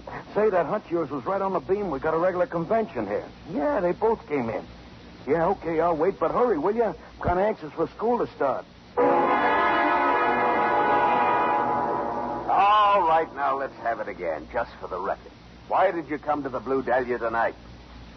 Speak up, Noel. Oh, this is silly, Captain. I told you once. Isn't that enough? We'll decide what's enough. Start talking. Okay. So Mr. Howard told me to come over. He used to hand me a few bucks every now and then, so I'd keep my mouth shut about him seeing Mrs. Morrison. Mrs. Howard, you'll have to excuse me. Under the circumstances... That's quite all right. I don't like this any better than you do. I'm afraid your likes and dislikes don't count at the moment, Mrs. Harwood. You still haven't told us where you were last night. Captain Hendrickson, you really don't believe I did it. All I know is you had plenty of reason. And it was a setup for you. The whole thing was easy. Easy? Sure, the gun was there. All you had to do was grab it, jam it up against her hat, and squeeze the trigger. He never even had time to scream, did she? How should I know I wasn't there? Then where were you? Why don't you tell us? Because he's trying to cover up for me. Johnny. Johnny who? Johnny Morrison. Hello, Morrison. Glad to see you. You're way off the course. He didn't kill my wife. He was 75 miles up the coast. Says who? Says the clerk at the inn where she stayed all night. You can check it any time you want. How do you know all this, Morrison? He was with me. Got at the inn. Stayed at a motel up the road. I'd given him a lift. Picked him up in the rain. You can check that, too. We will. Mrs. Harwood, you could have saved us a lot of trouble. Why didn't you tell us this before? Johnny was trying to find the murderer. He needed time. Sort of puts us in a hole, I guess, if your story stands up. No, all we got's Eddie Harwood. Yeah, well, you haven't got him either. He was washed out tonight. Better send somebody to his apartment. All right. Yeah, I'll put in an answer. Well, I guess that wraps it up for tonight. You mean we can go? Yes, but you and Mrs. Harwood better stay in sight till we check your story. After all, it is a coincidence. I mean, her picking you up. But it was raining. That's right, Captain. It was. It rained all the time I was making my rounds. Must have gotten pretty wet, no? Sure did. Maybe you should have left your umbrella on the porch instead of letting it drip all over Mrs. Morrison's coffin. I did leave it on the porch. Well, I mean, that is... You told us this morning you didn't go in. Well, yes, I know I did. But... What were you after? A little blackmail? Now, wait a minute. You got me all Maybe wrong. raising the ante because her husband came home. I resent that, Captain. What was she going to do? Report you to the management? Or was she going to let Harwood take care of you? Or maybe she was going to blow a hole in you herself. The gun was right there. All you had to do was grab it from her. Even a cheap little squirt like you could do that. Cheap, huh? Sure. A smile, a pat on the back, and a couple of $30. That's what they thought, her and Harwood both. Well, maybe they found out a little difference. Maybe I could be expensive for once, even if I end up in a... No, don't anybody move. You're crazy, Noel. Put on the gun. One more or less wouldn't matter now. I'm getting out of here, and I'm going alone. And if anybody wants to...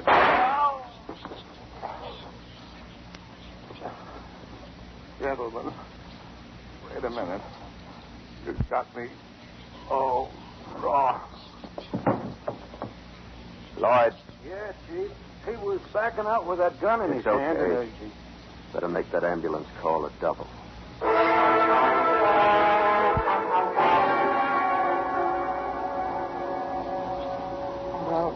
Here's my card, Johnny. Yeah, I guess it is. We seem to be saying goodbye again. I guess it's not so tough this time.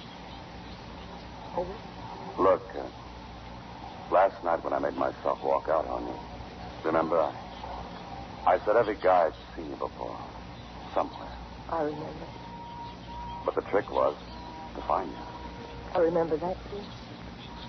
Get in. Thanks.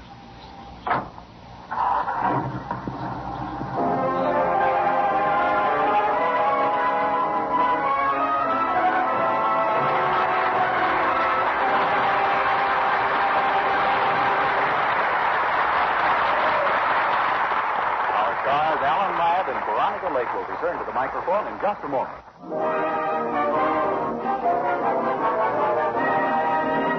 Now that we've settled back to comparative calm, here are our stars, Alan Ladd and Veronica Lake, to accept a final word of thanks for their exciting performances. Well, Vern, it's always a pleasure to appear with the Screen Guild players. All of us in Hollywood know how much this radio program contributes to the Motion Picture Relief Fund and to its country house and hospital. And we all consider it a privilege to share in that work. Right, Veronica? Absolutely, Alan. And for more reasons than one.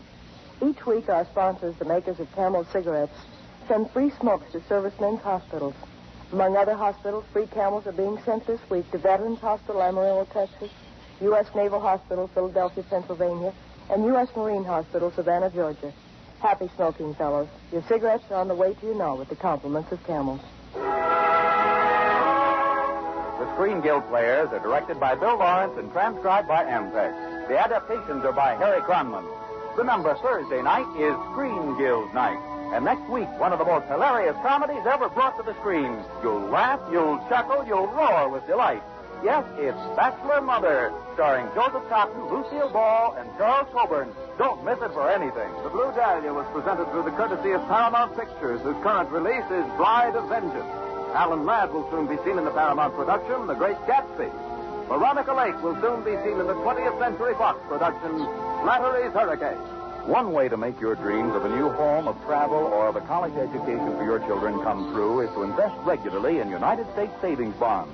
Start saving regularly now by buying United States savings bonds through the payroll savings plan where you work or through the bond-a-month plan where you bank. For fun and hilarity, don't miss Camel Cigarette's other great show over these same stations. Tomorrow night, the Jimmy Durante Show with Don Amici. And remember, Thursday night is Screen Guild night. The greatest stars and the greatest stories brought to you by Camel Cigarettes. This is Vern Smith speaking. Music by Fred Waring follows next on NBC. Lux presents Hollywood.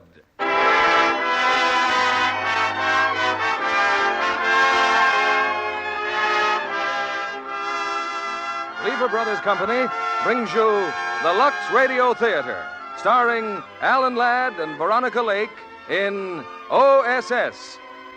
Ladies and gentlemen, your producer, Mr. William Keeley.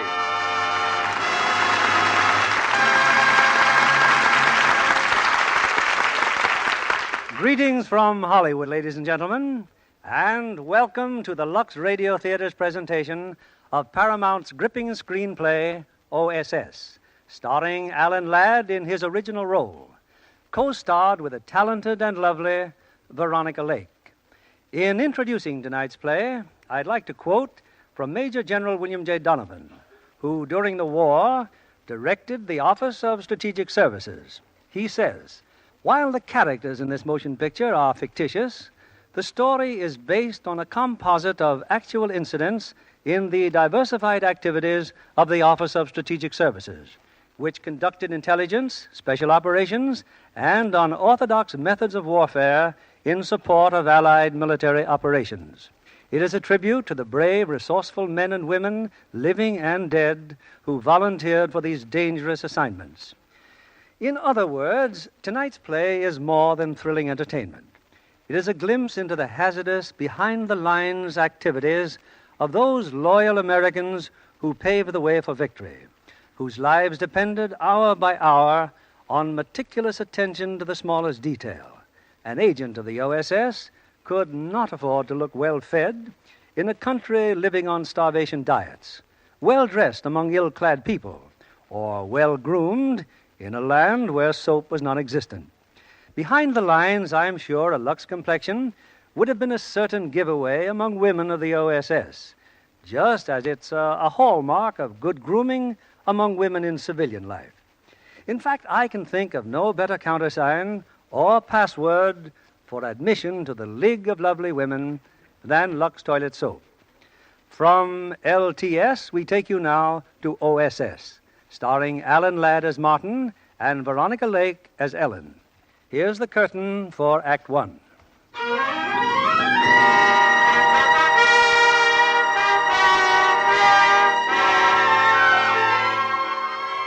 It's 1943. In a colonial mansion set in the peaceful Virginia countryside, a group of men, some young, some middle-aged, are gathered for a meeting. From their looks, it could be a salesman's convention. Closer still, a get-together of college alumni. But the lesson these men are learning was never taught in any college. There's nothing superhuman about being a good intelligence agent. Yes, it takes guts, brains, and patience. But this is a new game to us. You trainees are average Americans, and the average Americans are not brought up to fight the way the enemy fights. But we can learn to become agents and saboteurs if we have to. One of these days, you'll be working in Axis territory. You'll be on the spot every minute of the day or night. Your only chance will be to beat the enemy to the punch. Forget everything you've ever been told about fair play and sportsmanship.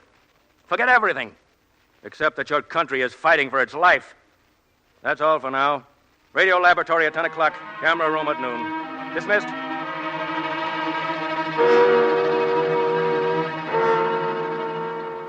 Come in, Commander Brady. Sorry to drag you out this time of night, but I've just had a visitor, General Donovan. Well, your orders have come through. Operations in France, Colonel? Right. Well, when do we start, sir? Now. The job won't be finished until our troops cross the Rhine. You've got two things to do. First, get information. Second, work with the French underground and sabotage key enemy installations. Now look at this map. These railway lines that feed this area here, around the city of Orleans. Right here is one of our priority targets. Recognize it? Yes, sir, the Corbeil-Malon Tunnel. If we can knock that tunnel out, we'll paralyze the most important traffic line into Normandy. We've assigned the tunnel to Team Applejack. What's its personnel, Commander? Team Applejack, leader Rodney Gates, Army officer, World War I. Civilian occupation, railroad supply salesman in France. Good man, mature judgment, stability, and balance. Next. John Martin, lieutenant, junior grade, U.S. Navy. Civilian occupation, publicity man, knows France. Little on the cocky side, but he'll do after he's been knocked around a bit. Well, there's balance and brains. We need a little brawn. Bert Parker, chief petty officer. Civilian occupation, sportsman, motorboat racer. Sorry, but Parker's been assigned to Germany. He's lived there.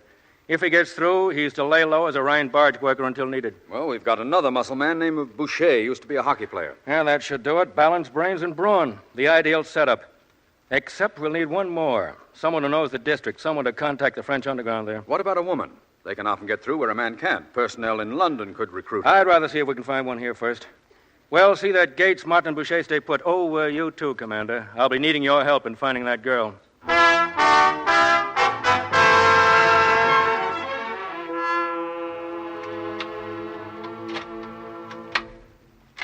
So this is where you live, Miss Rogers. This is it, Mr. Brady. Alone? Oh, no. With Jean-Jacques, my cat. Well, it's been very nice meeting you. Thanks for a lovely evening. You're welcome. I'm really very glad Uncle Arthur asked you to call me. Well, good night. You're not going to ask me in? It's rather late. Oh, now, wait a minute. This is my first trip to San Francisco. My plane doesn't leave until 3 a.m. You wouldn't turn me loose in a strange town at this hour. Besides, Uncle Arthur wouldn't approve of that. Well, all right, come on in. Thanks, Miss Rogers. I knew you wouldn't let me down. I can't afford a studio and an apartment, so this does for both. Like some coffee? Later, maybe. So, you're a sculptress, huh? It seems to me I told you all about that at dinner. Trying to make conversation, Mr. Brady? I'm trying to find out how good a business it is, sculpting. Financially, I mean. It's a bust, and no puns intended. You've got quite a collection here. You do all these? Yes. Recently? You're full of questions. No, not recently. Most of them in France. I studied at Fontainebleau. Oh? When was that? 2 years before the occupation. Oh, too bad about the French. July 16th, 1429. I never was much good at dates. That's the day Joan of Arc liberated France after 100 years of occupation. Joan of Arc never ran into a panzer division. No, this time the French are finished. I'm sorry, but you don't know the French people as I do. The plain people, their good common sense, their stubborn pride, their faith, their deep faith. That's a very pretty speech. You're pretty, too. Why, in France, they even... We're not in France. We're in San Francisco, and I didn't come up to talk politics. I'm not talking politics. I'm talking about the indestructible... Your kisses would be pretty, too, Miss Rogers, if you'd cooperate a little. There's the door, Mr. Brady. Not yet. You're getting out of here right now. I'd rather stay. I'd hate to have to fracture your skull, and I'd hate even more to smash this figurine, but if you Uncle don't... Arthur's going to be very disappointed in you. Stop that idiotic Uncle Arthur routine. I haven't spoken to that stingy old goat in 10 years. He'd no more have given you my address than turn up at a board of directors meeting without his clothes. Now, just who are you, Mr. Brady, and what do you want? You're a bright girl. You're right. Uncle Arthur definitely did not ask me to look you up. You see, it's not Mr. Brady, it's Commander Brady, Office of Strategic Services. Ever hear of us? No. Then put down that figurine and relax. You and I are going to do some serious talking. Oh, that kiss. Just a sort of test, Miss Rogers.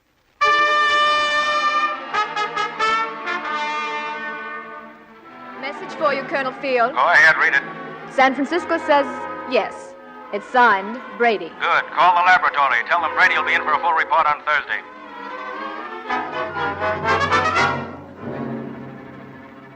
Yes, Commander, it's already here. Take a look. That's the kind of clay a sculptor would use, is it? It's what you ordered, plastic explosive that looks, feels, and tastes like modeling clay. That's wonderful. Going into the art business? Not a bad idea. Wait a minute. Why couldn't we develop a whole line of art store merchandise? More plastic explosive to put up in tubes like tubes of paint. Time pencils as crayons. Reels of fused picture wire. It could be done. Now, you're sure of this stuff? You can actually model with this explosive? Definitely. Let me use your phone. This is Commander Brady. Get me Colonel Field, please. Now, look, start turning out that clay. We'll need a lot of it. Pack it well. It'll have a long way to go. And the tubes, the picture wire? That, too. Right away. High priority. You can... Colonel Field? Brady. Applejack can go to London tomorrow. The girl? I'll wire her now. Everything's set. She can join us later over there. Oh, and from now on, we're referring to Miss Rogers as Helene Dupré.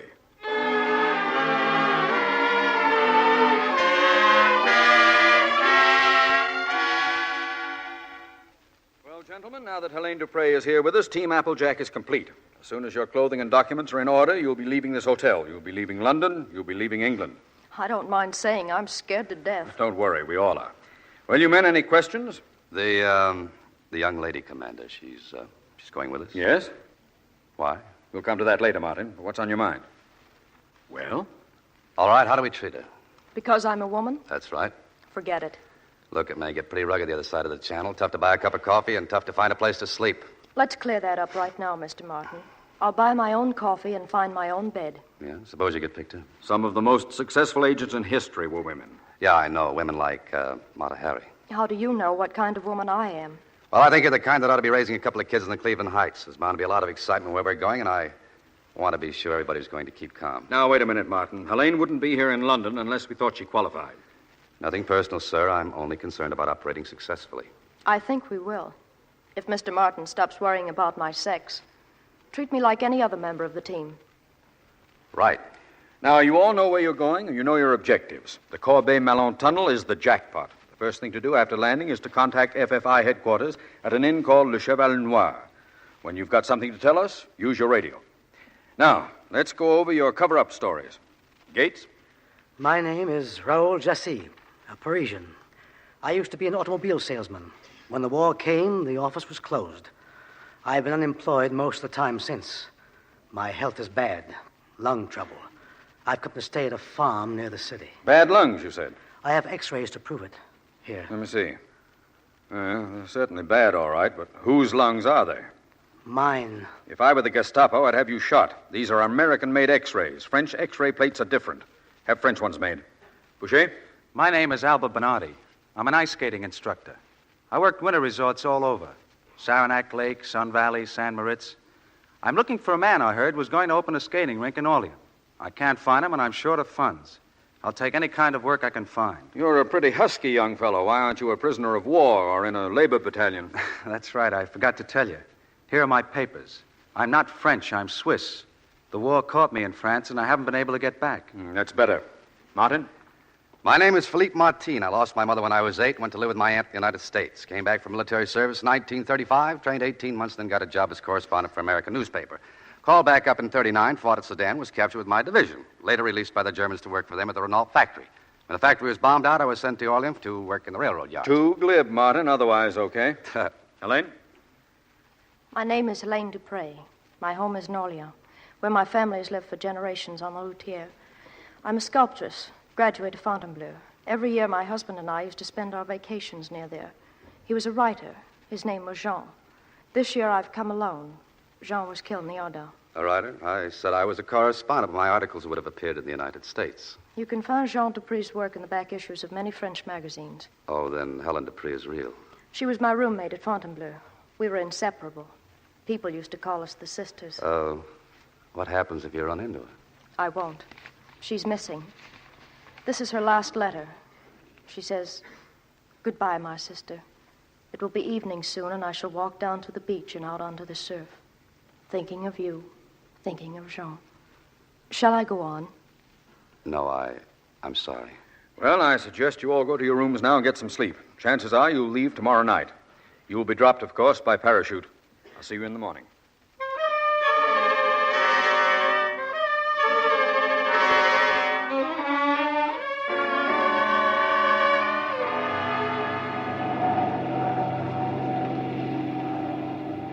I've just been talking to the pilot.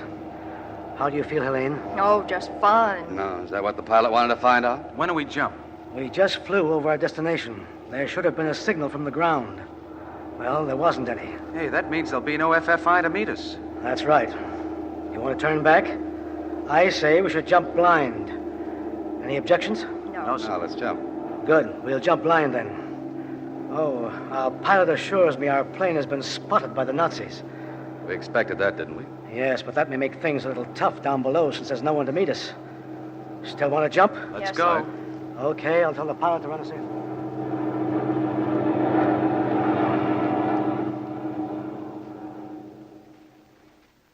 I have counterintelligence for you on the telephone here, Colonel. Oh, thank you. Hello, Master speaking. There's a lone unidentified plane over your area. Strong formation of British planes was reported earlier. This one may be a straggler or it may be parachutists. I suggest that the area be covered immediately. Yeah. Geisman. Yeah, Herr Colonel. Possibility of parachutists in this area. Watch that inn, Le Cheval Noir. They have been rendezvousing there. Don't raid it. Only watch it.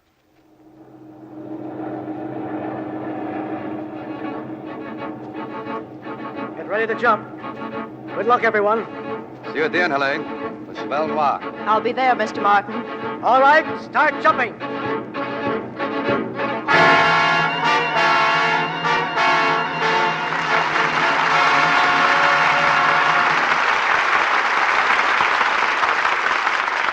In just a moment, we'll continue with the second act of OSS, starring Alan Ladd and Veronica Lake.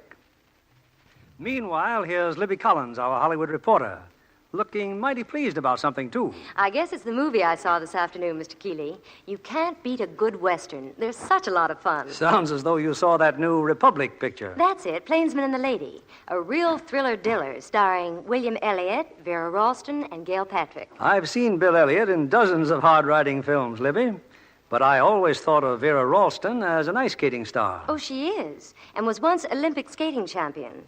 But in Plainsman and the Lady, she again proves herself a fine dramatic actress. Vera's had quite an exciting career, you know. She escaped from her native Czechoslovakia on the very last plane before the borders were closed. That was exciting. Mm-hmm. But the real thrill of a lifetime, she says, was getting her American citizenship papers last Flag Day. Well, this country has gained a stunning new citizen. Vera's a real beauty. Oh, she is that, Mr. Keeley. She's one of the most photographed girls at Republic. And the studio says she just can't take a poor picture. I don't wonder, Libby. How could anyone miss with a complexion like Vera Ralston's? Mr. Kennedy, you're certainly a man with a single-track mind. When it comes to lovely Lux complexions, I admit it. Well, you're quite right about Vera Ralston's. She uses Lux toilet soap every day. She told me active lather facials with Lux toilet soap are a wonderful aid to beauty. They leave your skin feeling fresh and smooth. Libby, won't you tell the ladies in our audience how Vera Ralston takes her Lux soap facial? Well, here's what she does, and it's very simple and quickly done. Smooths on lots of the creamy Lux soap lather and works it in thoroughly. Rinses, first with warm water, followed with a splash of cold. Then she takes a soft towel and pats her skin ever so gently to dry. And that's all there is to a Lux Soap Beauty Facial. And, Mr. Kennedy, screen stars find it a wonderfully effective care. You're absolutely right, Libby. We know from actual tests that Lux toilet soap facials make skin lovelier. These tests were made by skin specialists, and they showed improvement in a short time in 3 out of 4 cases. Hollywood stars just have to have a complexion care that works. And that's why Lux toilet soap is the favorite beauty soap of 9 out of 10 screen stars, the loveliest women in the world. Mr. Keeley returns to the microphone. We continue with Act Two of OSS, starring Alan Ladd as Martin and Veronica Lake as Ellen.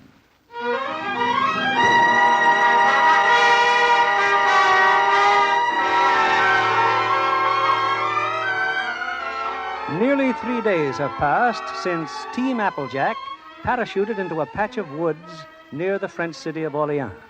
Now in London, where he's been joined by Colonel Field, Commander Brady has received his first radio message from the saboteurs.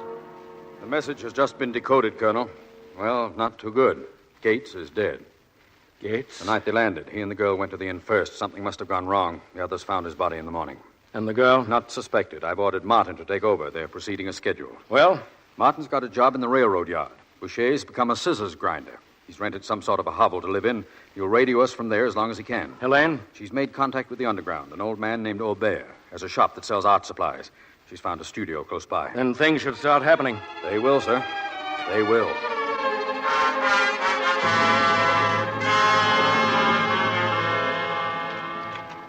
Scissors shopping. Knives and scissors shopping. Knives and scissors shopping.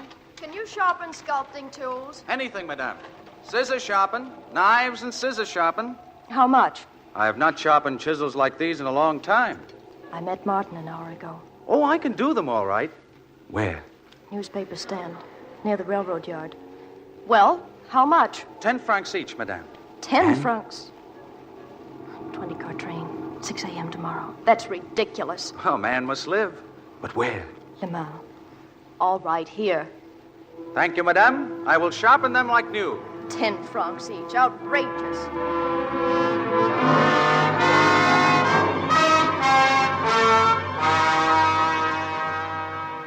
Hello? Yes, this is Colonel Field. What time? Confirmed? Fine. Yes, Brady's with me now. Hope to have another job for you very soon. That was British Air Intelligence, Brady.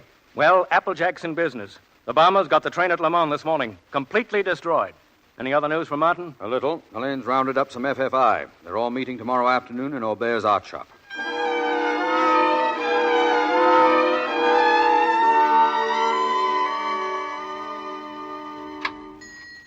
Come in, madame, monsieur.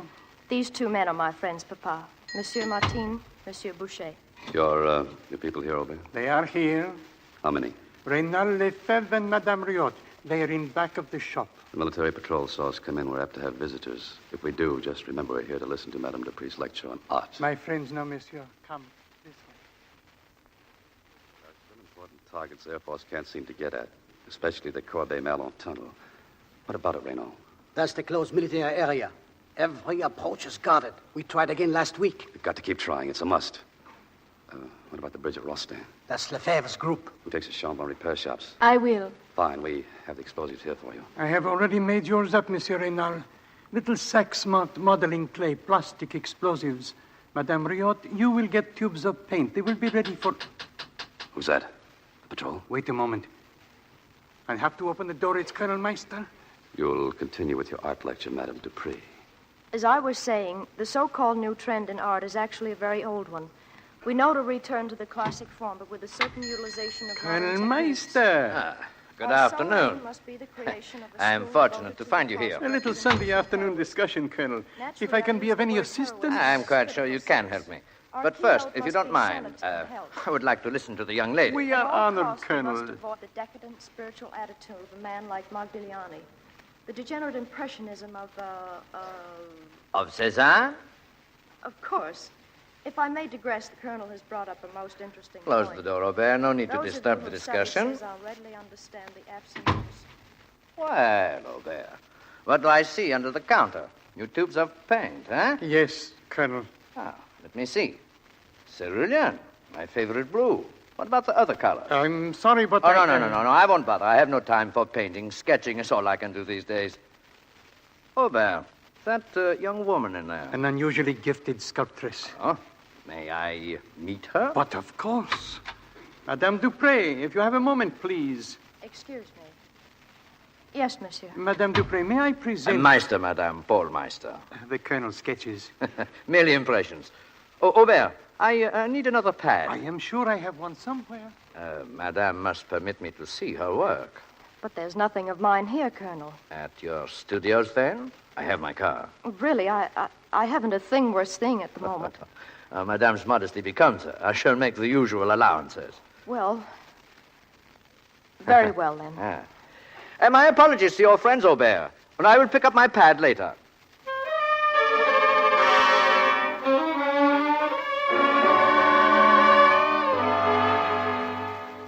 Ah, very nice studio, Madame. Excellent light. Your husband shares it with you? I'm a widow, Colonel. But, well, I have been going with another man. I'm sorry. A Frenchman in the city here? He's away. He's an engineer. Oh, the Normandy fortifications? He never tells me, Colonel. This statue here is lovely. It's like yourself. You're very kind. Amazing technique for one so young. Your hand, Madame. Remarkably feminine for this kind of work. If the Colonel would care for some tea, And your perhaps... pulse. It's quite irregular. Could I be responsible for that? You're very discerning. So? And you are an incredible woman, my dear. Beauty and talent are rarely combined in a single individual. I confess I find it difficult to believe that these works of art here are yours, or that you are what you say you are. May I prove it? How? Sit down. I'd like you to pose for me. Oh? that may take several sittings. Several. I'm delighted, Madame, delighted. Perhaps when it's finished, you'll believe me. Perhaps. Your head. A little more to the side, please. That's it.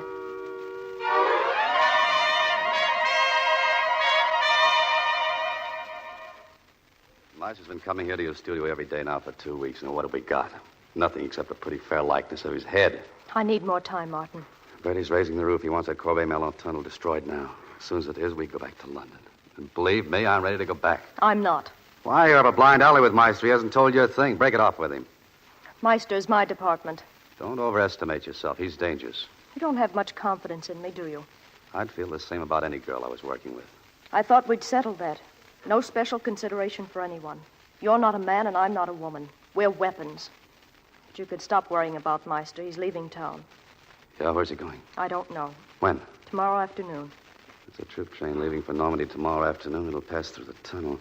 Well, Helene, how long would it take you to duplicate this head you've made?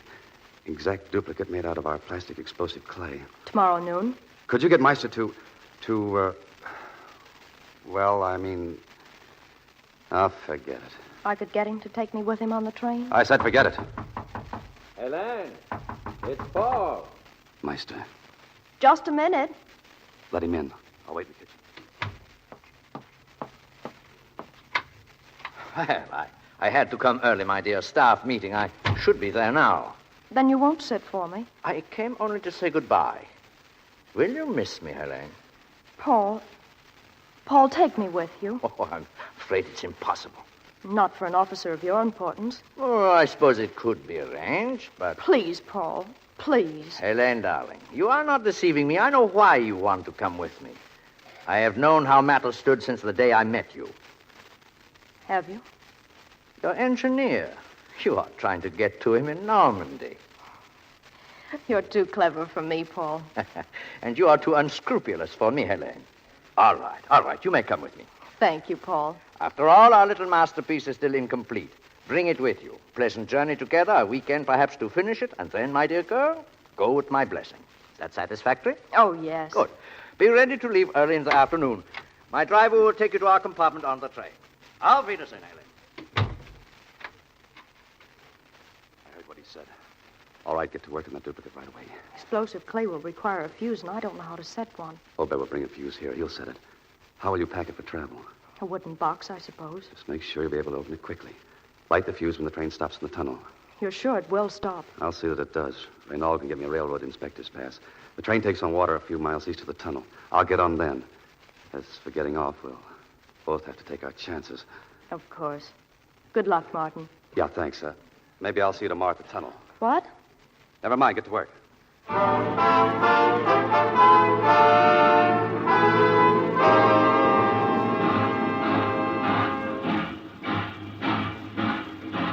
You're the engineer? Yes.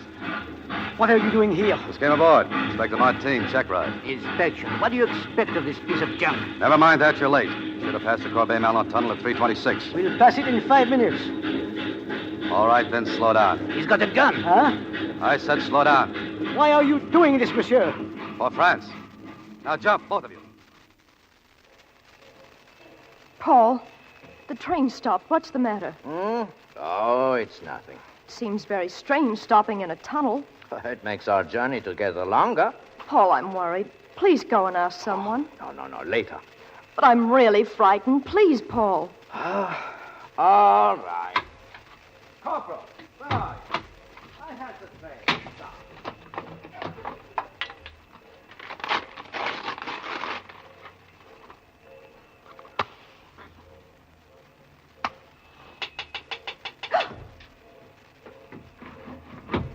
Martin, Don't ask questions. Hand me that box.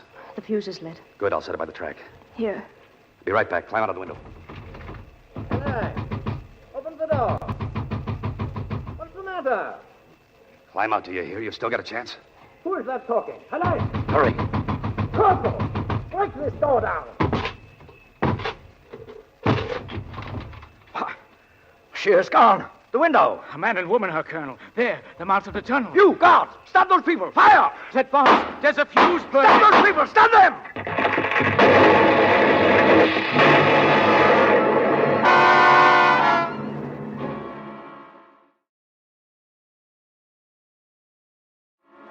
Come in, Brady.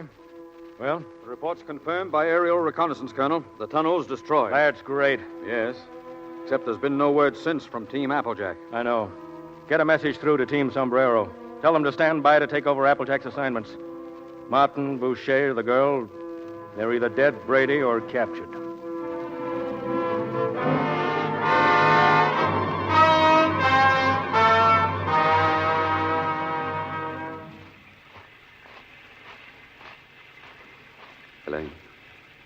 Elaine. Here. This way. I should have been back long ago. Sorry, I got lost. It's pretty dark in those woods at night. It's the only reason we're alive. Night and a place to hide. I found Boucher. He couldn't get a car.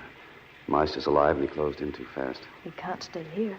I know. I sent Boucher on to Dijon. If you can get to a radio, you'll contact Brady and have him send a plane in to pick us up. When, where, I don't know. We'll meet Boucher at the park in Dijon tomorrow. How will we get there? The highway's full of refugees. We'll have to lose ourselves among them. It's safer if we travel alone. No, you're in pretty bad shape. I'll manage. Oh, now, look. You look. We almost failed in the tunnel because you came back for me. Never come back for me again. Do you understand? Never come back. Okay. Can you find the highway? Yes. The park in Dijon tomorrow.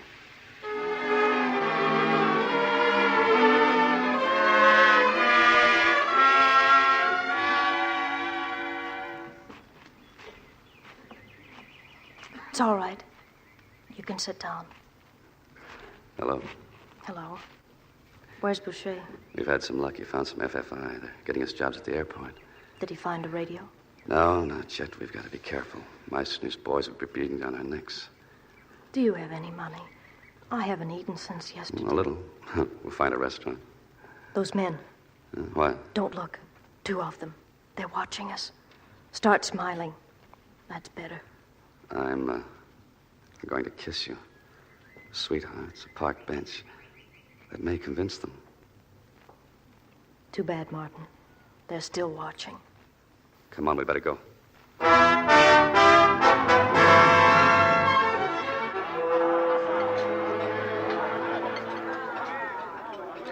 Oh, some more luck. A booth near the door. Just get me something to Sit eat. tight. Company's coming. One of those men in the park. Well, good evening. May I join you? Thank you. I'm sorry, but there must be some mistake. Mistake, Monsieur Martin and Madame Dupré? You're quite wrong, monsieur. I think not. I am Amadeus Brink, Gestapo. Oh, in case you are armed, monsieur, don't forget my colleague, Herr Ansvold, here is close by. That was fine work, that tunnel job of yours. What are you talking about? These papers, monsieur. A full report of your activities. They just arrived in headquarters. Would you care to read them? This is outrageous. You intrude upon Madame us. would prefer to discuss the matter at headquarters? What do you mean, prefer? Fortunately, I had access to these papers before any of the others saw them. Well, what do you want from us? What I want from you isn't the question. What do you want from me? No, very sensible man, Herr Brink. His side is going to lose the war, and being a practical man, he looks to the future. I could be very useful to you. I have access, for instance, to the weekly Dijon Berlin military pouch, and the courier's my cousin. And what's your price? Immunity? That goes without saying. A small weekly payment and 50,000 American dollars deposited in my account in the Bank of Switzerland. Maybe we can do business. I was so sure we could. You'll have to get us a radio. Oddly enough, I have another cousin who might be persuaded to lend you one for 20,000 francs. We'll be short of funds until we contact our principals. Until then, only too glad to accommodate you. At a fair rate of interest, of course, shall we say 15%? Well, I will leave you to think things over. Till tomorrow, then, at the same time, here. Oh, Herr Ansvold, just refugees. A couple madly in love with each other. You believe him? There's no choice. I have to. And we were going back to London. Brink is on the level. We don't dare leave. If he isn't, we'll get what Gates got. Oh, Elaine, I'm sorry. For what? Oh, the way I snap at you most of the time, the way I... Aren't you forgetting something? Yeah. Sure I am. Treat you like any other member of the team. That's what you want, isn't it? Yes, Martin. That's what I want. Someday, maybe, if we ever... Skip it. Here's the menu. It may be our last meal.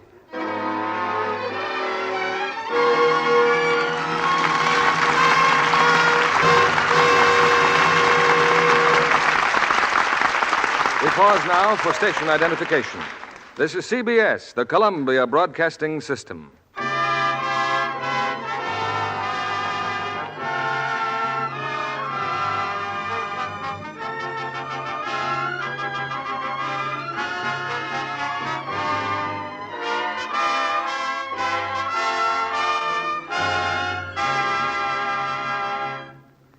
In a moment, we'll bring you Act 3 of OSS, starring Alan Ladd and Veronica Lake. In Hollywood, it's news when an actress gets a studio contract without having to take a screen test. It happened, though, to our lovely young guest of the evening, Miss Lucille Barclay. How does it feel to be a Paramount starlet, Lucille? I still can't believe it, Mr. Keeley. You see, I'd come to Hollywood for a summer vacation. The vacation turned into a full-time job when a talent scout for Paramount saw me and signed me up. Had you always been interested in an acting career? Oh, yes. Back in New York State, where I lived, I was a member of the Rochester Community Theater. Later, I studied dramatics in New York. And all to good purpose, it appears. Oh, I was very lucky. But for real achievement, Mr. Keeley, I nominate Joan Caulfield. I visited the set when Paramount was filming their big Technicolor production, Blue Skies, and, well, I had a chance to meet her. Just think. In Blue Skies, she's co-starred with Bing Crosby and Fred Astaire. You're right. That is a success story. Joan deserves it, though. She's exceptionally talented. And besides, she's about as photogenic as a girl can be. Lovely features and a truly flawless complexion. Well, Lucille, we're proud of the fact that Joan Caulfield is a Lux girl. So she told me, Mr. Keeley, and I wasn't a bit surprised. I've used Lux toilet soap myself a long time, and I think it's tops. Many famous stars agree with you there, Miss Barclay. And if I may say so, Mr. Kennedy, lots of ambitious young starlets. Every girl in pictures knows how important it is to have a nice, smooth skin for camera close-ups. Thank you, Miss Barkley. We're glad that so many charming women everywhere depend on daily Lux soap care. It's a fact that active lather facials in a short time give skin fresh new beauty. Now, here's a suggestion to the ladies in our audience. If you haven't tried Lux toilet soap as yet, why not see what this gentle care can do for your own precious complexion? Remember, Lux toilet soap is Hollywood's own beauty soap. Here's Mr. Keeley at the microphone. Act 3 of OSS, starring Alan Ladd as Martin and Veronica Lake as Ellen.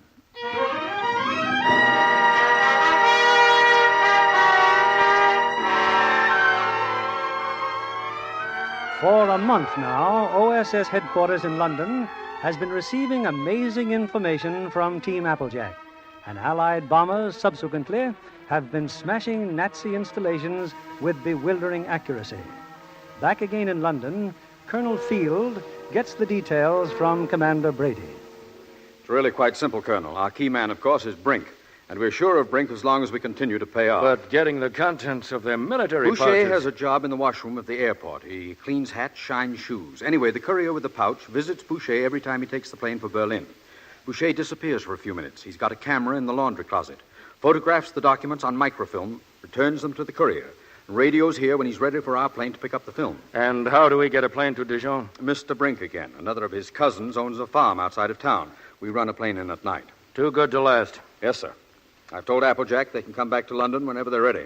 We'll be contacting them shortly, Colonel. Any message? Yes, my congratulations.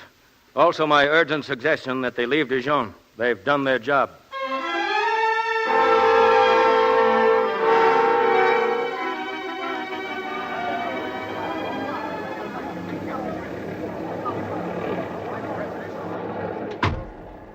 Shoe shine, sir? Brush your hat, sir? The courier. He was here, Boucher. This morning, Herr Brink. Good. Tell Martin our Gestapo spotters are closing in on your radio.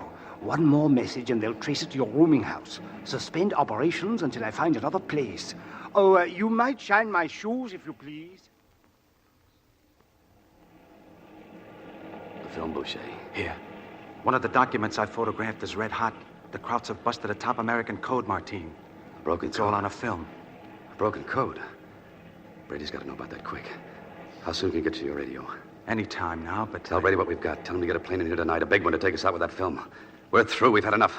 The radio. If I try to use the radio... Yeah, what about it? Nothing. Where will you be? And Helene? Meeting Brink in the park. It's payday. After that, we'll go out to the farm. Come out as soon as you can. We'll be in London tonight. Tonight? Yeah. Oh, if you see Helene, say hello for me, will you?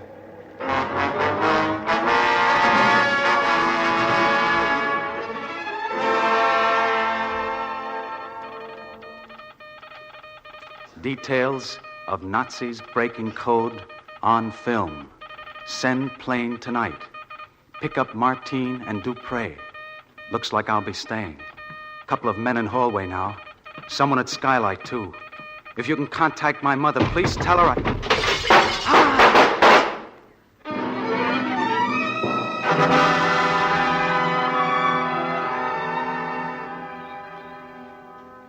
You're late, Brink. How long do you think we can hang around the public park? It was waiting for- unavoidable. Oh, good evening, madame. My money, monsieur. Here. Oh, thank you. You're on your way somewhere? Why? Because it is best if you are. They picked up your radio. Boucher. He is dead. Oh, I warned him. Dead? He didn't tell me you warned him. Did he get through to London? I think so. He was on the air when it happened. Oh, we have a new chief here. He has been inquiring about you. Colonel Meister. Meister? Here? Yes, definitely. It would be necessary for me to put your record and description back in the file. Oh, wherever it is you are going, if you would care to rent a car... All right, where is it? That one across the street. Shall we say 10,000 francs? I'll give you 8. I'm a reasonable man. 8,000. Good night. Good night.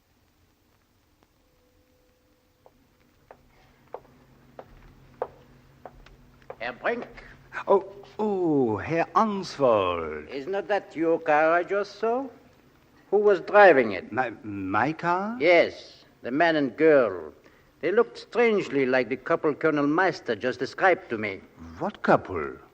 The Colonel is very anxious to see you, Herr Brink, my trusted colleague. I don't suppose we could talk in purely business terms, Herr Arnsvold. Shall we say 100,000 francs? No, I suppose not. Come along. Pity. I was always such a reasonable man.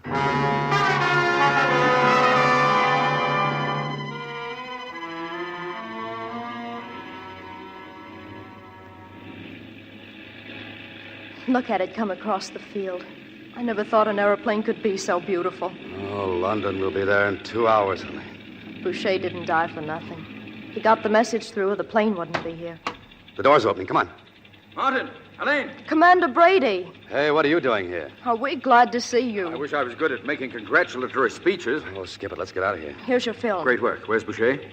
We lost him. When? Early tonight. But what happened? I'll tell you on the plane, huh? Martin, I'm here because I have something to ask you. We're only half a jump ahead of the Gestapo. Can't we talk about it later? I'm afraid not. The Nazis are licked, Martin. They're falling back to the Rhine. Well, that's fine. That's fine. What's it got to do with me? I'd like you to do one more job.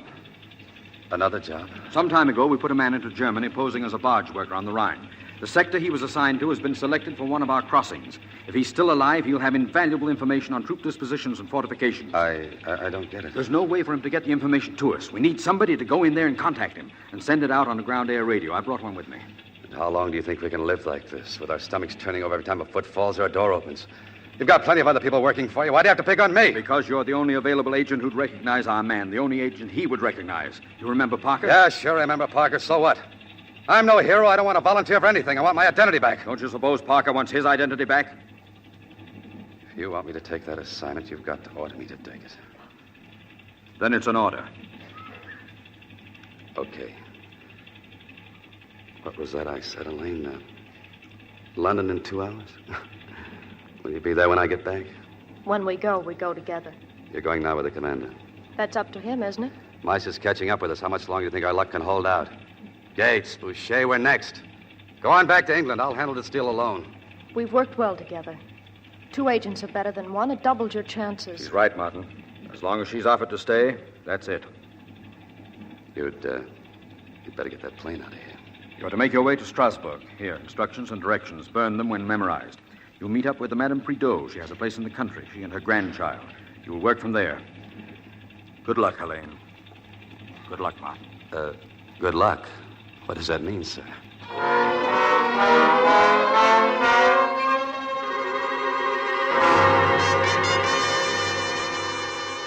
News from Martin, Colonel Field. They're at the Prideaux farm. Any word about Parker? Nothing yet, sir. How is Martin getting to us? Ground air radio. We send a plane over his area. Martin talks to the pilot. They've had contact every day now for about a week. Just don't ease up on him. He's got to locate Parker.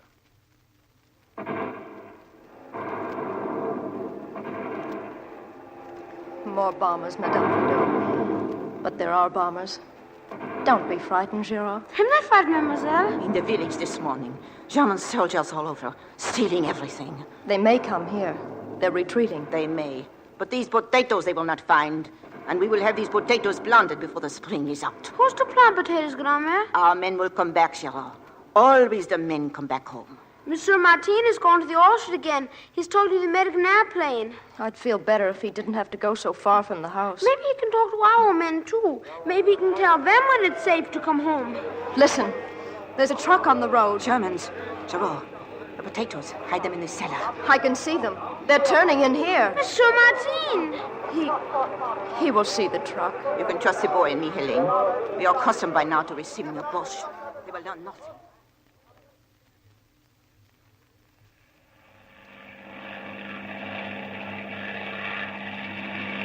Can you hear me up there? Can you hear me? Slower, pal. More distinctly. We're recording this, you know. I said the Nazis are pouring across the Rhine. Bridges, boats, barges, anything that'll float. What about Parker? No sign of him. He'd be down to the docks every day. Most of the barge ran out when our plane started strafing. If Parker stayed on, we might have shot him up ourselves. Wait a minute. You expecting a truck? Huh? What are you talking about? Your house. The truck just pulled up. Troops. You better duck, Martin. You got a gun? Yes, but... Take care of yourself. We'll be back at 100.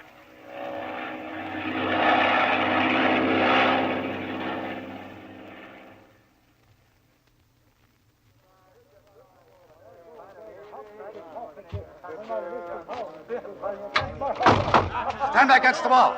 All of you. Martin, behind you, look out! Leave him to me. Another, and another. Throw the Schwein into the barn. So, there were no men here, mademoiselle.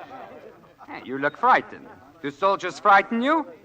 Well, then we will leave these soldiers. Schweigler. Jawohl, Herr Lieutenant. Mademoiselle and I will be in the other room. We will not wish to be disturbed. Sorry if I gave you a scare. You're Helene Dupre, aren't you? How did you... No time for questions. I'm Parker. Martin recognized me. That's why I didn't shoot. I heard him, but I had to. I've seen you both down at the docks, but I never was able to get to you. That's why I got this uniform filling with those drunks inside.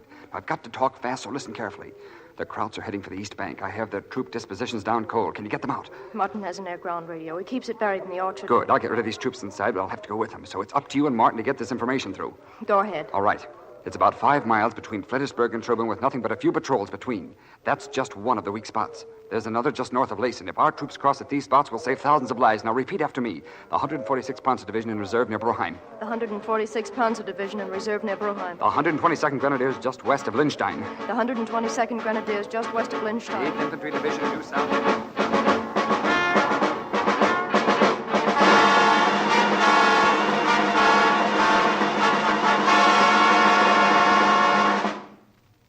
About 10 minutes ago. Parker had to go with them. Martin, are you up to talking? I'm okay. What did Parker tell you? I'll write it all down for you. If it gets through on time, thousands of lives can be saved and our job should be over. When will the plane be here? 1 o'clock. What time is it now? 12:30. Think you can do it? Yeah. Go ahead. Start writing.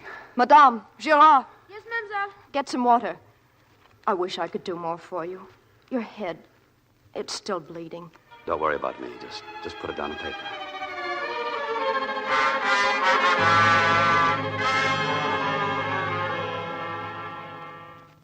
Here. This is it, Martin. Everything written down. I'll come back as soon as I've contacted the planes. You will be leaving us then? Yes. Where you go, you will be together. We'll be together. We'll be together from now on.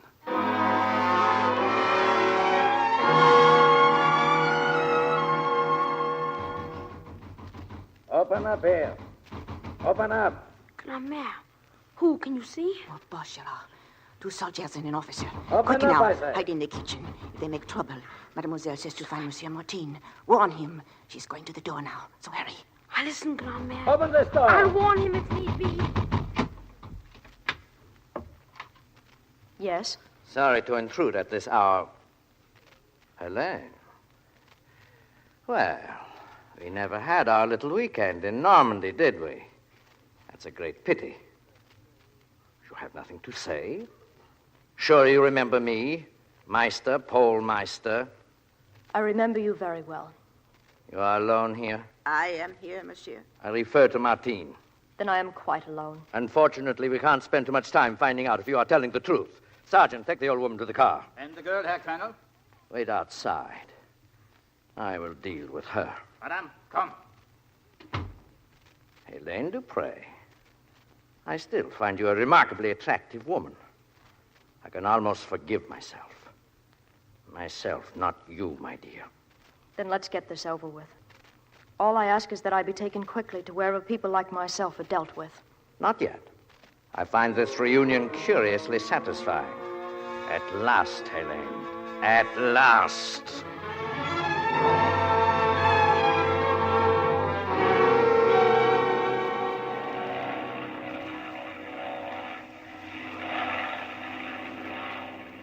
Monsieur Martin! Monsieur!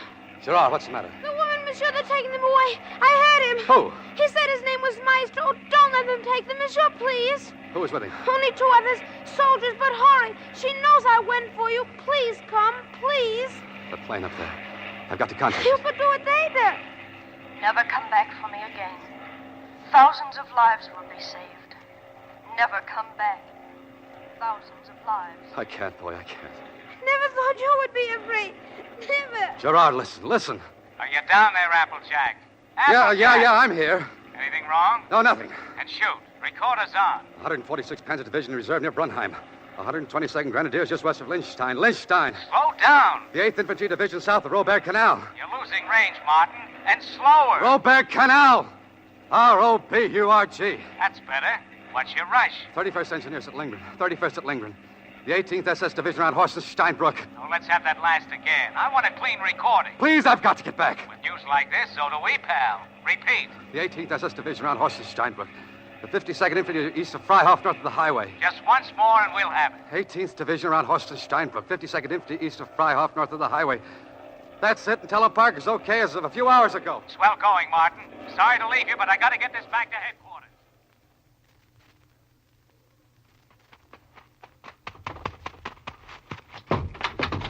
Helene!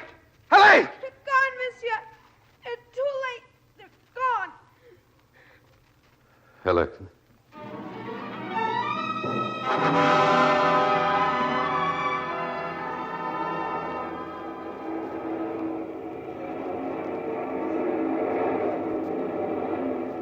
Look at them come, Martin.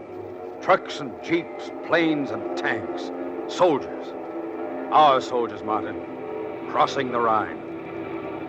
Yes, sir. Job's almost finished. Thanks, Martin. Don't thank me.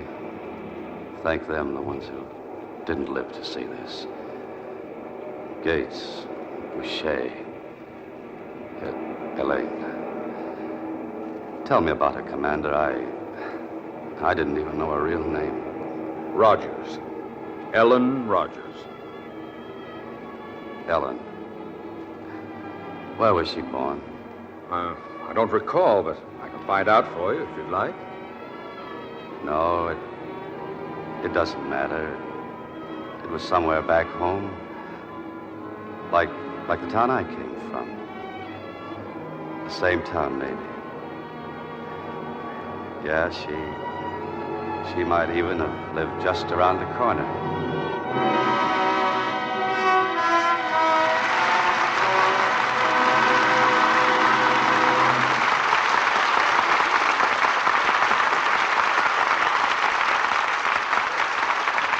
Well-deserved applause for an exciting performance by our two stars, Alan Ladd and Veronica Lake. And here they are, back at the footlights for the curtain call. Well, one of the real stars of tonight's play, Bill, was William Donovan, whom you've mentioned in your introduction. Yes, he was head of the OSS in real life. Didn't you make a picture on the career of General Donovan, Mr. Keeley? That's right, Veronica. The Fighting 69th, which, of course, was late in World War I. And made a great movie, incidentally. Speaking of pictures, Alan, I understand that since yours were released in continental Europe, you've become the #1 box office hit over there. And to think they had to wait 6 years before seeing Ellen on the screen. Not to mention you, too, Veronica. That's right, Alan. You two have been together in so many pictures. I sort of missed Veronica in your latest Paramount production, 2 years before The Mask. Yeah, I missed her, too, Bill, but we're going back together again when we start shooting Saigon out of your old Paramount. Well, that's good news for Ladd and Lake fans. By the way, Veronica, what happened to that famous over-the-eye hairdo? Well, I thought it was about time to see how the other half of the world lived, Mr. Keeley. Say, how long did you wear your hair like that, Veronica? How long? Oh, about 24 inches. Well, confidentially, Veronica, I like your present hairdo even better. For one very important reason. What's that, Mr. Keeley? It doesn't hide any of that lovely Lux complexion. Well, it's certainly not hard to help keep your complexion lovely with Lux Toilet Soap Care. I always use it. And it's plain to see that loyalty is well rewarded. Say, what are you presenting here next Monday night, Bill? Next week, we're proud to bring our audience for a second time this season 2 of Hollywood's top artists and one of the most famous acting teams in motion picture history, Greer Garson and Walter Pidgeon. They appear in their original screen roles in Metro-Goldwyn-Mayer's epic drama, Mrs. Parkington, the story of a man who ruled a dynasty with daring and ruthlessness, and a woman who ruled a man with love alone. A great cast, a great play, Bill. Congratulations. And good night. Good night, and thanks to both of you.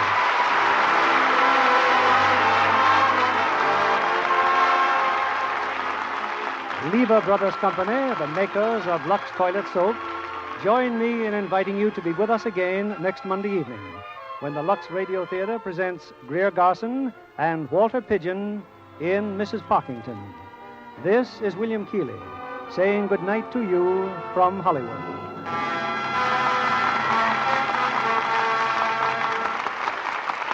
The main cause of the current soap shortage is the worldwide scarcity of fats and oils. Industrial fats are needed also in the manufacture of many other essential household goods. So please continue to save used kitchen fats. Your butcher will pay you for every pound you turn in. Secretary of Agriculture Clinton P. Anderson says it is urgently important that American women keep on saving and turning in used fats, taking advantage of larger meat supplies to step up their fat salvage. Heard in our cast tonight were Gail Gordon as Brady, Joseph Kearns as Meister, and Richard Benedict as Boucher. Charles Seal, Norman Field, Jay Novello, Ralph Sedan, Noreen Gamil, Ed Emerson, George Neese, Howard Jeffrey, Henry Rowland, George Sorrell, Truda Marson, and Robert Conte. Our music was directed by Louis Silvers. This program is broadcast to our men and women overseas through cooperation with the Armed Forces Radio Service. And this is your announcer, John Milton Kennedy, reminding you to tune in again next Monday night to hear Mrs. Parkington with Greer Garson and Walter Pidgeon. Rely on Spry, S-P-R-Y. Yes, it's Spry for lighter, finer, richer flavored cakes every time. Make that next cake with pure, all-vegetable Spry, the shortening with the magic cake-making secret. Hear him say, Wonderful. the reason why, S-P-R-Y. For all you bacon fry, rely on Spry. Be sure to listen in next Monday night to the Lux Radio Theater presentation of Mrs. Parkington with Greer Garson and Walter Pidgeon. And why not tune in a half hour early to hear Joan Davis over most of these stations? This is CBS, the Columbia Broadcasting System.